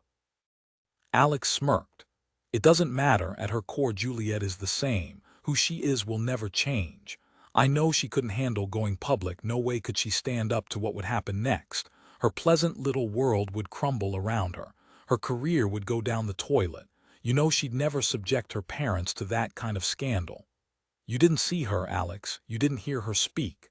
Alex actually laughed. Juliet knows very well what I'd do if she went public. I'd tell the world she's a bitter, vengeful woman and this is her revenge for my dumping her. I'd bury her, Kent, blow up her world. Don't doubt it. I know she doesn't. He paused a moment, searched Kent's face. All right, tell me exactly what Juliet said to you. Was that worry Kent finally heard lurking under the bravado? She accused me to my face of assaulting her, Alex, and she asked me why I did it. She said she knew why you'd assaulted her, for revenge, to humiliate her. Did you want her to remember, Alex? Did you lighten the drug so you'd be able to look at her and smile later, knowing she wouldn't say a word? Alex saluted him with his glass. You have me there. Juliet was always about herself, just listen to me play. Listen to all the people applaud me and worship me. He took another sip of whiskey, shook his head. You want the truth about Juliet. I thought she was a beautiful cow, exquisite to look at, like a beautiful painting to be admired, nothing more but boring to be with, and as uptight as her mother. She and that ridiculous piano she polished herself every frigging day. What we did to her, it served its purpose. Don't try to tell me now you didn't want her, that you didn't enjoy that gorgeous body. You had her 2 times. Kent said nothing. Alex stepped away from the fireplace, looked off in the distance. He wondered again how Briscoe had gotten Juliet to New York. He'd have sworn Juliet would take what he and Kent did to her to the grave. He'd never underestimate Briscoe again. Briscoe had taken Juliet to see Kent first because she'd read him, seen what he was, and she'd used Juliet to frighten the spit out of him, hoping he'd break. And there he was, sitting in Alex's living room, a scared little boy. Alex raised his glass and toasted it toward Kent, a smile playing on his mouth. He remembered taking Juliet, seeing how pliable she'd been. He remembered kissing her hard, biting her lip, not caring if he hurt her. Kent said, "If she did go public, it would end your campaign. You'd be blackballed at the slightest hint from her of what we did." Alex said, "True enough. And yes, my parents would hate that, but they'd believe what I tell them, Kent. They'd back me to the hilt, particularly my father, and he's the one who counts. Of course there wouldn't be a trial, there'd only be speculation, and sooner or later it would all die down. You know as well as I do my family has the power and the money to spin anything Juliet accused me of. So stop your worrying, I don't think she'll say a word publicly. Not the Juliet then, not the Juliet now." He watched Kent worry the pillow fringe some more. How could he be so weak, like a hysterical woman? Alex took another small drink of his whiskey. "Kent, think about it. Even if Juliet did accuse us, Briscoe's paper couldn't print anything she said except as an allegation, without proof. And there is no proof and there never will be." Still, he had to give Briscoe credit, figuring out what happened to Juliet, but he knew the only reason she'd been able to was those damned photos. She'd somehow put it together, he said. Briscoe somehow managed to get Juliet down here hoping to frighten you, to manipulate you into panicking, maybe even confessing. I didn't. I told her I didn't know what she was talking about. Could he believe him? Alex said, his voice very quiet now. Good. Because they went to you hoping to turn you against me, to put us at odds. Don't you understand? If they had any evidence, they wouldn't have approached you. Why would they? Kent sat forward. You still don't understand. What I've told you isn't the half of it. Alex, listen to me. The Boston FBI has impounded the Jag you gave Pamela's sister, Belinda, the one you drove to Godwin 7 years ago. They're going to look for her DNA alias. Her name was really Serena, and she was Briscoe's best friend. She said they'll find traces of blood in the trunk or maybe a hair, and they'll have her DNA. Alex felt a punch of gut-cramping fear, shook it off. Why hadn't Kent told him this already? Because he was an idiot, always confusing pythons with garden snakes. Who cared about Briscoe's accident or about that pathetic Juliet? It always amazed him Kent was so successful in business. Patience, he had to have patience. But there was no way he would let Kent be a loose cannon. He went into what he thought of as his Kent mode. He kept his voice deep and soothing. Calm down, Kent. I haven't heard a word from Belinda. And believe me, she'd have called me if someone took her car, or she'd have called Pamela. They must have ordered her not to tell you. Or maybe she doesn't know. You know Pam and her little sister don't get along all that well, given how Belinda is always eyeing you, so I'll bet she didn't tell her. Look, I had the Jag detailed after we got back from Pennsylvania 7 years ago and a few times since then, and once again when I gave it to Belinda. There won't be any DNA, they won't find anything in that car, it's a bluff. How did they even know about the Jag? Briscoe said they found a photo taken that night outside at the rave. Your Jag was in it with the license plate. Alex laughed again, and Kent saw the hint of contempt for him. He wanted to put his fist in that arrogant face. Kent, you're not thinking logically. There's a big difference between being at a rave and killing someone, so they know we were there. That's not a crime. I told them I'd never been to Godwin, so they know I lied. Alex shrugged.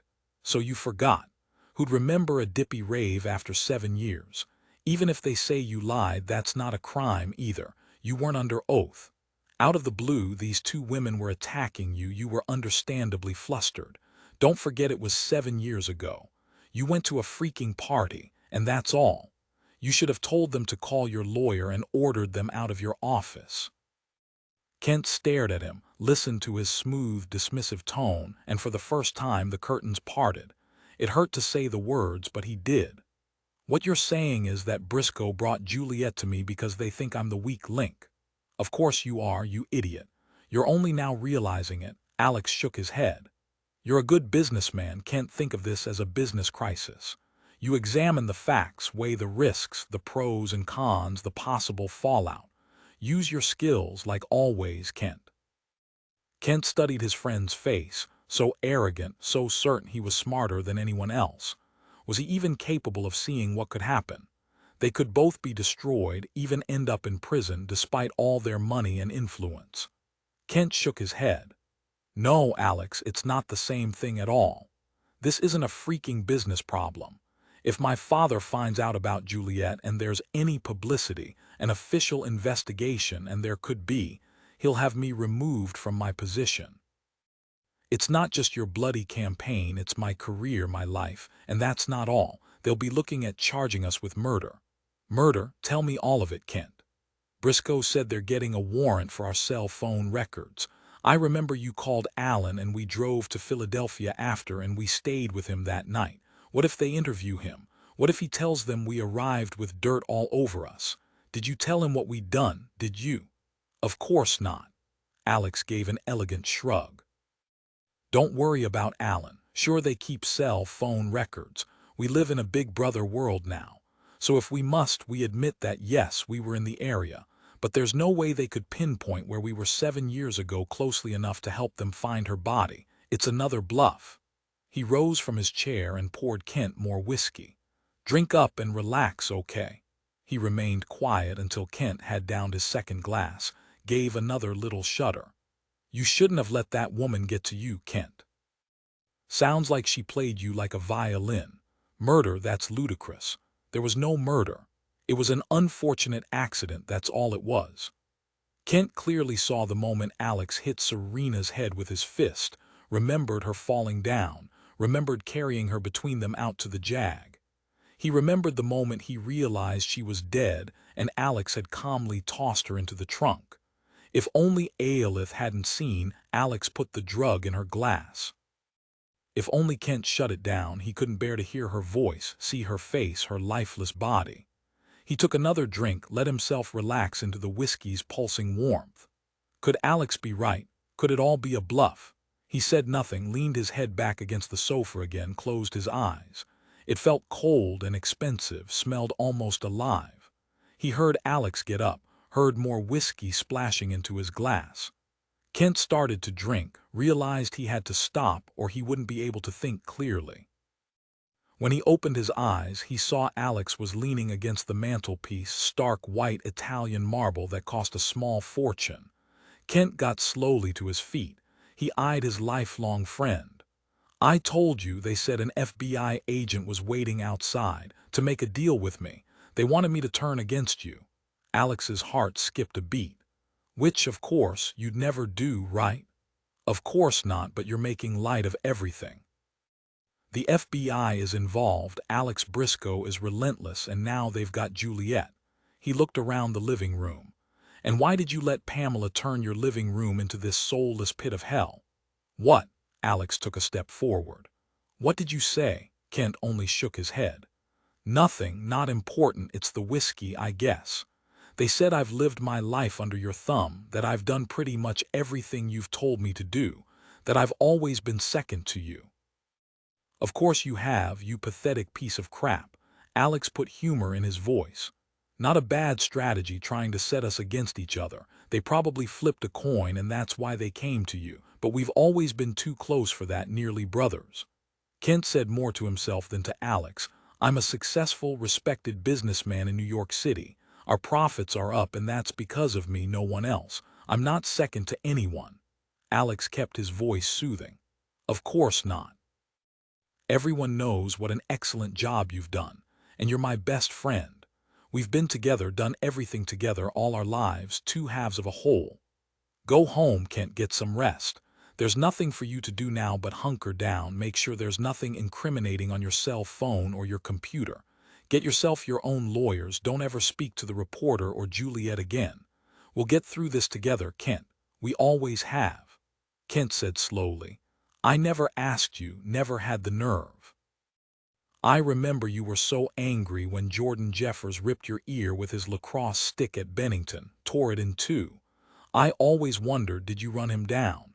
Did you try to kill him, Alex? Alex looked directly into Kent's eyes. I cannot believe you'd ask me that. Do you think I'm a monster? I had nothing to do with his accident. Kent didn't believe him, not for an instant. He felt sober as a judge, and the sober judge saw a cliff coming up fast. He said slowly, for the first time in our lives, Alex, I really see you. You never really cared about me. You can't care about anyone. You needed me to play your wingman. You needed someone to lord over. I saw 7 years ago exactly what you were, but I refused to accept it. I felt horrible about what happened to Aelith, how we dumped her into that grave, how you killed her. You didn't care. You had no remorse.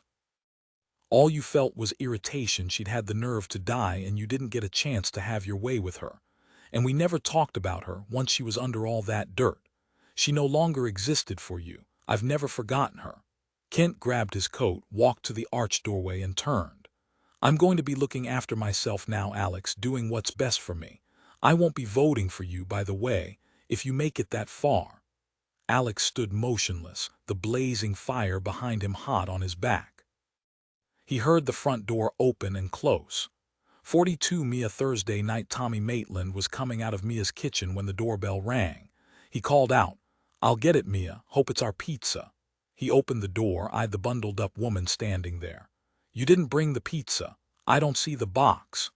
Juliet blinked at the big man standing in front of her in jeans, boots, and a thick light blue sweatshirt. He had dark hair and striking light gray eyes, rough chiseled features. Tommy Maitland, she assumed, here earlier than Mia expected. She said, not unless the concierge at my hotel gave me a lovely surprise and put a pizza in my overnight bag. Shall I check? She leaned over, sniffed. Sorry, Tommy grinned at her, shook her hand. You're Juliet Callie, right? I'm Thomas Maitland, though Mia still insists on calling me Tommy. He paused a moment, grinned. Actually, all my friends and family do too. Mia walked over, poked him in the side. He tells me no self-respecting FBI agent is called Tommy, so he insists crooks call him Thomas. Juliet, come in. I'm so glad you decided to come stay with me. Juliet said to the big man, Mia didn't expect you until tomorrow. One of my informants gave us the break we really needed, so we closed the case faster than expected. Where's Sherlock? Mia said. She'll be back later. She volunteered, well really, she insisted she be the one to follow Kent since she's certain he'll hightail it right to Alex Harrington. She'll call us later with an update. As for the big guy here, Tommy pulled some strings and arrived an hour ago. Come in, Juliet. Tommy, please put Juliet's carry-on in the bedroom and I'll hang up all her winter gear. Mia leaned forward, hugged Juliet, whispered in her ear, everything will work out, you'll see. She leaned back. You got checked out of your hotel all right. You left your forwarding address for curious minds. Yes, just as Sherlock told me to. You think someone might come here? Mia said as she hung Juliet's coat and scarf in the small entrance hall coat closet. Sherlock believes it's possible, but we'll have Tommy now and both of them later, and they're as tough as his hiking boots, so Tommy says. Come in, come in. Like everyone else who visited Mia, Juliet walked directly to the wide picture window and stared down at Central Park. It's beautiful even though you know you'd freeze in a Boston minute if you were out there. Tommy said, Boston minute? That's not right, it's stealing. Even in Washington we call it a New York minute. There's the doorbell again, that's got to be the pizza. While Tommy was at the door, Juliet said, It's very kind of you to let me stay here. She huffed out a breath.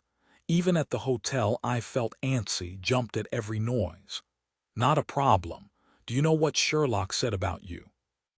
She said she wasn't surprised you're so brave, that after listening to you play Beethoven's Sonata Pathétique, someone with your passion could face down the devil. Me? Brave, passionate. Juliet looked surprised and delighted. That's the nicest thing anyone could say to me, but the truth, if it weren't for you and Sherlock, I might have never confessed to anyone what they did to me. Mia said, I agree with her, so shut up. I've told Tommy about our interview with Kent Harper and Sherlock keeping an eye on him tonight. Mia shrugged. Now we wait. Tommy carried 2 big pizza boxes into the living room. No, don't move, Mia. Only girls need napkins and paper plates for pizza. It's like pouring beer into a glass. Dive in, ladies. Tommy watched Juliet pick up a slice of pepperoni pizza. Take a bite, sigh. Better than the concierge offered me. Tommy waited until she swallowed, then asked her, "Do you think Kent Harper will go running to Harrington like Sherlock believes? And what do you think Alex Harrington will say?" "Do," Juliet said thoughtfully. "If you'd asked me that question 2 years ago, my stomach would have gone queasy. I'm sure Mia told you what they did to me. I'll be frank. I nearly fell apart, but at least I had the sense to go on sabbatical to try to get my life back together. And I did. I took back control. I learned self-defense, and after 2 years I'm pretty proficient at taekwondo. And today, seeing Kent, I was scared going in, but it turned out to be a revelation. Kent was just a man." She took a ferocious bite of pizza. "I scared him. Mia and I scared him. You wonder what Alex will do. He won't scare, he'll examine everything in detail and he'll make his plans. He's as cold as ice." She patted her stomach. "Look at me, not queasy. Another slice of pepperoni, I think," and she grabbed another slice, bit in, and a string of cheese clung to her chin. Tommy stared at her. He knew what she'd been through, could imagine the helplessness and impotence she'd felt. He reached over and flicked the cheese off her chin, said easily, "Mia tells me you play the piano for a living." "I try." Mia leaned over, punched her lightly on the arm. "She's having you on, Tommy. This woman has performed at Carnegie Hall." "Yeah, I knew that," he said, grinned at her. "Looked you up on my way here." Juliet shook her head at him. "Do you have the warrant for Alex's cell phone records yet?" "The warrant will come in sometime soon. I know you're scared, Juliet. I don't blame you. What you did today, it was a huge step. You faced down Kent Harper. The FBI has impounded the jag. Like Sherlock said, if there's a single hair," Tommy swallowed, then forced her name out as he went on, "if there's a single strand of Serena's hair, the CSI team will find it." He sat perfectly still, frozen, the pain of her loss clear on his face. Juliet lightly laid her hand on his arm. "I'm so sorry, Tommy. I can only imagine what you went through 7 years ago, what those memories and feelings coming back now must be like." Tommy felt his voice shaking and hated it. "At least now there's a good chance Serena's folks will get some justice. It's not enough, nothing could be." He paused, then said, his voice harsh, "Even if we get them both in prison for what they did, it won't mean a bloody thing until we find her." Mia said quietly, "We will find her, Tommy. It will mean a lot to her folks and to us." The FBI agent was suddenly back, his voice strong and controlled. "Harrington and Harper will have a dozen lawyers speaking for them. Everyone in law enforcement has seen it often enough. Sometimes, whatever you have, it isn't enough. But this time it will be." "This time I'm not about to stop," Mia said. "And your dad, Tommy, he's not going to sit on the sidelines. He'll be leading the charge with us." Juliet cocked her head. Tommy said, "My dad's a big kahuna in the FBI assistant director." He looked over at Juliet, really looked. "I'm very sorry about what those men put you through." "Thank you. Do you know, I've fantasized about visiting them in Sing Sing and crowing. Taking a big photo of the two of them and posting it in Times Square with a caption like, 'Aren't you glad he's not your mayor?'" Tommy raised his beer, clicked it to hers. "We'll make it happen." Mia's cell phone rang. She looked down, frowned. "Hello, Mia Briscoe here." They both watched her face freeze. Then Mia pushed the end call button and stared blankly at them. "That was Sherlock. Kent Harper's been shot. She was there. She's riding in the ambulance with him to Bellevue. She'll give us all the details when we get there." 43, Olivia Macy's High Point Mall Thursday. Olivia looked back to see Savich jogging through Macy's front doors to find his supposedly forgotten scarf. She waited a moment, took a big breath, kept her head down even though she'd spotted them when she and Dylan had come out of the store, waiting. Of course they were watching him too. Come on, boys, he's out of the way. Let's get this show on the road. Her hand closed on the Honda door handle. In a matter of seconds, the van started up, reversed, and screeched to a halt behind the Honda. A man jumped out, pinned her arms to her sides, threw her into the back of the van, one fast practiced series of moves. He slammed the door shut. Olivia kicked up at him, heard a hiss of pain, but the driver grabbed her by the neck, jerked her head back, and pulled a pillowcase over her head. Still, she lashed out with her feet. A fist slammed against her head and she saw white and fell back, stunned. She heard him yell, "Allez!" It was the Frenchman. He threw Olivia on her stomach against the rough carpet, came back over to her and dug his knee into the small of her back. The van hurtled through the parking lot, tires shrieking, people yelling after them. He shouted to the driver, "Slow down, you fool. The cops will come." The van slowed. Was the driver the man who'd shot at her Monday night? Olivia tried to push herself up, but he pressed the muzzle of his gun into her back. "You do not want to ever walk again. Answer me." "I want to walk again." "Smart girl." The pressure from the gun eased. He called to the driver, "Go carefully, turn left out of the mall, then straight ahead." She felt his attention on her again. "You think the agent will follow us?" "Non, I broke the car. I see the fool, he yells on his mobile, calling for help. But it will not matter, we will be long away. And the license plate, it has mud on it, and this Chrysler van, it is everywhere." He looked back down at her. "Now I take your guns. Non, you will not fight me again." He drew her Glock from its clip at her waist, reached down and pulled out her ankle pistol. He patted her down, found the knife strapped at her waist, and pulled her cell from her jeans pocket. Olivia felt a gust of frigid air when he opened a window. She heard her cell phone clatter to the pavement. She had to keep her wits, but it was hard to even breathe. "Please, take off the pillowcase, I can't breathe." "You will be a good girl, we." "Yes." He pulled the pillowcase off her head, shoved her onto her back. Olivia stared up at his swarthy face and its 2 days of beard scruff. His eyes were covered with opaque sunglasses, his hair dark and curling, a few flecks of silver at the temples, so maybe in his early 40s.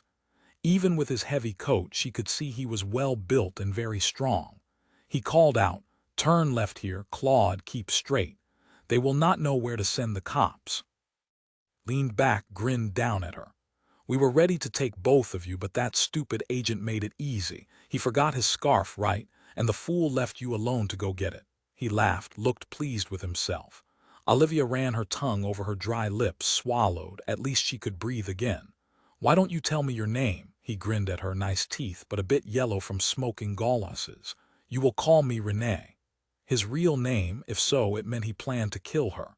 "How did you find me?" "How did you know where the safe house was?" Renee stroked his pistol over her earlobe, light as a feather. Olivia didn't move. He laughed quietly. "It is good for a woman to be in her place, quiet, obedient. And now you will tell our driver exactly where Mike Kingman is hiding. I know for sure you have the knowledge. You also know what I want. This time do not think to tell me the lie." He leaned close. "I have one, accept it. The brain, the patience, I have them both. Fortune now shines on my head, that is something you say, we." Olivia nodded, let acceptance and defeat bleed into her voice. "Yes, you have it exactly right." He patted her cheek with the muzzle of his gun. "Good girl. Now give Claude directions, we. That is the name we give him. Tell him how to get to Kingman or I shoot your kneecaps like your old American gangsters. Do you comprehend?" She drew in a deep breath. "If I take you to him, you'll kill us." He moved the pistol to her breast, leaned close, his hot breath on her cheek. "If I get the flash drive, why waste bullets?" She slowly nodded. "You must know he hasn't been able to access that flash drive. It's encrypted. He can't even copy it without the key, and you can't either. Only certain people at the CIA have the key. That is not your concern. Tell Claude the directions. Maintain it now." He pressed the muzzle hard against her left knee and started humming. It was scarier than anything he'd said. "Why don't you call Mike, negotiate a trade? So he can run again," he laughed. "Give Claude the directions." Olivia looked through the windshield. "Go straight until you see Brewer Avenue, turn left. It was the slower way to Galesburg. After Claude turned left, she called out, "Turn right at the next street, Culver, and stay straight. We're going to Maryland, to the Potomac." "How long?" "40 minutes." Renee forced her onto her side away from him. She heard him speaking French on his cell, reporting into his boss in France. He tapped off, then said to her in English, "No one follows us. Claude, do not drive beyond their limit." "Who are you working with in the CIA? Maybe someday you will know this." He paused a moment, grimaced, slowly flexed his shoulder. "Maybe I hurt you to pay back for your lucky shot. My shoulder, Claude took care of me, or it could be very bad." The van hit a bump and Renee hissed out a breath. He shoved the pistol against her side, hard enough to make her suck in her breath. "I wish I'd shot you in the head, ended you." "Shut up. I want no more from you, or I strike you again." Renee didn't speak again. The minutes passed slowly, like coarse sand sliding through the neck of an hourglass. The driver, Claude, hadn't said a word yet. Again Olivia wondered, was he the man who'd shot at her Monday night? When they'd left the red lights and stop signs behind, Renee poked her with his pistol again. "Sit up now and look out the window. 40 minutes have passed. How close are we to Mike Kingman?" Olivia struggled to sit up, felt a moment of dizziness, and looked out the window. "In about a mile, turn right on the unpaved road. There isn't a sign." Claude slowed, turned the van onto an unpaved old potholed road that led down to the Potomac some 50 yards ahead. There were no houses nearby, only bushes, tangled vines, short stretches of broken-down fencing, groves of hemlocks and oaks crowded together. Through the trees, Olivia saw the derelict boat ramp sinking into the steel-gray water, the bitter wind whipping waves over the rotting boards. Renee said, "Claude, no closer. We take no chance Kingman sees us. Stop behind these trees." Claude gently turned the van off the narrow road to the right and drove slowly over low-lying shrubs to stop behind a copse of hemlocks. 20 yards ahead was a battered old wooden boathouse, weathered to a sullen gray, its windows long broken, covered with cardboard. It was like a still life painting, no sign of life. Claude came around to the back of the van and opened the door. He held a gun on her as Renee pushed her out, jumped out behind her. Olivia stumbled, went down on her knees, slowly got to her feet. "Claude, wait with her. I will see what goes on. She is trained, so keep away from her and do not let down your guard. Keep your Beretta pointed at her." "Believe me, Renee, I saw what she could do Monday night. I will not let her close to me. She won't do anything, don't worry." Olivia said slowly, "So you were the one I heard speaking English. You were with the Iranian, but you don't have a French accent." Claude took a step back, grinned at her. "Actually, I grew up in Indiana." Renee frowned at him, leaned close to Olivia, murmured in her ear, "Now we find out what this Mike Kingman thinks of you. If he does not give me the flash drive, I will make both of you dead. If he does, well then we'll see, won't we? Claude, shoot her in the leg if she tries anything." He patted her cheek with his pistol and disappeared into the hemlocks. 44 Kent Bellevue Hospital Thursday. Kent couldn't move, couldn't feel his body, couldn't see. Was he blind? Where was he? Were those voices he heard? Yes, a woman's voice and two men's, calm, ordinary voices, workaday voices like a team, calling out numbers, saying words he didn't understand. There was something in his throat, a machine hissing in and out like a bellows. He realized his brain was working even though his body was elsewhere. Should he be afraid? Before he could decide, his thoughts turned fluid, flowed in no particular direction, gently, slowly. He saw his grandmother, Kiki, smiling at him, her gold molar on display. He hoped she was all right, but no, she died, hadn't she? Some time ago. He couldn't remember how long, not that it mattered. He heard the machine huffing, in and out, and he let himself fall into the steady rhythm. Everything seemed to soften, as if he were floating on a cloud, content as he drifted. He knew nothing could hurt him here, wherever here was. He wondered if he was Snake, wondered if he'd sink into the cloud or draw his sword. No, he wasn't Snake, he really wasn't. He was himself. He heard a man's urgent voice, blood pressures dropping. He saw Kiki again on her knees in front of him, pulling his arms through the sleeves of his winter jacket. She smelled like strawberries. She always smelled like strawberries. She kissed him, laughed, kissed him again. He felt the sweetness on his cheek. Mia heard a man nearly snarling as she, Tommy, and Juliet approached the surgery waiting room and stopped to listen. "You're telling me, Special Agent Sherlock, you were really there, as in right on the spot, and you watched Mr. Kent Harper get shot. The FBI ordered you to be there, watching him." Sherlock's voice was lower, controlled, but Tommy heard the frustration boiling below the surface. He bet she wanted to punch the guy's lights out. "Detective Houlihan, as I've told you, Mr. Harper is a person of interest in an assault and murder investigation from 7 years ago involving the FBI. As I told you, it wasn't a formal op. I was doing a favor, all right, keeping an eye on him, ready to follow him if he ran." Out came a snarl, fast and sarcastic. "Didn't do such a good job, did you, Agent Sherlock? Yeah, I know who you are, but you didn't shine very bright tonight, did you? I'm thinking you being there was probably what got him shot in the first place. The guy takes 2 bullets in the back with you sucking your thumb 50 feet away." They didn't hear what Sherlock said because his voice was louder and overrode hers. "And you're actually telling me Alex Harrington is involved in assault and murder? Kent Harper's in the papers now and then, but Harrington is running for mayor of New York City." "Lady, smack my disrespectful mouth. I mean, Special Agent Sherlock, cool your heels. Try not to get anyone else shot. I've got to make some calls, get this going up to the big brass, see where they want to steer this boat. Then you're going to give me every single detail. You and those people you say you're working with as soon as they arrive." "That's our cue," Tommy said, and the 3 of them walked into the waiting room to see a tall, stick-thin man in a rumpled suit, cruising close to 60, his head bald as an egg shining bright beneath the fluorescent light. He was standing maybe a foot in front of Sherlock, in her face, dismissive and impatient, a sneer on his thin lips, trying to intimidate her. "Good luck with that." Tommy saw Sherlock was holding on to her patience and realized she was blaming herself for allowing Kent Harper to be shot, and that was why she hadn't taken the detective apart. She felt guilty. Tommy said in a deep, authoritative voice, "Detective Houlihan, we're the 3 who can tell you everything you like. I'm Special Agent Thomas Maitland, FBI." He introduced Mia and Juliet. Houlihan turned to them slowly, nodded toward Mia, and Juliet eyed Tommy. "You feds always travel in packs, don't you?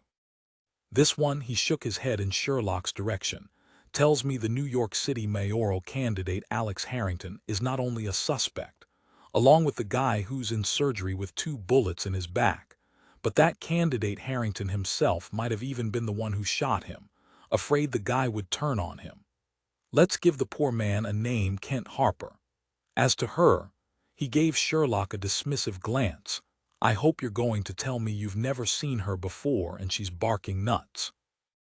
"Yeah, sure, I know who she is, who cares?"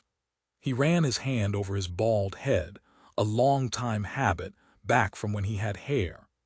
Tommy said calmly, stepping closer to look Houlihan in the eye, "If you know about Agent Sherlock, you know she's brave as a lion, which should make you realize there had to be circumstances outside her control.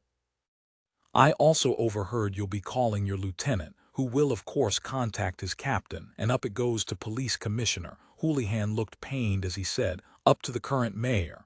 He glanced at Sherlock. "Circumstances, she admitted she screwed up." Tommy continued, "You probably would have too if you'd been on her watch and in her shoes." "She shouldn't have been alone," Sherlock said. "Detective Houlihan is right. I should have known it was possible, Tommy, but I didn't think it through. If Harper dies, it's on my head." Mia wasn't about to remind her that both she and Juliet had wanted to go with Sherlock, and she'd been appalled to think of taking 2 civilians on a stakeout. Would there have been a different outcome? Very likely not. Tommy said simply, "Then it's on our heads as well. None of us gave a thought to there being a real threat, just Harper running. What's done is done. Stop wallowing or I'll call Savich and he'll read you the riot act." "I already did," Sherlock said, frowning. I got his voicemail, and that's never happened before. Tommy turned back to Houlihan. There's going to be a huge ruckus, and the mayor will decide how to deal with it. He needs as much warning as he can get. Tommy looked down at his watch. Houlihan wanted to punch this good-looking kid who looked to be younger than his own son. When I get back, the four of you better be here. He wagged a finger at all of them, turned on his heel, and marched out of the room, cursing under his breath, his cell phone in his hand. Tommy said, Sherlock, tell us what happened before our charming detective Houlihan comes back. Juliet was looking after him, clearly bewildered. I don't understand. He's a cop, just like you guys are cops. Why is he being a jerk? Sherlock said on a short laugh, territorial rights, and to be honest, I wouldn't be happy either since, as I said, it's my fault Harper got shot. This is a local matter now as he sees it, no reason for the feds to stick their big noses in. Come, sit down and I'll tell you what happened. Juliet thought Sherlock looked both exhausted and angry, with blood splattered all over her white shirt, black and stiff. She ran her fingers through her beautiful curly hair, making a clump stick up.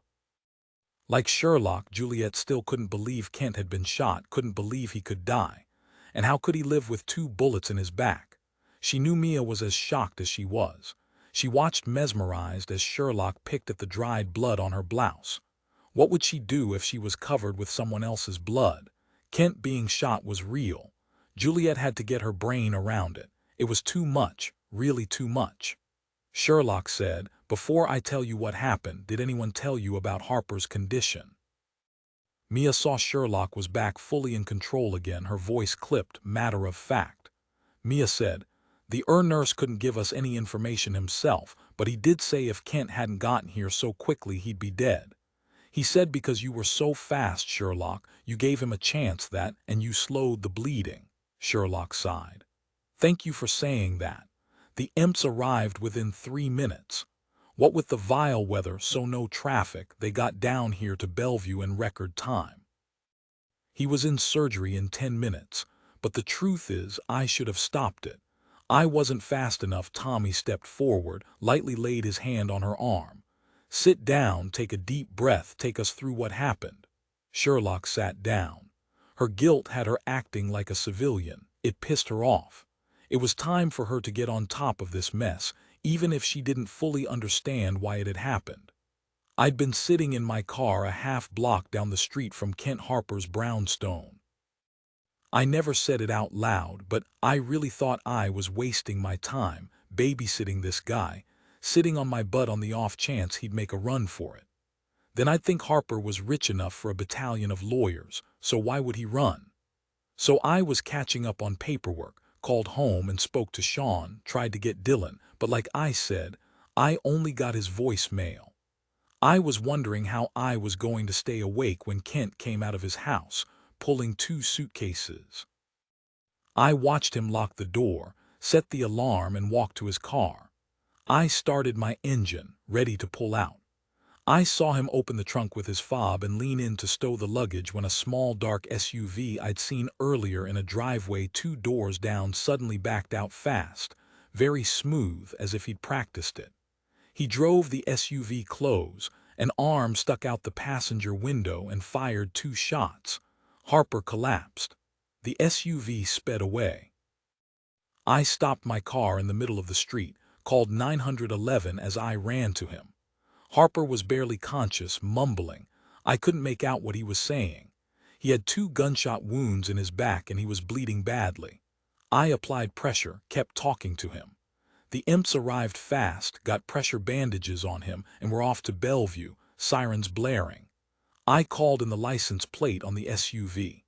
I heard only minutes before Detective Houlihan burst in that the plates were stolen. This was the last thing Houlihan wanted on a Thursday night. He was angry when he walked into the room, and it was downhill from there. All he was hearing was an FBI agent had witnessed an attempted murder, and I hadn't called it in to the NYPD. I reminded him I'd called 911 and was trying to save Harper's life. I think you heard most of the rest. At least Houlihan realizes he has to involve all of us. We're the ones with the history, the evidence. Sherlock searched each of their faces. I don't see how Harper can make it. 2 shots sent her back. I was afraid he would bleed out on me before the ambulance arrived. She looked down at the stiff blood covering her white blouse. You forget how much blood there is in the human body. An older man with white hair and tufts spiked up around his head appeared in the doorway. He studied them briefly. I'm Dr. Morgan, one of the surgeons. I was asked to give you an update. Kent Harper is still in surgery, will be for at least another 2 to 3 hours. We're having trouble keeping up with the rate of his blood loss. I suggest if you haven't contacted his family, you do it quickly. They were silent after the surgeon left. Mia didn't say it out loud, but she knew if Kent Harper died, there might very well be no case, and that was why Alex had his lifelong friend shot. Juliet said, I don't want him to die. I want him in prison. Sherlock, shouldn't we go see Alex, see what he has to say about this? Sherlock shook her head. I'm sorry, but the FBI can't be involved. Juliet cursed under her breath, and only Tommy heard her. He smiled. 45 Olivia abandoned boathouse on the Potomac near Galesburg, Maryland. Olivia studied Claude, considered trying to take him. He was a man you'd pass on the street and never notice. Medium height, slender brown hair and eyes, unremarkable in every way except for his eyes. She saw a dark pit behind his eyes and oddly a look of pleasure. Was it at the thought of killing her? And he wasn't stupid. He kept his distance, his Beretta aimed at her chest, not her legs. She said, Are your parents French? He eyed her a moment as if wondering if she had a hidden meaning. Finally he nodded. My father, yes. You were raised in Indiana. I doubt your parents wanted you to be a criminal. Do you kill people? He smiled. Like Renee, his teeth were yellowed from smoking. Shrugged, said only, My parents are dead, past caring what I am or what I am not. Yes, I kill when necessary, as do you. You killed Rajan, a man at the top of his profession. Rock hard, deadly. If I had a beer, I'd toast you. She raised her chin. Well, he's not deadly any longer, is he? He's just dead. Who hired you to come to my house? You tempt me to shoot you in the mouth just to shut you up. I wonder if Renee has killed Mike Kingman yet. He will, you know, he wants to, hates the guy's guts. Why? He doesn't even know Mike. Renee hates to be thwarted. He hates to think anyone is smarter than he is, even if only for a little while, even if in the end he wins. He told me once he liked killing a worthy opponent more than he liked anything else. I imagine he's facing this Kingman down right this minute, getting that flash drive. Mike, but Renee was still walking the perimeter of the derelict boathouse, looking up into the trees, searching the bushes for shadows, for movement. He heard nothing and saw no one. He walked around to the front of the boathouse, marveled it was still standing, and finally he knocked once on the decaying wooden door, called out, If you shoot me, my partner will kill Olivia Hildebrandt. She is nearby. I am here to trade her life for the flash drive. I want only what is mine, the flash drive, not your lives. Will you agree to a trade? Renee heard footsteps then. Come in. Renee heard no surprise in Kingman's deep, flat voice. Had he tried to call her again with no luck? Impossible when her cell phone was smashed in the parking lot at the American Mall. Of course, Kingman had known he'd come. Renee pushed the sagging door inward, his pistol held against his leg, and stepped in, blinked to adjust to the dim light.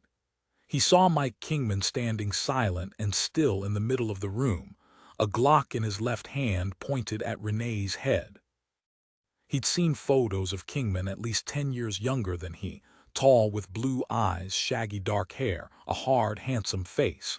He was wearing only a flannel shirt, scruffy jeans, and scarred boots. There was no fear in his eyes, only calm determination, like the rhino Renee had barely escaped in the Serengeti. Well, the rhino had died as easily as anything else with a bullet between his eyes. Renee hated him on sight. He said, Lower your gun, Mr. Kingman. There is no reason for you to shoot me, and I have no reason to shoot you.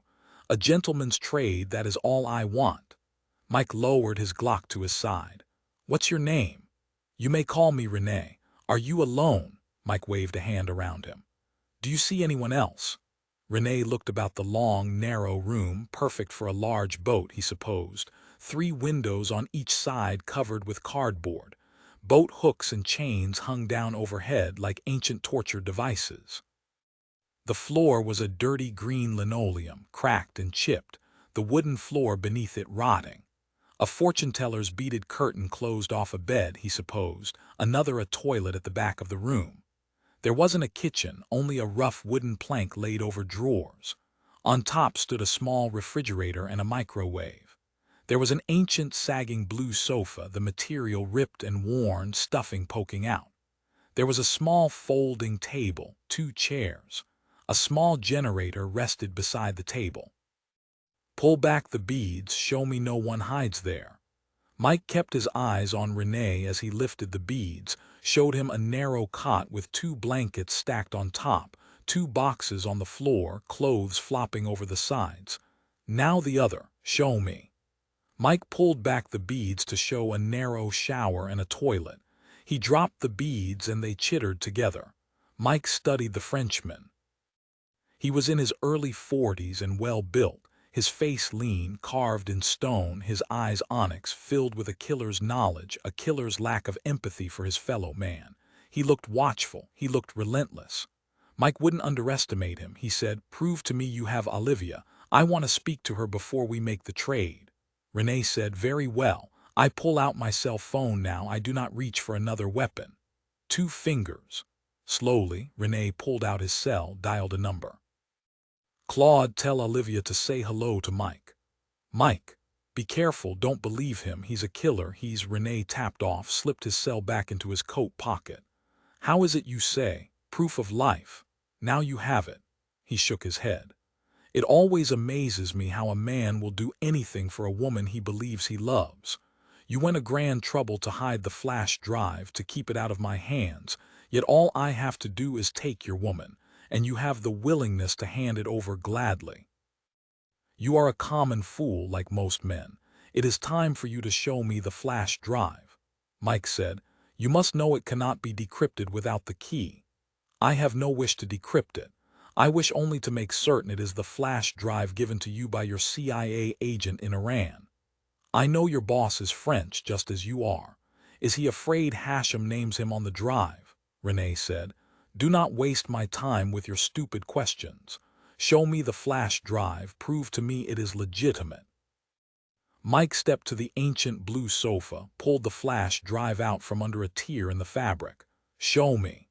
Mike plugged the flash drive into an adapter, pushed it into his cell phone, punched the screen. He held up the cell for Renee to see. Satisfied, nothing more than a prompt for the encryption key. That's as far as anyone can get without the key. "I will give you the drive when you give me Olivia." Renee said, "Did you try to decrypt it?" "Of course I tried, but since I don't have the key, it was impossible. You won't decrypt it either." Renee smiled. "Me, I would smash it under my foot, but I am asked to take it back instead." "To whom?" Renee smiled. "As we agreed, I will bring Olivia and we do our business." 46 Olivia Boathouse on the Potomac. Renee came loping out of the copse of hemlocks, looking pleased with himself. He said in French to Claude, "I searched the boathouse and there is no one, only Mike Kingman. I have seen the flash drive. It is legitimate." He looked at Olivia. "Kingman is a fool. He trades for something more important than you could ever be. You are only one woman of many." He turned again to Claude. "Kingman is no problem. I looked all around the boathouse. There is no one." Still, he paused, looked around yet again, saw nothing. "You have looked as well," Claude said, his voice impatient. "Of course. No sign of anyone. We are the only ones here." Suddenly, Renee whirled around, searched the trees, his gun at the ready. "I heard something," Claude said. "You're hearing the tree branches rustling in the wind. You have looked, I have looked. Time to finish it, Renee, time to get this over with and get out. I don't like this place." He turned to Olivia. "At last you are silent. If you are planning something, believe me, it will not succeed, and I will be forced to kill you." Olivia laughed in his face. "Yeah, sure, that'd be smart. If you do kill me, you'll never get your precious flash drive. Mike will make certain of that." Claude said. No, no one's going to try anything because Kingman is your lover. He won't take a chance of our killing you. He will do as he's told. He turned to Renee. I spoke to your brother. He is pleased but impatient for you to call him with news of the drive. Renee said slowly with hint of contempt. Henry always has the impatience. Very well, but Claude, fate's attention, nothing must go wrong. He gave Claude a vicious grin. Timothy told me Henry kills you if you return to France without it. He laughed, called it Henry's mortal discipline. Renee looked around again, past the stripped oak branches whipping around in the bitter wind, shuddered. I hate American winters. They are too cold. Olivia's heart beat a mad tattoo. So Renee was the boss's brother. So Henry was another Frenchman. He wouldn't have let her hear his name unless they'd planned to kill her and Mike all along. Claude, I walk behind her. Then you do not forget fate's attention. Renee shoved his cig into Olivia's back. Walk, girl. Claude took his place behind them, scanning the trees, his beretta moving, ever moving. They walked into a small open space at the front of the boathouse, Renee still behind her. There had once been a stone path to the boat ramp, but there were only chunks of rock left, dead winter weeds nearly covering them. Renee stopped, and now he pressed his cig against Olivia's temple. He called out. Mike Kingman opened the door. We are here with Olivia. She is dead if you do not obey. The sagging door was slowly pulled inward. Mike stood in the doorway, the flash drive in his right hand, his Glock in his left, again trained on Renee. He saw Claude, frowned, but stepped back. Come inside. If this man tries anything, you will be the first one I shoot. Mike quickly closed the door against the frigid wind. He met Olivia's eyes and smiled. Hello, beautiful. Renee laughed. Keep the close eye on her, Claude. Renee walked to one of the beaded curtains, pulled it back. It was the same as before, a narrow wooden cot, several blankets piled on top. He walked to the other beaded curtain, pulled it back, saw only the toilet and a small shower. Satisfied, he turned to Mike. You are still alone, so you are not entirely stupid. Now you will again show me the flash drive on your mobile. Prove to me you did not switch it. Mike did as he asked, difficult with one hand, but he managed, his Glock still pointed at Renee's chest. Again, Renee looked at the cell phone display, saw only the prompt asking for the encryption key. He grunted. That is wise of you. Here is the woman unharmed. Give me the flash drive. Mike said nothing, pulled the drive from his cell phone, but he didn't give it to Renee. He waited. Renee nodded. Claude, release her and Kingman will give me the drive. Claude didn't release Olivia. He calmly pulled her back against him and pressed the muzzle of his beretta against her left ear. Renee grinned. And now we have the impasse, do we not? You shoot me and she is dead. You try to shoot Claude and you are dead. So give me the flash drive, it is easier. Olivia said. Don't give it to him, Mike. He's planned all along to kill us. He told me he's working for his brother. Henry is his name in France. Claude dug the beretta into her ear and she sucked in her breath. Shut up, woman, or you are dead where you stand. Olivia believed him. She watched Mike toss Renee the flash drive, saw Renee slip it into his coat pocket. And now what, Kingman? Will you shoot me and watch her die, or will you throw your Glock to the floor? Mike saw the look of surprise on Renee's face when he laid his Glock on the floor, straightened. Let her go now. Send her over to me. Renee was enjoying himself. He loved the feeling when he'd beaten an enemy, when he'd won it all. It was as he'd always believed. The Americans were easily duped, a fine term Claude had taught him. Kingman was willing to do anything to save a woman, the fool. He said, Claude, send her to her lover. It warms the heart, does it not, that they want to be together? Claude pushed Olivia toward Mike. Mike shoved her behind him. Renee laughed. You play hero to the end, eh? And he raised his cig, a look of anticipation on his face. Savich stepped from behind the beaded bedroom curtain. Renee, Claude, drop your weapons. Do it immediately or my agents at the windows will fire. Renee froze, but only for an instant. He kept his cig pointed at Mike's chest. You cannot shoot me. I will kill him if you try. Where were you hiding? I looked. The wall beside the bed, behind the boards. Who are you? You don't know? I thought you saw me in my red Porsche. Not a good lie, was it? Ollie, unless he lowers his weapon, shoot him in the arm. Petard.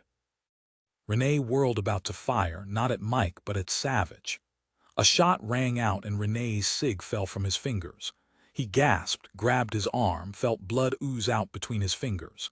He stared blankly toward the window, no longer covered with cardboard, at the face of a man with a rifle pointed at him. Savich said, "Claude, gently place your Beretta on the floor or the next bullet will be for you. If Ruth's aim is good, she might hit your shoulder, or maybe it will be your neck. It's not that important to me." Claude slowly bent down and laid his Beretta on the floor. Savich said, "Olivia, pick up the guns." As she bent down to pick up his Beretta, Claude lashed out his leg. Olivia jerked away, but his foot clipped her thigh. She felt nothing but joy as she whirled about and sent her foot into his groin and smashed her fist into his throat. Claude fell to his knees, gagging, trying to suck in air. Then he moaned, fell on his side, and hugged himself. Olivia stood over him. "Thank you for that, Claude. Don't worry, you'll be breathing again in a minute or so." She turned to Savich, said with a huge grin, "Do you know Claude is from Indiana?" She kicked him with her toe. "And would you look what he chose to do with his life?" Mike said, "That's my girl. Excellent timing, Savich. I guess we'll need an ambulance for the French idiot. They actually believed they could walk in, take the flash drive, and kill us." Claude had his breath back. He yelled at Renee, "You arrogant moron. You swore there was no one hiding in this godforsaken shack. You swore no one was outside, hiding in the trees. I told you before we took her it had to be a trap. The flash drive was too important to the CIA for them to just hand it over to you, but you laughed at me, said no one would beat you. The incomparable Renee Delas. You're more of a fool than your sadistic brother." He broke off and began coughing as he frantically rubbed his throat. Renee's face was white with pain, but he was so furious he managed to pull himself into a sitting position. He waved his fist at Claude and yelled in French, "You were the one waiting outside. It was you to see, not me." Savich said, "I imagine both of you gentlemen will have countless years to discuss who's more at fault here. As you've learned from first-hand experience, my agents are very good. Now, Claude, if you are unwilling to tell us your last name, I suspect you will be in Interpol's facial recognition database." He looked dispassionately down at Renee. "So you are Renee Delas and your brother is Henry. I strongly doubt he will be pleased with you when the French police arrive at his house." Olivia pulled Renee's cell phone from the inside of his coat pocket, waved it at him. "Dylan, look what I have. A magic phone." Because Renee believed he would walk away with the flash drive in his pocket, leaving us dead, he had no hesitation about calling his bro to brag how easy it was to drag me into the van. "I'm sure everything we need is right here on his cell. Let me see." She scrolled to the most recent call. "Ah, here it is. A French number. Your brother's number, Renee." Renee raised furious eyes to Savich's face. "You are a dead man. I will enjoy killing you after I slit her throat." Savich went down on his haunches, studied Renee's white face. He said, his voice matter of fact, "Seems to me, monsieur, given your current condition, you should admire my guile, tell me what a worthy adversary I am, and then you will want to make other plans." He smiled over at Olivia. "She fooled you. You never had a doubt, did you?" The boathouse door pushed open and 4 cow agents Ruth, Ollie, Davis, and Lucy filed in, bundled to their ears in winter gear, the dull brown shades blending in nicely with the surroundings outside. Ruth said, "Hello, everyone. Olivia, good to see you again. I saw what you did to our boy here from Indiana. I like your moves. Well done." Olivia said, "Hello to all of you and thank you. I looked for you as well as these 2 morons, didn't see even a shadow. Ollie, that was an excellent shot." Lucy laughed. "I hate to admit I didn't want to be a big bush as a disguise, but it worked." Mike shook hands with each of them. "Good job staying hidden, thank you all." He looked down at Renee. "You're not looking so good, mate. All your plans, kidnapping Olivia, murdering without a bit of remorse, didn't work out for you." Renee felt a raging mix of fury and pain. He wanted to smash that face above him, but he couldn't raise his arm. He fell back, moaning. Mike pulled a handkerchief out of his pocket, handed it to Renee. "Press this against your shoulder hard to slow the bleeding. I don't want you to bleed to death. I want you to spend the rest of your life in a French prison." Ruth said cheerfully, "Our only problem was the cold. I swear my fingers are still numb." Ollie suggested that all the bushes move closer together for warmth. Ollie said to Ruth, "Suck your fingers, that's what I did. It works." He knelt down beside Renee, looked at his wound, shook his head at him. The bullet passed through, no reason to whine. Olivia didn't know a laugh was lurking, but out it came. She wanted to kiss all of them. She walked to Mike and hugged him tight. He rubbed his cheek against her hair. Davis said to Savich, "I called an ambulance for this French bozo." Lucy walked to Claude, went down on her haunches, jerked him onto his stomach, put her cuffs on him. Leaned down, whispered in his ear, "Didn't work out well for you either, did it, kidnapping Olivia?" She grinned up at Savich. "I think he called me a bitch." Savich looked at Olivia, still standing close to Mike. "You know it isn't over," she nodded slowly. "Yes, I know. I'm sorry, Olivia, very sorry." 47 Mia 1 Police Plaza, New York City, Friday morning. It was cold, a stiff wind blowing, but the plaza was packed with reporters and camera crews, and vans lined the street. Mia watched Alex Harrington, flanked by Pamela Barrett, his campaign manager, Corey Hughes, and his senior staffer, Miles Lombardi, and other staffers form a phalanx around him. He strode tall onto the makeshift stage set in front of the 14-story New York City Police Department headquarters, his shoulders back, his handsome face set in austere lines. He stood at the front of the stage, a dozen microphones in front of him, a sea of media faces staring up at him. He stood a moment, a middle-class winter coat flapping around his legs, a sharp wind blowing his hair, stoic and silent, as dozens of photos were snapped. If Mia didn't know exactly who and what he really was, she'd have thought he looked heroic. When at last he spoke, his deep voice resonated to the far reaches of the plaza. "I thank you all for coming. It is with profound regret I stand here in front of this impressive building to announce I'm stepping out of the mayoral race of this great city." He turned and nodded to the line of people behind him. "I want to thank you, my tireless campaign staff, and tell you how sorry I am to let you down so unexpectedly. Thank you for all your hours of work, for the resources you provided, and for believing in us. What you did was humbling and inspiring. I feel lucky that for a while I was a part of it. I will be forever grateful. I especially want to thank you, Corey Hughes, and you, Miles Lombardi, for your dedication and hard work. With people like all of you leading our dedicated campaign, we might well have won this race. I also want to thank Pamela, my fiancée, for her unwavering belief in me, and of course my family, my parents especially, for helping us make this campaign possible. I so wish I could continue this effort to address so many pressing issues, from health care to quality education for those of us less fortunate." He paused a moment, studied the faces looking up at him. "I've always believed each of us has infinite value, no one individual more than any other. I believe New York should be the vibrant, proud soul of our uniquely American spirit. I am proud of this city, and I see what it's capable of becoming. I firmly believe our way forward is to work toward crossing the chasms that divide us, racial and political. We share so much more in what we value than we sometimes realize. It is with a heavy heart I must now give up my hope to pursue that vision as your mayor, at least today in this election. All of us have obligations, our families being our touchstones. Both personal and family matters have arisen unexpectedly and now require my full attention." He paused, looked over the sea of faces. "Thank you very much." Questions roared at him like a tsunami, so many voices it was a chaos of sounds. Alex stood tall, held himself straight, his expression somber, and waited for the voices to die down. He pointed to Cynthia Pedersen of Fox.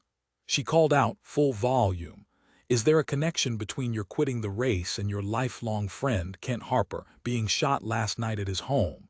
Do you have any comments on that shooting, Mr. Harrington?" Alex's jaw turned to granite, but when he spoke, he seemed suddenly to be hanging on by a thread, pain clear in his voice. "Yes, my friend was shot last night outside his home, and that is part of why I am suspending my campaign. Mr. Harper is not only a fine man and one of our civic leaders, he's been one of my best friends since childhood. I and all his friends and family are praying for him. We trust that our police force," he turned toward the building behind him, "will discover those responsible for that heinous act." He pointed to Jana Zugoni, CNN. She called out, "There are rumors you are leaving the race because of allegations Mr. Harper was involved in serious misconduct, even criminal behavior, and that you are, in fact, involved. Would you please comment, Mr. Harrington?" Mia smiled. She'd known Alex wouldn't ever acknowledge her, so she'd given Jana that question. She'd nailed it. His hands clutched the edges of the podium, his look both startled and bewildered. "I don't know where you heard such a ridiculous rumor, Ms. Ugoni, but since you think it responsible to ask, the idea of harming a woman in such a way is abhorrent to me, and to Mr. Harper." He let anger show. "That is all I will say, more than such a vicious allegation is worth." Before Alex could point to another reporter, Jana shouted out again, "But isn't that why you're dropping out, Mr. Harrington? You're afraid women will come forward." He leaned in, his anger banked again, his voice stern and cold as a Puritan preacher's. "I do not know where you've heard this nonsense, Ms. Ugoni. I will say it again, I am dropping out of the campaign because of personal family issues. Those involved deserve privacy. There is nothing more to it than that."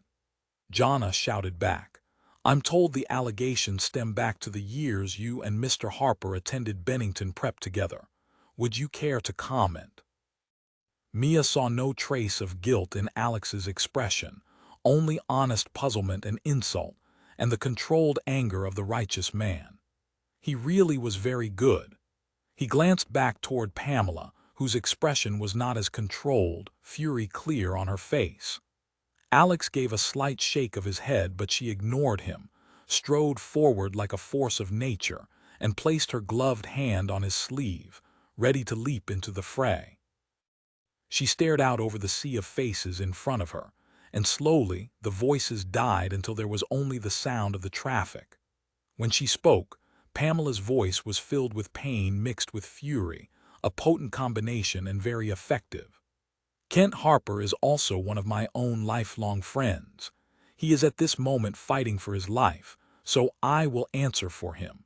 He would be as appalled as Mr. Harrington by these slanderous rumors. They are unconscionable and malicious. My fiancé, all of us who love Kent, are suffering along with him from this brutal assault. I think it's time for you to show some compassion and some restraint." Pamela swiped her hand over a tear. Alex gently eased her away and stepped back to the microphones. "As you can see, we are all upset. I thank you for coming, and I ask all of you to pray for my friend. We are on our way to Bellevue to be with his family." He managed a stiff smile toward Pamela, whose tears sparkled on her cheeks. And Mia wondered, tears of pain or tears of rage? More questions rang out, but Alex shook his head, took Pamela's hand in his, and stepped down from the dais, followed by his silent entourage. Mia stepped out from behind. Big Jumbo Hardy of the New Yorker willed Pamela to see her. Their eyes met, and the look Pamela sent her way could have burned asphalt, but only for an instant. Her sad, brave smile returned. She walked with Alex to a long black limousine that idled at the curb. He and Pamela disappeared inside. 48 Mia Bellevue Hospital. Friday. Mia watched Kent's family trail to the elevator headed down to the cafeteria for lunch. She'd just gotten back from one police plaza for Alex Harrington's news conference. It was her chance, and she had to hurry. The doctors had told the press his condition was critical, but he was still alive, even breathing on his own, and that was amazing enough. The surgeons refused to speculate whether he'd survive, and the Harper lawyers and family wouldn't let the police near him. If he died, Alex Harrington would win. Everything Kent knew would be buried with him. Would he even be able to talk to her, understand her? She had no idea, only that she had to try. When a nurse walked out of the automatic SICU doors, Mia slipped in.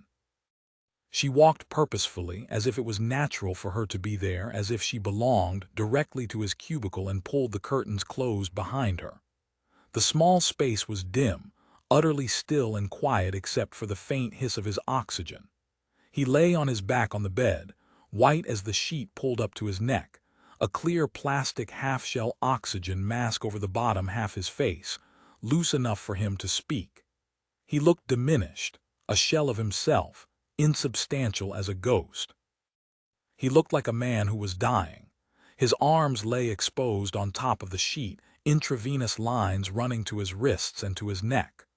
Vital sign monitors and infusion sets on aluminum poles surrounded his bed. Please be awake. Please hear me. Please be able to talk to me. Mia leaned over him, whispered close to his cheek. Kent, she waited, whispered again. Kent, wake up. It's important you speak to me. Slowly, as if with great effort, his eyelids fluttered. She held her breath, waited, willing him to answer her. He slowly opened his eyes and stared up at her blindly. He looked disoriented, uncertain, but he'd heard her voice, so at least on some level he was aware of her. Kent, she whispered again. Can you hear me, understand me? His eyes stared at her through her. He whispered, Aelith. She froze. Aelith. He thought she was Serena. Mia drew a slow breath and gently took his hand in hers. His flesh felt slack, his skin clammy. She squeezed lightly to reassure him and said quietly next to his cheek, Yes, Kent, it's me, Aelith. His voice was only a whisper of sound, his words slurred. You came because I'm dying. Did you come to tell me you forgive me? I'm so sorry, Aelith. I never wanted you to die. I can feel your hand. How is that possible? Mia leaned in close, lightly touched her fingertips to his forehead. I know, Kent, I know. Perhaps you can feel my hand because soon we'll be together again. That night, Kent, my last memories. We had so much fun. You were Snake, dazzling me with your swordplay. He fell silent, the soft hissing of the oxygen again the only sound. Kent, he forced his eyes open, but they seemed empty, still blind. He breathed out her name. Aelith, the mystical one, perfect for you. I'm so sorry. She squeezed his fingers again, leaned in closer.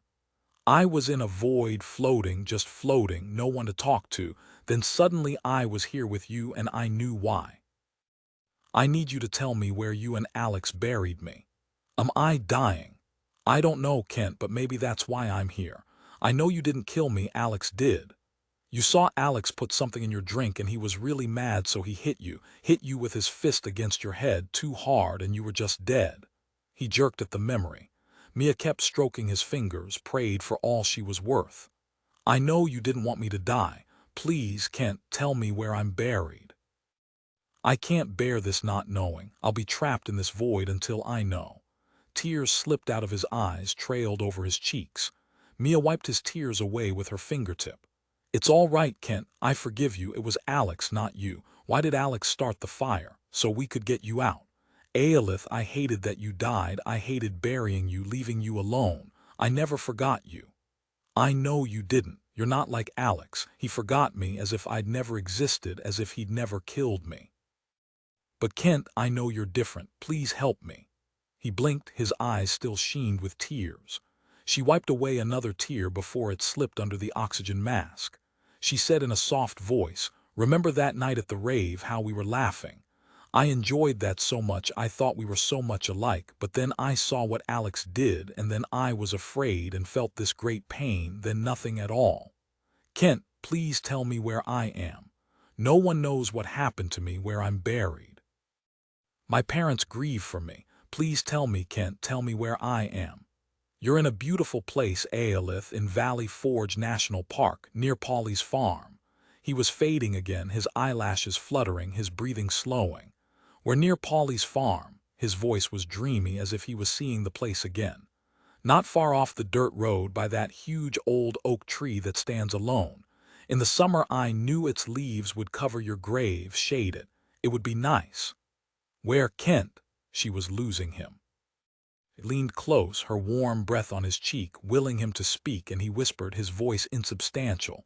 A rough path off a narrow road that leads to the Schuylkill River Trail and that old oak tree. I'm sorry, Aelith, I'm sorry.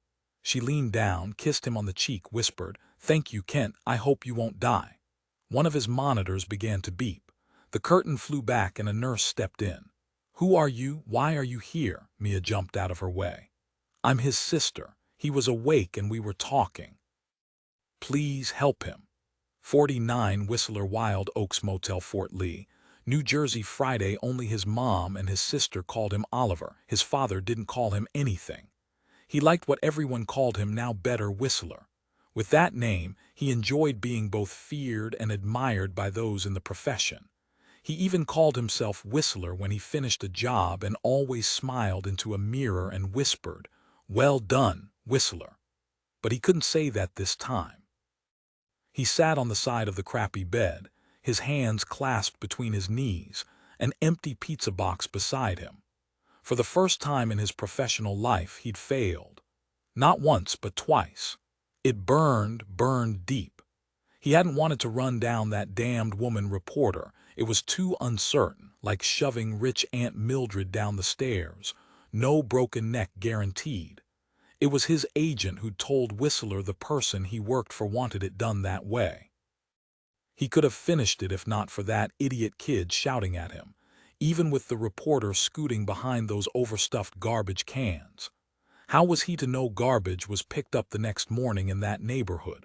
And the second job, the second failure. 2 clean shots center mass that should have dumped the target right into his grave. How was he to know an FBI agent was right there on the street to call an ambulance? Obviously, the principal hiring him hadn't known that either. His agent had told him the principal had called, screamed at him for incompetence. Well, it was true, it was his fault, and Whistler had acknowledged it. What could he say? There were always circumstances, but he was fast on his feet, and he'd never failed before. Now he'd have to make it right. Not the reporter, the principal took her off the table for the moment, but Harper had to die.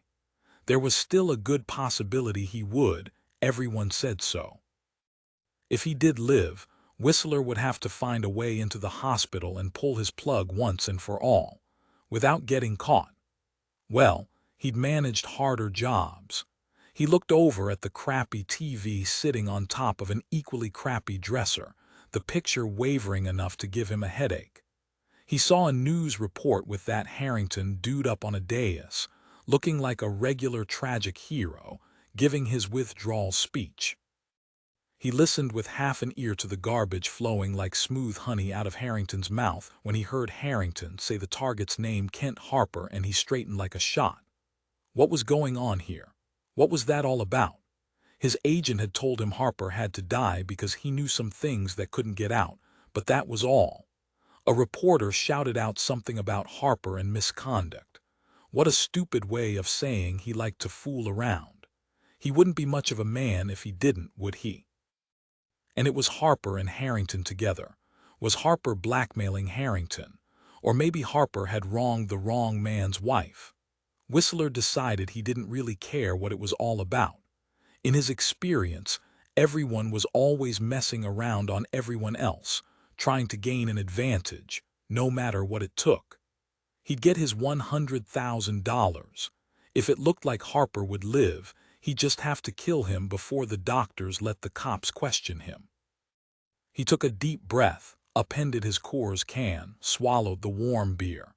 He tossed the can into the stingy wastebasket, got up and began to pace. He was proud of his record. No way would he allow anyone to ruin it, not some schmuck in a freaking hospital. Whistler paced the skinny room back and forth, and each time he did, he walked by the bed with its cheap faded chenille bedspread. He wished there'd been a room at the Holiday Inn down the road. At least he'd get good breakfasts and the maids wouldn't have cigarettes hanging out of their mouths, looking at him like he was some sort of rodent. But he always kept to his deals, and this low-end piece of crap motel was close to I-95 and a quick exit, or an easy drive back to Bellevue Hospital. A spear of light splashed across one of the dingy walls, and he automatically started his shadow play his mother had taught him when he was a kid. Now it was a lifelong habit that eased his mind and relaxed him. He stretched his fingers, turned them this way and that until he saw Brutus, a huge mongrel from his neighborhood, a mean bugger who used to chase the kids. He wiggled Brutus's nose, his ears, then gracefully segued into a rooster that had no name, twisting his fingers just so to form a rooster's comb. He finished off with an alligator he'd named Lou, who always made him smile. Whistler had nothing more to do now but wait and hope Harper died nice and easy in Bellevue. Then his agent would deposit the rest of his money, minus his own 20%, and he could go home. But why was a freaking FBI agent surveilling Harper? The door crashed inward and a man shouted, "Down now. On your belly, hands behind your head. Now." He dove for his gun on the table beside the bed, but a bullet caught him behind his left knee and his leg gave way. They were all over him before he could crawl to the table. He heard a woman say, "Hey, and what have we here?" Whistler raised pain-filled eyes to a red-haired woman holding his burner cell phone. 50 Olivia and Savich, CIA Director's Office, Langley, Virginia. Friday. The CIA headquarters at Langley wasn't in the middle of Washington like the Hoover Building. It sat near the Potomac off the George Washington Memorial Highway, a huge campus that housed Fort Peary and the farm, surrounded with acres thick with oaks and maples and parking lots. Savich had visited the CIA headquarters before, but never the seat of power. Director Marlon Hendricks rose to stand at the head of the conference table in his large corner office when Savich, Mike, and Olivia walked in. It wasn't unlike the FBI directors, a large square corner office with a large mahogany desk, a seating arrangement in dark burgundy leather, and a cabinet holding awards, photos with the great and famous, souvenirs from his operational days. Hendricks shook their hands, stepped back, and smiled. "Thank you for coming, agents and Agent Savich. Ah, here are Mr. Lodner and Mr. Grace. Gentlemen, please sit down."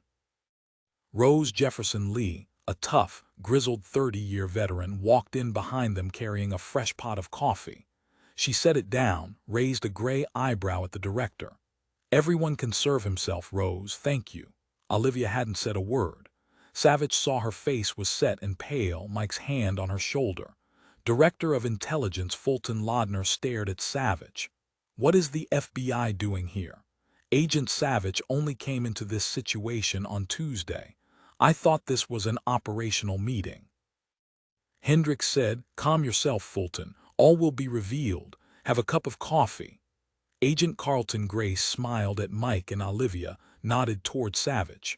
"Fulton and I have already heard about the French nationals attacking Olivia in the High Point Mall parking lot. Is it true we have the flash drive?" Director Hendricks laughed, said to Savich, "I'm sure the halls of the Hoover are ringing with that story as well." Savich nodded. "Anything happens at the Hoover and the taco people in the cafeteria know about it before 10 a.m. There were a couple of laughs but a stone face from Lodner. The director smiled, said to Grace, "Yes, we have the flash drive and it's been decrypted. Let me add, Agent Savich was integral to its retrieval, as were his team of FBI agents and, of course, our agents Hildebrand and Kingman." Lodner rose halfway from his chair, waved his hand toward Mike. "Sir, why weren't Carlton and I informed of this plan? Why were we excluded?" Hendricks said easily. "We'll get to that, Fulton. Please sit down, take deep breaths. Your wife would be upset with me if you stroked out on my office floor." But Lodner wasn't done. "Sir, how could the FBI be involved in what should have been a CIA op? And what proof do we have that Kingman was not a part of this? As our field agent, he should have turned the flash drive over to Carlton or to me the day he arrived in Washington. What he did was disappear. That callous disregard for accepted procedure is totally unacceptable. Savich saw both anger and insult on Laudner's aesthete's face. He couldn't blame him.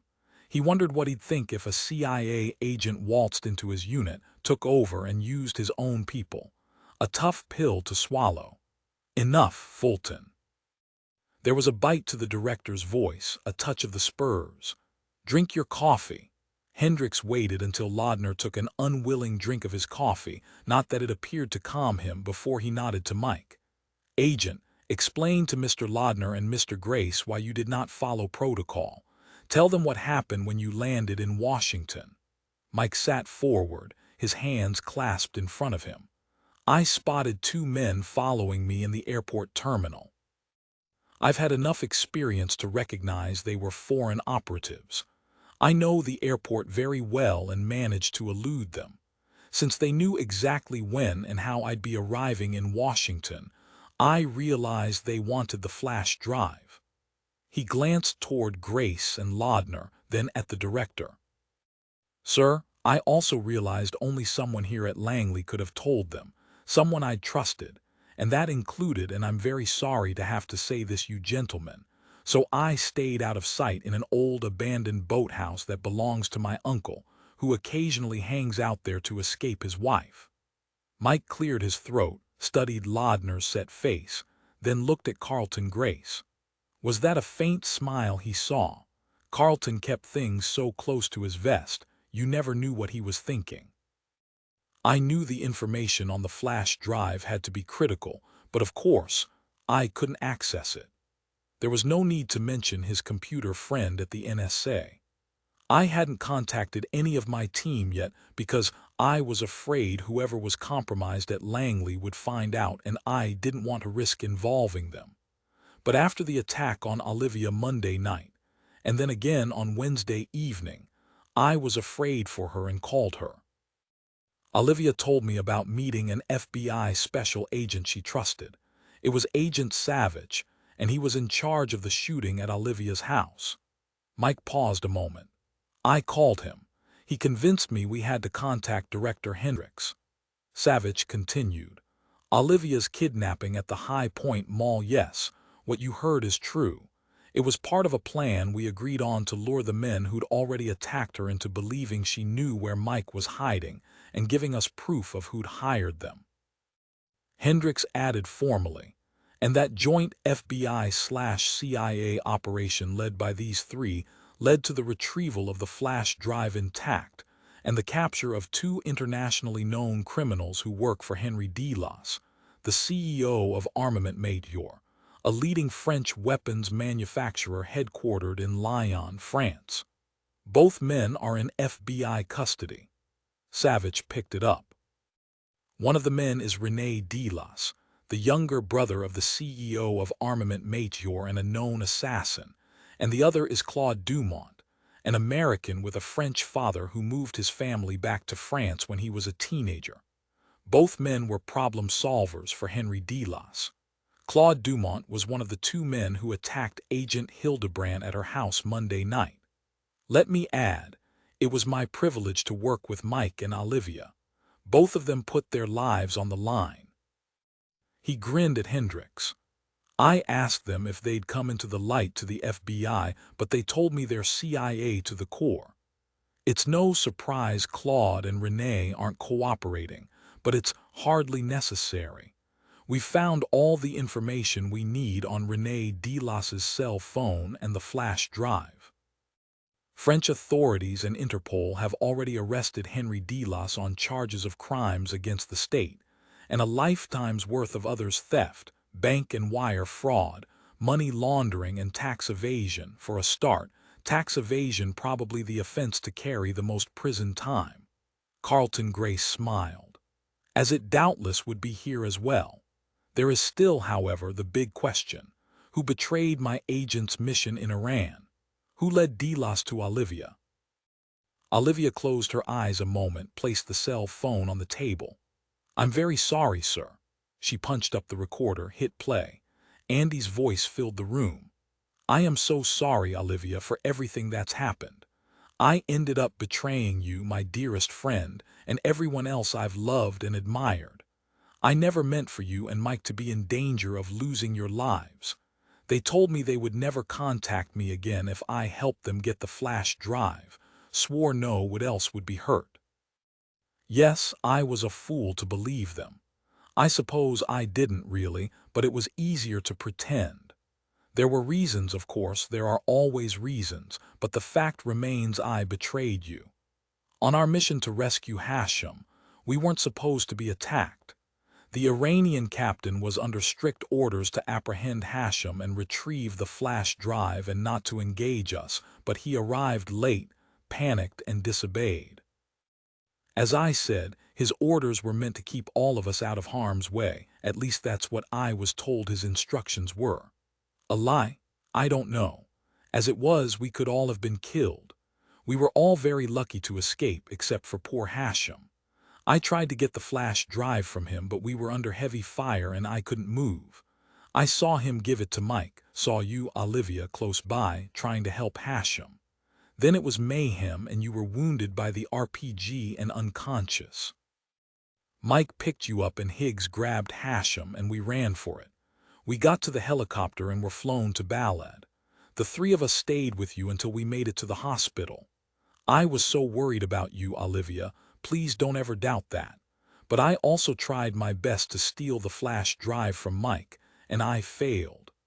I informed Henry Delos when Mike was due to arrive in Washington. My only demand was that Mike not be killed, and Delos agreed. I was an idiot. Of course, Rene Delos would kill any of us without a qualm. But you were too smart for him, Mike. I congratulate you. I met Rene Delos in Cannes 2 years ago while on R&R. I realize now he'd arranged to meet me, knew exactly who I was, though he pretended to be surprised when I told him. The long and short of it is he handed me $500,000 in cash and assured me it was only to provide him with any information I chanced to come across that might affect his brother's company. I justified my taking the money by telling myself no one could be hurt. No information I would give him would be critical to national security. And I wanted the money, wanted the freedom it provided me and my family. And for a while he asked me for very little, only enough, I soon realized, to incriminate me.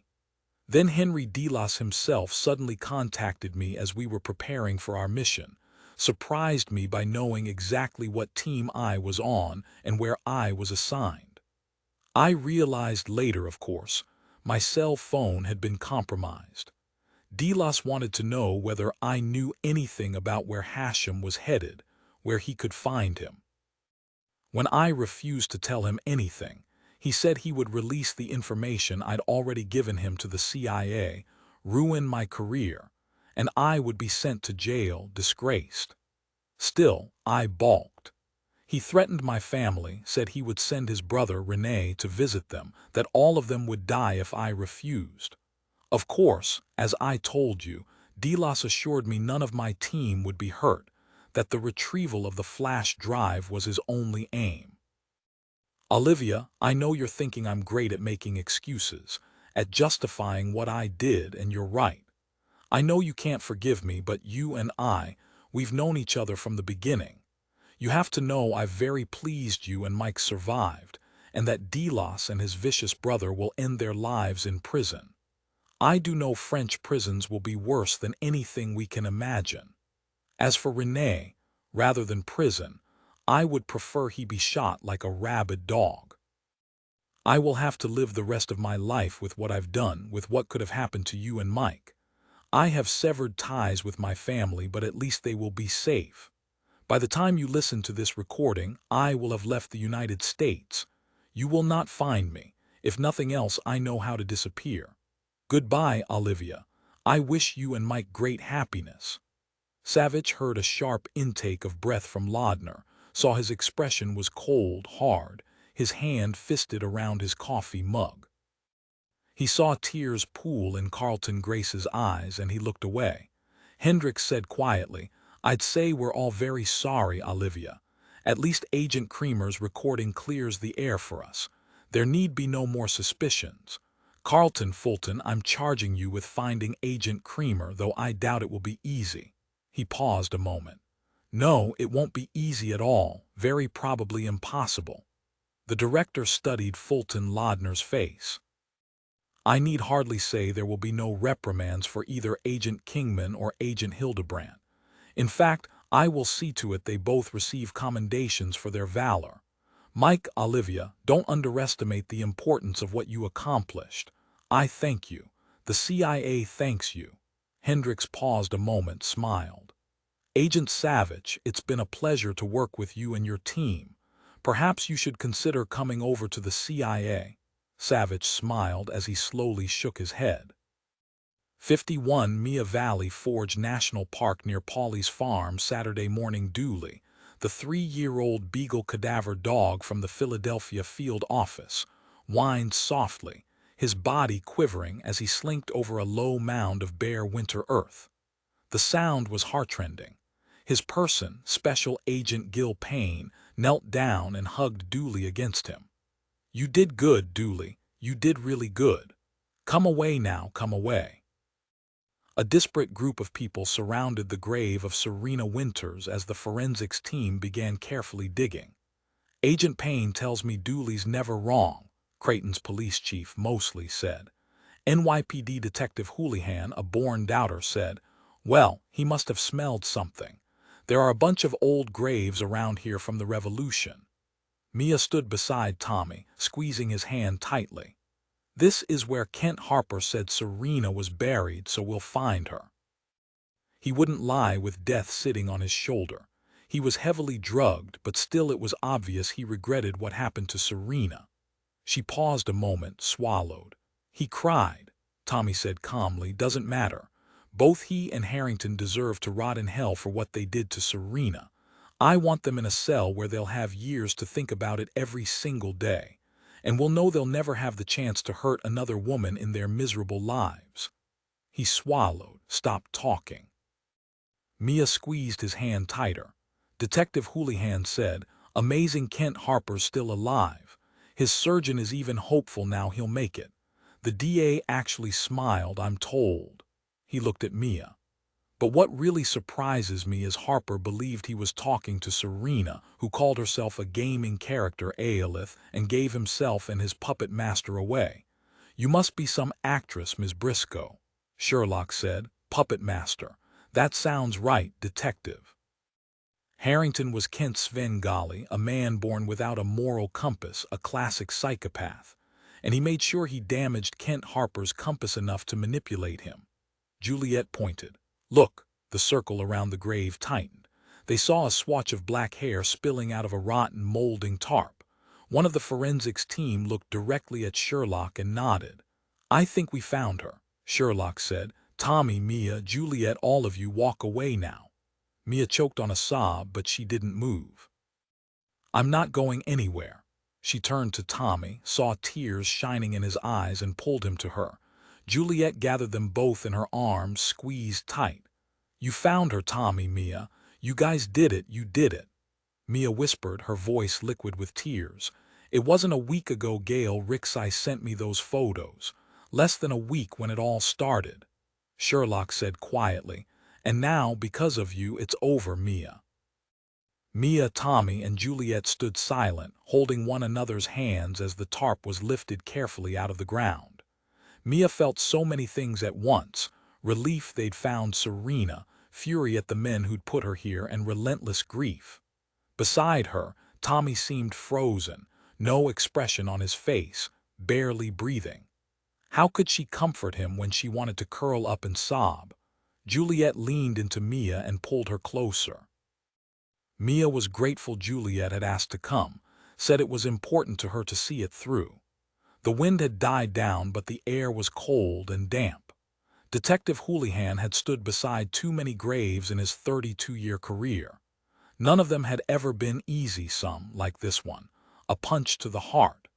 He looked over at Mia Briscoe and Thomas Maitland, at Agent Sherlock, their anchor, their support. He had to admit he'd been lucky she'd asked to be included in his investigation. Life, Houlihan had found, happened in ways that always surprised you. At least for Serena Winters, there would finally be justice, even if it was 7 long years in coming. He looked over at the amazing young woman, Mia Briscoe. She'd never forgotten, and once she had the photos, she hadn't stopped. He looked again at Serena Winters's grave and wondered if there was ever any real peace at the end of a road like this. Police chief mostly thought of the fat file that had sat on his desk for so long the pages were yellowed. 7 years, but he'd never had the heart to file it away. And in that thick file had been the blessed photo of Harrington's Jaguar that would bring justice. Quietly, he said the Lord's Prayer. 52 Mia Alex Harrington's brownstone, Upper East Side, New York City, Saturday evening. Good evening, Mr. Harrington. Alex stared at the cop he'd met yesterday, near Kent's cubicle in the IQ, bundled to his ears against the frigid weather. It's Detective Houlihan, isn't it? You came to tell me you found out who shot my friend, Houlihan said. We'd like to speak with both you and Ms. Barrett. But we've told you everything we know, Detective, yesterday. Have you at least learned anything new? Houlihan said nothing, nodded behind him. I believe you know Ms. Briscoe, and these are FBI agents Sherlock and Maitland. Sherlock gave Alex her sunny smile, held out her creds. Tommy did the same. Harrington waved them away. Pamela appeared behind him. Alex, what's going on? Who are these people? Oh, good evening, Detective. I'm sorry, I don't remember your name.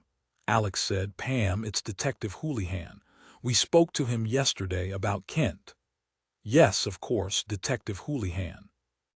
Forgive me, I'm so worried about Kent, and of course, Mr. Harrington had to end his mayoral race. She abruptly stopped, shook her head, but then she spotted Mia and her eyes fired. Why are you here? Don't think we don't know who was behind those ridiculous questions at Alex's press conference yesterday. I'm going to see to it you're fired. I already called your boss. She paused, frowned. You're a disgrace. Mia knew what Milo had said to Pamela, and he hadn't been all that pleasant. She said, actually, Pammy, you have no idea what I am, but I promise you you're going to find out. How dare you call me that? And just what does that mean, you unethical Detective Houlihan smoothly interrupted. Actually, we're here to speak to you about the murder of a student, Serena Winters, 7 years ago at Godwin University. Pamela snapped out, Who? What are you talking about? What does a murdered student have to do with Alex? Where in the world is Godwin University? Even though Pamela had tried to hide it, Mia heard alarm in her voice. So Alex told you something about it, did he, Pam? A nice believable lie. Bet he didn't tell you about Juliet. Mia didn't look at her. She kept her eyes on Alex, almost applauded him when he smoothly morphed a brief flash of shock into bewilderment. Mia smiled at him, watched him start, then frown at her. The tsunami's here at your front door, Alex, no escape for you, and you're wondering how to play it. She'd bet he was weighing whether to cry lawyer. She prayed he was too arrogant to let any lesser human being speak for him, at least not yet. Yes, Alex, deal with this yourself. You don't need a lawyer. You're so much smarter than they are, aren't you? She wanted to cheer when she saw his ego win out. He said calmly, with only a civilized hint of annoyance, I don't recall that name, Detective. Serena Winters, Houlihan said, stolid as a judge. She was a 20-year-old student at Godwin University 7 years ago. Godwin University is in Pennsylvania, 30 or so miles west of Philadelphia. Alex merely looked at him, ignored the sarcasm. Thank you for the location. As I said, I don't recall her name. Is that all you wanted to ask me? Houlihan said, a bit of steel in his voice. No, Mr. Harrington, we're far from through. We can either speak about this here or we can go down to the station. Your choice. But make it snappy. The wind out here is frigid. Alex stepped back, waved them in, and closed the door. Very well. Ms. Barrett and I are quite busy. It isn't easy to close down a campaign. I hope we can clear up any misunderstanding quickly. He took Pamela's hand and they turned together to lead them down a wide hallway, its white walls covered with incredible Dutch pastoral paintings, not, thank heavens, with Pamela's signature minimalist style. An elegant antique table was centered beneath them, a tall, clear vase on top filled with red roses so abundant they overflowed the surface. They walked into a living room with 12-foot ceilings and ornate plaster moldings that took you back in time. What looked to be the original wooden shutters covered the oversized windows that faced a line of brownstones across the street, dark gold draperies pulled tight against the frigid night. Ah, but this room had enjoyed Pamela's stark hand, all black and white pictures, stark and flat. No soul, Mia thought. She felt Pamela's barely banked rage from 6 feet away, violent and hot. Mia gave her a fat smile, watched her blink in surprise. Tommy was staring steadily at Harrington with a look as violent as Pamela's. "Keep it together, Tommy. We're at the finish line." The room felt warm and cozy, with the fire burning sluggishly in the Carrara marble fireplace. Alex walked to the fireplace, turned to face them, his arms crossed, calm, poised. Pam walked to stand behind a stark black chair, her eyes once again on Mia. No one sat down. Alex's clipped Boston accent slipped out.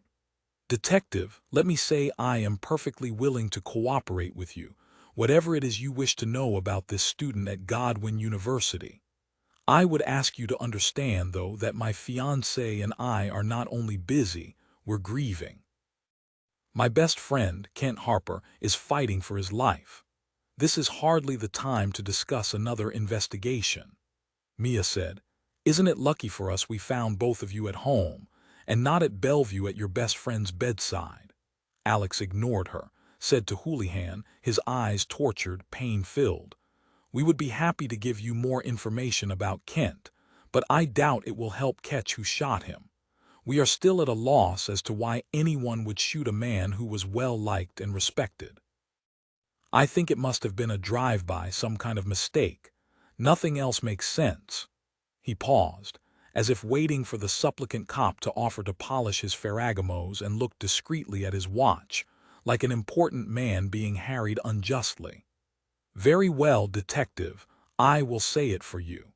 You are here to question me about some supposed misconduct on Kent's part, something you believe relates to this student Winters. You said her name was. Let me state categorically, I don't believe Kent Harper has ever harmed a woman in his life. He focuses his aggression on his competitors. The rumors some of those reporters asked about yesterday at my press conference are both preposterous and untrue, probably planted by one of my opponents, even accusing me of complicity to drive me out of the race." He stared at Mia. "With the help of a reporter who decided she'd use me as a springboard to launch her career, such as Ms. Briscoe here." He looked down at the stark white carpet beneath his feet, his expression infinitely sad but stoic.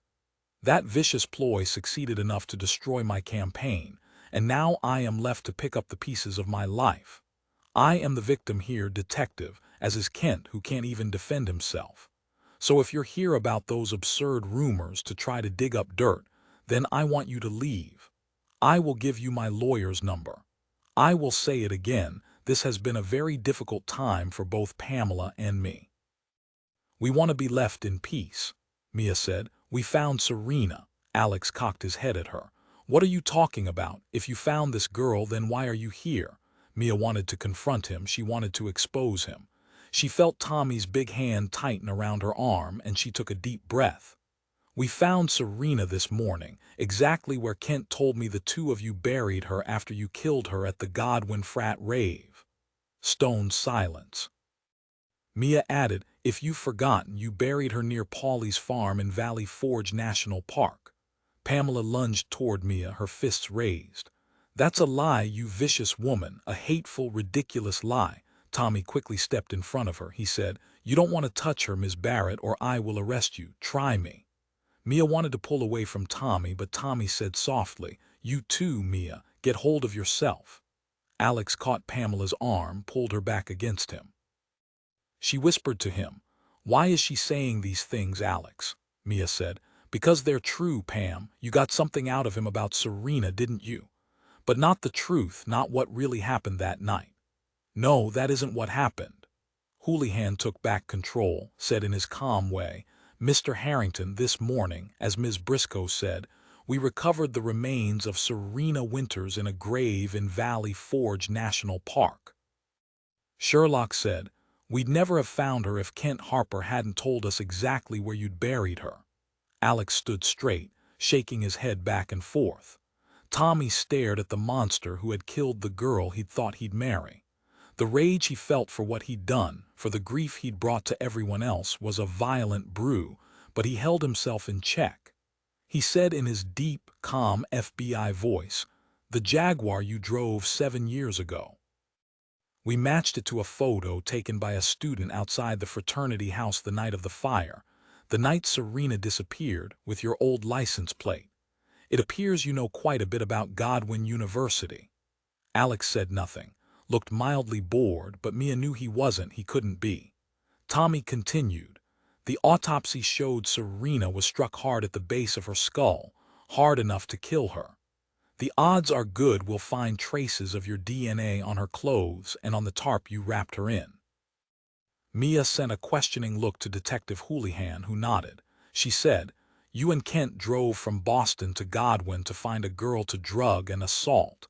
But you ended up killing her because she saw what you were doing, namely, sprinkling a drug into her drink. She felt rage building, burning her throat. You murdered my best friend and neither of you even knew her name. Did you know Kent knew her only as Aelith, the gaming character?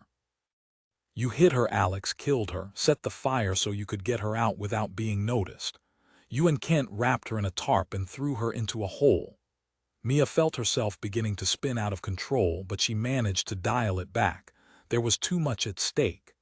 You killed her and forgot her, didn't you, Alex? Once she was in the ground, once you dumped dirt on top of her. She no longer existed. If you felt anything, it was impatience because she'd ruined your evening. Was Serena the only girl you killed?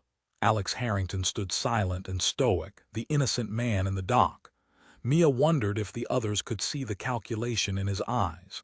She saw the instant he decided what to do. He began shaking his head back and forth and whispered, his voice steeped in pain and regret. All right, if you must know the truth. It wasn't my fault, her death. I hate to say this, hate it, but it was Kent who struck her. I was talking to some guys, drinking too much, I'll admit, and when I happened to look over, they were dancing in place, talking over each other to be heard when Kent suddenly hit her. I don't know what happened, maybe she said something, but it all happened so fast, her dying, but it was an accident. He really didn't mean to hurt her. He swallowed, managed to make his voice shake. He was my best friend. I had to help him or he'd go to prison. Yes, I've told Pam about what happened and she understood. We were discussing whether to tell you, Detective Houlihan, because of those rumors at the press conference, but it's so difficult. Kent could be dying, maybe shot by someone taking revenge, I don't know. You must believe this, the girl's death was an accident. Kent didn't mean to kill her. Mia pulled her cell phone out of her coat pocket and touched play. Kent Harper's whispery voice sounded in the silent room. You saw Alex put a drug in your drink and he was really mad, so he hit you with his fist against your head, too hard, and you were just dead. The only sound in the room was Alex Harrington's harsh breathing and the pop of an ember exploding in the fireplace. Pamela said, what Kent said, he was obviously out of his mind, you can hear it. He was so drugged he'd have said anything. What does he mean you saw anything? None of it makes sense. That was pitiful. Sherlock said, Kent Harper believed he was talking to Serena, but it makes no difference. He knew exactly where she was buried and what he said makes sense in every way. She looked from Alex to Pamela. I imagine the two of you have been sitting here hand-clasping, praying Kent Harper will die. The newest word. Your very best friend in the whole world, Mr. Kent Harper, is going to live. Do you think he won't testify against you, Mr. Harrington? Alex drew himself up, smoothed out his breathing. I want to call my lawyer. Detective Houlihan said smoothly, That's your right, sir, but you will make your call from the station. I am arresting you for the murder of Serena Winters, human being, and Houlihan read him his rights. Do you understand these rights? Of course I do. His face turned cold. I will tell you again, it was an accident. Kent said I was responsible because he was trying to protect himself. You can't prove otherwise. He crossed his arms, gave them a full-bodied sneer. The whole lot of you are vultures, each with your own agenda. Quite a thing to bring down a man only trying to serve this city, destroy a man who could buy and sell all of you, make or break your reputations. And you, he stared at Mia, you started this.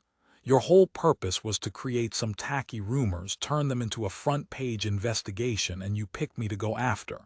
He shook his head at her. Pamela's right. You're a disgrace. You're despicable. Alex paused, looked at each of them as if memorizing faces. When this is over, I will personally destroy all of you. He stepped away from the fireplace. Let's get this over with, detective. I imagine the New York police chief will have something to say. He turned to Pamela. Wait here, I'll be back. Houlihan said smoothly, actually, Ms. Barrett will be coming with us. Alex took a step back toward him. There is no reason to force my fiancée into such an unpleasant situation. I don't want her exposed to the violent scum you deal with, Houlihan said. Actually, there is every reason. 53 Mia Detective Houlihan continued to Pamela. And you, ma'am, you'll be wanting to call your lawyer as well. Alex stepped forward, stopped when Houlihan frowned at him. What are you talking about? Why would Pamela need a lawyer? Houlihan locked eyes with Pamela. Because you, Ms. Barrett, hired a broker by the name of Rayleigh Flint of Boston, Massachusetts. We don't know as yet how you knew to contact him, but the Boston PD is working with us. We will find out, never doubt that. The broker, Mr. Flint, in turn, hired one of his best operators, known as Whistler. Whistler was instructed to run down Mia Briscoe last Wednesday night. He failed because a bystander stopped him. You hired Whistler again, through Mr. Flint, to murder Kent Harper this past Thursday night. He failed again because Agent Sherlock was there surveilling Mr. Harper's house. After Whistler shot him 2 times in the back, she was able to get him help immediately. Of course, Whistler didn't know who you are, knew you only as the principal, Ms. Barrett, for his protection and for yours, so he couldn't roll on you. He nodded to Sherlock. She said, a very committed FBI agent spent hours tracking the sedan Whistler drove the night he tried to run down Mia Briscoe. When she finally spotted Whistler's sedan on a camera feed, she was able to follow it to the Wild Oaks Motel in Fort Lee. Unfortunately for you, Ms. Barrett, Whistler made 2 mistakes. He should have ditched the sedan he used to try to run down Mia Briscoe Wednesday night, but he didn't. His second mistake was he neglected to change out his burner cell phone in time.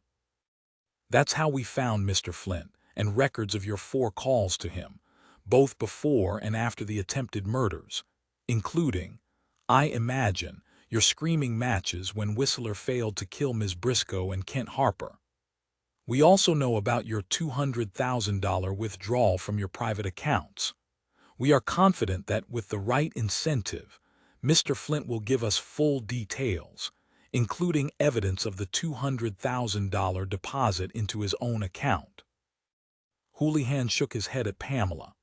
What I don't understand, Ms. Barrett, is why you got so involved. For what? To save your fiancé from his own misdeeds.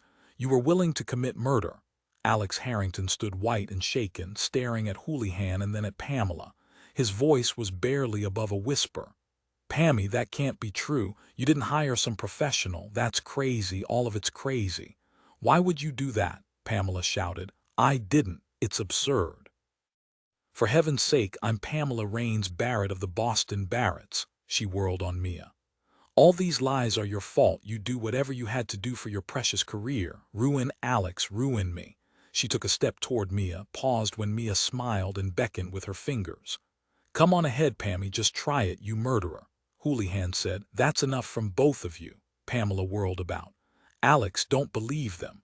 I wouldn't do anything like that. I wouldn't. You've known me all your life. Alex said slowly, Kent knew you too all your life. He never did anything to you. I didn't try to kill Kent. All of you go away. I have nothing more to say to any of you. We're not going anywhere, Pam, Mia said. You tried to kill me because Alex told you I'd write about Serena's murder. I was the obstacle to what you've wanted your whole life, climbing aboard the political power train. With me out of the way, no one would be digging into Alex's past. But you were wrong. Agent Maitland would never have given up. And Kent. I'll bet Kent came here to see Alex after Juliet and I left his office on Thursday. I'll bet he was scared, angry. Pamela yelled. Wait, you're saying Juliet was here? In New York? Why? Alex held himself stiff and silent, all expression wiped from his face. Mia said, so you didn't tell her about Juliet, Alex? You could confess your young man's mistakes, and I suppose she might buy it, but no way could you explain away you and Kent drugging Juliet and assaulting her. They were going to marry. It makes no sense. Alex, tell her it's crazy. Mia said to Pamela. It's true, Pam. Alex drugged her and both he and Kent assaulted her 2 years ago. That was why Juliet broke off the engagement. She remembered what happened, Pam, but Alex didn't care because he was sure she would never accuse them publicly, never blow up her family with so devastating a scandal. But once she found out Alex is not only a criminal but a murderer, she was perfectly willing to help us. Pamela whirled on Alex, open-mouthed. Juliet, she's not lying. You and Kent really assaulted Juliet. She started, shaking her head. No, of course that can't be true. They're making this all up. You'd never do such a thing.